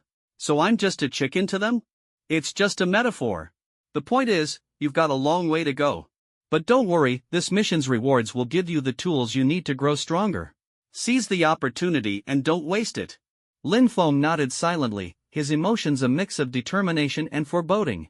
He was beginning to realize just how deep the rabbit hole went. Whatever forces were at play, he was now caught in the middle of something far larger than himself. After this battle, Lin Feng thought grimly, I'll need to have a serious talk with the system. About the exiles. About the truth behind my arrival here. And about what's really going on. Lin Feng quickly flew to the spot where Doomsday had crashed. The once mighty creature now lay on the ground, gasping for air, its chest heaving as it clung desperately to life. Its venomous gaze, filled with hatred, fixed on Lin Feng. Lin Feng looked down at the pitiful sight and shook his head with a sigh. Without hesitation, he reached down and retrieved a pendant-like object from Doomsday's chest. A sly glint flashed in his eyes as he studied the item briefly before hurling it into the air. In the next moment, his heat vision, enhanced by the immense power of the Infinity Stones, shot out like a lightning bolt, precisely striking the pendant. Lin Feng had no intention of giving Doomsday a chance to say any last words or pull some final trick. The system had already informed him about this exile's nature, and the pendant was a spatial storage device used by the exile to stash items. Lin Feng decided to keep it for later examination. It might contain something valuable. Under the relentless, scorching heat of the enhanced beam, Doomsday's already fragile body could no longer hold together. Within seconds, it disintegrated into nothingness, leaving no trace behind. Lin Feng sighed inwardly. This so-called Doomsday was far too weak, a disgrace to the name. Even a dog would shake its head in disapproval.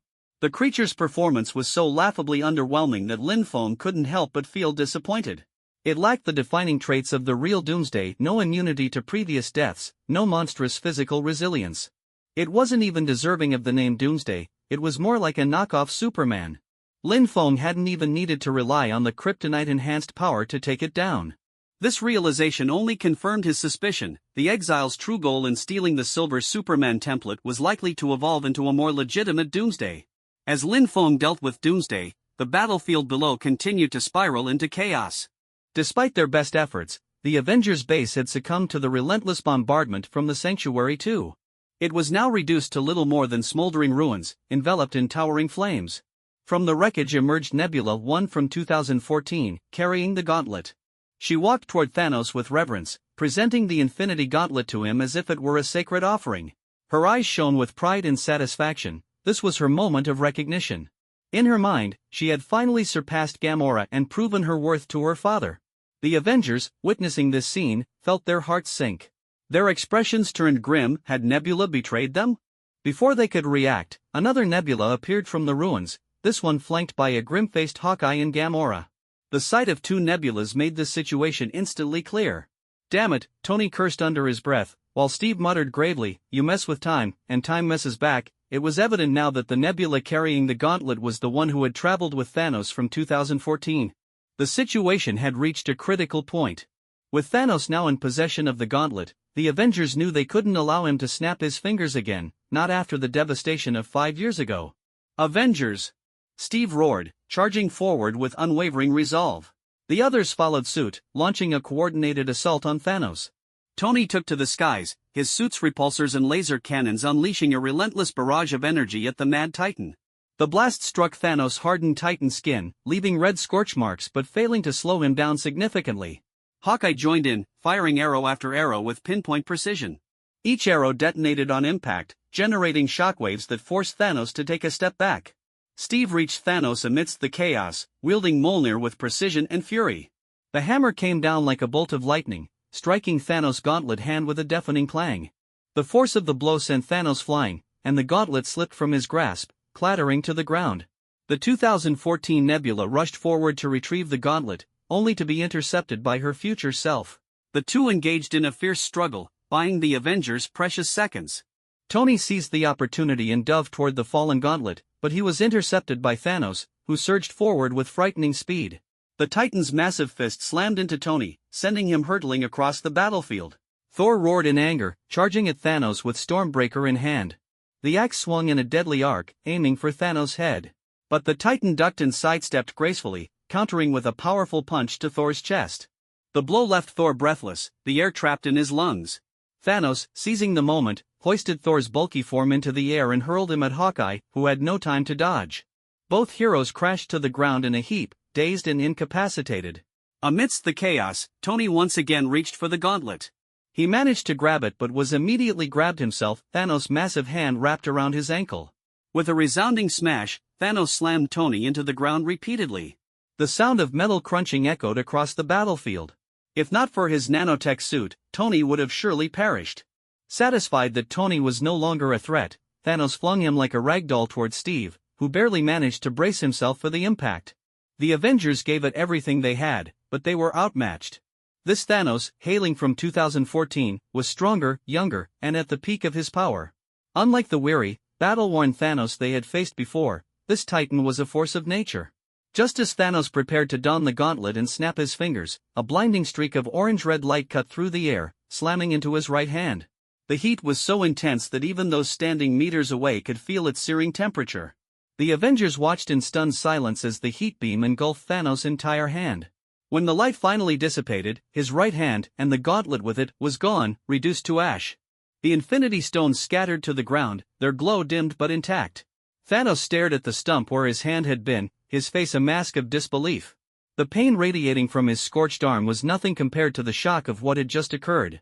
All eyes turned toward the source of the attack. Lin Feng stepped onto the battlefield, his orange glowing eyes still faintly smoldering from the effort. The red kryptonite had pushed his body to new limits, allowing him to channel the Infinity Stone's energy to devastating effect. The cost, however, was not insignificant. Lin Feng's eyes burned with searing pain, tears streaming uncontrollably down his cheeks. Thanos, realizing the futility of his situation, reached for the fallen stones with his remaining hand. But without the gauntlet, they were useless to him. The snap was now an impossibility. Lin Feng didn't give him the chance to recover. In a blur of motion, he closed the distance and delivered a thunderous punch to Thanos' chest, sending the Titan tumbling across the battlefield. As Thanos struggled to regain his footing, Lin Feng bent down and picked up the scattered Infinity Stones.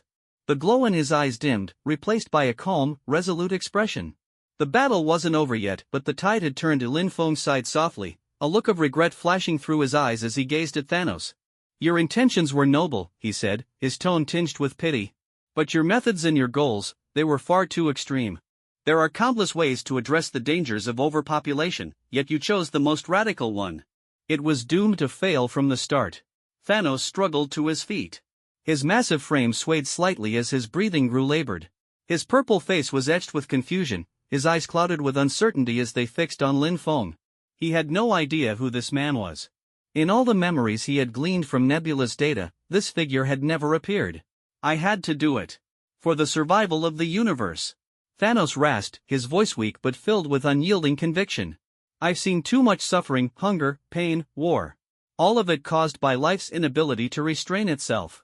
The only solution is to eliminate half of all life, so the other half may thrive." Lin Feng let out a scoff, shaking his head lightly.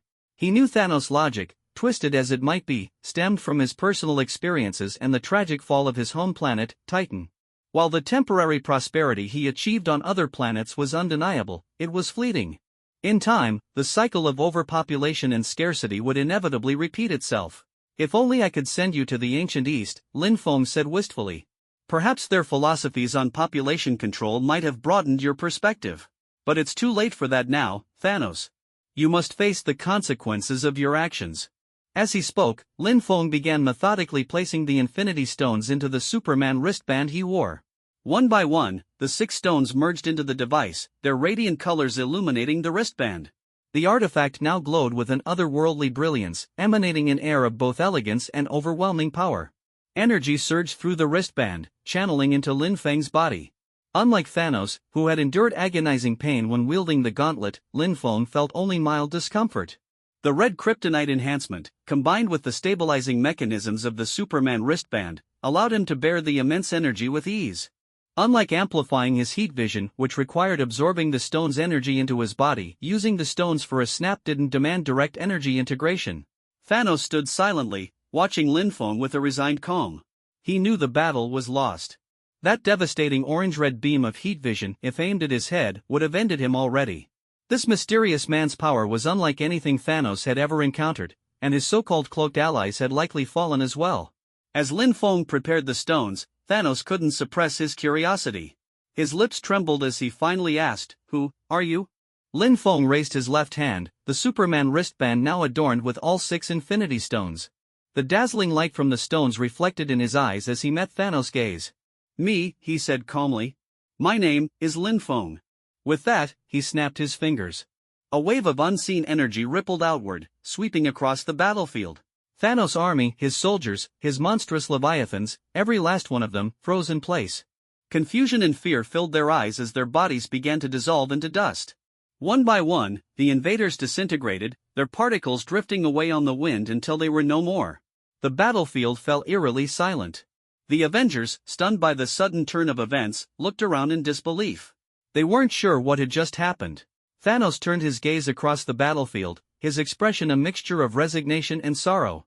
He watched as his loyal followers vanished into the air. One by one, they disappeared, leaving nothing behind. For the first time, Thanos seemed lost. His shoulders sagged as a profound sadness settled over him. It was a strange, quiet moment of reflection for the Titan. Stumbling slightly, he sat down on a nearby rock. He struggled to breathe, his chest rising and falling with difficulty. Finally, he closed his eyes and let out a long, weary breath. And then, like his army, Thanos began to dissolve. His massive frame crumbled into dust, carried away by the wind. He disappeared, just as half the universe had done 5 years ago when he first snapped his fingers. Silence. The battlefield, which moments ago had been filled with the deafening roar of battle, now stood still. Only the crackling of flames and the sound of debris crumbling broke the quiet. After what felt like an eternity, the silence was shattered by a thunderous cheer. Realization dawned on the Avengers, and they erupted into joyous cries. Tears streamed down their faces as they embraced one another, their relief and happiness overflowing. They had done it. They had saved the universe. Lin Feng stood apart, watching the scene unfold with a mix of emotions. His gaze lingered on the spot where Thanos had vanished, a faint sigh escaping his lips. Your intentions were good, he murmured softly, but your methods and goals, they were too extreme. It was never going to work. Turning back, Lin Feng's eyes fell on the celebrating Avengers. A small smile tugged at his lips as he spotted Tony Stark in the crowd.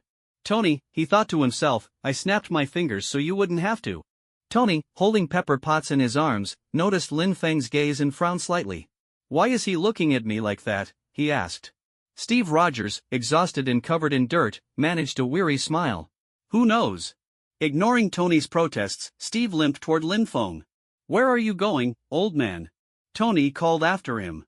To thank him, Steve replied without turning around. Tony sighed, rolling his eyes. After a moment of hesitation, he gently set Pepper down and followed. Fine. Let's see what all the fuss is about. And so, the climactic battle, the endgame, came to its conclusion. The universe's half-lost population had been restored, families reunited in tears of joy. Earth's streets and cities, quiet for so long, once again buzzed with life. Schools reopened, factories resumed production, and ships were pulled from harbors to sail once more. Because Lin Feng had snapped his fingers instead of Tony, the funeral that should have been held for Iron Man turned into a victory celebration instead. But before the festivities, there was one final task to complete.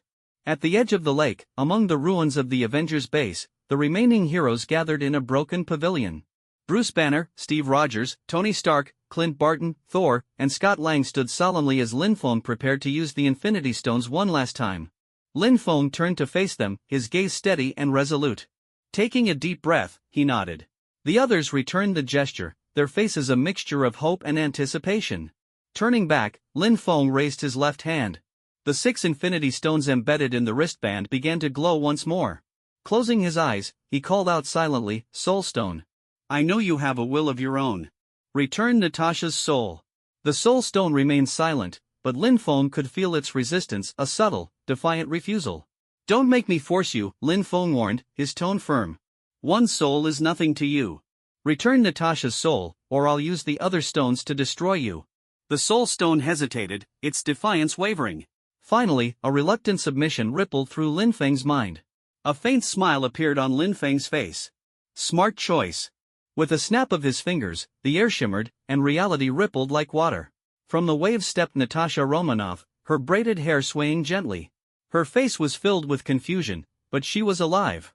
The Avengers stared in stunned silence before rushing forward with cries of joy. Natasha was back. Hope had triumphed once again. Lin Feng quickly grasped the weight of the system's words, his once relaxed demeanor replaced by a serious, contemplative expression. The thought of the exiles targeting the Fourth Wall Earth, the world he had originally come from, sent a chill down his spine. His mind raced as he pieced together the implications of what the system had just revealed. So you're telling me, Lin Feng began slowly, his voice steady but laced with tension, that the exiles are after the origin of all these fictional universes? The source of all their power and stories? And that's the Earth I came from? The system responded with a tone that was unusually somber. Exactly, host. Your original world, what we call the Fourth Wall Earth, is the birthplace of all these fictional universes. Every superhero, every villain, every cosmic entity, they all came into existence because someone on that Earth imagined them. It's not just a world, it's the foundation of everything. If the exiles managed to breach it, they could rewrite reality itself. Lin Feng's grip on his glass tightened, his knuckles turning white. But why? What could they possibly hope to gain by targeting an ordinary world with no superpowers, no advanced technology, nothing? The system hesitated for a moment before continuing. Because that world isn't as ordinary as it seems. While it lacks supernatural abilities or advanced technologies, it holds something far more valuable, the power of creation. Every story, every character, every concept of power originates from there. The people of that world unknowingly wield the ability to shape entire universes. If the exiles gain control over it, they could reshape reality to their liking, erasing anything or anyone they deem unworthy, including you. Lin Feng felt his heart drop. So you're saying, the exiles could use my world to erase everything? Rewrite entire universes as if they never existed? Exactly, the system confirmed gravely. Think about it, host. If they gain access to the creators, the storytellers, they could manipulate them to create an unstoppable reality for their own purposes. Every hero, every villain, even the laws of physics themselves could be rewritten. That's why they must be stopped at all costs.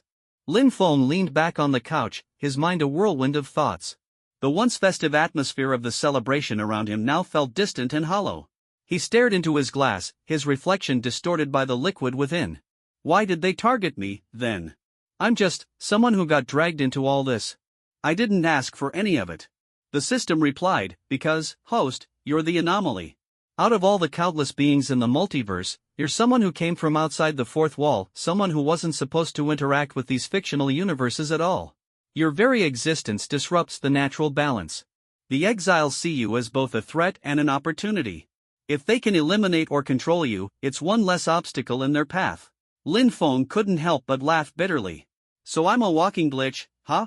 A bug in the system.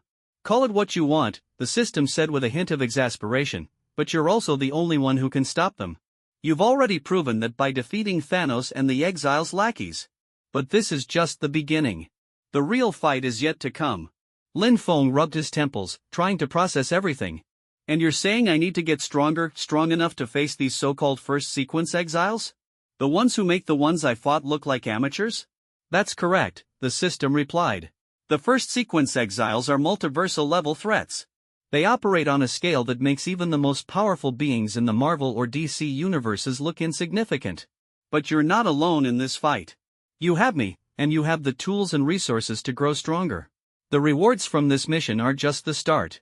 Lin Feng glanced at the items he had received, the red kryptonite, the enhanced leaves from the Tree of Life, the Sanctuary 2 spaceship, and the mysterious universal key. Each item held immense potential, but they also served as a reminder of the battles yet to come. The mention of the universal key caught his attention. This key, it can open the way to other universes, right? Including the DC universe? Yes, the system confirmed. It has 3 uses.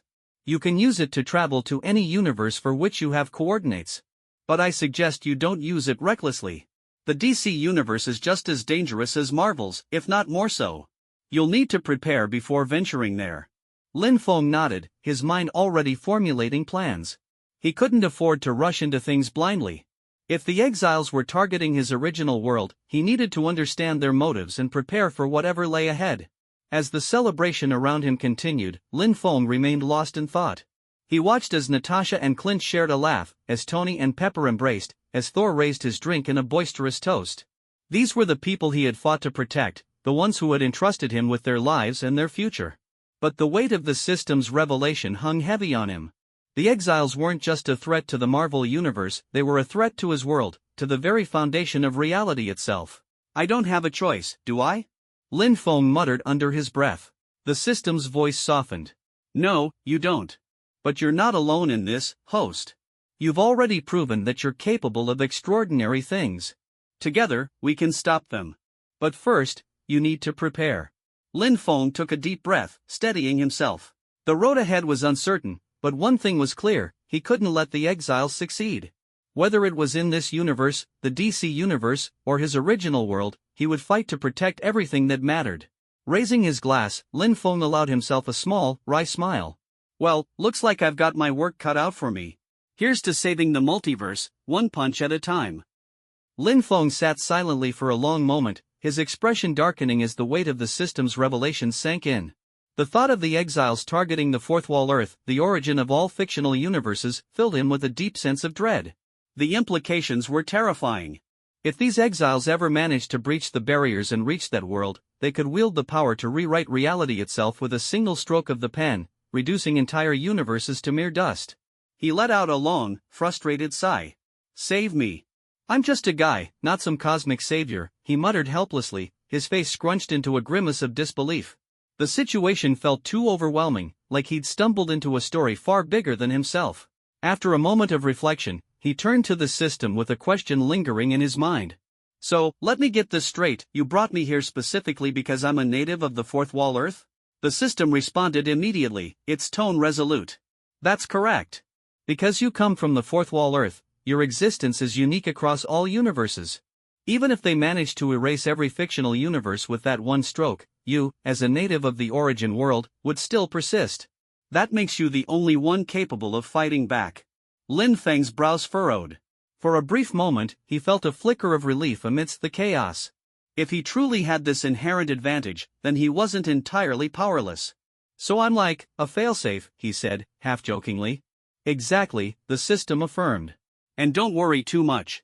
The exiles have been trying for eons but still haven't found a way to breach the fourth wall Earth.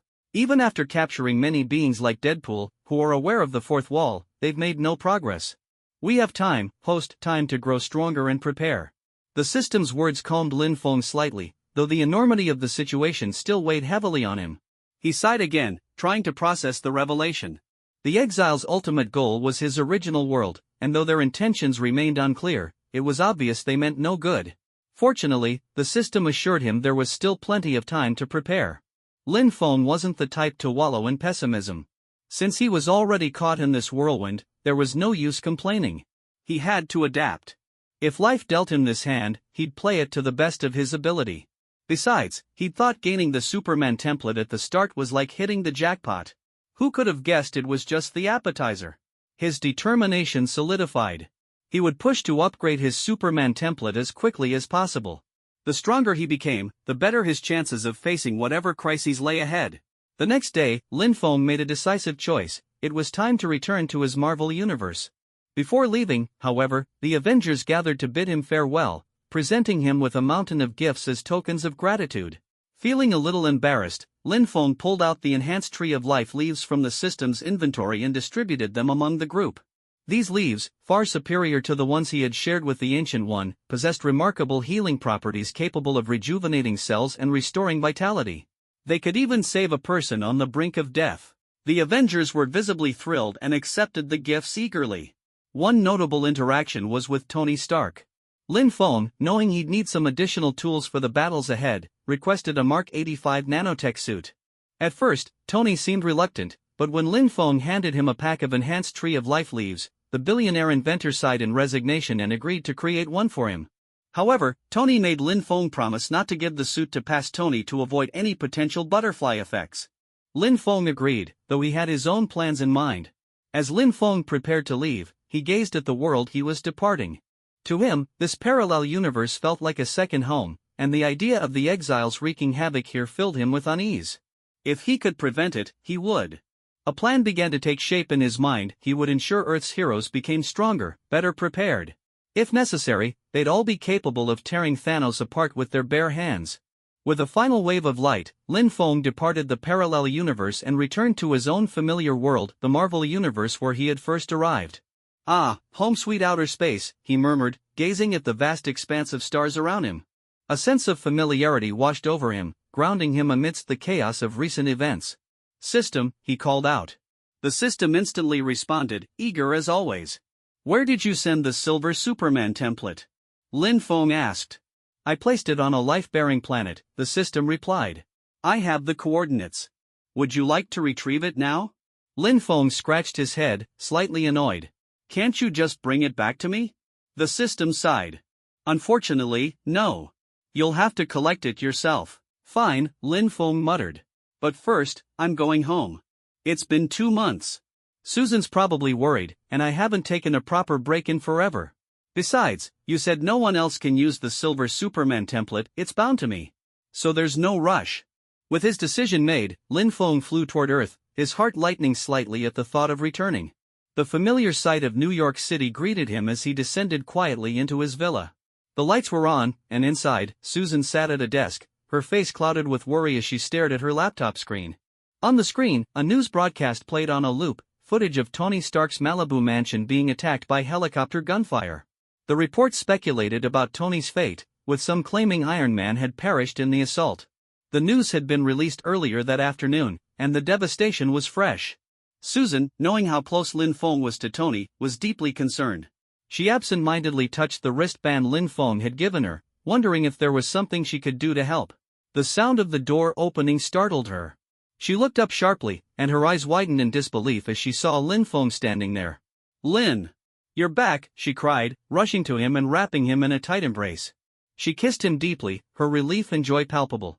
They barely had time to savor the reunion before Susan pulled him to the couch. "Lin, something terrible has happened. Tony's in trouble," she exclaimed, showing him the news on her laptop. Lin Feng's eyes narrowed as he watched the footage.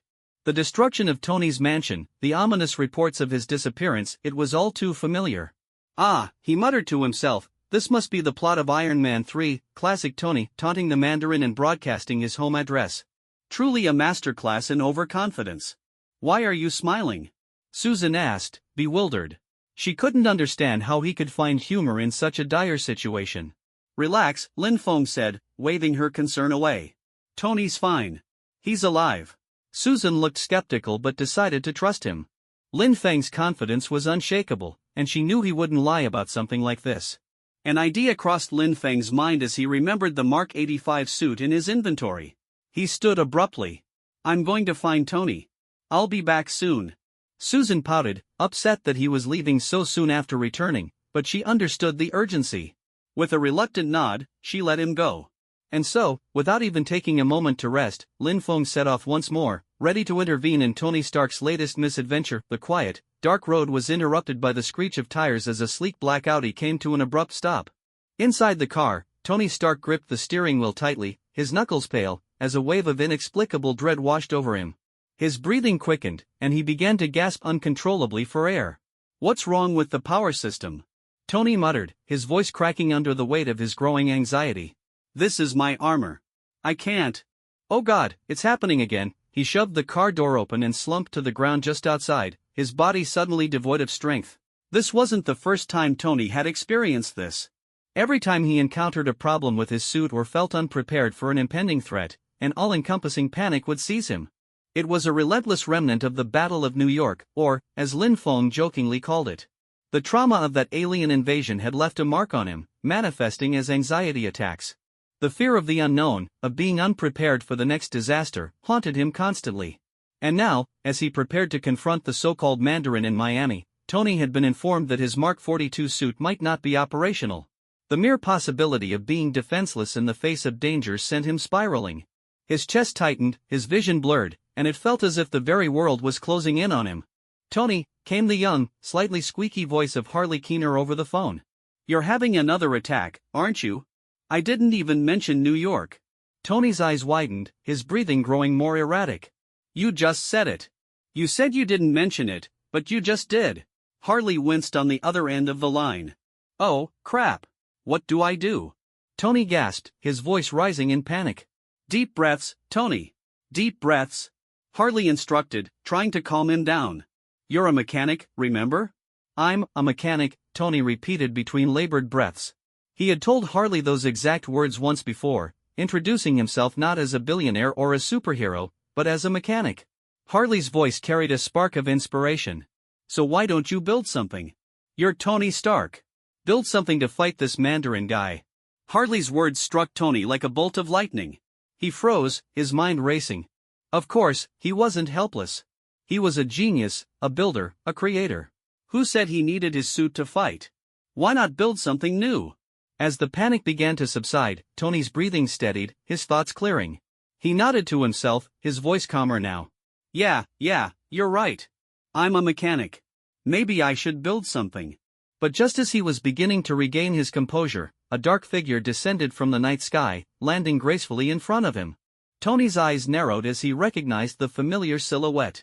New thoughts began to swirl in his mind. "Thanks, kid," Tony said abruptly. "But I might have a better idea. I'll call you later." He ended the call, leaving Harley and Jarvis on the other end thoroughly confused. "Better idea? What's he talking about?" Harley muttered, glancing at the Mark 42 suit charging nearby. Jarvis, for once, sounded unsure. "I don't know." Lin Feng, clad in his sleek black suit, landed softly in front of Tony. He had spotted Tony's anxiety attack from a distance and felt a pang of confusion. After all, with Lin Feng around, the Battle of New York had ended with minimal casualties. There had been no nuclear threat, no last-second flight through a wormhole. So why was Tony still suffering from anxiety? "Hey, Tony!" Lin Feng greeted casually, suppressing his questions for the moment. he decided to take a more subtle approach. It's Christmas, and instead of throwing a party with Pepper, you're out here in the middle of nowhere. What's going on? Did Pepper kick you out for getting her another weird present? Tony blinked, his earlier episode quickly forgotten as he latched onto the topic. Yeah, that's exactly it. Pepper didn't like my Christmas gift, so she kicked me out. Now I'm stuck here, as you can see. Lin Feng smirked. What did you get her? That giant, ridiculous-looking stuffed rabbit? Tony's face twisted in surprise. How the hell do you know about that? Lin Feng rolled his eyes, thinking to himself, of course it's the rabbit. Only Tony Stark would think a massive, creepy rabbit is an appropriate gift, Lucky guess, Lin Feng said with a shrug. Anyway, let's cut to the chase. I saw the news, your house got blown to bits, and now there's this Mandarin guy making threats. What's the plan? Tony sighed, running a hand through his hair. Yeah, the news didn't hold back, did it? They're practically writing my obituary. Well, maybe don't piss off terrorists next time, Lin Feng quipped, though his tone carried a hint of genuine concern. Tony let out a dry laugh. Noted. After a moment of silence, Lin Feng rummaged through his system inventory and pulled out 2 small boxes. Handing one to Tony, he said, Here. Merry Christmas. Tony raised an eyebrow as he opened the box. Inside was a cheeseburger. His lips twitched into a smile.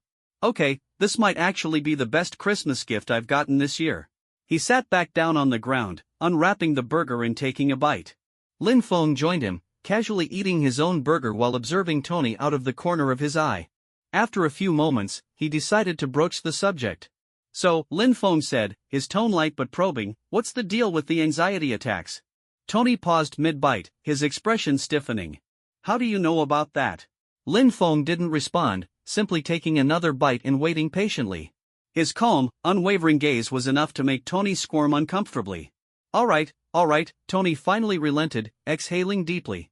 I don't even know how to explain it. Ever since the whole New York thing, those aliens, the Chitauri, he gestured vaguely, as if the memory was still too vivid. I can't shake the feeling that something worse is coming. And I don't have your powers, Lin.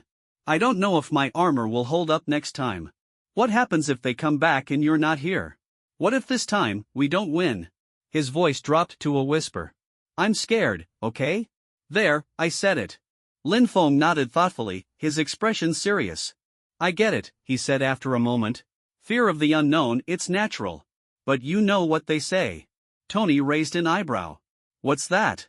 All fear comes from insufficient firepower, Lin Feng said matter-of-factly. Right now, you're acting like someone suffering from a classic case of firepower inadequacy syndrome. Tony blinked, then let out a short laugh.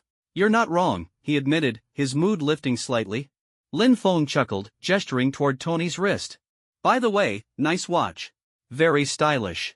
Tony glanced down at the kid's watch Harley had given him and rolled his eyes. Yeah, thanks for noticing. After a brief pause, Lin Feng grew serious again. Tony, do you need my help with this Mandarin guy? You know I can deal with him in the blink of an eye. Tony hesitated, considering the offer. He appreciated Lin Feng's respect for his autonomy, he knew Lin wouldn't interfere unless asked. Finally, Tony shook his head. Not yet. I've got this. But, thanks for the offer. Lin Feng smiled, clapping Tony on the shoulder. All right. Just remember, I'm here if you need me. Tony sat in stunned silence for a moment, holding the triangular glowing object that Lin Feng had handed him. He turned it over in his hands, examining the sleek design and the faint, pulsing light emanating from its core. It looked eerily similar to the arc reactor he had designed himself, but somehow, different. What is this? Tony asked cautiously, his eyes narrowing as he tried to analyze the object. Lin Feng smirked, stretching lazily as he prepared to leave. It's a little something I picked up recently. Think of it as a portable power boost. It's not as fancy as your arc reactor, but it'll do the trick. Just plug it into your suit, and you'll know what I mean. Tony's brow furrowed as he scrutinized the device further. Where the hell did you get something like this? Lin Feng shrugged nonchalantly. Let's just say I've been to places you can't even imagine. Consider it my Christmas gift to you, or, more appropriately, a tool to help you deal with your firepower inadequacy syndrome. Tony's lips twitched upward in a faint smirk at Lin Feng's jab. You really have a way with words, don't you? Hey, I call it like I see it, Lin Feng replied, crossing his arms. Look, I know you're all about solving problems with your own 2 hands. I respect that. But let's be honest, sometimes, a little outside help doesn't hurt. Use that against the Mandarin, and I guarantee you'll thank me later. Tony sighed, glancing down at the glowing triangle in his hand. He was still hesitant, his mind racing with questions about the device's origins and capabilities. But deep down, he trusted Lin Feng. The guy might be infuriatingly cryptic, but he'd proven time and again that he was an ally Tony could count on. Alright, Tony said finally, tucking the device into his jacket pocket. But if this thing blows up in my face, I'm holding you responsible. Lin Feng chuckled, already turning to leave. Don't worry, Stark. If I wanted to take you out, I wouldn't need to use a fancy gadget. You know that. Tony rolled his eyes, watching as Lin Feng began to walk away. Yeah, Mr. Invincible. Don't forget to send me those photos, alright? I'm not letting you off the hook for that. I'll send them, Lin Feng called over his shoulder. Just remember, don't show them to anyone else. And Stark, he paused, glancing back with a serious expression. Take care of yourself. For Pepper. And for Morgan. Tony's expression softened at the mention of his future daughter. He nodded, a rare moment of sincerity in his otherwise snarky demeanor. Yeah. I will. With that, Lin Feng took off into the night sky, leaving Tony alone on the quiet road. The billionaire inventor stared after him for a long moment, his mind a whirlwind of thoughts. The idea that he had a daughter in the future, a child with Pepper, was both overwhelming and reassuring. It gave him something to fight for, something to look forward to beyond the chaos and danger of his current life. Morgan Stark, Tony murmured to himself, a small smile tugging at his lips. Not bad at all. He glanced down at the triangular power source Lin Feng had given him, his curiosity piqued once again. Whatever this thing was, he had a feeling it was going to give him the edge he needed. Alright, Mandarin, Tony muttered as he climbed back into his car, determination flashing in his eyes. Let's see what you've got. As the car roared to life and sped down the road, Tony's mind was already working at full speed, devising a plan to take down the man who had dared to challenge him. With Lin Feng's gift in hand and a renewed sense of purpose, he felt ready to face whatever came next. High above the city, Lin Feng soared through the night sky, a faint smile playing on his lips. He had done what he could for Tony, for now, at least. The rest was up to him. As he flew toward his next destination, Lin Feng couldn't help but reflect on the events of the past few days. The revelations about the exiles, the glimpse of Tony's future, the battles fought and won, it was a lot to take in. But despite it all, he felt a sense of clarity. The road ahead was uncertain, and the challenges would only grow more daunting. But with allies like Tony and the rest of the Avengers, Lin Feng knew he wasn't facing the future alone. For now, though, he had one simple goal: to keep moving forward. Lin Feng's figure disappeared into the night sky, leaving Tony Stark standing in awe as the nanotech Mark 85 suit fully enveloped him. The sleek red and gold armor fit perfectly, its futuristic design blending science fiction with raw power. The smooth transition of nanotechnology crawling across his body had left Tony momentarily stunned, but his curiosity quickly took over. Wow, what the hell is this? Tony exclaimed, staring at the silver swarm that had emerged from his chest reactor and spread across his body. The nanotech particles moved with precision, forming the intricate structure of the suit in record time. Nanotechnology, Lin Feng had explained casually before floating into the air. Tony, just don't forget to return it after you're done. Merry Christmas! And with that, Lin Feng had flown off, leaving Tony to marvel at the gift. Now fully suited up, Tony began testing the armor's capabilities. He raised his arms, flexed his fingers, and took a few cautious steps. The suit felt incredibly light and responsive, almost as if it were a second skin. The smoothness of movement and the lack of bulkiness made it far superior to any suit he had ever worn. Jarvis, are you online? Tony asked, his voice echoing slightly within the helmet. Yes, sir, Jarvis replied, his voice calm and steady. I've successfully integrated with the suit. Running diagnostics now. Lines of data began to scroll across the HUD inside the helmet, providing detailed information about the suit's systems. Tony watched intently as Jarvis processed the data, his curiosity growing with each passing second. Sir, this suit, it's extraordinary, Jarvis remarked, his tone tinged with wonder. The technology here is decades ahead of anything currently available. I can only assume it was developed by you. Tony's heart skipped a beat when he saw the signature embedded in the suit's digital files. Tony Stark, his future self, had created this. The realization sent a shiver down his spine. Jarvis, give me a full rundown on this suit, Tony ordered, his voice steady despite the excitement bubbling beneath the surface. "Of course, sir. Designation, Mark 85.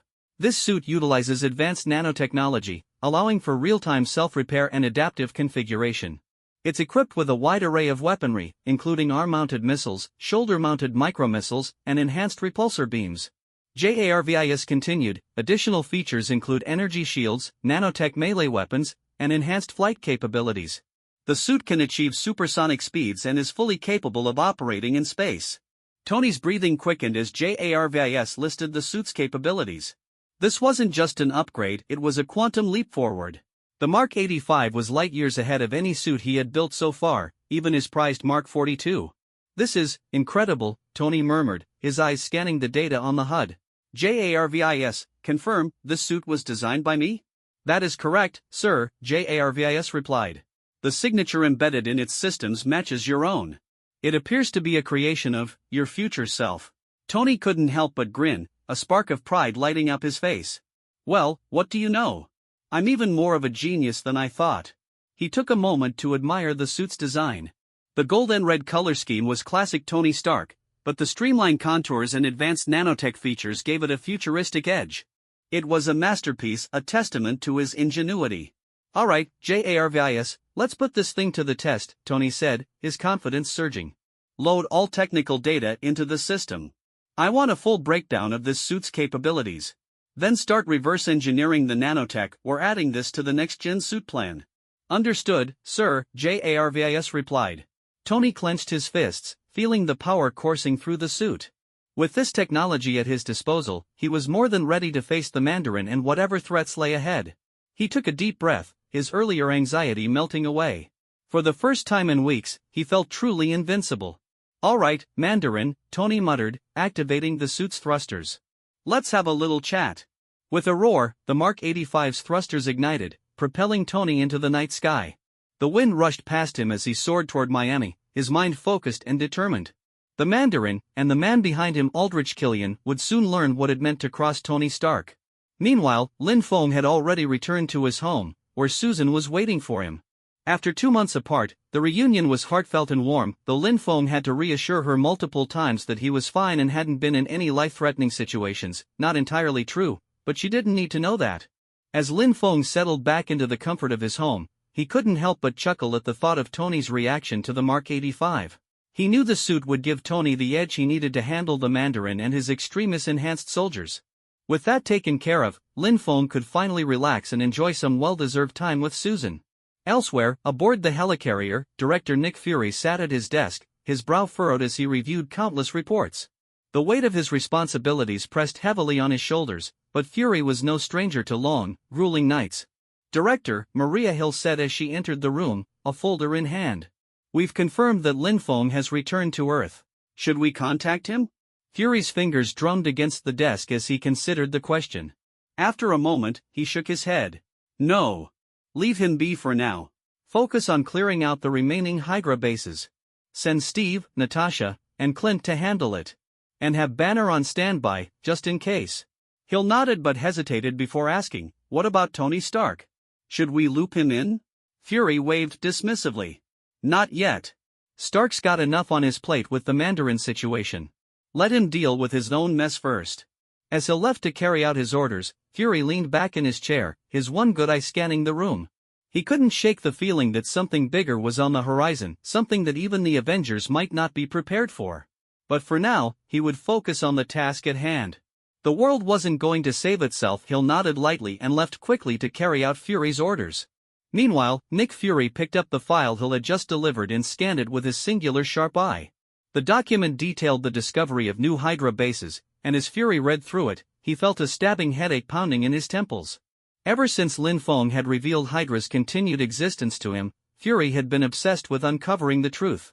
Initially, he approached the information with skepticism, but as his investigation deepened, the results were damning and maddening. Fury couldn't believe that Hydra had not only survived but had been rebuilding its strength right under his nose. S.H.I.E.L.D., which he had spent so much effort building, now felt like a fishing net riddled with holes.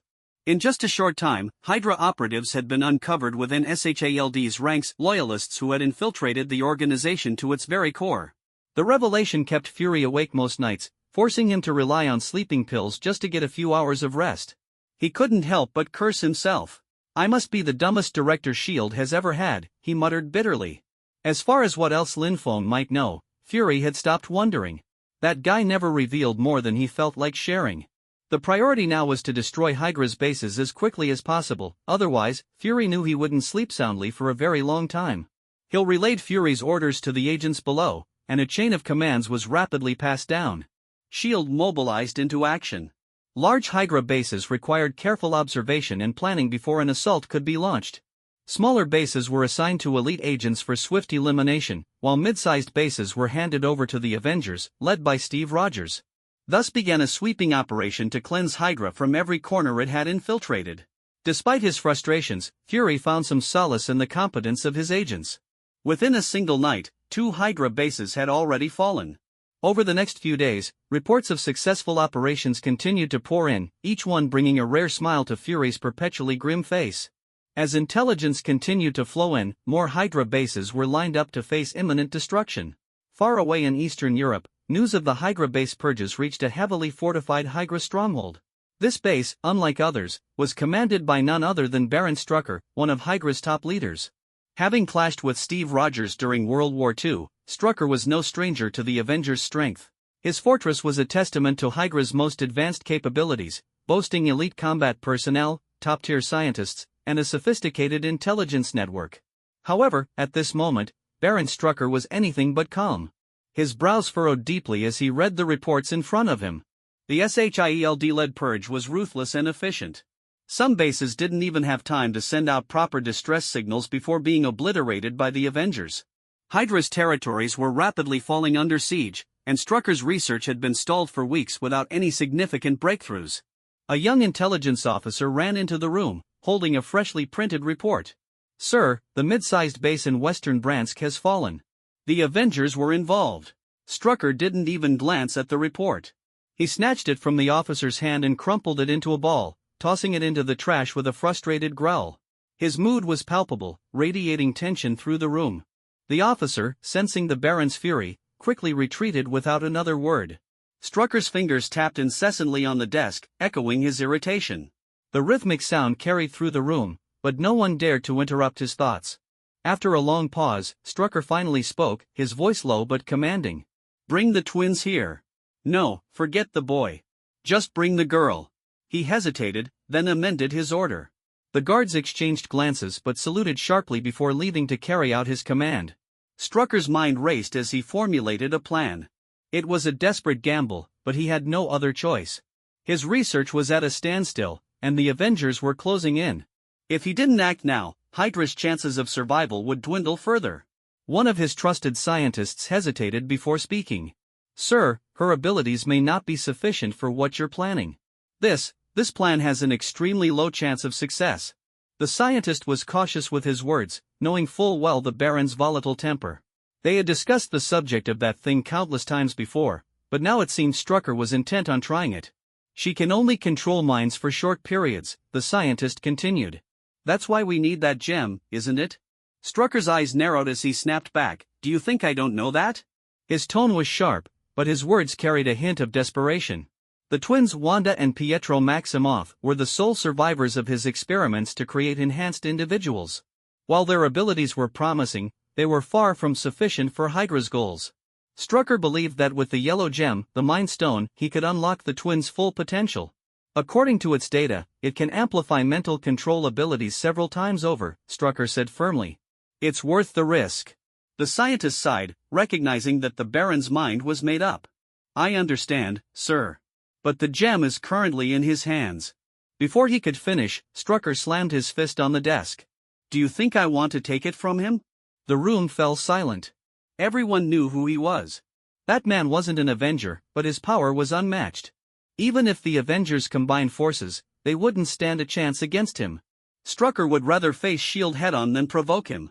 But the Baron knew he had no choice. Time was running out, and he needed to take drastic action. "Several of our bases have already been destroyed. We don't have the luxury of time. That gem is the only thing that can turn the tides in our favor. We have no other options." The scientist nodded reluctantly, understanding the gravity of the situation. While the twins' abilities were limited, Wanda's brief but effective mind control powers gave Strucker a glimmer of hope. If the Mind Stone could enhance her capabilities, Hydra might finally gain the upper hand.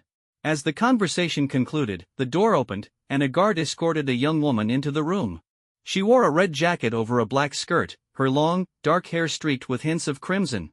Her striking appearance was accentuated by her piercing gaze and the undeniable presence she carried. She was Wanda Maximoff, the younger of the Maximoff twins. Her expression was calm, almost detached, but her sharp eyes betrayed her awareness of the tension in the room. Strucker turned to face her, a calculating look in his eyes. "Wanda," he said, his voice soft but firm, "we have work to do." The next day, the sun shone brightly, and the air was refreshingly crisp. Susan had left early in the morning to run some errands, planning to return around noon. Lin Feng, however, decided to stay home, enjoying a rare moment of peace. He had set up a lounge chair by the villa's pool, basking in the sunlight, his mind lazily drifting over his plans. This weekend was reserved for relaxation, a break from the chaos of his usual life. Afterward, he'd head out to retrieve his silver Superman template and begin his next evolution. For now, though, he was determined to enjoy the quiet. But, as fate would have it, some people just couldn't let him enjoy his holiday in peace. Behind the expansive villa, a figure quietly crept closer. The woman moved with a mix of cautious grace and determination, her crimson jacket and striking black skirt catching the faint morning light. Her full, curvaceous figure was hard to miss, but her movements screamed stealth, though to Lin Feng, they were anything but subtle. This was Wanda Maximoff. When Wanda had learned that her mission was to target the Superman, the man plastered all over the news with feats of unparalleled strength, her heart sank. Yet, Strucker had convinced her with promises of enhanced powers, revenge against Tony Stark, and the ultimate goal of liberating her and her brother, Pietro. She'd reluctantly agreed to the mission, despite knowing how absurdly strong Lin Feng was. But as careful as she was, Lin Feng was no ordinary man. His enhanced senses picked up on her presence long before she even reached the villa. The faint rustle of grass beneath her shoes, the nearly imperceptible sound of her breathing, these were impossible for anyone else to detect, but Lin Feng heard them all. Lying on the lounge chair, Lin Feng's brow twitched slightly. Without opening his eyes completely, he peeked through a sliver of his vision. Sure enough, a shadowy figure was sneaking toward him. A woman, he thought, his curiosity piqued. His gaze shifted to her face, and his expression froze for a brief moment before becoming one of amused disbelief. "Is that Wanda? The Scarlet Witch?" Lin Feng muttered internally, struggling to suppress a chuckle. "What's she doing here?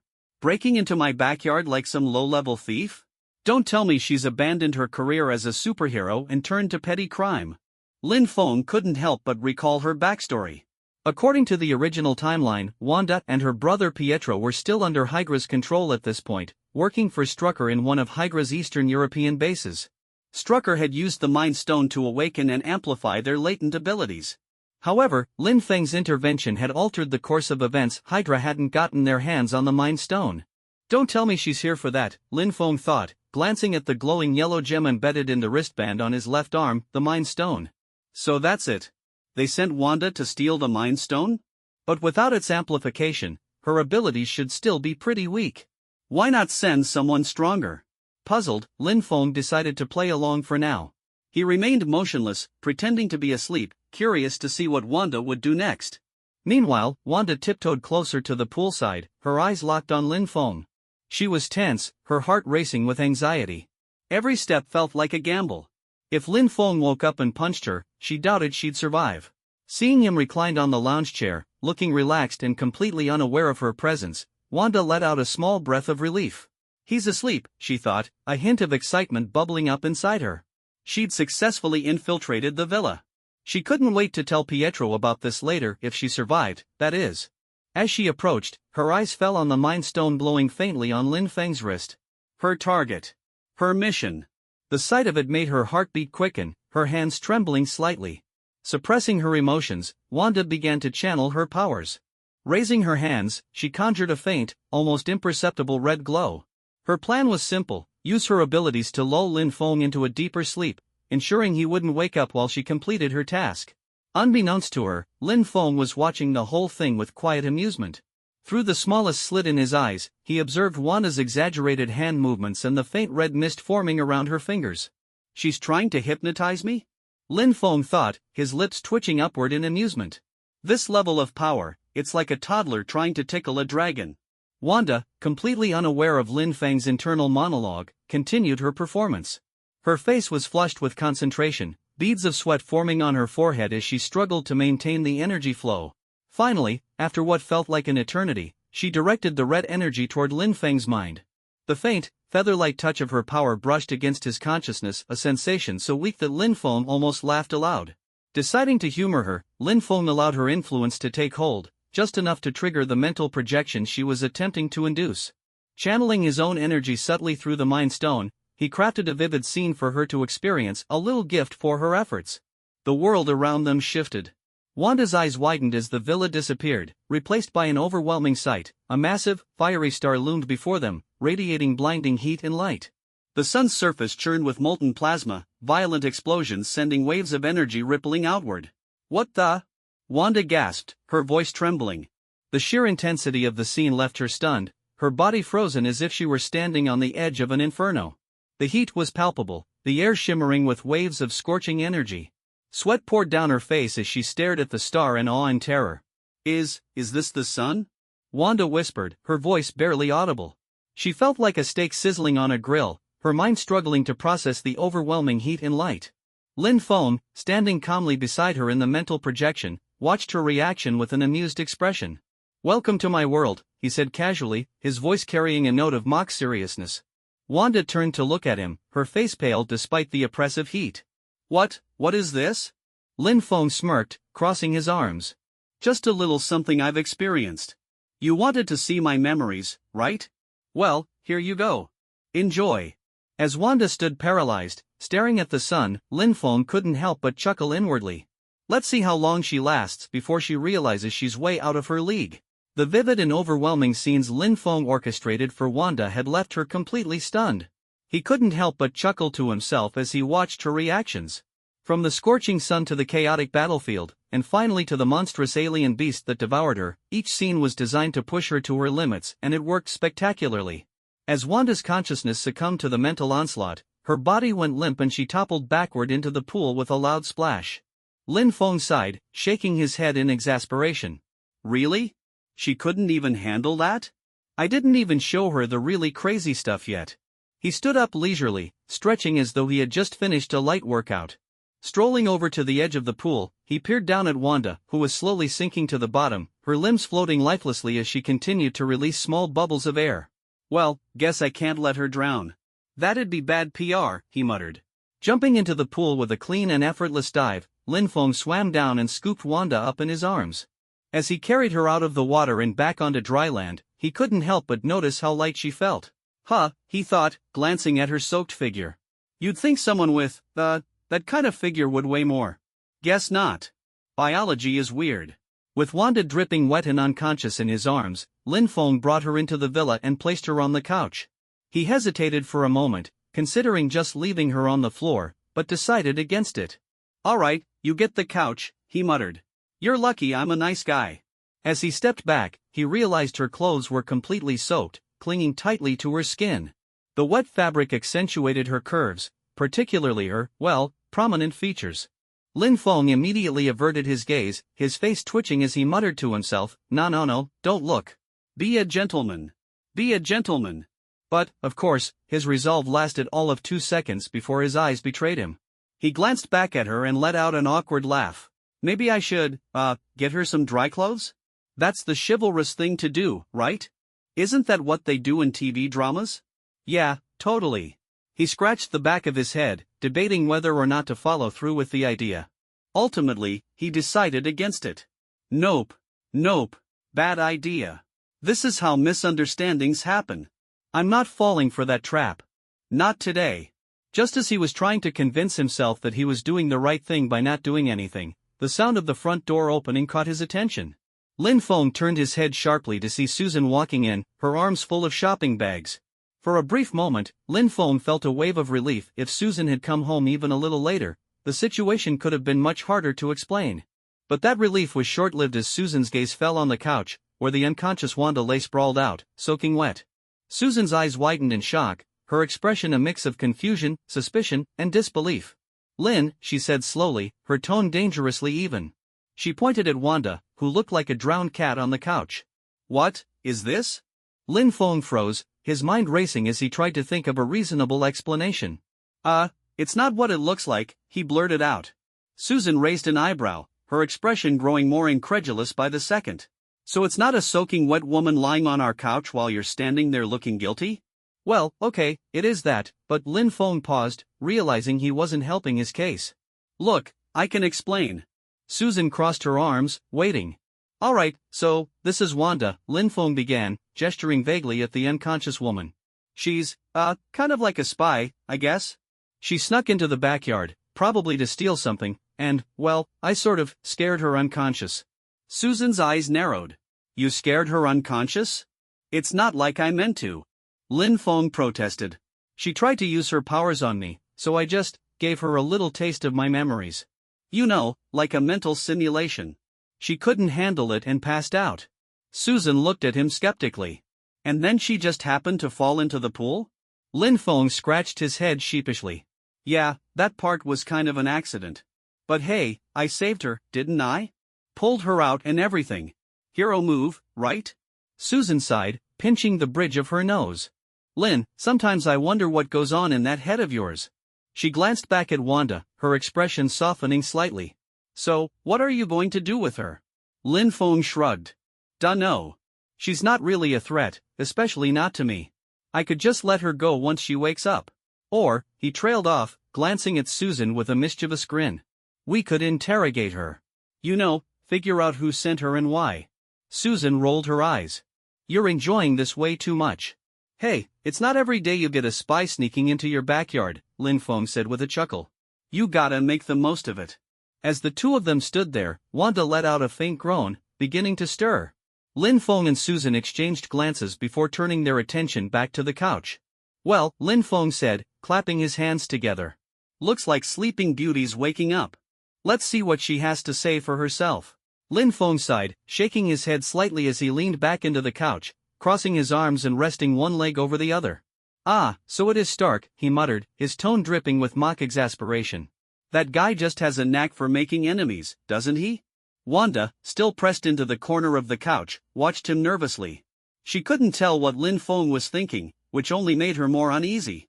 His casual demeanor was at odds with the immense pressure she had felt earlier, and it was hard to reconcile the man lounging in front of her with the terrifying figure who had just shown her memories of exploding suns and intergalactic warfare. Lin Feng glanced at her, raising an eyebrow. Let me guess. You hate Stark because of some weapons he sold back in the day? Maybe they landed in the wrong hands and ended up hurting people you care about? He didn't wait for her to confirm, instead waving his hand dismissively. Yeah, I've heard this story before. Happens all the time when you're a billionaire genius playboy who used to sell weapons for a living. Wanda's eyes widened slightly. How do you know all of this? She asked, her voice trembling. She was beginning to feel like there was nothing Lin Feng didn't already know about her and her past. Lin Feng smirked, leaning forward slightly. I told you, Wanda. I know far more than you think. His tone was calm, but the weight behind his words made her shiver. He tapped his temple lightly. Let me give you a little advice. Revenge is a dangerous game. You think taking down Stark will make you feel better? Maybe it'll give you a moment of satisfaction, but what then? What happens when you realize it doesn't fix anything? His gaze softened, but his voice remained firm. Trust me, I've seen this kind of story play out. It never ends well. Wanda clenched her fists, her head lowering slightly as she processed his words. Deep down, she knew there was some truth to what he was saying, but it wasn't so easy to let go of her anger. You don't understand, she said softly. Stark, he's responsible for everything. For all the pain, for everything my brother and I lost. Lin Feng sighed again, rubbing his temple. Look, kid, I get it. I really do. But let me give you a reality check. Stark isn't the only one responsible for your pain. You're angry because it's easier than facing the truth. And the truth is, life is messy. There's no single person or event you can point to and say, this is why everything went wrong. He paused, letting his words sink in. Still, if revenge is what you're after, you're going to have to get a hell of a lot stronger first. Wanda glanced up at him, surprised. What do you mean? She asked cautiously. Lin Feng leaned back again, his smirk returning. Oh, don't play dumb. You're not exactly subtle. You came here for the Mind Stone, didn't you? You think that shiny yellow rock can give you the power you need to set things right, or so Strucker told you, anyway. Wanda flinched, but she didn't deny it. She tightened her grip on the edge of the couch, her voice trembling as she replied, He said it could make me stronger. That it could help me protect the people I care about. Lin Feng chuckled, shaking his head. Classic Strucker. Dangle a shiny object in front of you and promise it'll solve all your problems. Let me guess, he didn't mention the part where playing with forces you don't understand could completely destroy you? Wanda's breath hitched. She had suspected there was more to the Mind Stone than Strucker had let on, but hearing it confirmed sent a chill down her spine. Lin Feng's expression turned serious. Listen, Wanda. The Mind Stone isn't a toy. It's not something you can just pick up and use without consequences. You think it'll make you stronger, but the truth is, it'll just turn you into Strucker's pawn. Do you really want to trade one master for another? Wanda's lips parted slightly, but she didn't know how to respond. Her mind was a whirlwind of conflicting thoughts and emotions. Everything Strucker had told her, everything she had believed, it all felt so small and insignificant in the face of Lin Feng's overwhelming presence. Seeing her hesitation, Lin Feng softened his tone. You're not as weak as you think, Wanda. You don't need the Mind Stone to be strong. You've already got the potential to do incredible things, you just don't know it yet. Wanda blinked, her confusion deepening. What do you mean? Lin Feng smiled faintly. Let's just say you have a gift. A very rare and very powerful gift. And if you stick with me, I might just help you figure out how to use it. Her eyes widened in surprise. You'd help me? Why not? Lin Feng said with a shrug. You're young, you've got potential, and let's face it, you're not exactly in a position to say no right now. His smirk returned, but there was no malice in it. Besides, I've got a soft spot for people who've been dealt a bad hand. Call it a character flaw. Wanda hesitated, her mind racing as she struggled to process everything. Lin Feng's words were a far cry from the promises Strucker had made, but there was something about him, something that made her feel like she could trust him. Before she could respond, Susan, who had been watching the entire exchange with growing curiosity, finally spoke up. Lin, are you seriously recruiting her right now? She asked, crossing her arms. Her tone was half amused, half exasperated. Lin Feng glanced at her with a grin. What can I say? She's got potential. Besides, it's better than letting her run back to Strucker, isn't it? Susan sighed, shaking her head. You're impossible. Lin Feng turned his attention back to Wanda, his expression softening once more. So, what do you say, Wanda? Are you ready to stop being someone else's pawn and start figuring out who you really are? Wanda looked at him, her fear and hesitation slowly giving way to something else, hope. For the first time in a long while, she felt like she had a choice. Lin Feng watched as Susan led Wanda upstairs, his gaze softening slightly. He leaned back into the couch, exhaling a long sigh. The morning had turned out more eventful than he had anticipated, and not in a bad way. He knew Wanda needed time to process everything he had told her, but he was confident that she would come around. After all, her heart was fundamentally good, she just needed the right guidance. One step at a time, he thought, running a hand through his hair. Wanda and Pietro are strong assets if used the right way. Better they're on my side than running around with misguided revenge and chaos. As he reflected on the conversation, Lin Feng couldn't help but smile at Susan's quiet understanding. She had listened attentively without interrupting, trusting him to handle the situation. Her support meant a lot to him, especially with how complicated his life had become since gaining his powers.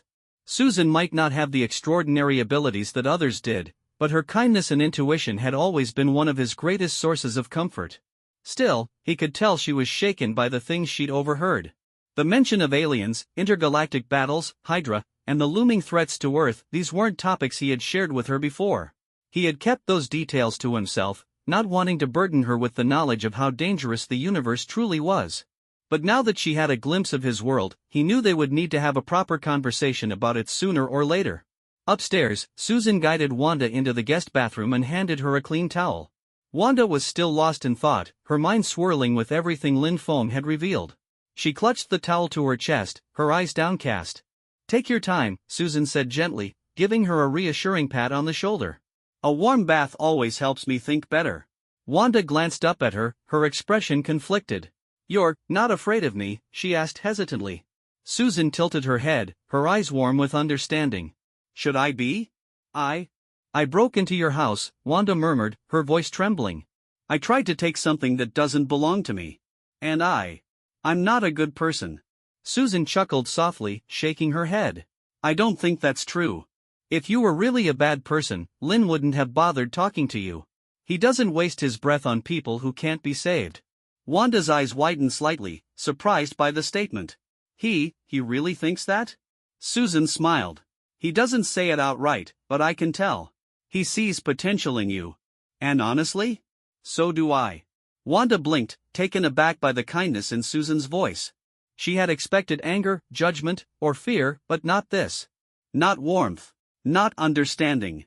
It made her chest tighten, and for the first time in a long while, she felt the faint stirrings of hope. I don't know what to do, Wanda admitted quietly. Everything I thought I knew, it feels like it's falling apart. Susan took a step closer, placing her hands gently on Wanda's shoulders. Then let it fall apart, she said softly. Sometimes, you need to let go of the old to make room for something better. You don't have to decide everything right now. Just, take it one step at a time. Wanda nodded slowly, her grip on the towel tightening. I'll think about it. Susan gave her an encouraging smile. That's all anyone can ask. Now go take that bath before you catch a cold. Back downstairs, Lin Feng stretched out on the couch, propping his feet up on the coffee table. He glanced at the ceiling thoughtfully, wondering how the conversation between Susan and Wanda was going. Susan had a way of getting through to people. Her kindness was disarming in a way that even Lin Feng's charisma couldn't match. He chuckled to himself, imagining Susan gently scolding Wanda while offering her a cup of tea or something. Despite the heaviness of the morning's events, the thought lightened his mood. His mind wandered back to Hydra and Strucker. The fact that they had sent Wanda meant they were getting desperate. S.H.I.E.L.D.'s recent crackdown was clearly putting pressure on them, and Strucker's attempts to harness the Mind Stone were a last-ditch effort to regain the upper hand. Lin Feng knew he couldn't let that happen. Hydra was dangerous enough as it was, giving them access to the stone's power would be catastrophic. Looks like I'll need to pay Strucker a visit sooner rather than later, he thought, his expression hardening. But first, I need to make sure Wanda is on the right path. She's too important to leave in the wrong hands. As he mulled over his plans, the sound of footsteps descending the stairs caught his attention. He turned to see Susan and Wanda returning, the latter now dressed in one of Susan's spare outfits. Wanda looked more composed, though her gaze remained uncertain as she avoided meeting Lin Feng's eyes. Well, don't you two look refreshed, Lin Feng said with a teasing grin, earning a playful eye roll from Susan. She's feeling better, Susan said, giving Wanda a small nudge forward. Go on, talk to him. He doesn't bite. Wanda hesitated for a moment before taking a deep breath and stepping closer to Lin Feng. I've been thinking about what you said, she began, her voice quiet but steady. About helping me and Pietro. About making things right. Lin Feng nodded, his expression encouraging. And? Wanda met his gaze, her eyes filled with a mix of determination and apprehension.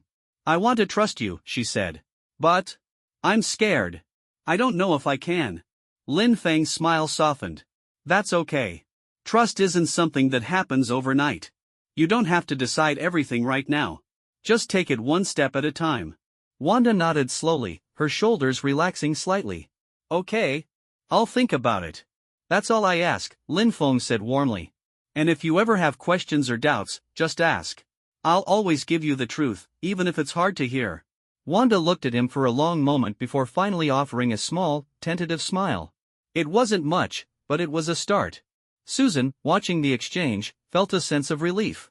Lin Feng had a way of reaching people, even those who were lost or broken. She didn't fully understand everything that had happened or the weight of the decisions being made, but she trusted Lin Feng.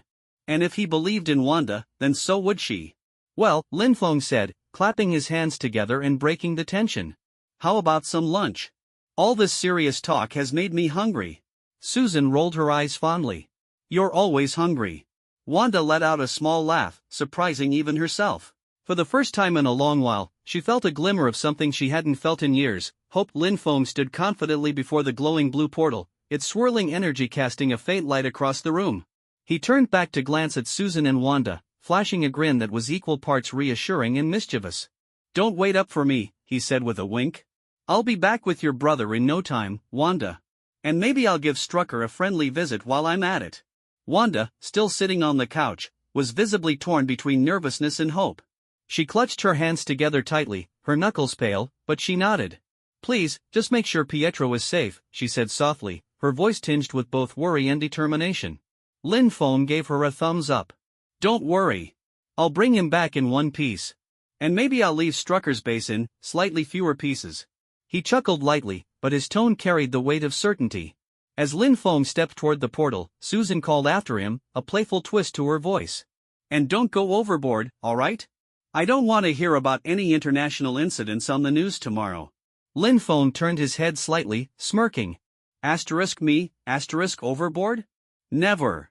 With that, he stepped through the portal, the swirling blue energy enveloping him completely before vanishing from the room with a faint hum. On the other side of the portal, Lin Feng emerged into the cold, desolate landscape of Eastern Europe. The air was crisp and carried the faint scent of burning wood from a distant village. He stood atop a hill overlooking a heavily fortified Hydra base nestled in a valley below. The base was surrounded by barbed wire fences, watchtowers, and patrolling guards, all giving off the impression of a high-security facility. Lin Feng crossed his arms, surveying the scene with a critical eye. So this is where Strucker's hiding out, he muttered. Not bad, for Hydra, anyway. His enhanced vision zoomed in on various parts of the base, analyzing its defenses. He could see soldiers armed to the teeth, automated turrets scanning the perimeter, and a handful of scientists hurriedly moving between buildings. But more importantly, his gaze landed on the telltale figure of Pietro Maximoff, aka Quicksilver, confined in what appeared to be a secure yet transparent holding cell. Pietro's silver hair and lean frame were unmistakable, even from this distance. He seemed restless, pacing back and forth in the cell like a caged animal. Gotcha, Lin Feng said with a smirk. Don't worry, Pietro. Big Bro Lin is here to bust you out. However, Lin Feng wasn't one to rush in recklessly, even with his overwhelming power. He took a moment to weigh his options. Strucker was undoubtedly aware of the recent Hydra base purges, and his paranoia would be at an all-time high. A direct assault would be entertaining, but it might put Pietro at risk if Strucker used him as leverage. Lin Feng's smirk deepened as a plan began to form in his mind. Time to remind Hydra why they should have stayed in the shadows. Inside the base, Baron Strucker sat in his office, furiously typing away on a keyboard while barking orders into a communicator. His usually calm demeanor was unraveling as reports of Hydra's losses continued to flood in. The news of Hydra bases being dismantled by S.H.I.E.L.D. and the Avengers had left him on edge, and now he was scrambling to accelerate his experiments. The Mind Stone is the key, he growled to himself, his fingers flying across the keyboard. With its power, we can. Suddenly, the lights in the room flickered, and the faint hum of the base's electrical systems wavered. Strucker froze, his eyes narrowing. What the? Before he could finish his thought, the entire base was plunged into darkness. Alarms blared, and red emergency lights bathed the corridors in an ominous glow. Strucker grabbed his communicator, barking into it, status report. What's happening? Sir, a panicked voice responded. We're under attack. The security systems are failing, the line cut off abruptly, leaving only static. Strucker slammed the communicator onto his desk, his jaw tightening. Damn it! Who dares? The answer came in the form of a deafening boom as the reinforced doors to his office were ripped clean off their hinges. Standing in the doorway, framed by the flickering emergency lights, was Lin Feng. Knock, knock, Lin Feng said casually, stepping into the room. His confident stride and relaxed demeanor were a stark contrast to the chaos erupting throughout the base. Strucker's eyes widened in shock and fear. What are you doing here? Lin Feng smirked, his hands resting casually in his pockets. Oh, just stopping by to pick up a friend. Thought I'd say hi while I was at it.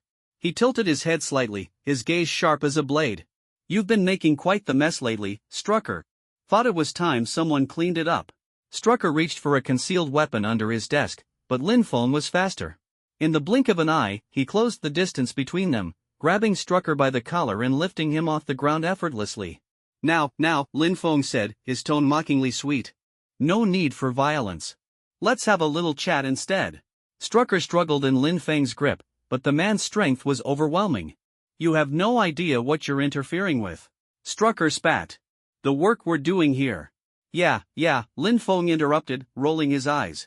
Evil experiments, world domination, blah blah blah. Heard it all before. The thing is, Strucker, I don't really care about your little Hydra agenda.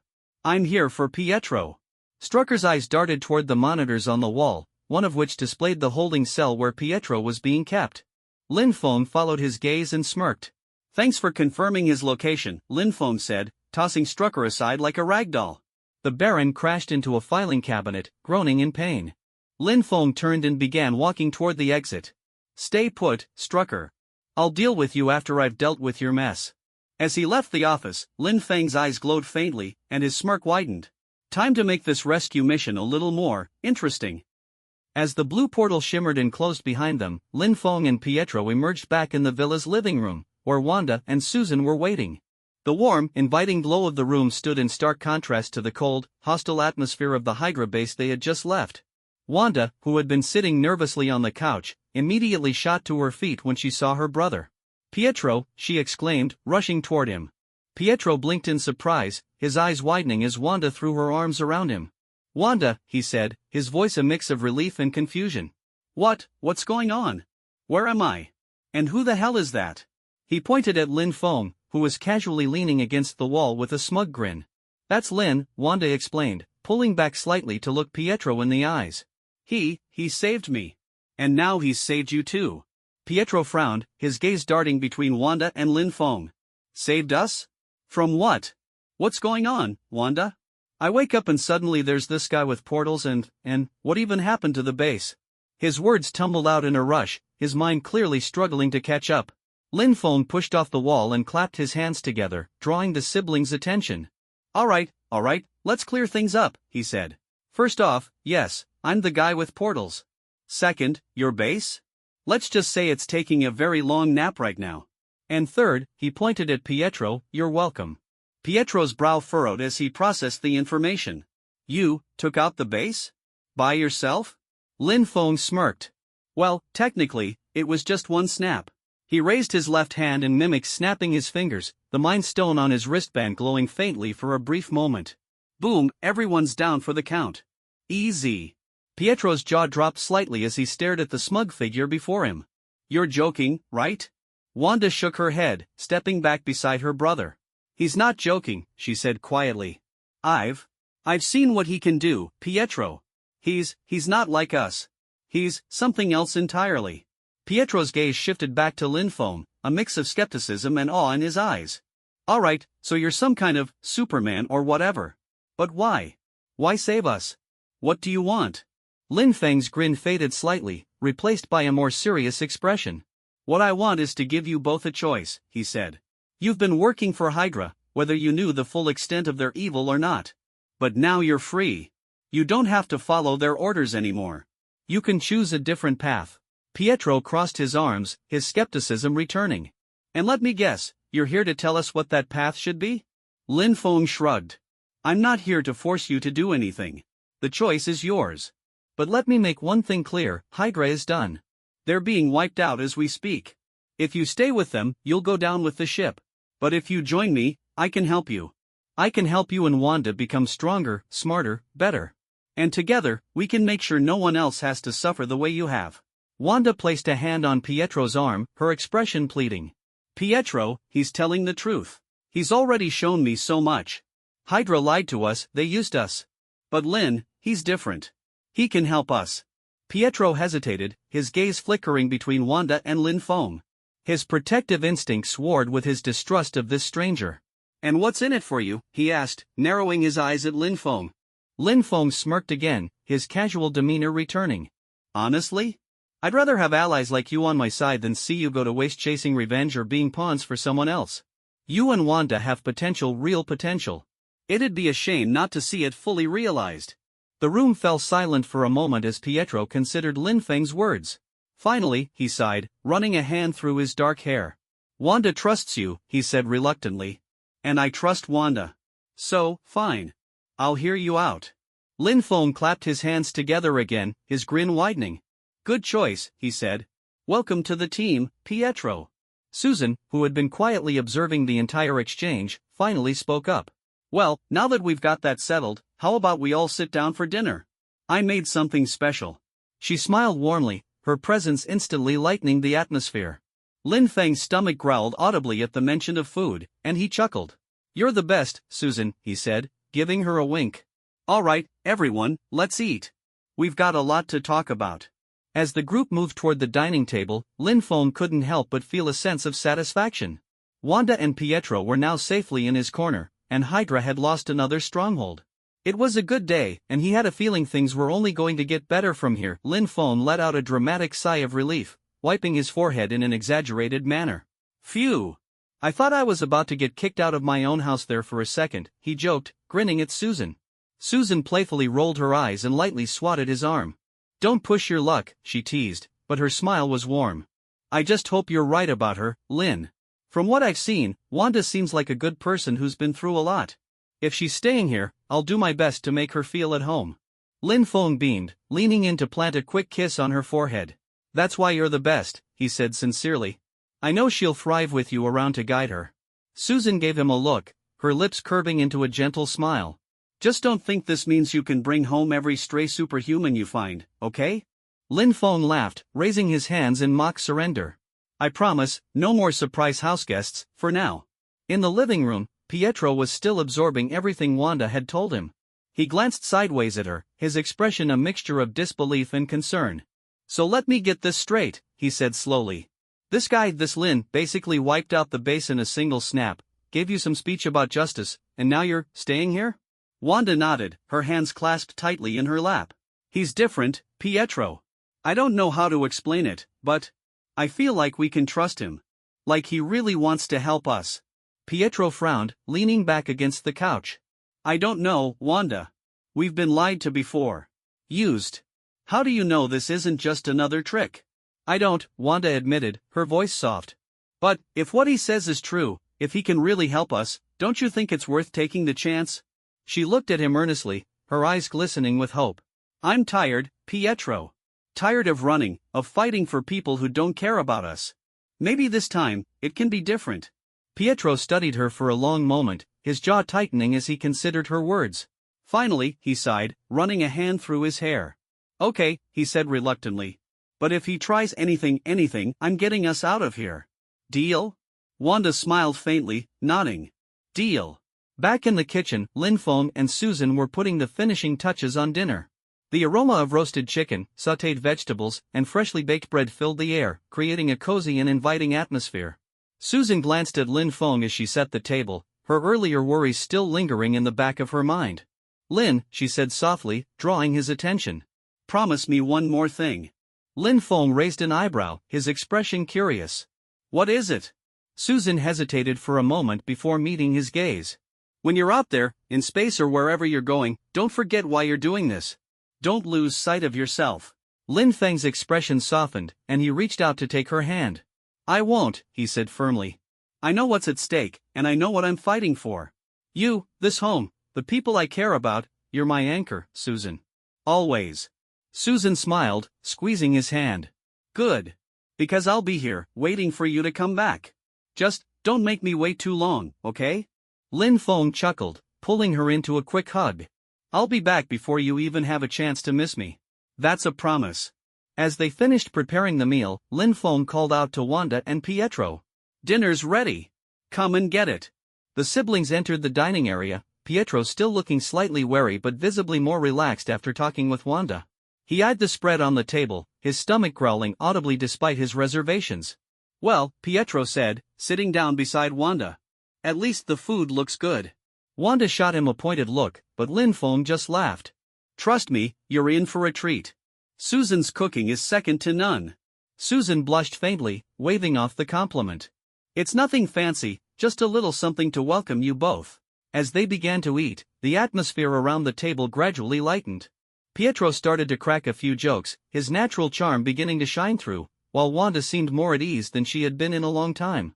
Lin Feng and Susan exchanged a glance, both feeling a sense of quiet satisfaction at the sight. For now, at least, things felt peaceful. But Lin Feng knew that the road ahead would be anything but easy. Still, with allies like Wanda and Pietro by his side, and with Susan's unwavering support, he felt ready to face whatever challenges the universe had in store. Lin Feng sighed deeply, rubbing his temples as he watched the carnage in his yard. His once pristine Lamborghini lay crumpled like a soda can, and his neatly manicured lawn looked like it had been through a hurricane, courtesy of the Maximoff siblings' experiments. He cast an exasperated glance at Wanda and Pietro, who were both standing there like guilty schoolchildren caught red-handed. All right, Lin Feng said, his voice calm but laced with a tinge of resignation, let's just call it a learning experience. Breakfast first, then we'll talk about damage control. Wanda bit her lower lip, nodding apologetically. I'm really sorry. I didn't mean to. Yeah, I know, Lin Feng interrupted, waving a hand dismissively. You're still getting used to your powers.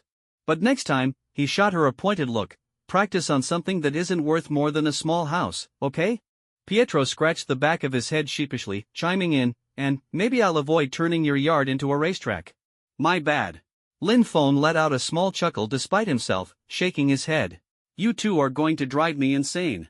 Alright, let's eat before you destroy anything else. Back inside, the four of them gathered around the breakfast table. Susan had already prepared a hearty spread of pancakes, scrambled eggs, bacon, and fresh fruit, her way of ensuring everyone started the day off on a good note. She glanced at Lin Feng's slightly disheveled expression and chuckled softly. Rough morning? You have no idea, Lin Feng muttered, gesturing vaguely toward the window. Let's just say the car won't be leaving the driveway anytime soon. Susan peeked out the window and winced when she saw the state of the Lamborghini. Ouch. That's unfortunate. Wanda and Pietro both looked down at their plates, clearly still feeling guilty. Susan, ever the peacemaker, quickly changed the subject. Well, at least breakfast is here to make everything better. She shot a warm smile at the twins. Eat up, you two. You'll need your energy. The atmosphere at the table gradually lightened as they dug into the meal. Even Pietro, who had been on edge since arriving, seemed to relax a little as he wolfed down his food with the speed and efficiency of someone who hadn't eaten properly in days. Lin Feng watched the two of them with a mix of amusement and curiosity. Despite their earlier mishaps, he could see the potential in both of them. Wanda's raw power was already starting to show, and Pietro's speed had clearly reached another level. With the right guidance, they could become formidable allies. So, Lin Feng began, setting down his fork and leaning back in his chair. Here's how the rest of the day is going to go. After breakfast, I'll take Pietro to his new job. And Wanda, he turned to her, you'll stay here with Susan. I'll leave the two of you to get to know each other. She'll help you settle in. Wanda glanced at Susan, who gave her a reassuring smile. I'll show you around the house, Susan said. And don't worry, we'll take it slow. No pressure. Thanks, Wanda said softly, her voice tinged with gratitude. And as for you, Pietro, Lin Feng continued, turning his attention to the speedster, you're going to S.H.I.E.L.D. You'll be working with Fury and his team. Pietro frowned, his fork pausing mid-air. S.H.I.E.L.D.? You mean the secret government agency? Why there? Lin Feng smirked. 2 reasons. 1, Fury owes me a favor, and I'm cashing it in to make sure you're set up with everything you need. 2, it's probably the safest place for you to be while you figure things out. You'll have resources, training, and, most importantly, time to uncover the truth about everything I've told you. Pietro mulled it over for a moment, then nodded reluctantly. All right. But if I find out you're lying? You won't, Lin Feng interrupted confidently. I don't need to lie to you, Pietro. Trust me, you'll see for yourself soon enough.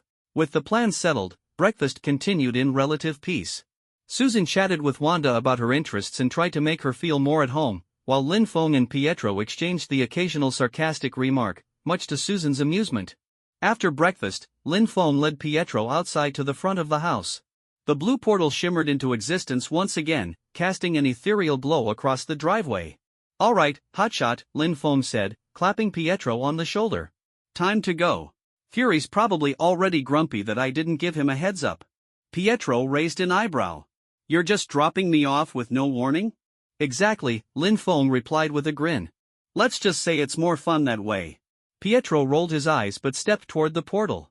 Before entering, he turned back to Wanda, who had come out to see him off. You sure you'll be okay here? He asked, his tone softer than usual. Wanda nodded, giving him a small smile. I'll be fine. You just focus on getting stronger, okay? Pietro hesitated for a moment, then nodded. All right. I'll be back soon, I promise. With that, he stepped through the portal, disappearing into the swirling blue energy. Lin Feng followed close behind, leaving Wanda and Susan standing in the driveway. The portal reappeared in the middle of a S.H.I.E.L.D. facility, startling several agents who were going about their business. Pietro stepped out first, his eyes darting around the high-tech surroundings. Lin Feng followed, casually strolling out of the portal as if he owned the place. All right, Fury, Lin Feng called out loudly, his voice echoing through the room. I brought you a new recruit. A moment later, Nick Fury appeared, his expression a mix of annoyance and curiosity. Lin Feng, he said, his voice flat. What did I say about unannounced visits? Lin Feng grinned. That they're your favorite kind? Fury sighed, pinching the bridge of his nose. Who's this? He asked, gesturing to Pietro. This, Lin Feng said, clapping a hand on Pietro's shoulder, is Pietro Maximoff. Super speedster, potential hero, and your new project. Take good care of him. Pietro looked at Fury, then back at Lin Feng. I feel like I was just sold to the highest bidder. Fury raised an eyebrow. Great. Another wise ass. Just what I needed. Lin Feng laughed, giving Pietro a thumbs up. You'll fit right in. Good luck, kid. And with that, Lin Feng stepped back through the portal, leaving Pietro to face Fury's unimpressed glare. After breakfast, Susan cheerfully pulled Wanda along to go shopping together. Wanda and Pietro, ever since breaking away from Hydra, were almost destitute, with little money and almost no belongings. Since Wanda was staying at Lin Feng's house, she needed to purchase some personal items and clothing. Meanwhile, Lin Feng took Pietro straight to the helicarrier. He knew very well that Pietro couldn't be allowed to stay at the villa for long. With their personalities clashing, it was better to find a place for Pietro as soon as possible. On the deck of the helicarrier, Nick Fury was, as usual, wearing his stern expression as he greeted the two of them with a serious demeanor. This is the superhero you were talking about? Fury's one good eye fixed firmly on Pietro, a scrutinizing look in his gaze.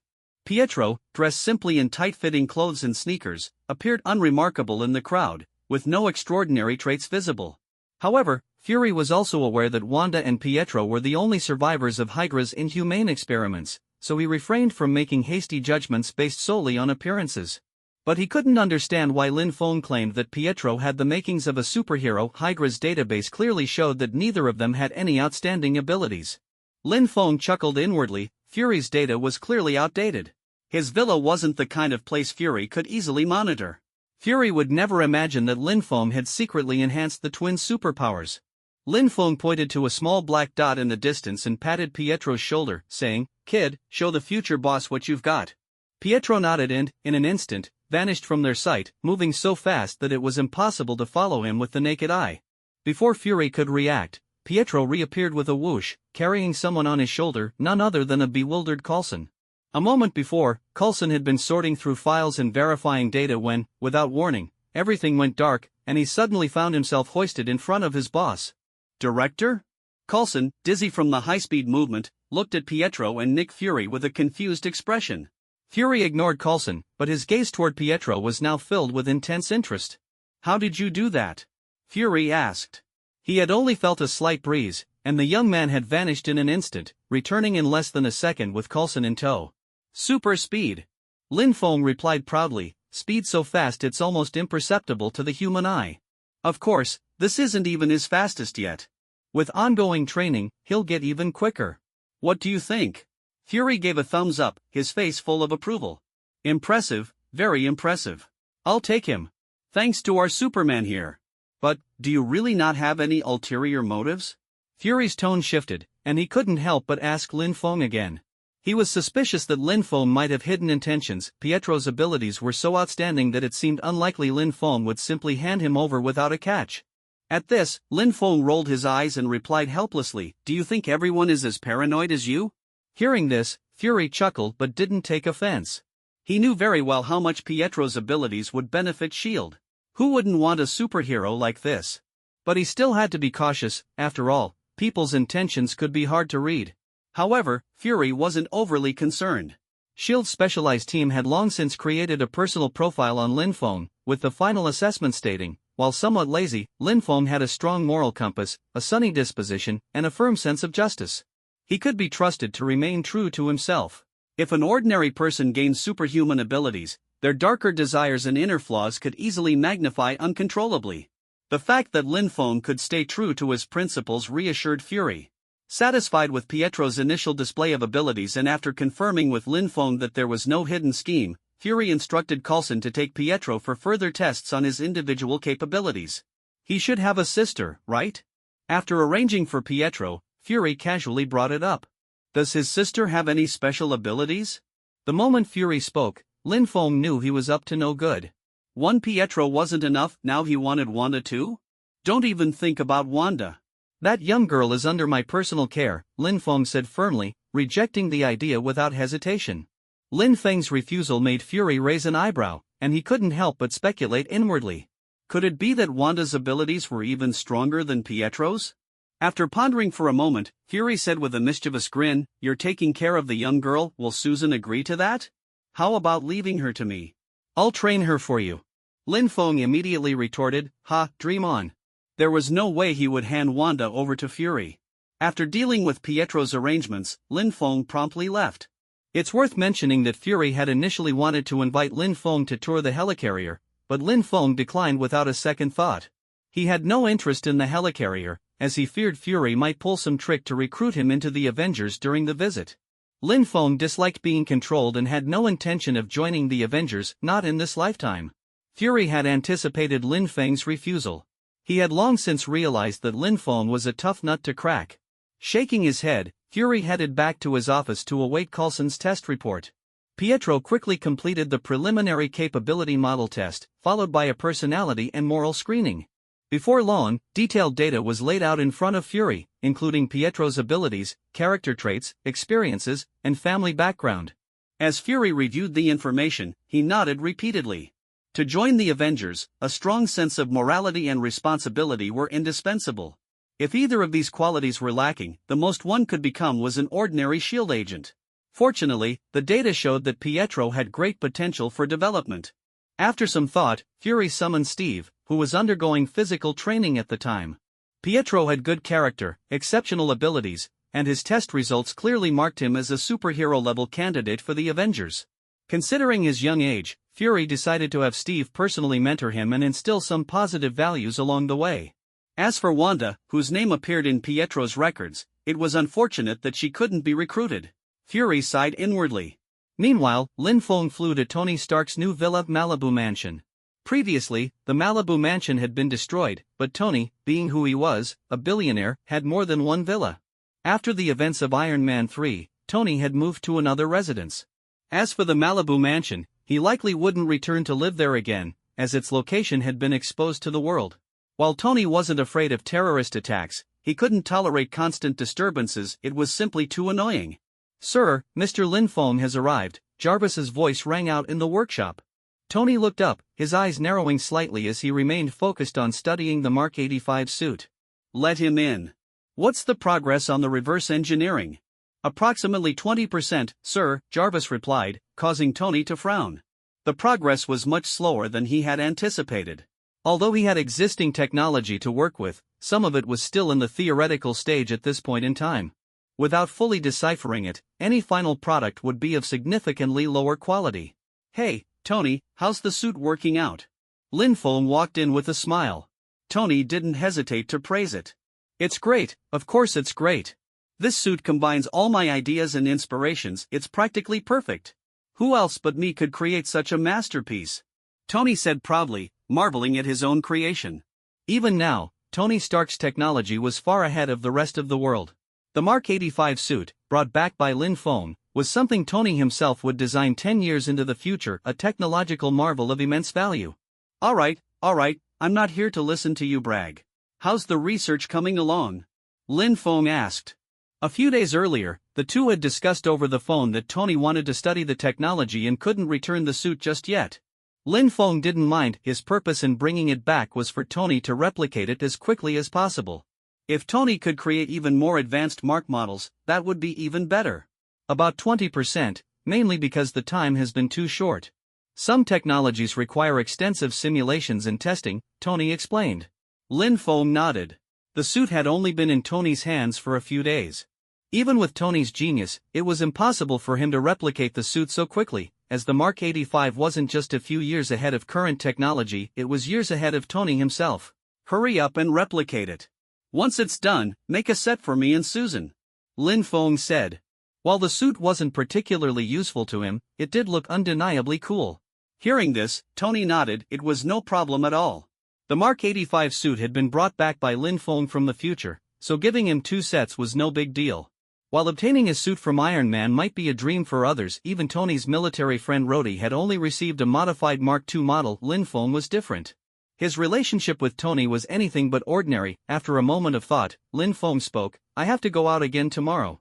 This time, it'll be at least 2 months minimum. If the suit is completed, make sure to send a set to Susan first." "You're leaving again?" Off to the future again? Tony subconsciously glanced at the wallpaper on the screen in front of him, which now featured a photo of little Morgan. However, this photo only displayed when he was alone. He hadn't mentioned it to Pepper to avoid unnecessary trouble. After hesitating for a moment, Tony asked, "Can you take me with you this time? If it's convenient." Ever since learning that he would have a daughter named Morgan in the future, Tony often found himself grinning foolishly at her photo. He really wanted to see his little girl in person, even if it was just from afar. Lin Feng shook his head and declined. "I can't take you. This time, I'm not going to the future. I'm just heading into space to find something. If you're in such a hurry, why don't you and Pepper get started on making a baby?" "By the timeline, it'll only be a few years more," Lin Feng teased. Although he knew about the timeline correction mechanism that made it unlikely for Tony to have Morgan before the right time, he still threw out the suggestion. If there was ever an opportunity, Lin Feng wouldn't mind taking Tony on a trip to 1970. After all, according to his plans, the plot of Avengers Endgame would largely be avoided, meaning Tony wouldn't get the chance to see his father as he did in the original story, a regret Lin Feng hoped to address. "All right." Hearing that Lin Feng wasn't going to the future, Tony was a bit disappointed but not overly so. After all, Morgan was destined to be his daughter, and he'd have the chance to meet her eventually. "The next time you go to the future, if it's convenient, remember to take me with you," Tony said. "No problem. If there's a chance, I'll definitely bring you along." Lin Feng nodded, casually making a promise without hesitation. After chatting with Tony for a while, Lin Feng glanced outside. The sky was already dimming into evening. He felt a pang of realization. It was time to head home. This pleasant weekend break was coming to an end, and tomorrow he would set off for space. He planned to spend the evening properly with Susan. He felt a bit guilty toward her. Other couples got to spend every day together, but he was always off running around the universe, sometimes for months at a time. One of the reasons he had wanted to stay over was so Susan would have someone to keep her company while he was away. Of course, it had to be a woman. Early the next morning, amidst Susan and Wanda's farewells, Lin Feng flew out of Earth's atmosphere.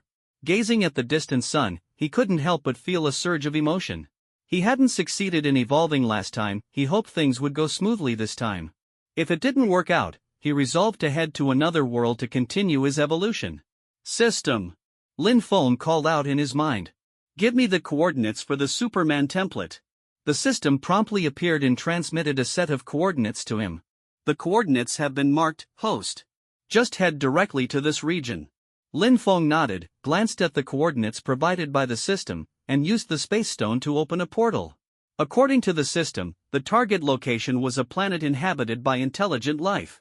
If this had happened before Lin Feng's transmigration, it would have caused a sensation. After all, back then, humanity had spent immense resources and time searching for extraterrestrial life but had found no clues. However, in the Marvel universe, aliens were already present on Earth, so extraterrestrial life wasn't particularly surprising. The blue portal brought Lin Feng to a planet with a predominantly dark red hue. This was a planet transformed into a relay station, a common sight in the Marvel universe. A large amount of trade was conducted on such planets. Its atmosphere was shielded by a protective barrier capable of withstanding energy attacks. Outside the barrier, numerous spaceships of various sizes hovered, constantly docking and departing, most coming for trade or resupply. The portal opened directly on the planet's surface, revealing a cyberpunk-style mechanical city. "Wow!" Lin Feng raised an eyebrow the moment he stepped out of the portal. The sight before him was completely unexpected. He had thought the life-bearing planet described by the system would look like a primordial forest, with perhaps a couple of alien savages at most. He hadn't expected it to be a cyberpunk-style city. The beings passing by him were even more bizarre: fish-headed creatures, massive octopus-like beings with blue tentacles, elephant-like creatures standing upright, and even some humanoid beings resembling him but with all sorts of colorful skin tones. These peculiar extraterrestrial lifeforms barely gave his portal a glance before continuing on their way. Lin Feng curiously observed the city.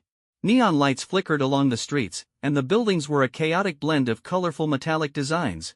Shops lining the streets sold items he couldn't identify, with bizarre shopkeepers shouting in incomprehensible languages. The bustling streets stretched endlessly, filled with loud conversations and pulsating music, none of which Lin Feng could understand. The shops were crammed together without any gaps, and some even floated mid-air. A massive Ferris wheel and an alien-style retro suspension bridge stood out, with a stream of blue-black liquid flowing beneath the bridge.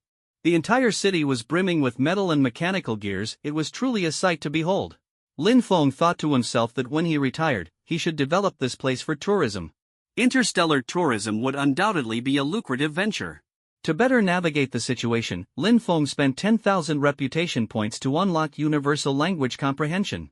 In an instant, the unintelligible chatter turned into words he could understand, far more convenient than using his Superman abilities to learn. System, where exactly is the template located? After briefly exploring the city, Lin Feng turned his attention to the task at hand. Though the cityscape was fascinating, he wasn't here for sightseeing. The template's location is marked. The system responded. The next moment, a circular electronic map appeared in the upper left corner of Lin Feng's vision, resembling a radar. A red dot on the map was blinking continuously. However, the red dot was moving slowly, confirming the system's earlier assumption that the Superman template box had likely been picked up by another lifeform. How convenient.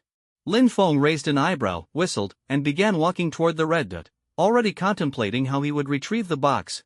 The red dot moved steadily forward, seemingly heading for a specific destination. Lin Feng followed it at a leisurely pace. Before long, the red dot stopped moving. Lin Feng quickly caught up, looking up to see the red dot had stopped at a cyberpunk-style nightclub. The glowing neon sign was impossible to miss, and two blueskin creatures with enormous heads but speaker-like bodies stood by the door. Their stomach speakers vibrated rhythmically, pumping out dynamic music. Groups of peculiar beings entered and exited the venue, some hugging and holding hands. Extinguished Star Bar? Lin Feng read the neon sign. So it was a bar. He checked the red dot again to confirm it was inside. Without hesitation, he walked toward the entrance, and the big speakers guarding the door didn't stop him. As soon as he stepped inside, the lighting dimmed dramatically. Brightly colored lasers danced chaotically across the room, and deafening music filled the air. A strange scent, perhaps some kind of perfume, wafted toward him, odd and unfamiliar. The place was reminiscent of Earth's bars, except the creatures pole dancing above weren't human. They looked more like skinless hippos, oddly well-proportioned but far too bizarre for Lin Feng's tastes. Navigating through the crowd, Lin Feng quickly spotted a highlighted figure. The system had thoughtfully outlined the creature in red for him. Host, the Superman template is with this individual, the system informed him. Lin Feng followed the system's guidance and looked in the indicated direction. Sure enough, it was a raccoon. It was wearing a tactical vest and carrying a large gun on its back, looking extremely familiar. Lin Feng's expression turned strange. Wasn't this Rocket, experimental subject 89P13? This was Rocket's real name. He hailed from Half-World and had undergone extensive genetic and mechanical modifications, becoming a bioengineered animal. It was said that neural mechanics had even been implanted into his body. Perhaps it was due to this that Rocket had an extraordinary talent for mechanical engineering and weapon design, rivaling even the cursed by knowledge Tony Stark. Agile and proficient with all kinds of weapons, Rocket, along with Groot, roamed the galaxy as a bounty hunter. Lin Feng had encountered him once in the Avengers Endgame timeline but hadn't exchanged many words with him back then. In the bar, Rocket was sitting at a table, his short legs kicking in midair. His eyes casually scanned his surroundings, seemingly inattentive but actually keeping a vigilant watch on every movement around him. As a seasoned bounty hunter, he was always on high alert. After thinking for a moment, Lin Feng walked straight over to Rocket, sat down across from him, and stared at him intently. "Hey, buddy, what are you staring at me for?" Rocket immediately bared his teeth and growled. "This seat is taken, pal. If you're looking for fun, go somewhere else."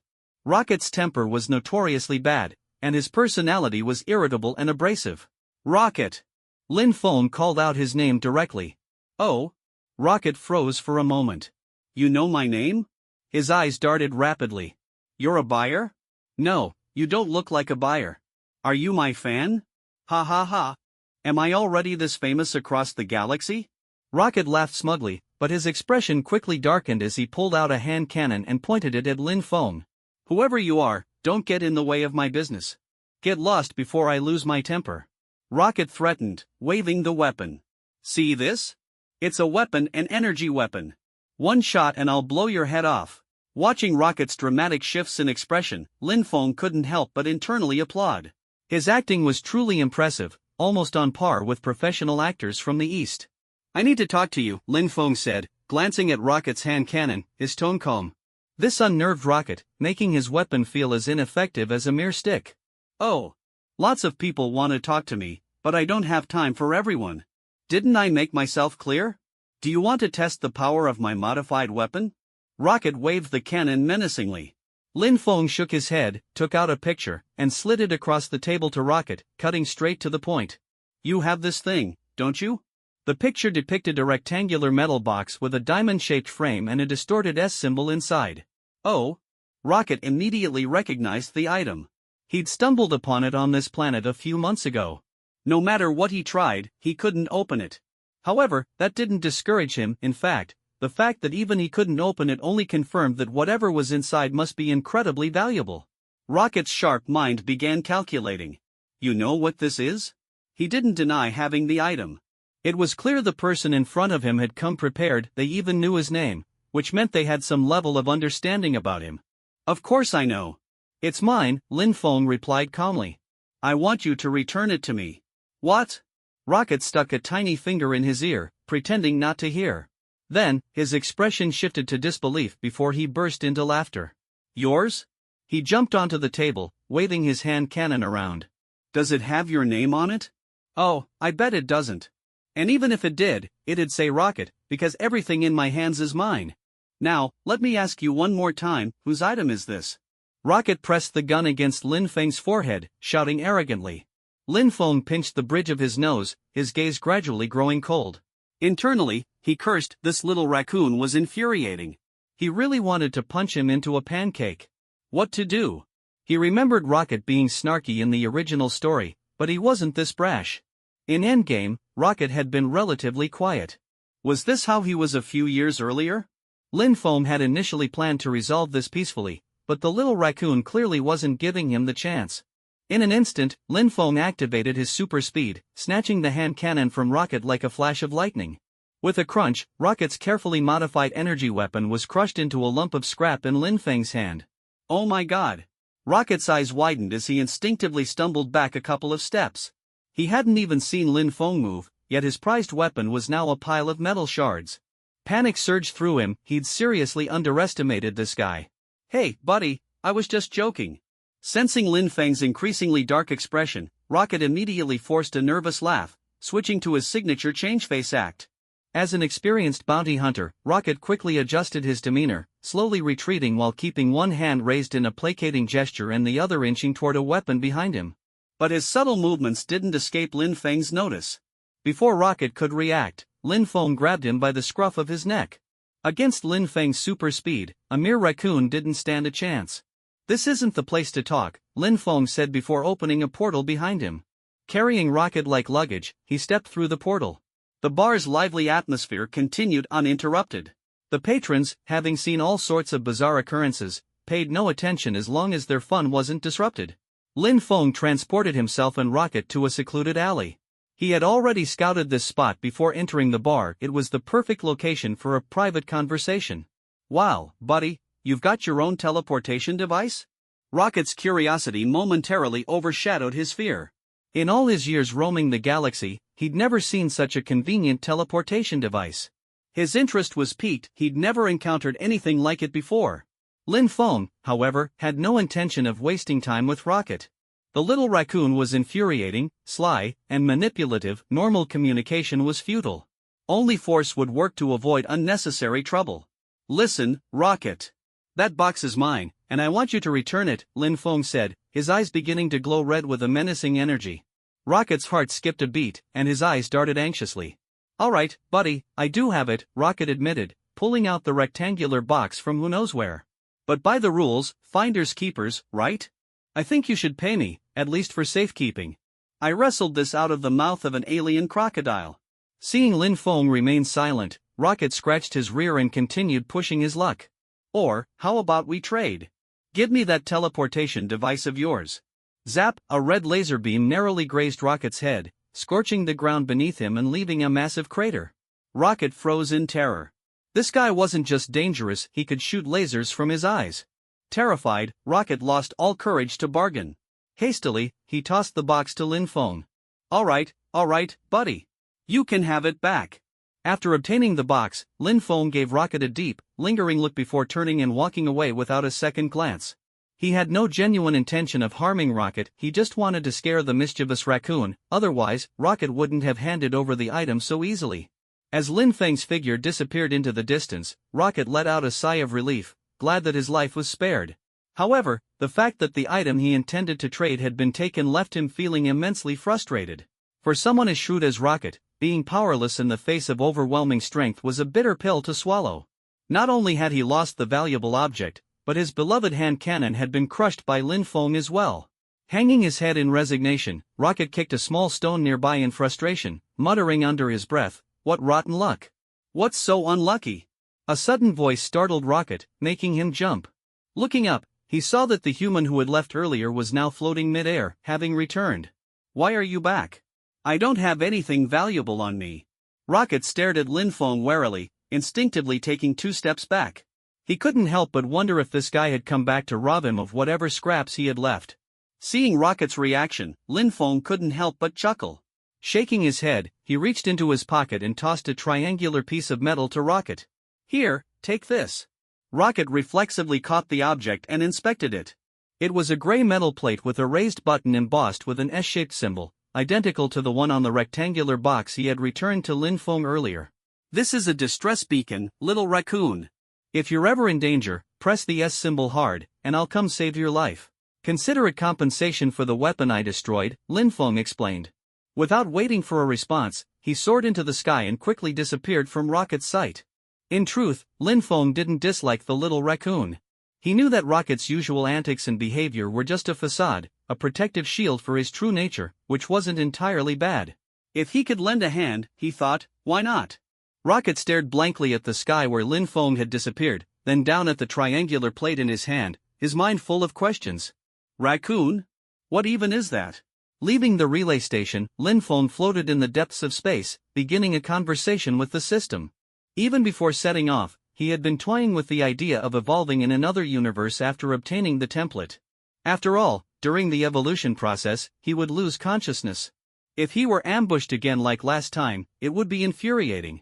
Going to another universe to evolve would ensure that those who sought to harm him wouldn't find him in time. "System, show up!" Lin Feng called. Is there a way to travel to another universe? He didn't have the means to travel between universes himself, nor did he possess the timespace GPS device from Avengers Endgame. After thinking it over, his only option was to rely on the system. If that didn't work, he'd have to take the risk of evolving in the main universe. "Host, didn't you receive a universal key as a reward last time?" The system quickly reminded him. Lin Feng paused, the system's words jogging his memory. Among the rewards from the endgame events, there had indeed been a universal key. He retrieved the golden key from his inventory. Inscribed on it were the words, "Universal key, 3 uses can open a portal to a universe with known coordinates." Staring at the simple description, Lin Feng frowned. He didn't have coordinates for other universes, how was he supposed to use this key? "System, do you have coordinates for other universes?" Lin Feng asked, hoping the system might have a solution. "At the moment, I only have the coordinates for the DC universe, the one you visited during your last mission," the system replied. "However, I don't recommend returning to the DC universe. Using a key use for that would be a bit wasteful." With the system's assistance, the universal key can open a portal to a random universe. Usually, random transfers trigger system missions, so I suggest using the random transfer option. Since you'll be using the key anyway, why not explore a new universe? You might gain new coordinates and even complete tasks for additional rewards. The system's explanation sparked Lin Feng's interest. He hadn't expected the universal key to have such functionality. Logically, visiting a brand new universe would be more worthwhile. New missions meant new opportunities and rewards. Besides, as far as he currently knew, there wasn't any immediate crisis in the DC universe that needed his intervention. After mulling it over, Lin Feng decided to follow the system's advice and activate the random transfer. Will the random universe still be a Marvel parallel universe? Lin Feng asked, secretly hoping for a chance to visit an anime universe or another film universe. Such universes might hold things he needed, like enhancement serums or peculiar gadgets, items he couldn't use himself but could share with others around him. If he could visit Doraemon's universe, that would be fantastic. The gadgets in Doraemon's dimensional pocket were absurdly overpowered. However, he didn't hold out much hope, suspecting the chances were slim. There's a 99% probability of transferring to a random Marvel parallel universe, and a 1% chance of landing in another random universe, the system confirmed, dashing Lin Feng's faint hope. Lin Feng furrowed his brows. Only a 1% chance for other universes?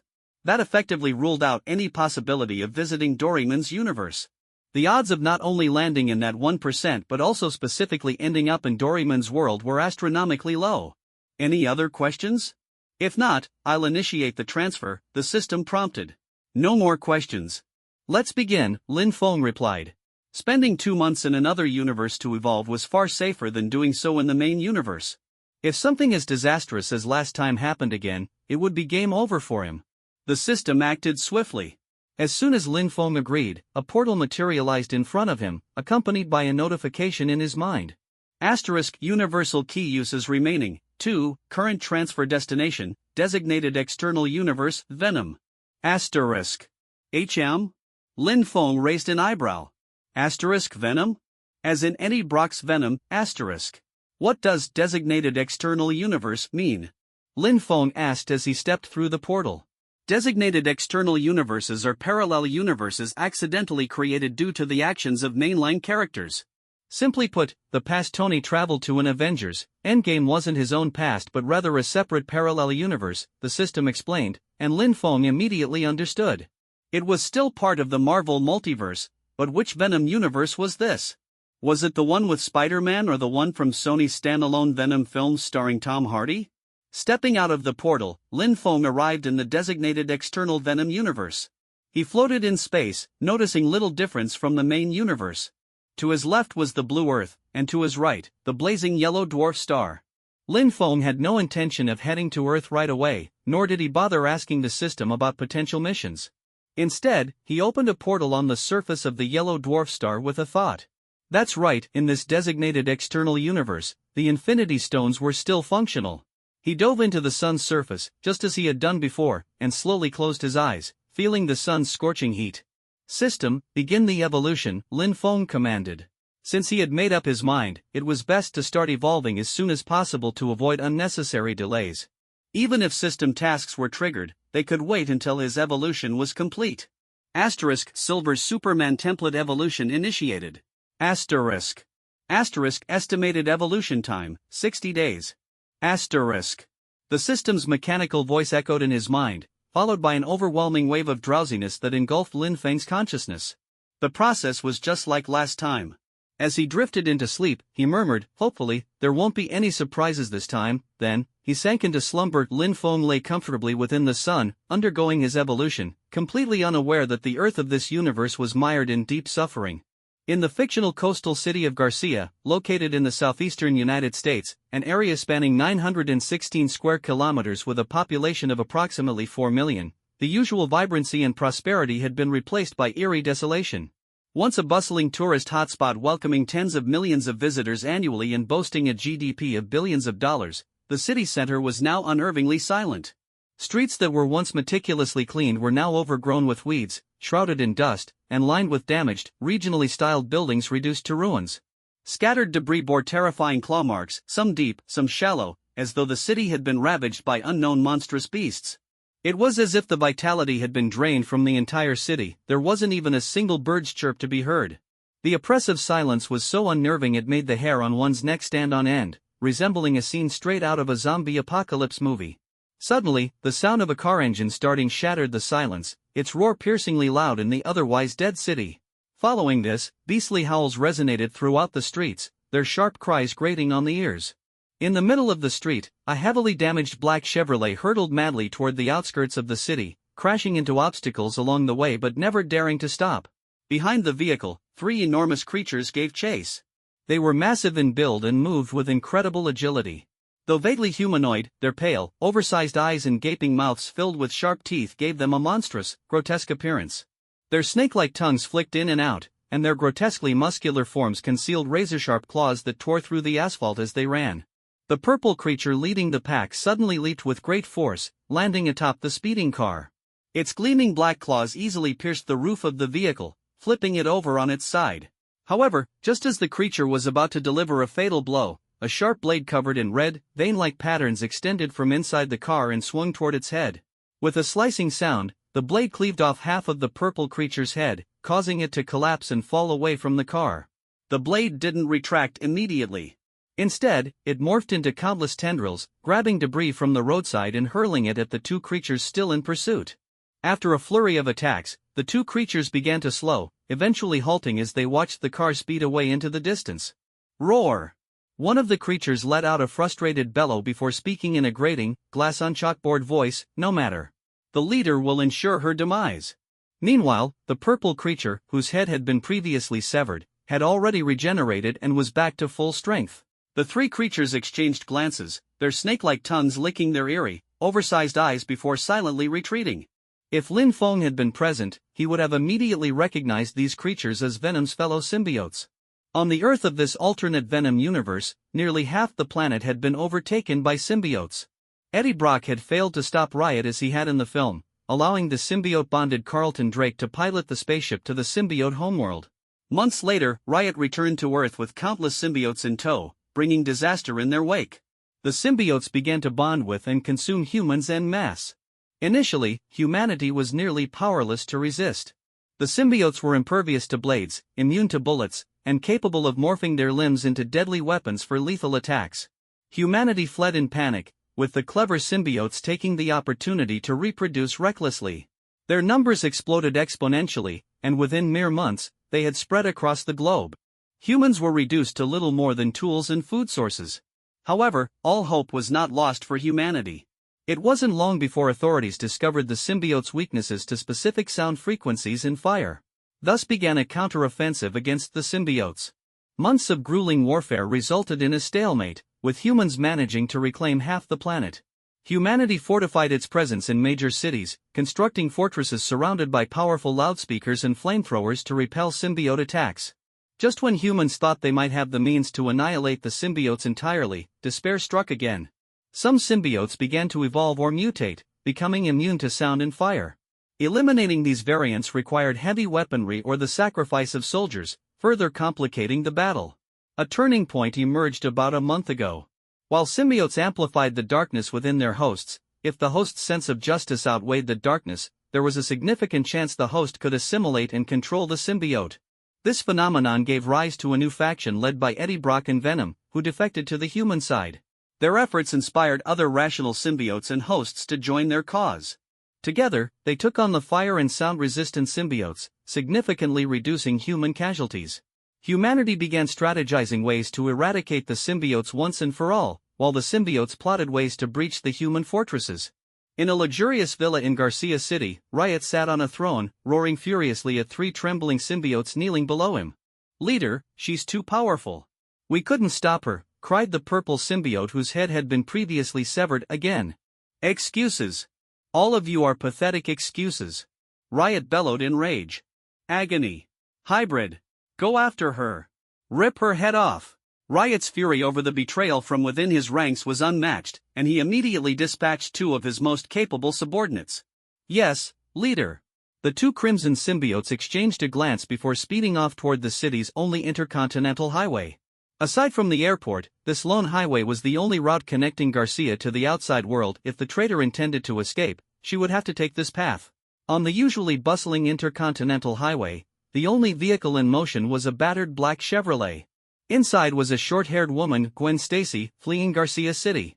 On her shoulder emerged a small, red symbiote head, resembling the monstrous creatures that had chased her earlier, though significantly smaller and more delicate in appearance. "Gwen, where are we headed next?" a sharp, grating female voice asked. "North. To the Hudson Refuge," Gwen replied without hesitation. She had already planned her destination before her daring escape, *buzz*. A roaring red sports car sped out of Garcia City like an arrow loosed from a bow, tearing down the intercontinental highway at an astonishing speed, nearly reaching 300 kilometers per hour. In the passenger seat sat Agony, her unnervingly long tongue licking her eyes in a grotesque display. Her voice was sharp and grating as she urged, "Faster. Go faster. I want to taste her head." Hybrid, who was driving the car, cast a cold glance at Agony, his eyes flashing with malice. "Venom Flame's head belongs to me," he declared icily. The statement was like a bucket of cold water poured over Agony's manic enthusiasm. She turned to glare at Hybrid, her eyes filled with anger as she screeched, "Are you trying to take her head away from me?" Unperturbed, Hybrid retorted with equal coldness, "No, no, no. Your speed isn't fast enough." Agony's face twisted in fury as she shrieked, "Don't get cocky. My speed is among the best of all the symbiotes. If you think you can take her head, you've got no chance." Annoyed, Hybrid tilted his head, his snake-like tongue flicking wildly in the air. His eyes gleamed with greed as he said, "Devouring Venom Flame will give us her powers. We all want her abilities. If you dare try to take her head, I won't hesitate to rip yours off first. Consider it an appetizer." Hybrid threatened menacingly. Agony squinted her eyes, hesitation flickering within them, but she quickly steeled herself. "Let's catch up to her first. You know what happens if we fail this mission. As for her head, let's see who's more capable." Hybrid let out a guttural roar, no longer arguing, and pressed the gas pedal harder, pushing the car's speed to an even higher limit. Truthfully, Hybrid's threat had made Agony somewhat wary. After all, Hybrid was the fusion of 4 powerful symbiotes, possessing a combination of abilities from several siblings. While Agony was faster, Hybrid's combat prowess far exceeded hers. If she wanted Venom Flame's head, she would inevitably have to fight him for it. The Intercontinental Highway stretched endlessly northward, connecting to a massive refuge known as the Hudson Fortress. It was one of 5 major human refuges established after the symbiote invasion. Enclosed by towering metal walls, the city housed over 20 million residents, of whom about 1 million were combatants. Eddie Brock and Venom were stationed at this refuge, leading a team of approximately 500 symbiotes who had joined the human side. These symbiotes typically remained hidden beneath their human host's skin, only revealing their monstrous forms during combat. At this moment, Eddie Brock stood atop the metal wall alongside a few uniformed humans, gazing into the distance. "Eddie, what's the situation?" asked a stern-looking man in his 30s, clad in camouflage with a prominent military rank on his shoulder. The leadership placed great importance on Venom Flame joining the human side. Among the symbiotes, there were both the weak and the strong. Ordinary symbiotes no longer posed a significant threat to humanity. The true danger lay in the elite symbiotes with extreme titles, like Carnage, Executioner, and Scream. These new generation elites had evolved beyond the weaknesses of fire and sound waves. Each time one of them acted, it resulted in massive casualties on the human side. The total number of symbiotes on the human defensive lines was less than 2,000, while the symbiote faction had an estimated 20,000 elite individuals immune to fire and sound waves. Humanity was embroiled in a desperate battle for survival. Without heavy weaponry like missiles, human refuges would have long since fallen. The arrival of Venom Flame, an elite among elites, was a pivotal event.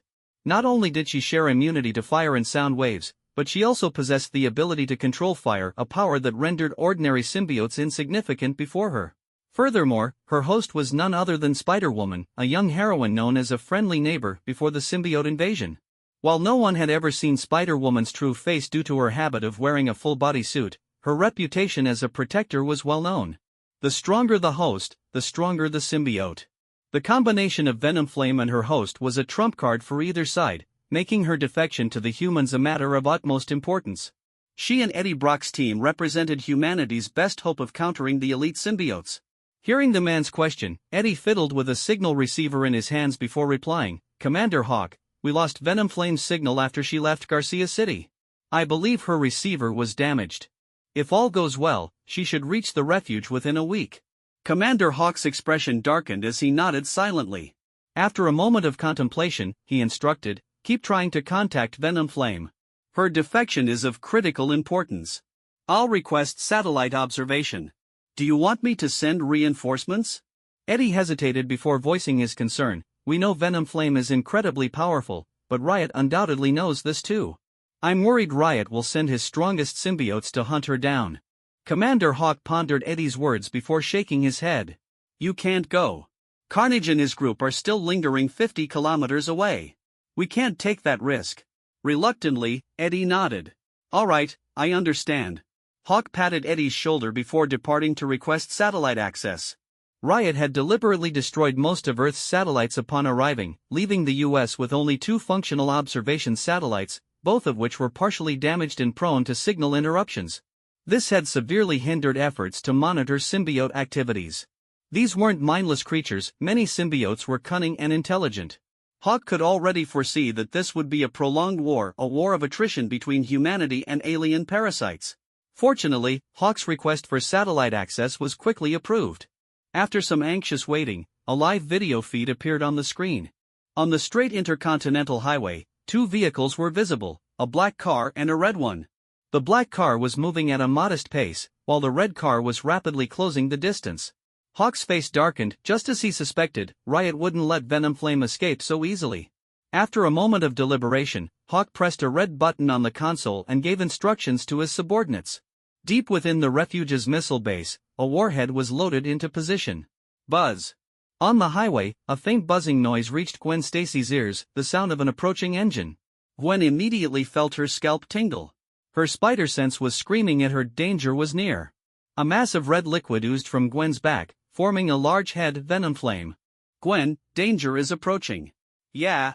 I've noticed, Gwen replied, pressing the accelerator to the floor. But the battered Chevrolet had already reached its top speed. Get ready for a fight, Venomflame. As her words fell, red liquid began seeping from Gwen's body, wrapping around her.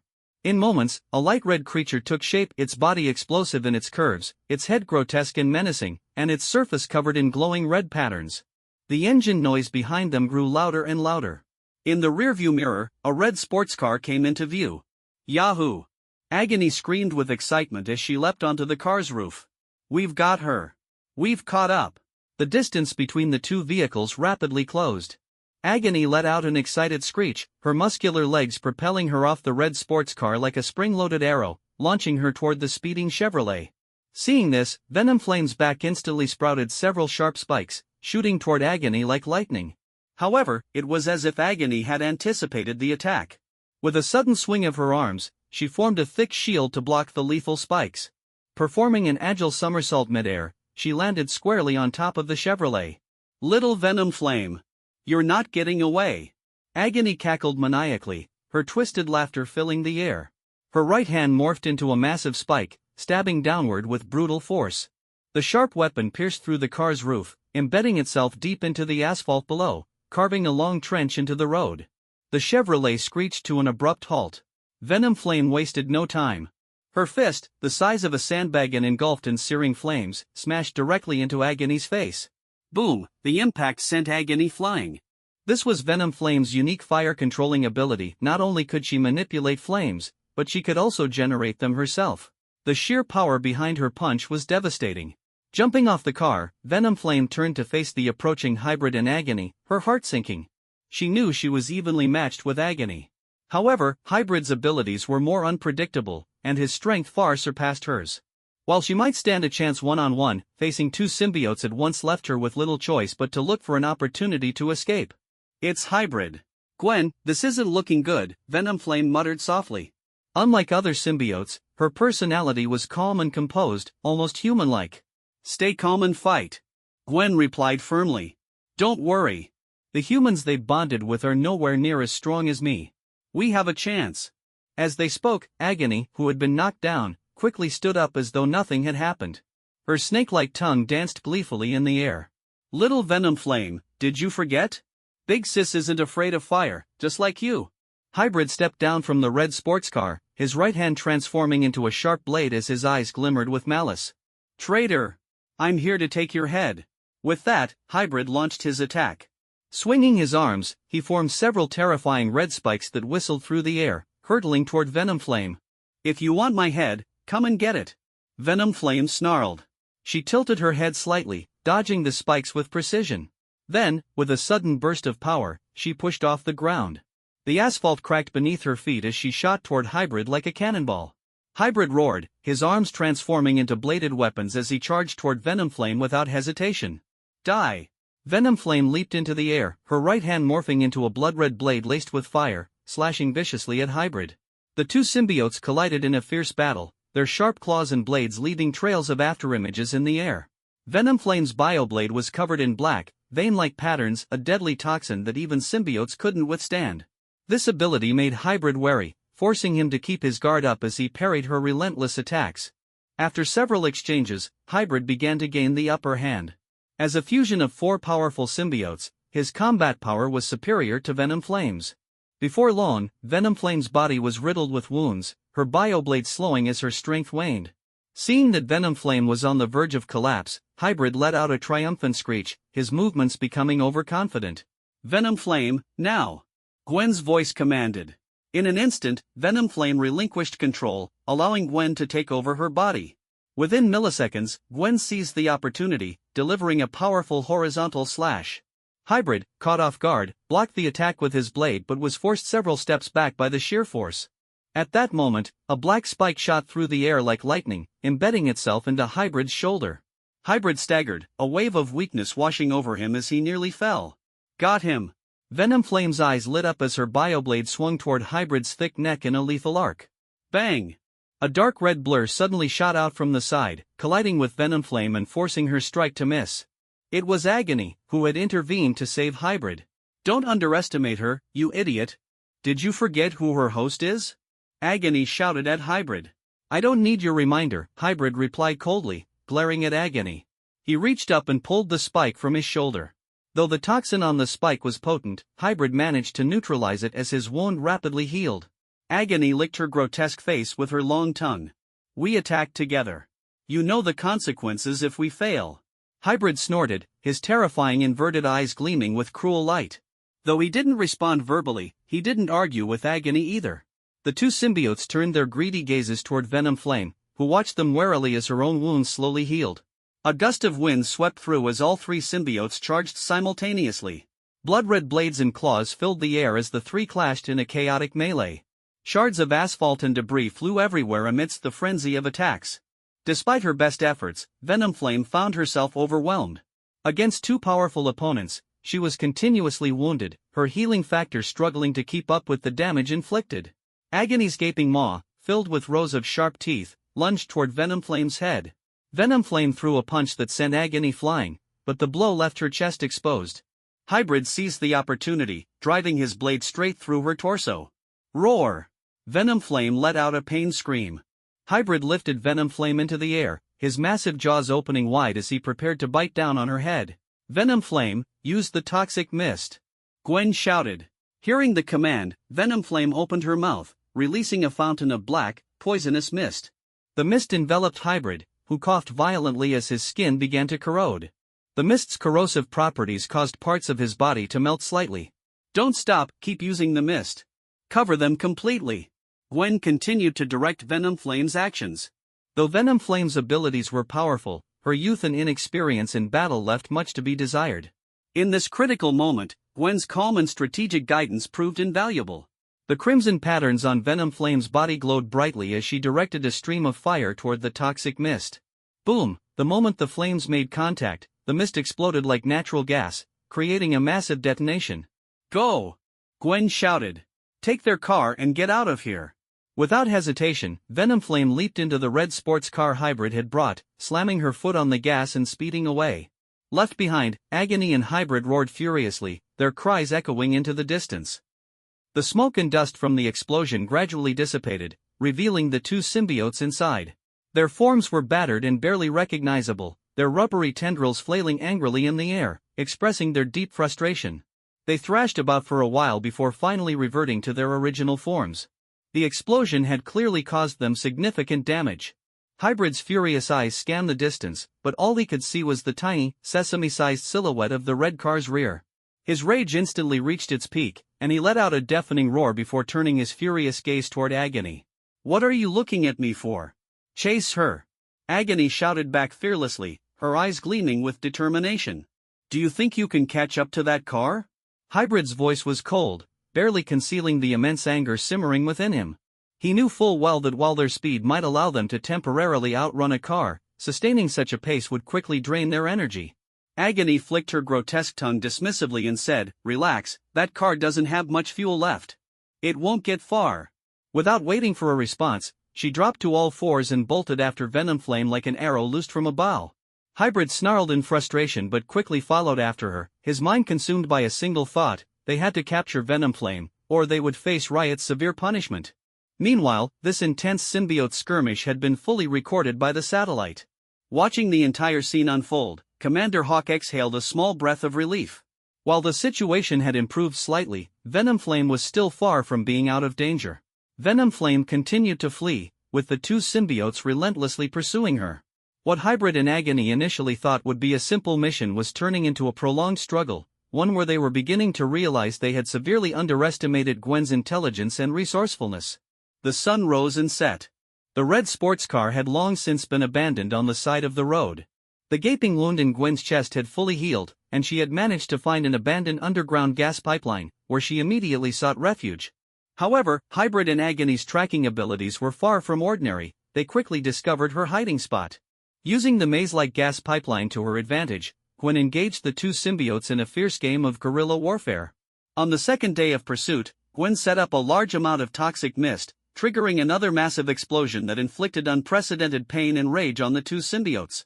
On the third day, the human refuge dispatched two helicopters to assist Gwen, only for Hybrid to destroy them both with his long-range spiked weapons. Gwen was forced to retreat back into the pipeline. On the fifth day, Gwen, unable to evade in time, suffered another injury. However, the two symbiotes were also in bad shape, both sustaining varying degrees of damage. On the seventh day, a frustrated Riot sent reinforcements in the form of Carnage and Scream. On the same day, the human camp once again dispatched helicopters for Gwen's extraction, but the mission failed yet again. The chase and escape game dragged on for nearly half a month. It wasn't that the human side didn't want to provide support, but Carnage and his thousands of symbiote followers were stationed less than 100 kilometers outside the city, preventing the human forces from advancing south. Unless they deployed missiles or other heavy weaponry, there was no way to break through. Sending Venom for support was out of the question. He wasn't strong enough. The symbiotes pursuing Gwen were 4 elite symbiotes, and Venom likely couldn't even defeat one of them. Sending him in would be tantamount to offering him up as a sacrifice. Attempts to use armed helicopters also ended in failure, with all the helicopters shot down by the symbiotes. Left with no choice, Commander Hawk considered using missiles, but a higher-up adamantly opposed the idea, arguing that wasting resources on a symbiote whose loyalty was still uncertain was unjustifiable. Hawk was infuriated by this decision, cursing the bureaucratic fool who couldn't grasp Venom Flame's importance. Still, credit had to be given to Hybrid in Agony for their sheer tenacity. They had long since run out of food and were forced to hunt small wild animals to sustain themselves. Gwen's situation was even worse. She could only sneak out under the cover of night while the symbiotes rested to catch a few animals. Suffering and exhaustion were taking their toll. Gwen was utterly fed up. What should have been a one-week journey to the Hudson Fortress had stretched into nearly 2 weeks of hiding and evasion, and she had only covered 2/3 of the distance. I can't keep going, Gwen. I'm out of energy." Venom Flame's voice was weak. They were currently holed up in a dark section of the pipeline, with no light to be seen. Long-term hunger had drained Venom Flame of her strength. Gwen also felt completely drained. Her small face and clothes were covered in dust, and the constant tension had left her mentally exhausted. If she were an ordinary person, she would have collapsed long ago, but her Spider-Woman physiology kept her barely hanging on. "Can you still release any toxic mist?" Gwen asked weakly. "Those bastards aren't in much better shape than us. They've been chasing us for days and still haven't given up." Venom Flame said angrily. "Tomorrow, I'll give them another explosion with what's left of my toxic mist." "All right," Venom Flame murmured, her voice tinged with exhaustion. "But first, let me rest a bit." With that, she fell silent. Night fell, and the symbiotes all settled down to rest. Far away, in the heart of the sun, a pair of eyes slowly opened. As their vision focused, a cold, mechanical voice rang out. *Ding. Silver Superman template fully loaded. Congratulations, host, on successfully evolving *Ding. World mission initiated, eliminate Riot and the symbiote faction *. Mission reward 1 20 million reputation points. Mission reward 2 a perfect symbiote, unconscious. The system prompt echoed in Lin Feng's mind as he gradually regained his senses. Moving slightly, he prepared to leave the sun. The newly upgraded abilities propelled him outward at a speed far greater than before, more than twice as fast as his earlier steel physique. Realizing his newfound speed, Lin Feng halted mid-flight. His black battlesuit reappeared and wrapped around him. "That's it? It's done," he murmured in disbelief, clenching his fists. As he tightened them, an indescribable surge of power coursed through his body. Every cell seemed to radiate energy akin to a nuclear explosion. Whoa! Lin Feng's eyes lit up with excitement. He had truly succeeded. The sensation was incomparable to his steel physique. With this newfound strength, he felt like he could punch the sun into oblivion. Glancing back at the sun, his eyes flickered with a hint of curiosity. Maybe he really could punch it apart. This was just the beginning of his power, and it had limitless potential to grow stronger over time. With a thought, Lin Feng began speeding through the universe, his movements effortlessly outpacing his previous limits. He let out a jubilant cheer, though the soundless vacuum of space couldn't carry his excitement. He tested his other abilities: heat vision, freeze breath, super speed, super strength, all of which had been significantly enhanced. For fun, he even pushed Mars around a bit. At that moment, Lin Feng felt like a child experiencing pure joy. Sensing his elation, the system chimed in, "Congratulations, host, on successfully evolving into Silver Superman." "Hey, system!" Lin Feng called out cheerfully. His excitement grew as the system's words confirmed his new status as a Silver Superman. Thankfully, there had been no unexpected mishaps this time, or he might have coughed up blood from frustration. Choosing to evolve in another universe had indeed been the right decision. "System, did I just hear something about a mission?" Lin Feng, still reveling in his newfound strength, suddenly snapped back to reality and asked the system curiously. "Correct. Your current mission is to eliminate the symbiote faction led by Riot," the system quickly responded. "The specific storyline is loosely based on Venom, Let There Be Carnage, but this world differs from the movie. Eddie and Venom failed to stop Riot, and Riot returned to Earth with a horde of symbiotes. Now, symbiotes and humans control roughly half of the Earth each. Your task is to eradicate the symbiote faction," the system explained in detail. Lin Feng nodded slightly, recalling the general plot of Venom. He had once fantasized about possessing a powerful symbiote like Venom. To him, Venom's transformation wasn't terrifying, rather, it was a spectacle of violent beauty. But now, he was more captivated by the overwhelming power of the Silver Superman. Besides, the thought of a symbiote slithering into his body made him shudder. It was far from appealing. "System, can I even be bonded with Venom?" Lin Feng asked as he began flipping through the mission details. "Of course, if you're willing, Venom can bond with you," the system replied. "However, bonding with a symbiote won't significantly enhance your abilities," the system added. "Then isn't the symbiote reward for this mission kind of useless?" Lin Feng frowned. He initially thought the symbiote reward would be incredibly powerful, but hearing this made it seem underwhelming, contrary to his expectations of the system's usual generosity. "You're mistaken, host. The symbiote rewarded in this mission is nearly perfect," the system quickly clarified. "You can think of it as a large-scale nanosuit. It has no self-awareness and is entirely controlled by your actions and thoughts. It can even replicate your abilities and transform into another version of you to assist in combat. Of course, the replicated abilities won't be as strong as your own," the system explained. Hearing the unique traits of the reward symbiote, Lin Feng's eyes lit up. If it was as the system described, perhaps bonding with it wouldn't be so bad. "How much of my strength would it have?" Lin Feng eagerly asked. "Approximately 50% to 60% of your power," the system answered. Without hesitation, Lin Feng leapt into action, hurtling toward Earth at immense speed. "Good stuff. What are we waiting for? Let's get this mission done." A symbiote with 50% of Silver Superman's abilities would still be leagues stronger than his earlier steel physique. It was practically like giving Lin Feng a sidekick with Superman tier powers. He opted not to use the Space Stone to teleport, instead wanting to experience the full extent of Silver Superman's flight speed. Even without the Space Stone's amplification, his speed approached relativistic levels. If he did use the Space Stone, he might even surpass the speed of light, though he wasn't sure if breaking the lightspeed barrier would allow him to travel back in time. After some testing, Lin Feng discovered that the Infinity Stones still enhanced his Silver Superman body. As expected, the Infinity Stones remained unparalleled in their utility. It took him less than 10 minutes to fly from Mars to Earth. Before he knew it, he had arrived, though he hadn't yet had his fill of the exhilarating speed. Hovering high in Earth's atmosphere, Lin Feng didn't descend immediately. Instead, he activated his super hearing and supervision, scanning the entire planet to assess the current state of affairs. After a thorough observation, Lin Feng confirmed what the system had said: symbiotes occupied nearly half of Earth's land. With his supervision, he spotted human refuges and countless humans being used as tools and food by the symbiotes. A surge of anger welled up within him. Though he didn't consider himself particularly sentimental about humanity, seeing this made him uncomfortable. As a member of the human race, he couldn't ignore such a disturbing sight. Even without the system's mission, he wouldn't have stood idly by. As his vision shifted, he spotted Eddie Brock, the familiar face confirming it was Tom Hardy's version of Eddie. Lin Feng also noticed that some symbiotes had sided with humanity, which brought him a bit of relief. The situation wasn't entirely hopeless. However, the sheer number of symbiotes was staggering. How was he supposed to eliminate them all? Lin Feng could easily destroy symbiotes one by one, but doing so would take an eternity.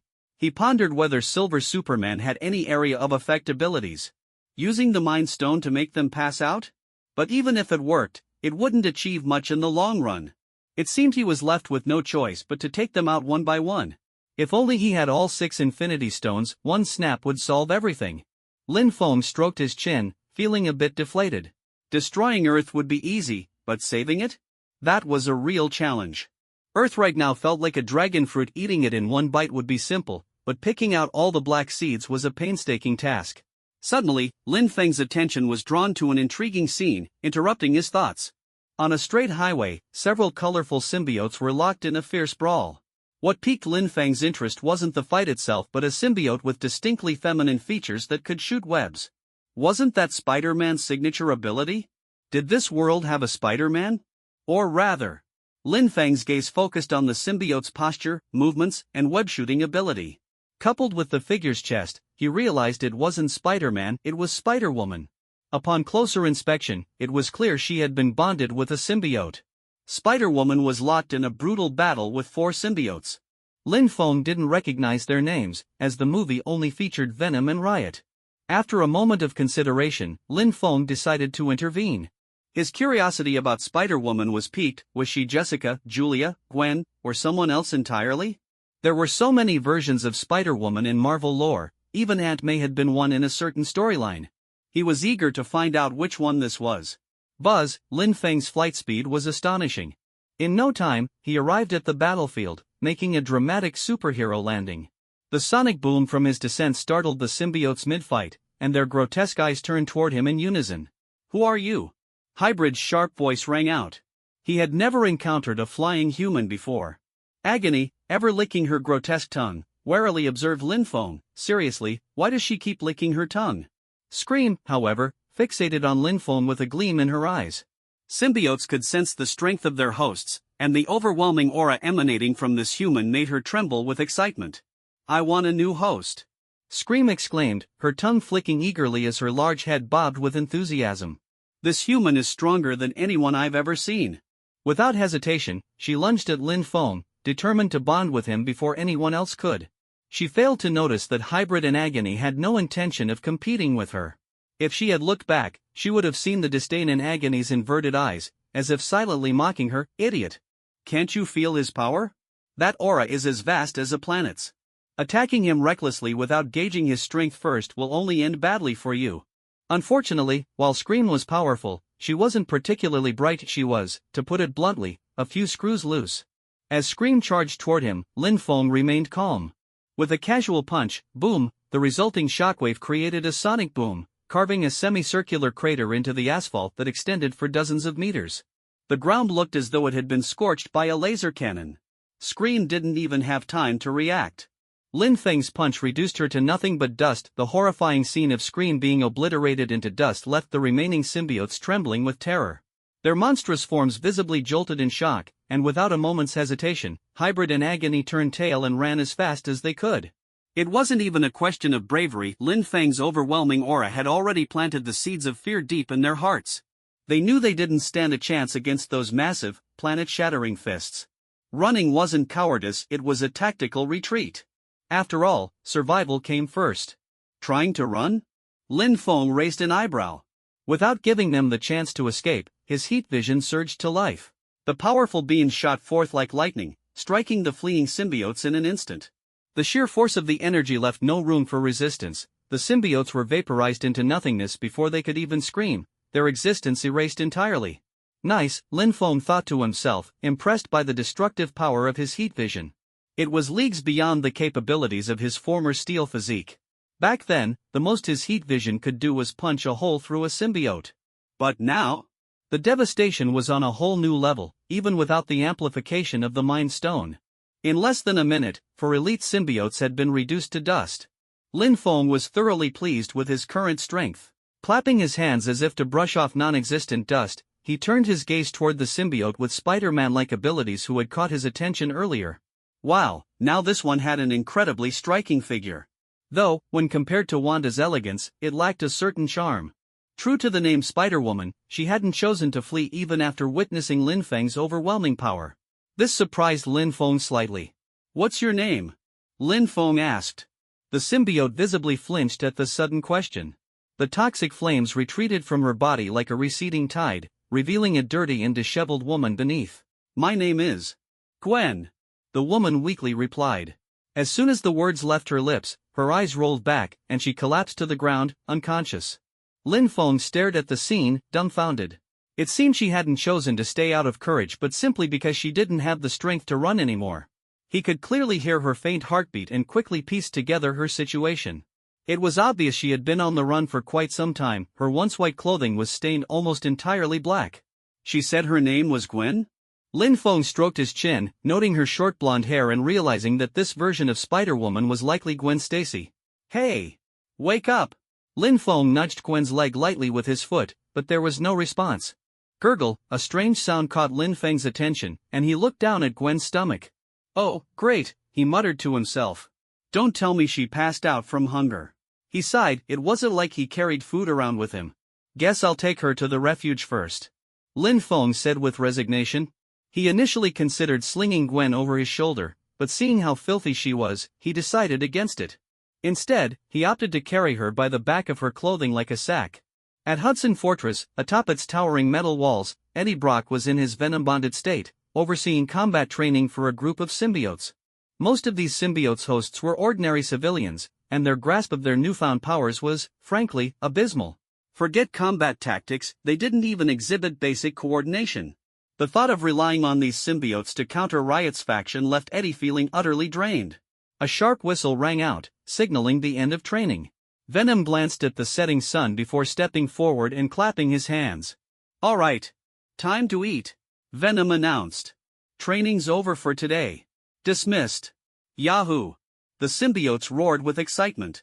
For them, nothing compared to the joy of eating, aside from ripping off someone's head, of course. In the blink of an eye, the training ground was empty, leaving only Eddie and Venom. "Let's go eat too," Venom said enthusiastically, performing a bizarre dance with his tongue. But before they could leave, a blue, oval-shaped portal suddenly appeared in the middle of the training ground, immediately catching Venom's attention. "What's that?" Venom asked in confusion. The next moment, a man dressed in a sleek black suit stepped out of the portal, carrying an unconscious woman by her clothing. Venom squinted at the man, his form visibly stiffening. A second later, he let out a terrified asterisk WHHH. Asterisk and retreated into Eddie's body, disappearing entirely. "What's wrong with you?" Eddie asked, thoroughly confused by Venom's behavior. "Run, Eddie! Run!" Venom's deep, panicked voice echoed in his mind. "That man! He could twist my head off with his foot." What? Eddie stammered, his face filled with disbelief. Twist Venom's head off with his foot? He looked at the man and woman before him. No, that couldn't be right. The guy was clearly human. "Venom? Venom?"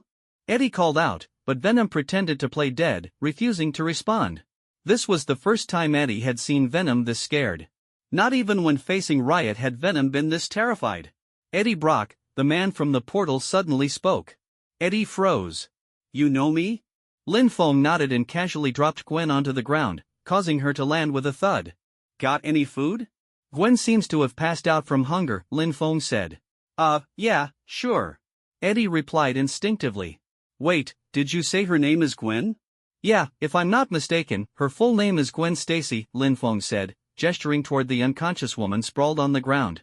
Eddie was momentarily stunned. By the time Eddie regained his senses, he was leading Lin Feng to the mess hall.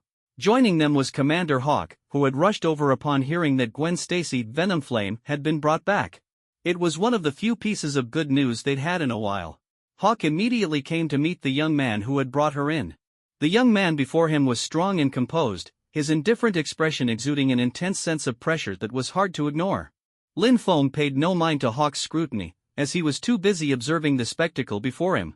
Gwen, still unconscious, was snoring softly at the table while two red tendrils sprouting from her back grabbed chocolate and other food, shoving them into her mouth. Lin Feng watched with fascination, even pulling out his phone to record the scene. "Wow, this is impressive," he muttered. Watching her eat with such gusto, he grabbed a piece of chocolate for himself and took a bite. Symbiotes consume chocolate to replenish phenylethylamine, a compound found in both chocolate and human brains. If they didn't eat brains, they had to make up for it with chocolate or live seafood. Thus, the mess hall primarily served fresh seafood in large quantities of chocolate for the symbiotes. For Lin Feng, food was unnecessary, he only needed sunlight to sustain himself. "Eddie! Eat up!" Venom suddenly reappeared, his earlier fear seemingly forgotten. Seeing that Lin Feng showed no intention of harming him, Venom eagerly joined in the feast, prompting Eddie to reluctantly comply. Grabbing a live lobster, Eddie began eating as well. Hawk adjusted his glasses, the lenses reflecting the overhead lights as he studied Lin Feng. The global database had no information on him, this person seemed to have appeared out of thin air. However, he had brought back Gwen Stacy, aka Venomflame, and clearly looked human, so Hawk concluded he likely wasn't a threat. Having made his assessment, Hawk spoke up. "Young man, where exactly are you from?" Lin Feng glanced at him, briefly contemplating his response. Before he could answer, Venom's head suddenly popped out and bared its sharp teeth at Hawk. "Idiot! Watch your tone when speaking to him. This human could kill you with just a glare." Venom snapped. Then, turning to Lin Feng, Venom's tone shifted to one of flattery. "Oh, mighty human! Do you need a symbiote host? Perhaps you're unaware of a symbiote's benefits. We can enhance your abilities. Just look at me." Venom's unsolicited self-promotion left Eddie with a face full of disbelief. "Venom! You're seriously saying this in front of me?" "My poor Eddie," Venom retorted. "You're so weak. As weak as that lobster in your hand." "Shut up!" Eddie shouted, slamming his plate down as the two began bickering furiously. After hearing Hawk's question, Lin Feng paused mid-bite, the chocolate in his hand momentarily forgotten. Internally, he felt a twinge of helplessness. There was no way he was letting Venom bond with him. The thought of that slimy black goo crawling into his body was both unsettling and revolting, it was simply unacceptable. Choosing to ignore Venom and Eddie's increasingly childish argument, Lin Feng turned to Hawk and answered the question seriously. "Where I come from, it's inconvenient to explain. But rest assured, I am not your enemy. I'll do everything I can to help you eliminate the symbiote threat." Hawk, who had been summoned by Eddie, appeared to hold a significant military rank based on the insignia on his uniform. His prematurely graying hair, despite being in his 30s, suggested that the symbiote crisis had been weighing heavily on him. At that moment, a soldier hurried over with a military phone in hand, whispering something briefly into Hawk's ear. Hawk dismissed the soldier with a wave before glancing down at the phone. When Hawk saw what was on the screen, his jaw nearly hit the floor. The satellite feed had captured Lin Feng's arrival and his swift annihilation of the symbiotes.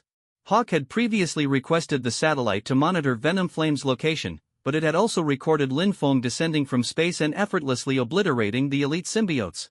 In the video, Lin Feng's flight speed was astonishing, his strength overwhelming. His punches reduced symbiotes to dust, and his heat vision was devastating, all of which were far beyond the capabilities of any ordinary human. Hawk replayed the video 2 or 3 times, each viewing deepening his astonishment. After pushing up his glasses, he fixed Lin Feng with a serious expression and asked, "Are you an alien?" Lin Feng froze briefly, the chocolate still in his hand, before responding calmly, "If you want to think of it that way, then I suppose so." Hawk's pupils contracted sharply, and his suspicion solidified into certainty. Whoosh, he immediately stood up straight, hesitating briefly over how to properly greet an extraterrestrial visitor. Finally, he settled on a formal bow and extended his right hand. "Welcome to Earth, alien friend." Lin Feng's mouth opened slightly, his expression frozen in mild shock. He hadn't expected such a formal reaction. Reflexively, he shook Hawk's hand while thinking to himself, "Why so formal? Isn't this a bit much, Mr. Lin Feng, please come with me. I'm sure my superiors would be thrilled to meet you." Hawk said with a slight bow, his tone filled with respect. The video provided undeniable proof that Lin Feng was likely an extraterrestrial being. Not only that, but he had shown no hostility toward Earth or humanity. On the contrary, he had immediately helped them eliminate 3 elite symbiotes. With his abilities akin to a walking missile, if he had allies, the symbiote threat could be neutralized entirely. Lin Feng quickly waved his hand, refusing the suggestion. Meeting your superiors isn't necessary. I'm only here to help eliminate the symbiotes. I have no interest in your chain of command. This, Hawk hesitated, clearly troubled. Lin Feng, sensing his persistence, came up with an excuse. My species isn't accustomed to socializing or communication. Once the symbiotes are dealt with, I'll return to where I came from. Lin Feng had no interest in dealing with bureaucratic nonsense. If it weren't for the fact that he had stumbled upon Spider-Woman and found her unconscious, he likely wouldn't have even come to the refuge. Hawk nodded in understanding. I see. Then please, stay with us for a while. We'll draft a detailed battle plan. Given Lin Feng's explanation, Hawk decided to respect the alien customs to avoid offending this powerful visitor.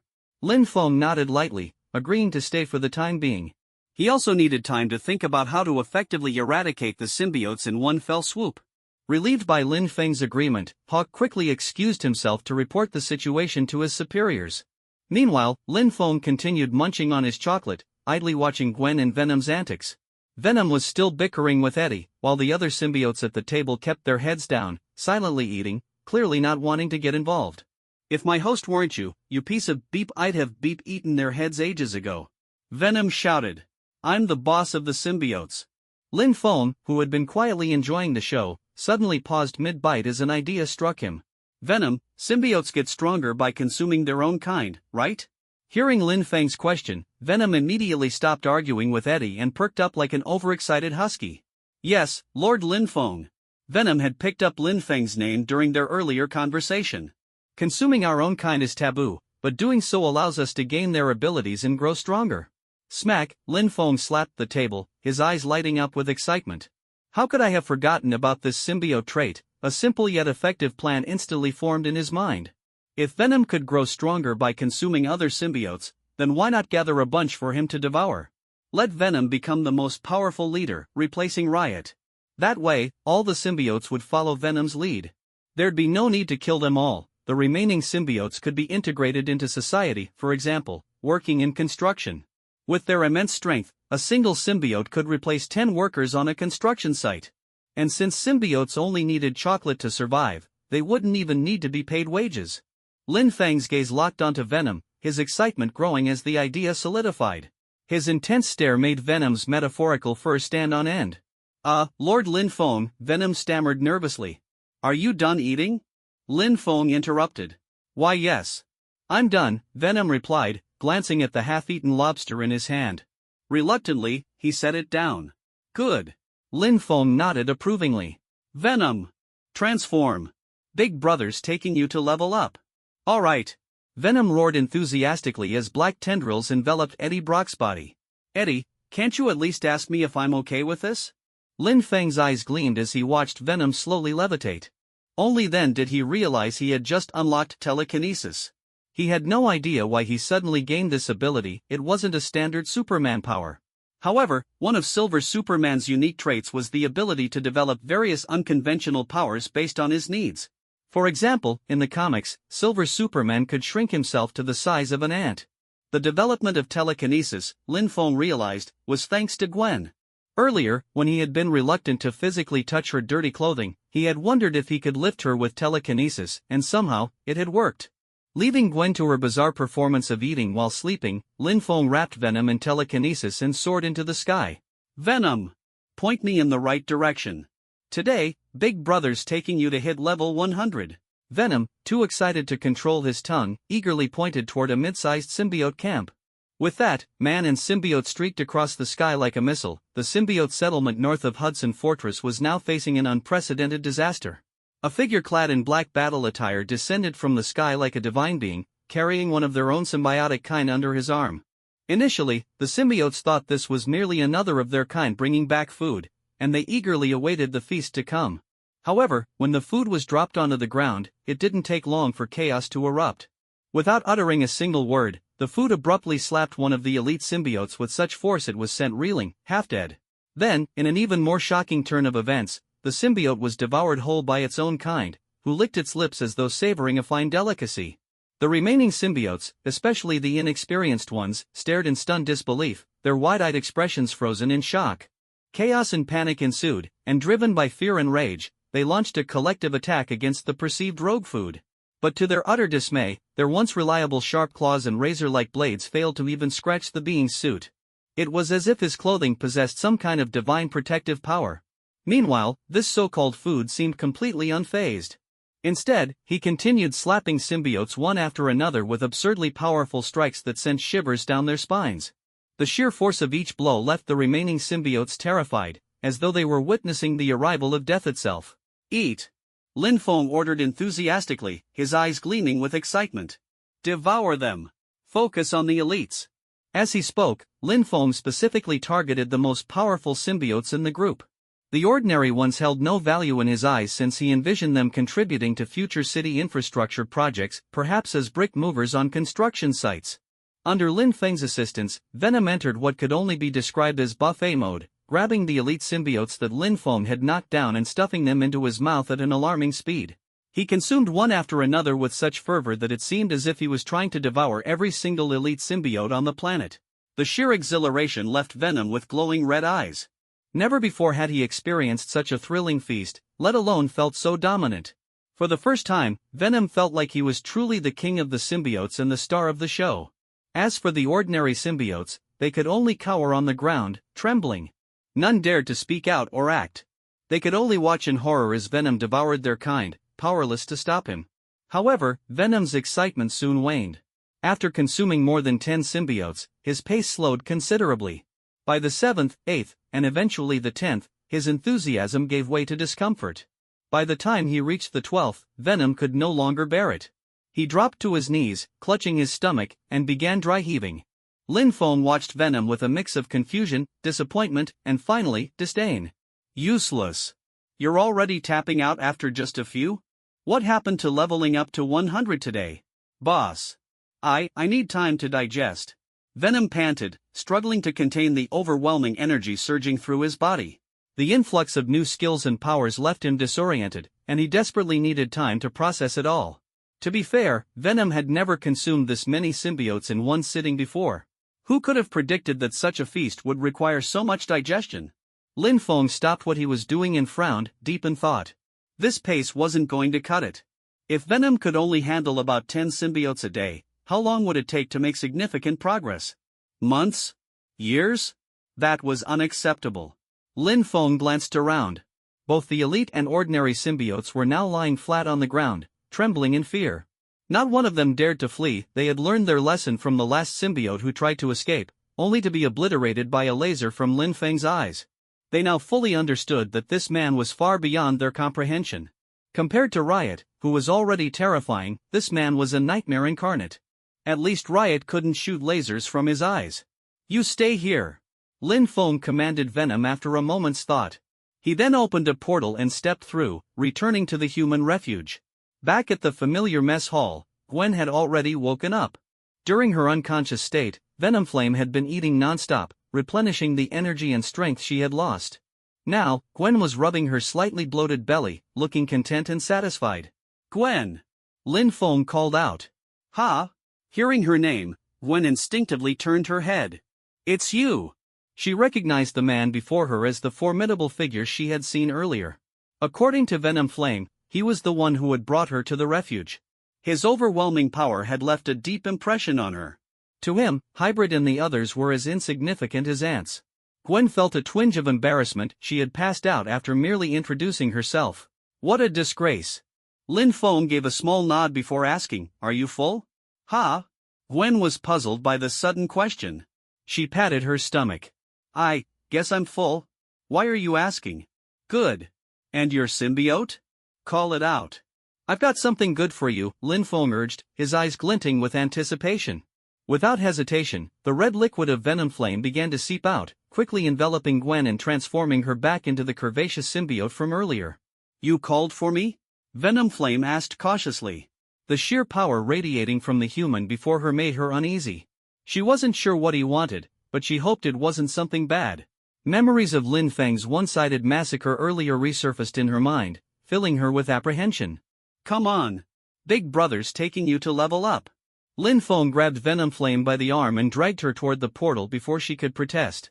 As her vision shifted, Venom Flame's eyes widened in shock. "Wow," she exclaimed. "It was a symbiote settlement." Her pupils constricted as a wave of confusion and unease washed over her. After all the effort she had spent escaping the symbiote camp, why had this man brought her back here? But upon closer inspection, she noticed something strange. All the symbiotes, both elite and ordinary, were lying flat on the ground in submission. And in the middle of them all was Venom, kneeling and dry heaving in an extremely awkward posture. "Venom! What happened to you?" Venom Flame asked, her voice filled with confusion. Before Venom could respond, a loud bang startled her. She turned her head just in time to see Lin Feng punch an elite symbiote into a wriggling pile of tendrils. "Eat!" Lin Feng said excitedly, grabbing the tendrils and prying Venom Flame's mouth open to shove them inside. Venom Flame froze, completely dumbfounded. The tendrils wriggled against her sharp teeth, and before she could process what was happening, she instinctively swallowed.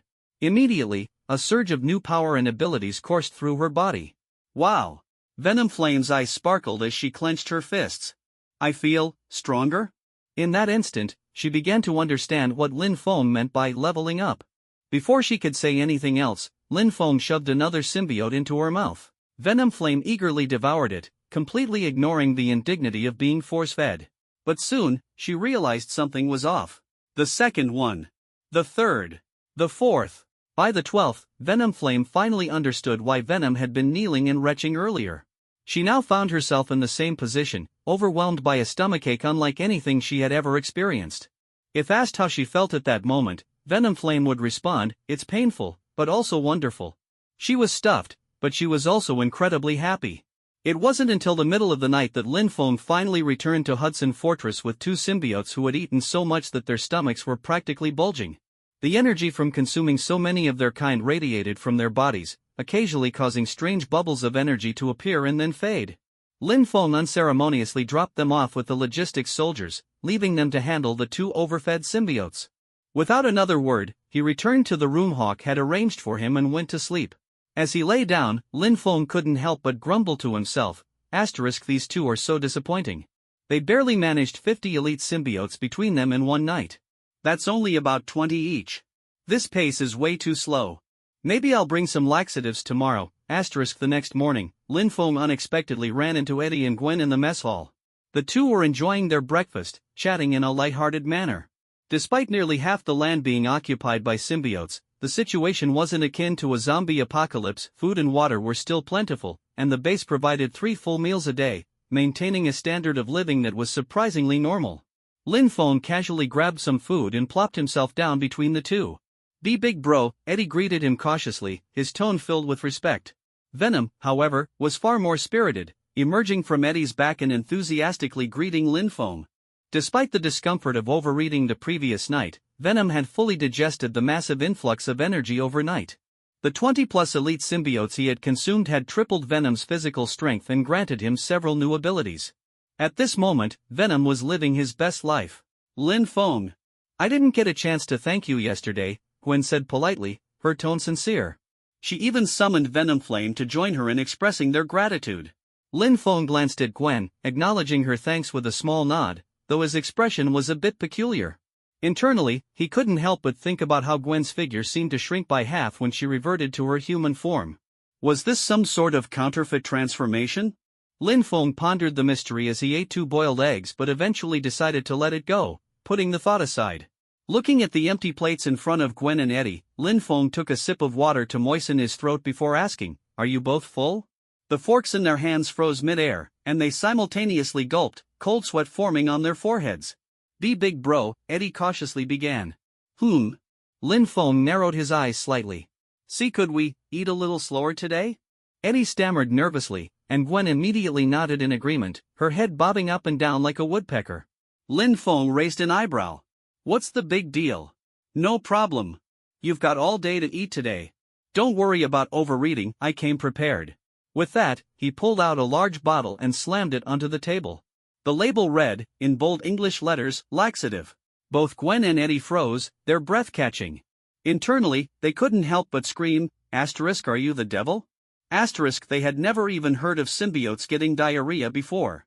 Clearly, today was going to be another exciting day of leveling up. Just as Lin Feng was about to open a portal, a voice called out to him. "Mr. Lin Feng, please wait." Hawk approached him, holding a thick folder of documents. With dark circles under his eyes, it was clear he hadn't slept all night. "We've drafted an initial strike plan based on your abilities, Mr. Lin Feng," Hawk said respectfully, handing over the folder. This plan had been the product of an all-night meeting, only concluded at dawn. "Please take a look. If you have any additional abilities, let us know so we can adjust the plan accordingly." Hawk's tone was extremely polite. After all, Lin Feng was practically a divine figure to them. If it weren't for Lin Feng's refusal to meet with the higher-ups, he would undoubtedly be surrounded by top-ranking officials right now. Lin Feng accepted the 1 centimeter-thick folder absent-mindedly. He couldn't help but feel exasperated at its thickness. This is what they're calling a plan, he thought. Flipping through the first 2 pages confirmed his suspicions. It was filled with unnecessarily verbose nonsense. Shaking his head in disdain, Lin Feng tossed the folder onto the table. "I have a better plan," he said. "Oh?" Hawk immediately straightened his posture, ready to listen intently. From the video they had seen, Hawk and his team only had a rough understanding of Lin Feng's abilities. Since Lin Feng had only appeared yesterday, there was a strong possibility he possessed even more unknown powers that could help annihilate the symbiotes in a short amount of time. Peeling another boiled egg, Lin Feng began to explain the plan he had come up with the night before. His idea was simple: cultivate 2 incredibly powerful symbiotes and use them to subdue the rest. This way, humanity's losses could be minimized, and they would gain a workforce of super-strong symbiotes for societal construction projects.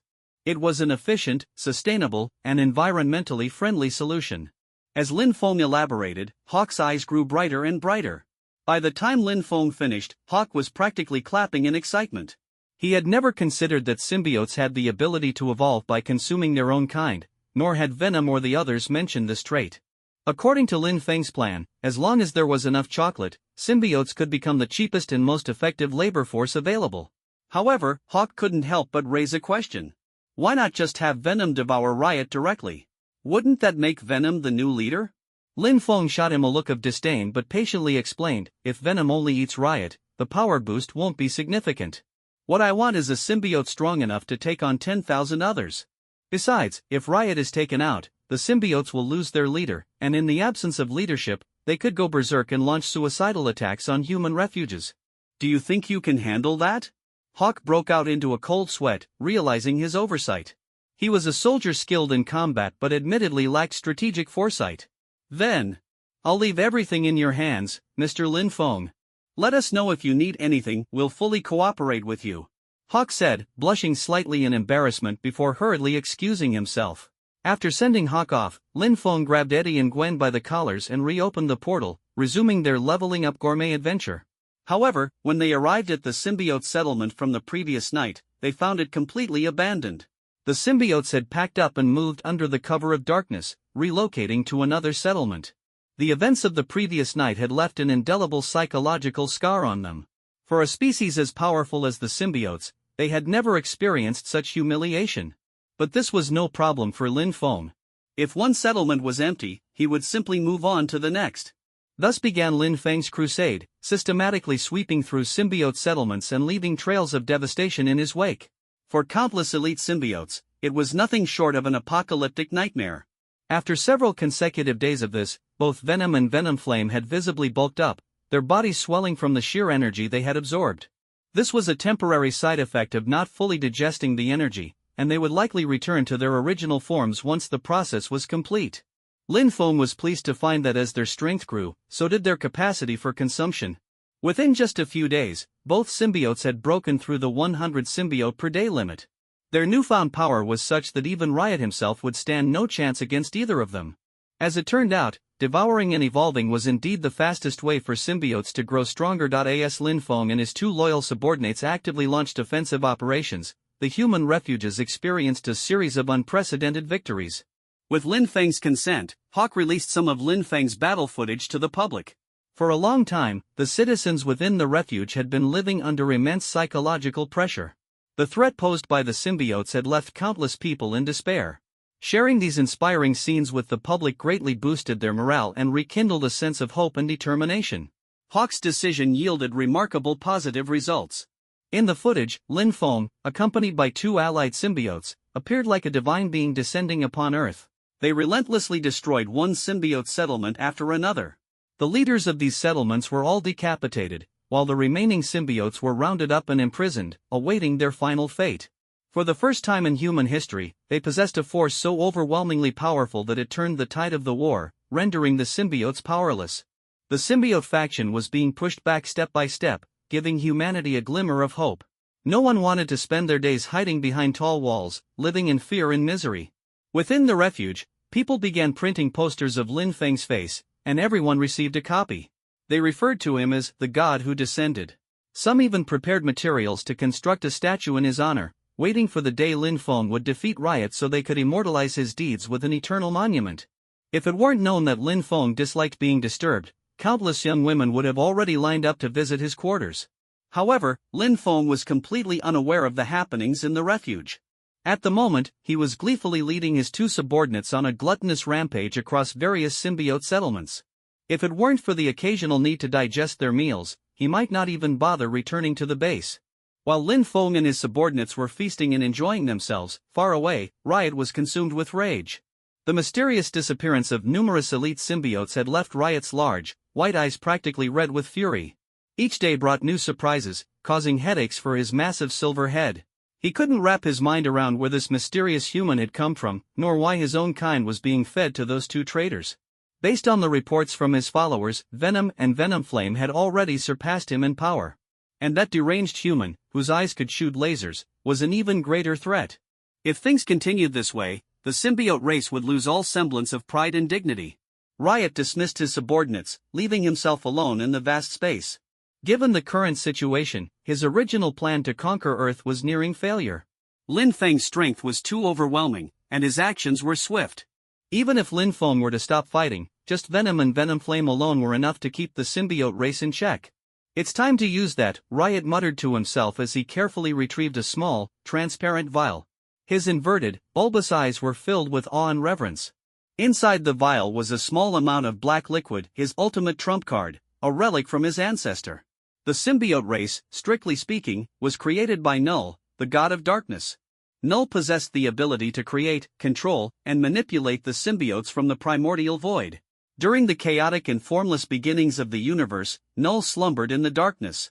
When the Celestials began shaping the universe, Null was awakened from his slumber. Enraged, he opposed their creations and rejected the idea of life. Wielding the All-Black, the Necrosword, Null slew one of the Celestials. This sword became the ancestor of all symbiotes. The All-Black had the power to draw strength from the blood of gods and could produce countless offspring. The tiny portion of black liquid in Riot's vial was an infinitesimal fragment of the All-Black. Even this minuscule fragment was enough to elevate Riot's abilities to unprecedented heights. Venom, Venomflame, and that detestable human would all pay a heavy price for their actions. Without hesitation, Riot uncorked the vial and swallowed the black liquid in one gulp. Instantly, countless black threads erupted from his body. Writhing in pain, Riot let out an ear-splitting roar. The threads intertwined and wrapped tightly around him layer by layer, forming a cocoon of darkness. Black mist rapidly spread, engulfing the entire area. Before long, Riot's location was entirely consumed by a massive black cocoon. As the cocoon fully formed, the black mist emanating from it exuded an aura of terror that blanketed the entire city of Garcia. Whether it was the captive humans or the symbiotes, they were overcome by fear, despair, and other negative emotions. Far away, both Venom and Venomflame abruptly stopped eating. They sensed that something was amiss. Lin Feng noticed their unease and asked, "What's wrong? Why did you stop eating?" Venomflame responded, "Big brother, I can feel it. Riot is evolving, and at an incredibly rapid pace." Venom added with concern, "I can sense it too. Riot's aura and strength are skyrocketing. In just a few minutes, he's already surpassed us. This is unbelievable." Lin Feng stroked his chin. Could Riot be consuming his own kind too? Venomflame shook her head. Impossible. Consuming his own kind wouldn't lead to such rapid evolution. Looking worried, Venom said, "I can feel it. Riot has already surpassed us, and he's still growing stronger. Big brother, what should we do?" Lin Feng didn't answer immediately. Activating his supervision, he peered across countless buildings and locked onto Garcia City, where the black mist had enveloped everything. Although the mist couldn't block his vision, it took him a moment to locate the massive black cocoon at the center of the city, the very source of Riot's evolution. The black cocoon seemed to possess a unique ability to obscure vision, preventing Lin Feng from seeing its interior clearly. "Oh, A glint of curiosity flashed in Lin Feng's eyes as he narrowed them, his expression turning slightly more serious. Focusing harder, he applied more effort, and the cocoon gradually became translucent. Finally, he saw Riot inside, suspended in a state of transformation. Blood-red threads crisscrossed his body, as though the cocoon was continuously supplying him with nutrients. After observing for a moment, Lin Feng withdrew his gaze, his face unreadable. Don't worry. Keep eating. Pay no attention to Riot.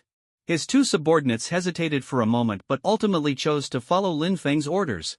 His indifferent attitude filled them with unease. They had never witnessed Lin Feng's full strength and had no idea whether he could withstand Riot's eventual assault. For now, their only option was to keep eating and growing stronger. With this resolve, they increased their pace, determined to devour 200 symbiotes each by the end of the day. Lin Feng watched their efforts with satisfaction and nodded. Indeed, Riot's aura was growing stronger at an alarming rate. The intensity and speed of his evolution were enough to strike fear into most beings. The dark energy emanating from the cocoon was already corrupting and eroding the entire city of Garcia. However, Lin Feng remained completely unfazed. He could clearly sense that Riot's evolution, while rapid, had an upper limit. And unfortunately for Riot, Lin Feng could precisely perceive where that limit lay.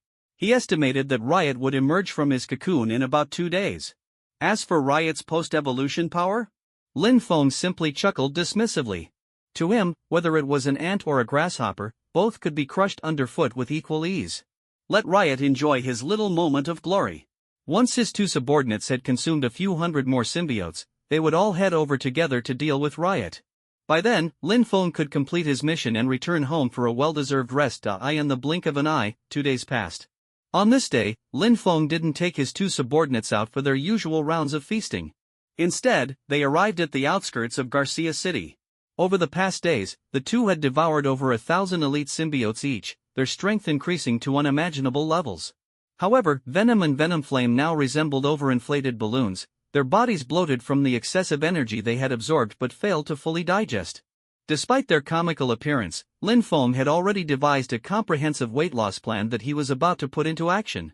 At this point, Venom and Venomflame had reached a level of durability where they could withstand missile strikes without so much as a scratch and even chew up and swallow missiles as snacks. The next step was clear: eliminate Riot, establish one of them as the leader of the symbiotes, and complete the mission. Garcia City was still shrouded in that ominous black mist. However, unlike 2 days ago, the mist had thinned significantly, a sign that Riot's evolution was nearing its conclusion. Sure enough, before long, the black mist visibly began to gather toward the city center. Lin Feng smirked knowingly. It seemed Riot was ready to emerge.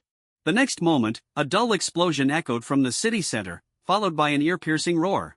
The sound was sharp, furious, and jarring, reverberating through the air. It shattered countless windows and sent a wave of symbiotes scattering in confusion. Without hesitation, Lin Feng teleported himself and his two subordinates to the top of a tall building near the city center, directly overlooking Riot's location. The evolved Riot had grown exponentially, now towering at a height equivalent to a 3-story building. His once silver exterior now gleamed with a menacing blend of black and red, and 2 sharp horns jutted from his head. His tongue had grown thicker and longer, giving him an even more grotesque appearance. Lin Feng observed the transformation with interest, feeling as though he were watching a kaiju from a tokusatsu series. Riot noticed Lin Feng's arrival and turned his massive head toward the rooftop, his gaze locking onto Lin Feng and his 2 former comrades. Traitors! Riot roared, his eyes sweeping over Venom and Venomflame before settling coldly on Lin Feng. Though it was their first meeting, Riot instantly recognized Lin Feng as the culprit behind the massive losses among his elite symbiotes. The aura of strength emanating from Lin Feng made Riot instinctively wary. Having merged with a fragment of his ancestors' power, Riot had become unimaginably powerful, to the point where he struggled to fully control his newfound strength. Yet despite his overwhelming power, he still felt a deep, inexplicable fear when facing Lin Feng. "Human, why do you stand against our kind?" Riot demanded in a sharp, grating voice. A question mark practically appeared above Lin Feng's head. "Stand against your kind?" He nearly burst out laughing at the absurdity of the question. "Wasn't it you symbiotes who came to Earth to conquer it? Did you evolve your intelligence away during your transformation? So it's fine for you to kill humans but not okay for humans to fight back? Wow, I didn't realize you were such a hypocrite." Riot fell silent for a second, surprised by the sheer speed and sharpness of Lin Feng's retort. "Humans are weak. Sacrificing your lives for the glory of the symbiote race is an honor. Riot proclaimed. Honor my ass. What kind of nonsense is that? Lin Feng frowned deeply, feeling there was no point in further conversation with such a hypocritical, self-righteous being. He turned to Venom and said, Venom, go. Give him a big slap and wake him up. Ha! Venom's jaw dropped as he pointed to himself. Me? Can I even do that? The overwhelming aura emanating from Riot made it clear that he was no easy opponent. You can do it. Trust me. Lin Feng said with a sly wink, his expression cryptic. Oh. Venom nodded hesitantly but chose to trust Lin Feng. Letting out a roar, he charged toward Riot. Despite his current bloated, balloon-like appearance, his speed had increased several-fold compared to 3 days ago. Traitor! Riot snarled, his arm morphing into a sharp blade as he swung it toward Venom. Normally, due to Earth's gravity and air resistance, larger creatures should move more slowly. However, Riot's evolution seemed to defy this logic. His speed was even greater than Venom's. Smack, strangely, Riot's attack froze mid-air, as though held in place by an invisible force.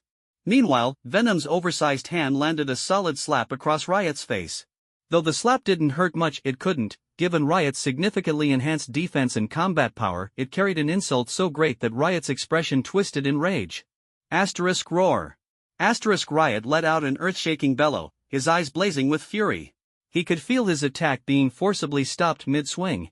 It's you! Riot growled, his gaze locking onto Lin Feng, convinced that the human was behind this. Lin Feng yawned lazily and openly admitted, Yep, it's me. You're so weak that I don't even find you interesting. But you're perfect for giving my 2 subordinates some training. Riot's fury reached a boiling point, nearly causing him to explode on the spot. This human was even more arrogant and conceited than he was. Human! Die! Riot roared, charging toward Lin Feng. However, in the next instant, his massive frame froze mid-air, suspended as though by an invisible force. His furious eyes shifted to confusion, frustration, and finally, disbelief. He couldn't comprehend what was happening. How could this human, without any visible movement, immobilize him so easily? Even with the power of his ancestor coursing through him, he couldn't see through Lin Feng's strength. Lin Feng chuckled disdainfully and turned to Venom and Venom Flame. Go! Both of you. All those symbiotes you've eaten, time to burn some calories and refine your skills. Don't worry, I've got your back. He won't hurt you. With that, Lin Feng released his telekinetic hold on Riot, allowing the battle to commence. This was the weight loss plan he had devised for his 2 balloon-like subordinates. Even though Riot's evolved form was undeniably powerful, in Lin Feng's eyes, he was nothing more than an oversized punching bag. Using him as a training dummy for his 2 subordinates was the ultimate form of recycling, practical and efficient. But Lin Feng had another plan in mind. Symbiotes could reproduce by splitting off parts of their bodies. If these fragments bonded with other lifeforms, he could create derivative versions of Venom and Venom Flame. Not that he needed them for himself, but he could bring them back to share with the Avengers or his allies. After all, good resources should never go to waste. However, for this plan to work, Venom and Venom Flame needed to fully digest their absorbed energy and master their newly acquired abilities. In their current bloated state, splitting off fragments wouldn't yield ideal results. On Earth, few beings could challenge Venom and Venom Flame in their current forms. Lin Feng himself was far too overpowered to serve as a proper benchmark. Taking all factors into account, the newly evolved Riot was, quite frankly, the perfect candidate. Lin Feng, like a magician pulling tricks out of thin air, casually produced a small, elegant table and chair set. He sat down leisurely and poured himself a cup of fragrant tea, sipping it slowly with an air of complete relaxation. His gaze occasionally drifted toward the 3 symbiotes engaged in a fierce battle below, and from time to time, he would use his telekinesis to subtly shield his subordinates from potentially fatal attacks. It was as though he were watching a thrilling 3D movie, thoroughly enjoying himself. This scene was transmitted live via satellite to the Human Refuge's conference room, where the atmosphere was buzzing with heated discussion. A high-ranking official sitting beside Hawk turned to him with a puzzled expression and asked, "Are you sure this alien won't cause any problems?" Hawk, already sweating nervously, was at a loss for words. He could only muster a weak response, I don't think so." The official pointed at the screen, where Lin Feng was leisurely sipping tea, and pressed him further, "Then what exactly is he doing right now?" Hawk chose silence as his answer. In this situation, the Human Refuge could do nothing but passively observe, entirely unable to intervene or provide any meaningful assistance. Meanwhile, in the center of Garcia City, the roars of beasts and the sounds of buildings being smashed continued unabated. The three symbiotes had been locked in combat for over an hour. Ordinary symbiotes cowered inside buildings, trembling and too terrified to approach, lest they be caught in the crossfire of this intense battle. Lin Feng's plan was indeed effective. After an hour of grueling combat, Venom and Venomflame had visibly slimmed down. Through the heat of battle, the excess energy stored in their bodies was being steadily absorbed and processed. Their movements became swifter, their reactions sharper. As for Riot, he was having an incredibly frustrating time. This overwhelming sense of frustration was a completely new experience for him. From the moment of his birth, he had never faced such a challenging fight. The two traitors from his own race were using him as a training dummy, and that infernal human kept immobilizing him with some invisible force. The traitors, who should have been nothing more than insects to him, had managed to hold their ground against him for over an hour. Roar! Riot let out a furious bellow, his heart brimming with humiliation. Countless tendrils sprouted from his back, forming a writhing canopy that shot toward the human responsible for all his woes. Predictably, every single attack was stopped by an invisible barrier, as if striking an unbreakable wall. This wasn't the first time Riot had tried to sneak attack Lin Feng, only to fail. "Big bro! I'm out of energy!" Venom shouted loudly as he continued to clash with Riot. After an hour of high-intensity combat, Venom was utterly famished, and his movements were beginning to slow. A moment of carelessness led to him being impaled by one of Riot's attacks. However, thanks to the symbiote's innate regenerative abilities enhanced by the countless symbiotes they had devoured, neither Venom nor Venomflame suffered any significant damage. Lin Feng glanced down and saw his two subordinates panting heavily, their dodges growing sluggish. He smiled faintly and called out, "No rush. Come up here and have some tea." With a wave of his hand, Lin Feng used telekinesis to immobilize Riot once more. He then produced two large 2-liter teacups, dropping a few leaves from the Tree of Life into each. Venom eagerly leapt up, his massive mouth grinning wide as he gulped down the tea and leaves in one go. "Oh yeah!" he cheered, feeling an almost instant restoration of his energy. His wounds began to heal at an accelerated rate, and he couldn't believe that Big Bro had such an amazing resource. Venomflame followed suit, downing her tea in one swift motion. Her stamina and energy replenished visibly, and even the rate of her wound regeneration doubled. Lin Feng looked at their now noticeably slimmer forms and nodded in satisfaction. He patted Venomflame on her chiseled chest and shoulder, saying, "Good. Now get back out there and keep fighting. Opportunities for training like this don't come around often. Make the most of it and fully absorb the energy you've consumed." "Got it." Venom and Venomflame roared in unison, reinvigorated. They leapt back into the fray, resuming their ferocious assault on Riot. From morning to afternoon, and then from day into night, the battle raged on. Whenever they felt exhausted, Venom and Venomflame would retreat to the rooftop for another cup of tea before diving back into the fight. With Lin Feng's endless supply of Tree of Life tea, their stamina remained fully replenished. By the middle of the night, even the evolved Riot began to show signs of fatigue, while Venom and Venomflame remained brimming with energy. By this point, their physiques had undergone a dramatic transformation. Their bloated forms had shrunk to less than half their previous size, becoming even sleeker than before they had started consuming their kin. Their new forms were akin to a second skin tightly clinging to Eddie and Gwen's bodies, reminiscent of Spider-Man's suit. Though thin, their bodies radiated an overwhelming sense of power. This new form and newfound strength signified that they had fully absorbed the excess energy. Seeing that the training had achieved its purpose, Lin Feng stood up and clapped his hands lightly. "Well, it looks like you've fully mastered your new power," he declared. "Riot no longer serves any purpose.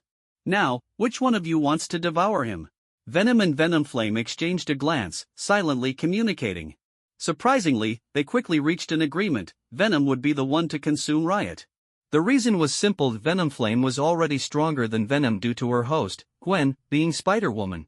As a host, Gwen's starting point far exceeded that of other symbiotes. Both of them understood that whoever consumed Riot would become the leader of the symbiotes. However, Gwen had no interest in leadership. All she wanted was to live a quiet life as a friendly neighborhood hero. "Fine by me. You decide," Lin Feng said nonchalantly. To him, it didn't matter who consumed Riot, it wouldn't affect his mission in the slightest. Lin Feng once again used his telekinesis to immobilize Riot, freezing him in place. Riot, realizing his end was near, glared at Lin Feng with eyes full of venomous hatred. His invasion plan, which had been progressing smoothly, had been completely derailed by the appearance of this human. Damned human! I curse you, Riot screeched, but before he could finish, a laser beam shot out from Lin Feng's eyes, obliterating his massive head in an instant. Too much talking, Lin Feng muttered, clicking his tongue. He wasn't about to let Riot have the chance for a dramatic final speech. He adjusted the frequency of his heat vision, continuously blasting Riot's body. Before long, Riot's massive frame had been reduced to the size of a single person, now a writhing mass of liquid unable to maintain its humanoid shape. Venom! Your turn! Lin Feng ordered. On it! Venom eagerly rushed forward, scooping up the sludge-like remains of Riot and shoving them into his mouth. The evolved Riot would bring Venom's abilities to new heights. While it still meant little in Lin Feng's eyes, for the symbiotes, Riot represented the pinnacle of power below their ancestor. After fully consuming Riot, Venom's form expanded once again, though this time it remained within a manageable size, avoiding the balloon-like state from before. Energy surged wildly within him, forming occasional bulges on his surface that slowly dissipated. Riot's essence would now exist as pure energy within Venom, gradually being digested and absorbed until it was fully integrated. This process wouldn't take long. The death of Riot seemed to resonate across every corner of Earth. It was as if a collective nerve had been struck among all symbiotes, throwing them into chaos. They howled in sharp, furious screeches, their cries echoing across the planet in a cacophony of despair and anger. Venom quickly leapt to the top of the tallest building in the city and let out a thunderous roar. The invisible sound waves rippled across the air like a tsunami, reaching symbiotes far and wide. Slowly, the once agitated symbiotes calmed down. Within that roar was a message, clear and undeniable: a new leader had ascended, and his name was Venom, a leader far stronger than Riot ever was. With Riot dealt with, the moon hummed high in the sky, its pale light illuminating the city. Lin Feng, ever efficient, used his telekinesis to open a portal, carrying his two subordinates with him as they returned to the human refuge. Their arrival was like dropping a boulder into a tranquil pond, setting off waves of cheers and jubilation among the residents. When word spread that Riot, the leader of the symbiotes, had been slain by the alien ally in Venom, the entire refuge erupted in celebration, even though it was the middle of the night. Hawk, overcome with emotion, greeted Lin Feng personally, tears streaming down his face. This alien ally had proven to be not only kind but also unimaginably powerful. In just a few days, he had resolved the crisis that had plagued Earth. Lin Feng's sudden appearance and Riot's demise felt like something out of a dream. The people barely had time to process what had happened, and humanity had already emerged victorious. Hawk resolved that they must hold on to this ally tightly and never let him leave. Faced with the swarm of people crowding around him, Lin Feng felt his scalp tingle. Without a word, he shoved Venom and Venomflame to the front and quickly slipped away into a room, slamming the door shut behind him. For the next few days, Lin Feng had little to do. He spent his time quietly within the human refuge. Meanwhile, outside his residence, a large crowd gathered daily, hoping to catch a glimpse of the alien savior who had delivered humanity from its plight. Unable to bear the constant attention, Lin Feng adopted a cold and aloof demeanor, refusing all visitors. No one dared to anger this seemingly kind yet immensely powerful alien ally, so they could only linger outside, praying for a chance to see him by sheer luck. The reason Lin Feng hadn't left immediately was because he was waiting for the system's task completion notification.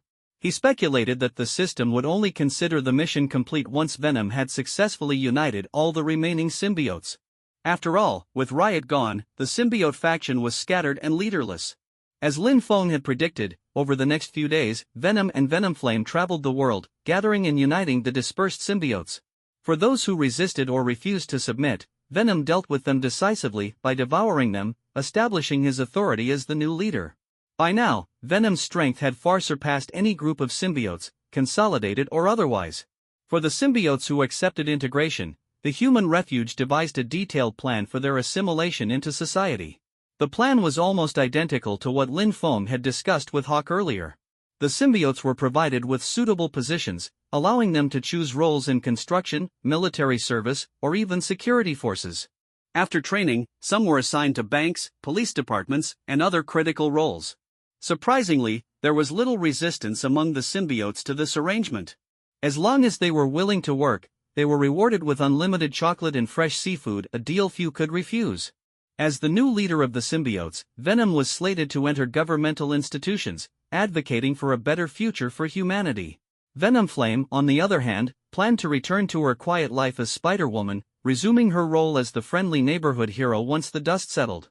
A few days later, with all symbiotes accounted for and registered, Lin Feng finally heard the long-awaited system notification. Ding! Congratulations, host, on completing the world mission, successfully eliminating the symbiote faction led by Riot. Rewards, 20 million reputation points and 1 perfect symbiote, unconscious. Due to the host's exceptional execution and outcome, additional reward, 1 summoning horn. Looking at the new items in his system inventory, Lin Feng couldn't help but feel a wave of emotion. He had already anticipated the reputation points and the symbiote reward, but the extra summoning horn was a pleasant surprise. According to the system, this bonus reward was granted due to his creative approach. Instead of exterminating the majority of the symbiotes as initially intended, Lin Feng had chosen to eliminate Riot and support a new leader. The system clarified that as long as Riot was dead and the remaining symbiotes submitted to Venom, the mission requirements would be fulfilled. This unconventional strategy had not only completed the mission but also altered the world's trajectory, merging 2 previously separate species into a unified society. This unexpected twist in the world's development earned him the special reward. Lin Feng retrieved the golden horn from his inventory. It was about the length of his forearm and shimmered brilliantly in the sunlight, exuding an air of grandeur. Curious, he tapped on the horn, and its attributes appeared before him. Summoning Horn, Earth Edition. Blowing the horn summons characters from any Earth within the multiverse.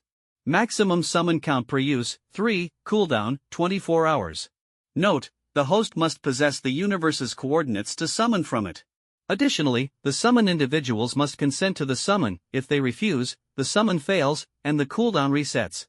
Lin Feng raised an eyebrow, reading the description twice.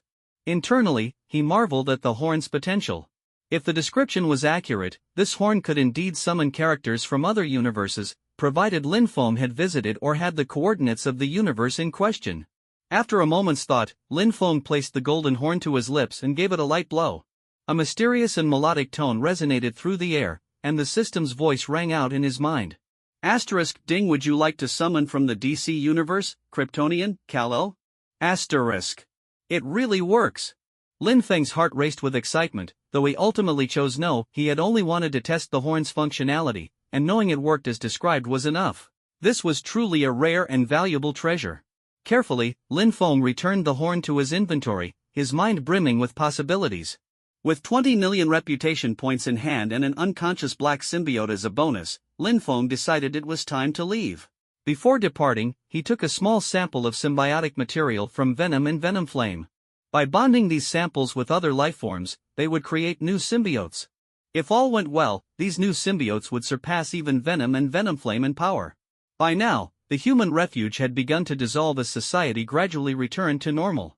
Many symbiotes joined the workforce, contributing to construction and other industries. Order was being restored at a rapid pace. To commemorate Lin Feng, the grateful citizens erected a statue of him in the center of Garcia City. Beside his statue stood those of Venom and Venomflame. These tributes were entirely the result of public initiative, a testament to the impact Lin Feng and his allies had made, as captured in the footage broadcast to every corner of the refuge. But Lin Feng would never know about these gestures of gratitude. With the symbiotic samples in hand, he flew into space, preparing to return to his own universe. The mission was complete, and the rewards were his. There was nothing left for him here. As the colorful portal of interdimensional travel opened before him, Lin Feng stepped through and returned to his own universe. However, the moment he arrived, a series of urgent, high-pitched beeps filled the air. His heart tightened in response. What's going on, he wondered, pulling out the source of the noise. It was an emergency beacon, blinking furiously. Someone was calling for his help.